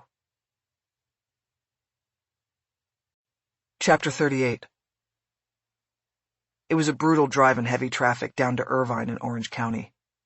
Professor Higgs had agreed to come back to the school and meet Ballard at his lab. Along the way, she thought about the lead she was chasing. Ken Chastain had very clearly left it for her to find. He knew he was on dangerous ground, and he had a backup plan that would kick in if something happened to him. Ballard was that plan. By redirecting the Haddle property back to her, Chastain guaranteed that she would get it after the weekend and would find the clue leading to Professor Higgs. When she finally got to UC Irvine, she had to call Higgs twice on his cell phone to get directions to the Natural Sciences building, where he was on the 4th floor. The building seemed empty as Ballard entered, and she found Higgs alone in his lab. He was tall and gangly, and younger than Ballard had expected. He greeted her warmly and seemed relieved of some weight or concern. I didn't know, he said. I'm so damn busy I don't have time to read a newspaper or watch TV. I didn't know what happened until yesterday, when I called the number he gave me and his wife told me. It's an awful thing, and I hope to God this had nothing to do with it. He gestured toward the back of the lab, where there was a steel pressure tank about the size of a washer and dryer stack. I'm here to try to find that out, Ballard said. You spoke to his wife? Yes, she answered the phone, Higgs said. She told me what had happened, and I was completely stunned. It meant that Chastain had given Higgs his home number, not his office line or his cell number. This was significant to Ballard because it was another indication, along with his actions at the crime scene and his handling of the Haddle evidence, that Chastain was trying to keep at least some of his moves on the dancer's case below the surface and untraceable through normal measures. Is there a place we could sit down and talk? Ballard asked. Sure, I've got an office, Higgs said. Follow me. Higgs led the way through a series of interconnecting labs, within the general lab into a small and cluttered office, big enough for a desk and a single visitor's chair. They sat down and Ballard asked him to tell the story of his interaction with Chastain from the start. You mean go back to the first case? He asked. I guess so, Ballard said. What was the first case? Well, the first time I ever spoke to Detective Chastain was when he called me up about 2 years ago. He said he had read about VMD in the Journal of Forensic Sciences or some other journal, I can't remember which one, and he wanted to know if the process could erase fingerprints on a basketball. Higgs' story was already ringing true for Ballard. She knew from her years as Chastain's partner that he prided himself on staying up on advances in techniques in forensics, interrogation, and legal protocol. Some of the other detectives even nicknamed him the Scholar because of his extracurricular reading. It would not have been unusual for Chastain to pick up the phone and call a scientist directly when he had a question about evidence. Did he say what the case was? Ballard asked. Yeah, it was a shooting on a playground, Higgs said. A kid got into an argument during a one-on-one game, and the other kid grabbed a gun out of his backpack at the side of the court and shot him. So Detective Chastain thought the shooter had to have left prints on the ball because he had been playing with it, you know? But the police lab said they couldn't do it because the ball was rubber and had a dimpled and porous surface. He asked me to give it a try. And what happened? I like a challenge. I told him to bring it down here, and we tried, but we couldn't pull anything up that was usable. I mean, we got some ridges here and there, but nothing that he could take back and put through the latent print archives. So then what? Well, that was sort of it. Until he called me last week and asked if he could send me something he wanted to try to get a print off of. What was it? He called it a thumb button. When exactly was this call? Early Friday. I was in the car heading here, and he called my cell. I can check my phone log if you want the exact time. If you don't mind. Sure. Higgs pulled the phone out of his pocket and went into the call list. He scrolled through the listing of calls going back to early Friday morning. This is it, he said. Came in at 7:41 a.m., Friday. Can I see the number? Ballard asked. Higgs held the phone out across the desk, and Ballard leaned forward to read the screen. The number was 213-972-2971, and Ballard knew it wasn't Chastain's cell. It was the general number at Hollywood Station. Chastain had used a landline in the property room to call Higgs. At the same time, he was going through the evidence bag containing Cynthia Haddle's property. What exactly did he ask you when he called? Ballard asked. He said he was dealing with emergency circumstances on a big case, Higgs said, and he wanted to know if I could VMD something as small as a dime and get a print off it. And what did you tell him? Well, I first asked what material we were talking about, and he said it was a metal button that had an uneven surface because of an imprint. I told him all I could do was try. I told him that once I actually got a print off a dime, right off of Roosevelt's jaw. So he said he would send it down and that I should only talk to him about it. It was clear to Ballard that by 7:41 a.m. Friday morning, less than 8 hours after the massacre at the Dancers, Chastain already knew, or was at least suspicious, that there was police involvement. He took measures to hide his suspicions and protect himself, using the station's phone instead of his own to call Higgs, and leaving behind the evidence bag containing his business card with Higgs' name written on the back. So he mailed it to you or delivered it? She asked. Mailed it. It came Saturday by certified mail, Higgs said. Do you by any chance still have that packaging? Ballard was thinking in terms of being able to document the chain of custody of the evidence. It could become important if there was a trial. Higgs thought for a moment, then shook his head. No, it's trashed. The cleaners come through here on Saturday night. And where's the button? Let me go get it. I'll be right back. Higgs got up and left the office. Ballard waited. She heard a drawer in the lab open and close, and then the professor came back. He handed her a small plastic evidence bag containing what looked like a small black cap that was threaded on the inside of its edges. Ballard was sure it was the bag and object that she had glimpsed Chastain with at the crime scene early Friday morning. Chastain had obviously recognized what it was and knew its significance. She turned the bag to study the object. It was actually slightly smaller than a dime, with a flat head and a word stamped across it. Lawmaster. It was a word familiar to Ballard, but she couldn't immediately place it. She pulled her phone so she could plug the word into a search engine. It came with a note, Higgs said. In the package, it said, if something happens, trust Renée Ballard. So when you called, do you still have that note? Ballard asked. I believe I do, somewhere around here. I'll have to find it, but I know I didn't toss it. If you could, I'd like to see it. Ballard pressed the search button and got 2 hits on the word. Lawmaster was the name of a motorcycle used by Judge Dredd in a series of comic books and movies. It was also a company that made leather equipment belts and holsters geared toward the law enforcement community. Ballard clicked on the link to the company's website as she remembered the brand. Lawmaster specialized in leather holsters, particularly the kind of shoulder holsters favored by the gunslingers in the department, the testosterone-enhanced hard chargers, who put form over function, and were willing to take the discomfort of having leather straps crisscross their backs over the simple ease and comfort of a far less macho hip holster. Most of these gunslingers were the young up-and-comers, who never missed a chance to check their looks in a mirror or take their jackets off at a crime scene to impress onlookers as well as themselves. Still, there were also some old-school cowboys who preferred the gunslinger look, and Ballard knew Lieutenant Robert Olivas was among them. The website showed a variety of shoulder holsters, and Ballard clicked on one that counterbalanced the gun under one arm with double ammo clips under the other. She enlarged the accompanying photo and studied the workmanship of the holster. She saw several adjustment points for giving the holster a custom fit, and positioning the weapon at an angle offering easy access to its wearer. These adjustment points were held in place by shallow screws and threaded black caps with a Lawmaster logo stamped on them. It was a cascade moment, when all the details of the investigation came together. Ballard now knew what Chastain knew, and understood his moves in surreptitiously taking evidence from the crime scene and attempting to analyze and safeguard it from afar. Ballard held up the plastic bag containing the Lawmaster cap. "Professor Higgs, were you able to get a print off this?" "Yes, I was. I got one good solid print." Chapter 39. Ballard stayed in the Mayako again Wednesday night, taking sushi for dinner in her room once more before going to sleep. She had enough clothes in her bag for another day without replacement, and in the morning made the quick drive over to the Piper Technical Center, which was home to the latent print unit, as well as the department's Aero Squadron.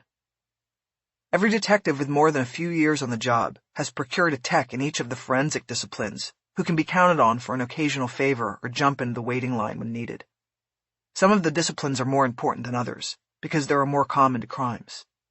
Fingerprints are found at just about every crime scene, and therefore the latent print unit was the most important place to have a connection in the entire forensic sandbox. Ballard's go-to was a supervisor named Polly Stanfield.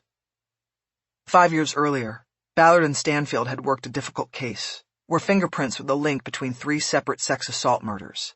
But while the prints from each scene matched, Stanfield could find no match in the various databases that housed print records around the world. Only the relentless efforts of both women finally resulted in an arrest, when Stanfield surreptitiously accessed a database of rental applications for a massive apartment complex in the valley that was geographically central to the murders.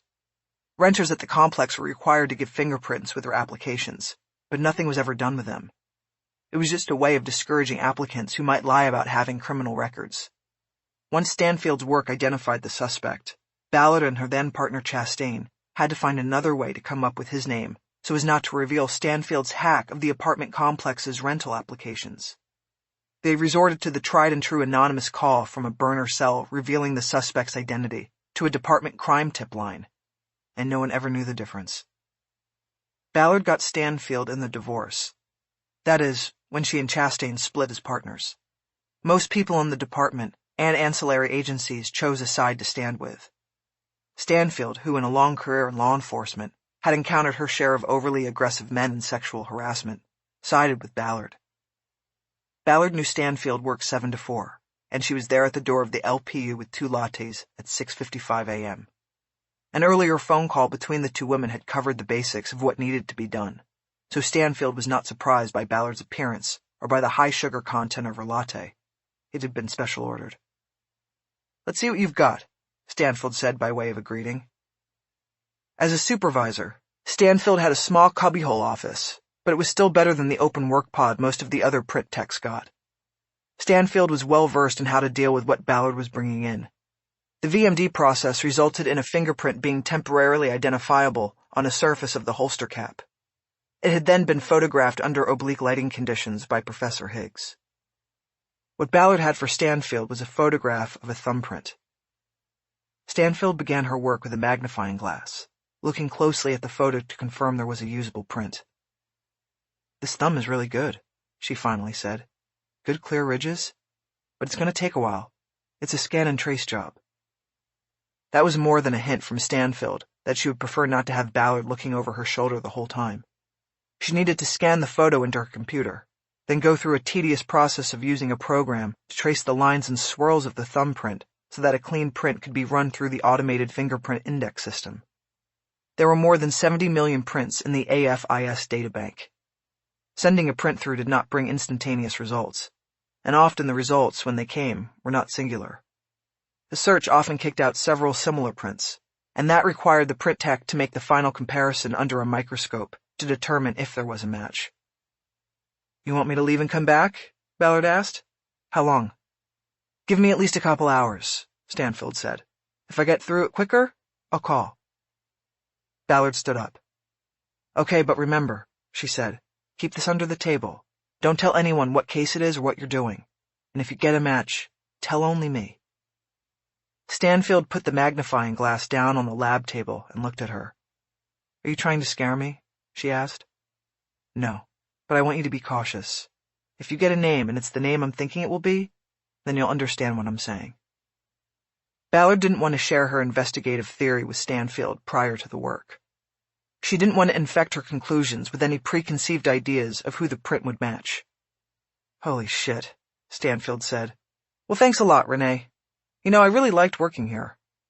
"Don't be so dramatic," Ballard said. "Just see what you get, and I'll be back." Chapter 40. Ballard used the time to walk over to the print shed that was located behind Piper Tech. Knowing how citizens were often treated when they attempted to pick up their impounded and printed vehicles, she half expected a delay in the paperwork from FID releasing her van. But it was ready to go. She wasn't wrong about her expectations about its condition, however. The first clue was the driver's door handle, which was still dusted with black fingerprint powder. She opened the door and found the driver's compartment bombed with powder as well. She knew from crime scene experience that the black powder could ruin clothes and be impossible to get out with home car washing. She went back to the garage's office and angrily demanded that the van be returned in drivable condition. This resulted in a stare-down with the garage manager, but he changed his demeanor when Ballard produced her badge. He dispatched 2 of his garage greasers with a high-powered vacuum, a roll of paper towels, and a bottle of industrial-strength cleaner into the van. Ballard stood by, watched the work, and pointed out every spot they missed. After an hour, she thought about calling Polly Stanfield, but she knew that would only annoy her. She decided to check in at Hollywood Detectives instead, and call Lieutenant McAdams' direct line. "Ballard, what are you doing awake?" he asked. "I have you back on the schedule tonight."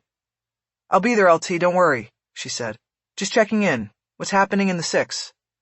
"Only thing I got going is an assist with the feds. They got a takedown team surrounding some fool holed up in the Batcave." That was a reference to a cave up in Bronson Canyon that had been used during the filming of the 1960s Batman television show. "What do they want him for?" "A double-bagger in Texas. Killed 2 armored car guards a couple years ago and lammed it over here." "What are we doing?" "Crowd and traffic control." Ballard knew it was the guy she had spooked with Compton. She wondered if she would escape with no blowback from the feds, if they successfully brought him down at the Batcave. Just then she got a call waiting buzz on her phone. She checked and saw it was Stanfield. "Hey, LT, I have a call coming in. I gotta go." "Okay, Ballard, go." She disconnected and switched over. "Polly? I got a hit on that thumb. It's a cop. What did you get me into, Renée?" Chapter 41. Ballard stepped out of the interrogation room at the Metropolitan Detention Center, crossed the wide hallway, and entered the control center. She looked at the monitor for the interrogation room. Lieutenant Olivas sat in a chair, facing the overhead camera, his arms pulled into a locked position behind his back. He knew she was looking at him, and had his head tilted back. He scowled at the camera. Ballard raised her phone and took a photo of the monitor. She then texted the shot to Roger's car with a message. "I need help. He won't talk to me." As she expected, it didn't take long for Carr to respond. "WTF, where are you?" Her reply was terse. She wasn't interested in a text debate. She needed Carr to come to the jail. "MDC, you coming? I want to flip him." There was no response. Minutes dragged by and she knew Carr was debating with himself whether to come over, whether to risk his career and the enmity of the department by getting involved in the attempted takedown of a prize lieutenant. Ballard tried one more time to coax him. "I have the evidence." Another minute went by. It felt like an hour. Then Carr returned. "On my way." Ballard realized she had been holding her breath. She released it in relief, and turning to the 2 officers monitoring the screens, told them that Carr was on his way. She was still in the control center when Carr was announced, and he entered the hallway 15 minutes later. Ballard stepped out to meet him. His forehead was slick with a film of sweat. That told her that he had covered the 3 blocks on foot and must have left the PAB without hesitation after their text conversation. He glanced through the square window on the door to interrogation room A and looked at Olivas. He then quickly turned away as though he couldn't take what he saw. He focused on Ballard and spoke in a low, controlled voice. "What the fuck, Ballard? How the hell did you get him in here?" "I lured him out of the PAB. I told him I had someone here who was ready to confess." "And then you fucking arrest him? On what evidence?" He said the last word too loud, almost as a shriek. He brought his hand to his mouth and checked the officers in the control center, then dropped back down to a whisper. "Listen to me. You are moving too fast," he said. "Everything I have, it points to Chastain, not Olivas. Not a fucking RHD lieutenant. Do you know what you're doing here? You are committing career suicide. You need to stop this right now." "I can't," Ballard said. "I know it wasn't Chastain. He took measures because he knew it was a cop. That's why Olivas killed him." "What measures? Ballard, what evidence do you have? You are letting your issue with Olivas take this over, and Kenny took evidence from the crime scene at the dancers. Evidence that it was a cop. What are you talking about? What did he take?" "A piece of a holster that came loose when the shooter pulled his gun. I was there. I saw him take it. That and the wire. He knew it was a cop." Carr looked off for a moment as he composed his thoughts. He then leaned down and in close to Ballard. "Listen to me. What you saw was Chastain covering his own tracks. He was the shooter, and you have fucked this up beyond belief. Now I'm going to go in there and talk to Olivas, and I'm going to try to salvage this and save your job." Carr signaled to one of the officers in the control center to unlock the door. He then looked back at Ballard. "If you're lucky, you'll end up riding a bike on the boardwalk," he said. "But at least you'll still have a badge." "You don't understand," Ballard protested. "There's evidence. I don't want to hear it," Carr said, cutting her off. "I'm going in." The jail officer walked over to a wall unit of small lockers. He opened one and removed the key from its lock. "Okay, you need to put your weapons in here," he said. "Sidearm, backup, knife, everything." Carr walked over and put one of each into the locker, pulling his holstered sidearm off his belt, then a folding knife from his back pocket. He leaned one hand against the wall so he could raise his right leg, pull up the cuff of his pants, and detach an ankle holster containing his backup. The jail officer closed and locked the wall compartment and handed Carr the key. It was on an elastic band that Carr snapped around his wrist. He then looked at Ballard. "I hope to fuck this doesn't bring me down with you." The officer opened the door to the interrogation room and stepped back to allow Carr in. Carr walked across the threshold and toward the table where Olivas sat. Ballard followed Carr, and the jail officer closed the door, locking them in. Carr started to turn when he realized that Ballard had come in behind him. "I thought you—" Ballard grabbed Carr by the right arm, and in a move taught to her at the academy and long practice since, yanked it behind his back while throwing her left shoulder into him. Carr pitched forward across the empty chair and table. At the same moment, Olivas rose from his chair, revealing that his hands were not cuffed, and slammed Carr chest down on the table. Olivas put his full weight down on Carr, as Ballard pulled the handcuffs off her belt and worked them around Carr's wrists. "Good," she yelled. Olivas then dragged Carr completely across the table and flung him onto the seat where he had just been. He grabbed him with two hands by the jacket collar and pulled him up into a sitting position. He then hiked a thumb over his shoulder toward the upper corner of the room. "Smile for the camera, Carr," he said. "What the fuck is this?" Carr demanded. "Had to separate you from your weapons," Ballard said. Everything seemed to dawn on Carr. He shook his head. I get it, he said. "But you've got it wrong. You can't do this." "Yeah, we can," Olivas said. "We have a warrant for your weapons." "He had a hip holster on today," Ballard said. Olivas nodded. "Of course he did," he said. "His shoulder rig was falling apart without that screw cap he lost." "Listen to me," Carr said. "I don't know what you people think you have, but you've got no probable cause. You are totally—" "What we have is your thumbprint on that cap from your rig," Olivas said. "How's that end up at a crime scene when you were nowhere near that crime scene?" "Bullshit," Carr said. "You don't have shit." "We have enough to run ballistics on your guns," Olivas said. "We match them up and we'll have a six-pack to run across the street to the DA.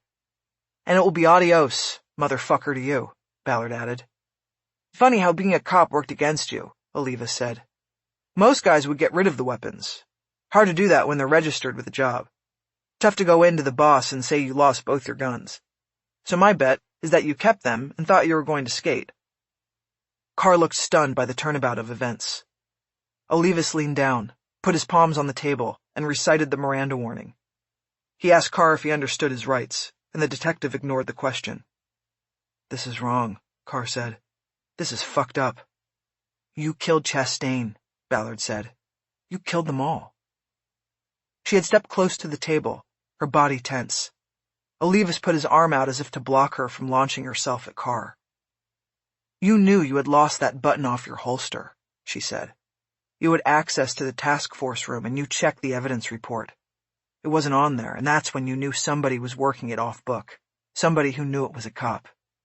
You're crazy, Ballard, Carr said, and soon the whole world will know. How'd you know it was Kenny? She asked. Because he was the lieutenant's golden boy? The only one who'd risk going off book on this? Or didn't it matter? Was Chastain just the fall guy because you found out he carried a 92F and owed money? You just figured you could pin the whole thing on him? Carr didn't answer. We're going to find out, Ballard said. I'm going to find out. She stepped back and watched as a cold and instant reality seemed to fall on Carr, covering him like a thick black blanket. Ballard could read it in his face as he went from confidence to crisis, from thinking he had a shot of talking his way out of the room to visions of never seeing daylight again. I want a lawyer, he said. I'm sure you do, Ballard said. Chapter 42. For the second time in the day, Ballard was walking evidence through analysis. She didn't need a go-to in the firearms and ballistics unit.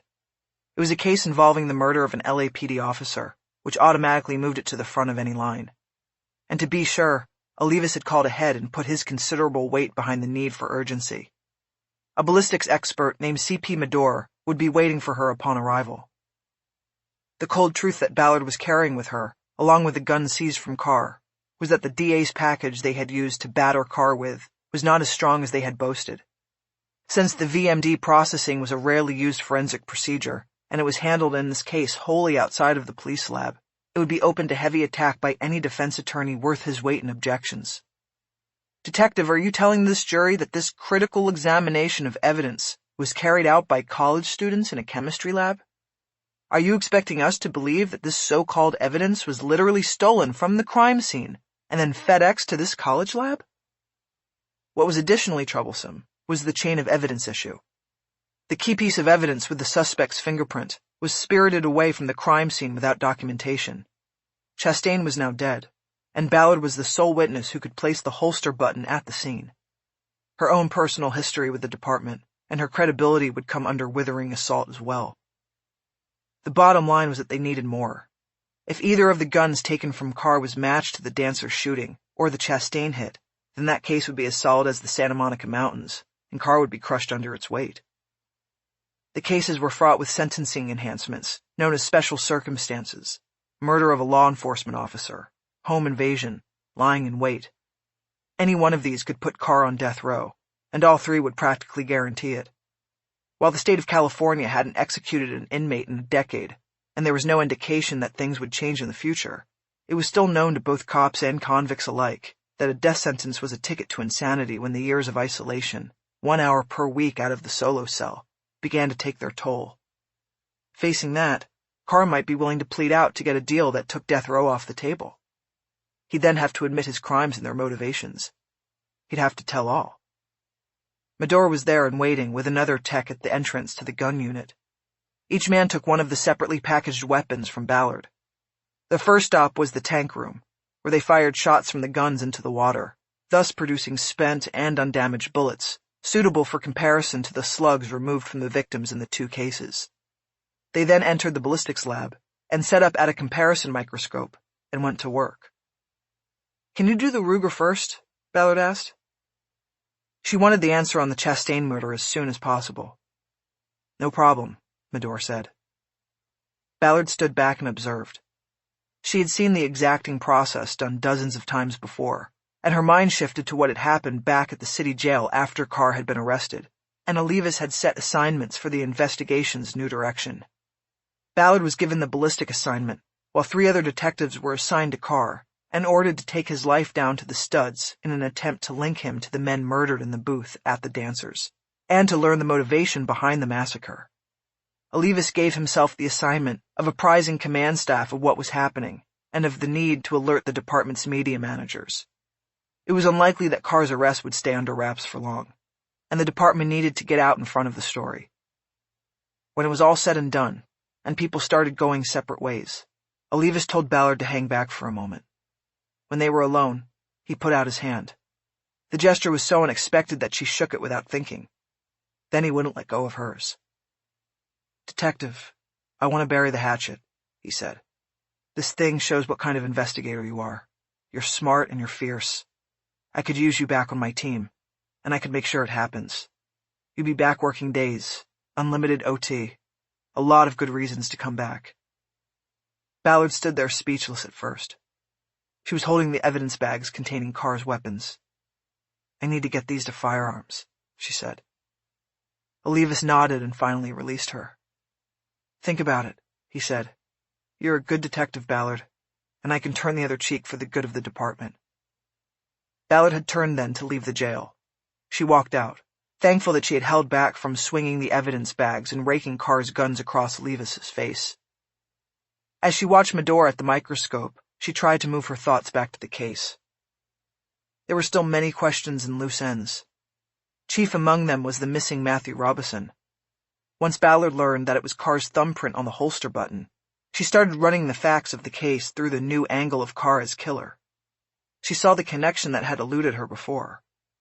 Carr had been part of the Major Crimes Task Force that had taken down the human trafficking cabal at the port on Friday morning. She had seen him herself on the 5 o'clock news. She realized now that Robison, last seen by his girlfriend on the couch watching TV, could have seen the report and recognized Carr from the night before at the dancers.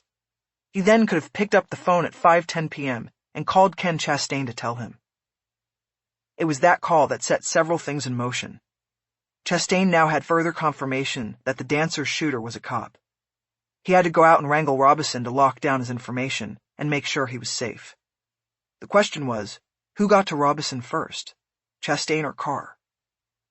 As a major crimes detective, Carr had routine access to RHD computers, as well as to the division's war room. If he was back reading the dancers' case reports as they were coming in Friday, he could have picked up on Robison and been suspicious of Chastain's dismissal of him as a witness. In trying to cover the fact that Robison had apparently gotten a good look at the shooter, Chastain had labeled him as DSS, didn't see shit. The effort may have had a completely opposite effect in that Carr might have thought Chastain was trying to camouflage a solid witness. Carr was the shooter, so he knew that the chances were good that someone in the club had gotten a look at him. He very likely would have been checking witness reports to see if that was so. Ballard came out of these thoughts when she saw Medora step back from the microscope and ask the other tech to take a look. She knew he was soliciting a second opinion, because a lot was on the line with this case. Ballard's phone buzzed. It was a blocked number and she took it. "Ballard, anything yet?" It was Olivas. "Your man CP's on the scope. Shouldn't be long. You want to hold? It looks like he's just getting a second opinion." "Sure, I'll hold a minute." "Can I ask you something?" "What is it?" "Carr knew I had been calling Matthew Robison to try to find him. When I asked him how he knew, he said that after Chastain got hit, RHD pulled a warrant for Robison's phone records in an effort to find him. Was that true? Or was Carr trying to cover that he had Robison's phone because he had killed him?" "No, we did do that. We first tried to ping his phone, but it was turned off. So we pulled the call records to see if there was anything there that would help." "Why, Ballard, what's it mean?" "It means he might still be alive out there somewhere.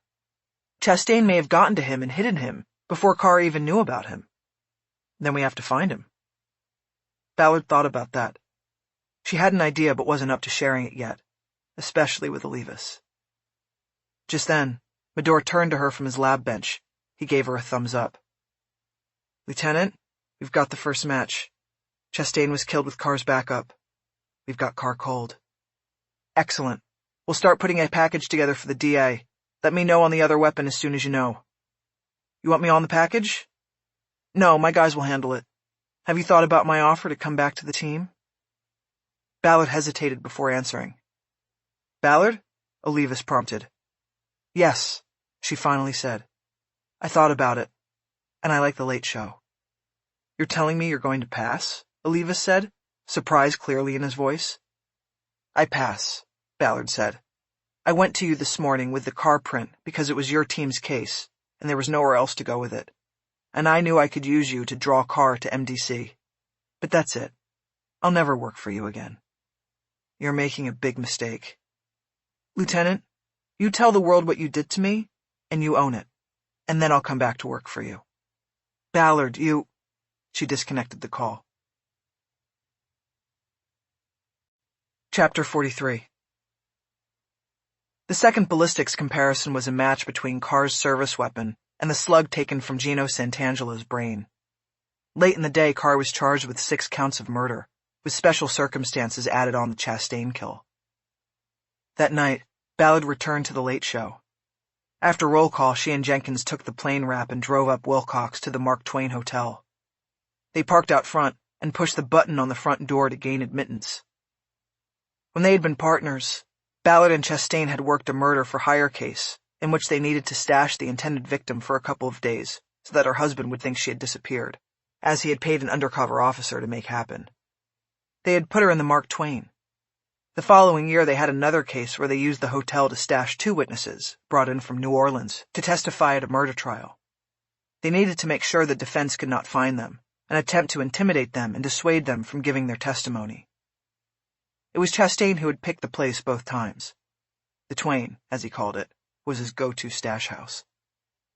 Ballard told Jenkins her theory about Robison being alive, and he agreed to take a ride with her to the Twain. After she held up her badge to the camera over the hotel door, Ballard and Jenkins were buzzed in. When they got to the desk, Ballard showed her phone to the nightman. On the screen, she had Robison's driver's license photo. "William Parker, what room's he in?" she asked. William Parker was a legendary LAPD police chief in the 1950s and 60s. Chastain had used the name for one of the witnesses from New Orleans. The nightman didn't look like he wanted any part of the trouble the police could cause in the middle of the night at a hotel where most customers paid in cash. He turned to a computer, typed a command, and then read the answer out loud. 17. Ballard and Jenkins moved down the first-floor hallway until they stood on either side of room 17. Ballard knocked. "Matthew Robison?" Jenkins said. "LAPD. Open the door." Nothing. "Metro," Ballard said. "My name is Detective Ballard. I worked with Detective Chastain, who brought you here. We're here to tell you it's over. You're safe and you can go home to Alicia now." They waited. After 30 seconds, Ballard heard the lock flip. The door opened 6 inches and a young man looked out. Ballard was holding her badge up. "It's safe?" he asked. "Are you Matthew?" Ballard asked. Yes." "Detective Chastain brought you here?" "That's right." "It's safe, Matthew. We'll take you home now." "Where's Detective Chastain?" Ballard paused and looked at Robison for a long moment. "He didn't make it," she finally said. Robison looked down at the floor. "You called him Friday and said you just saw the shooter on TV," Ballard said. "Didn't you?" Robison nodded. "Okay. Well, we're going to take you by the station first to look at some photos," Ballard said. "After that, we'll take you back to your apartment and Alicia. You'll be safe now, and she's worried about you." Robison finally looked up at her. Ballard knew he was trying to decide if he could trust her. He must have seen something in her eyes. "Okay," he said. "Give me a minute to get my stuff." Chapter 44. Ballard got to the water late that morning because of the drive up the coast to collect her dog. By the time she had pitched her tent on Venice Beach and was walking toward the surf with her board under her arm, the morning layer had completely choked off the sun, and visibility was low. She stepped in undaunted. It had been too long since she had been on the water. She spread her feet to the edge of the board's rails and bent her knees. She started digging deeply into the water and shocking her muscles with the workout. Dig, dig, dig, glide, dig, dig, dig, glide. She headed straight out into the fog, and soon she was lost in it. The heavy air insulated her from any sound from the land. She was alone. She thought about Chastain and the moves he had made. He had acted nobly on the case. She thought maybe it was his redemption. For his father. For Ballard. It left her bereft and still haunted by their last encounter. She wished in some way they had settled things. Soon her shoulders began to burn and the muscles of her back cramped. She eased up and stood tall. She used the paddle blade as a rudder and turned the board. She realized there was no horizon in sight, and the tide was in that short moment of stasis before it shifted. It was not going in or out, and she wasn't sure which direction to point the board.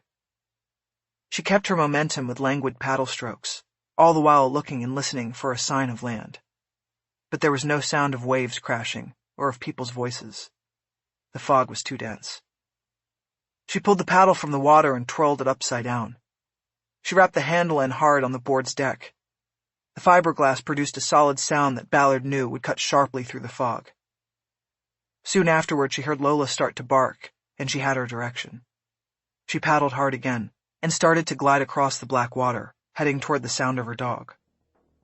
As she came through the mist and caught sight of the shore, she saw Lola at the waterline, panicked and frantically moving north and then south, unsure, her bark now a howl of fear at what she could not understand or control.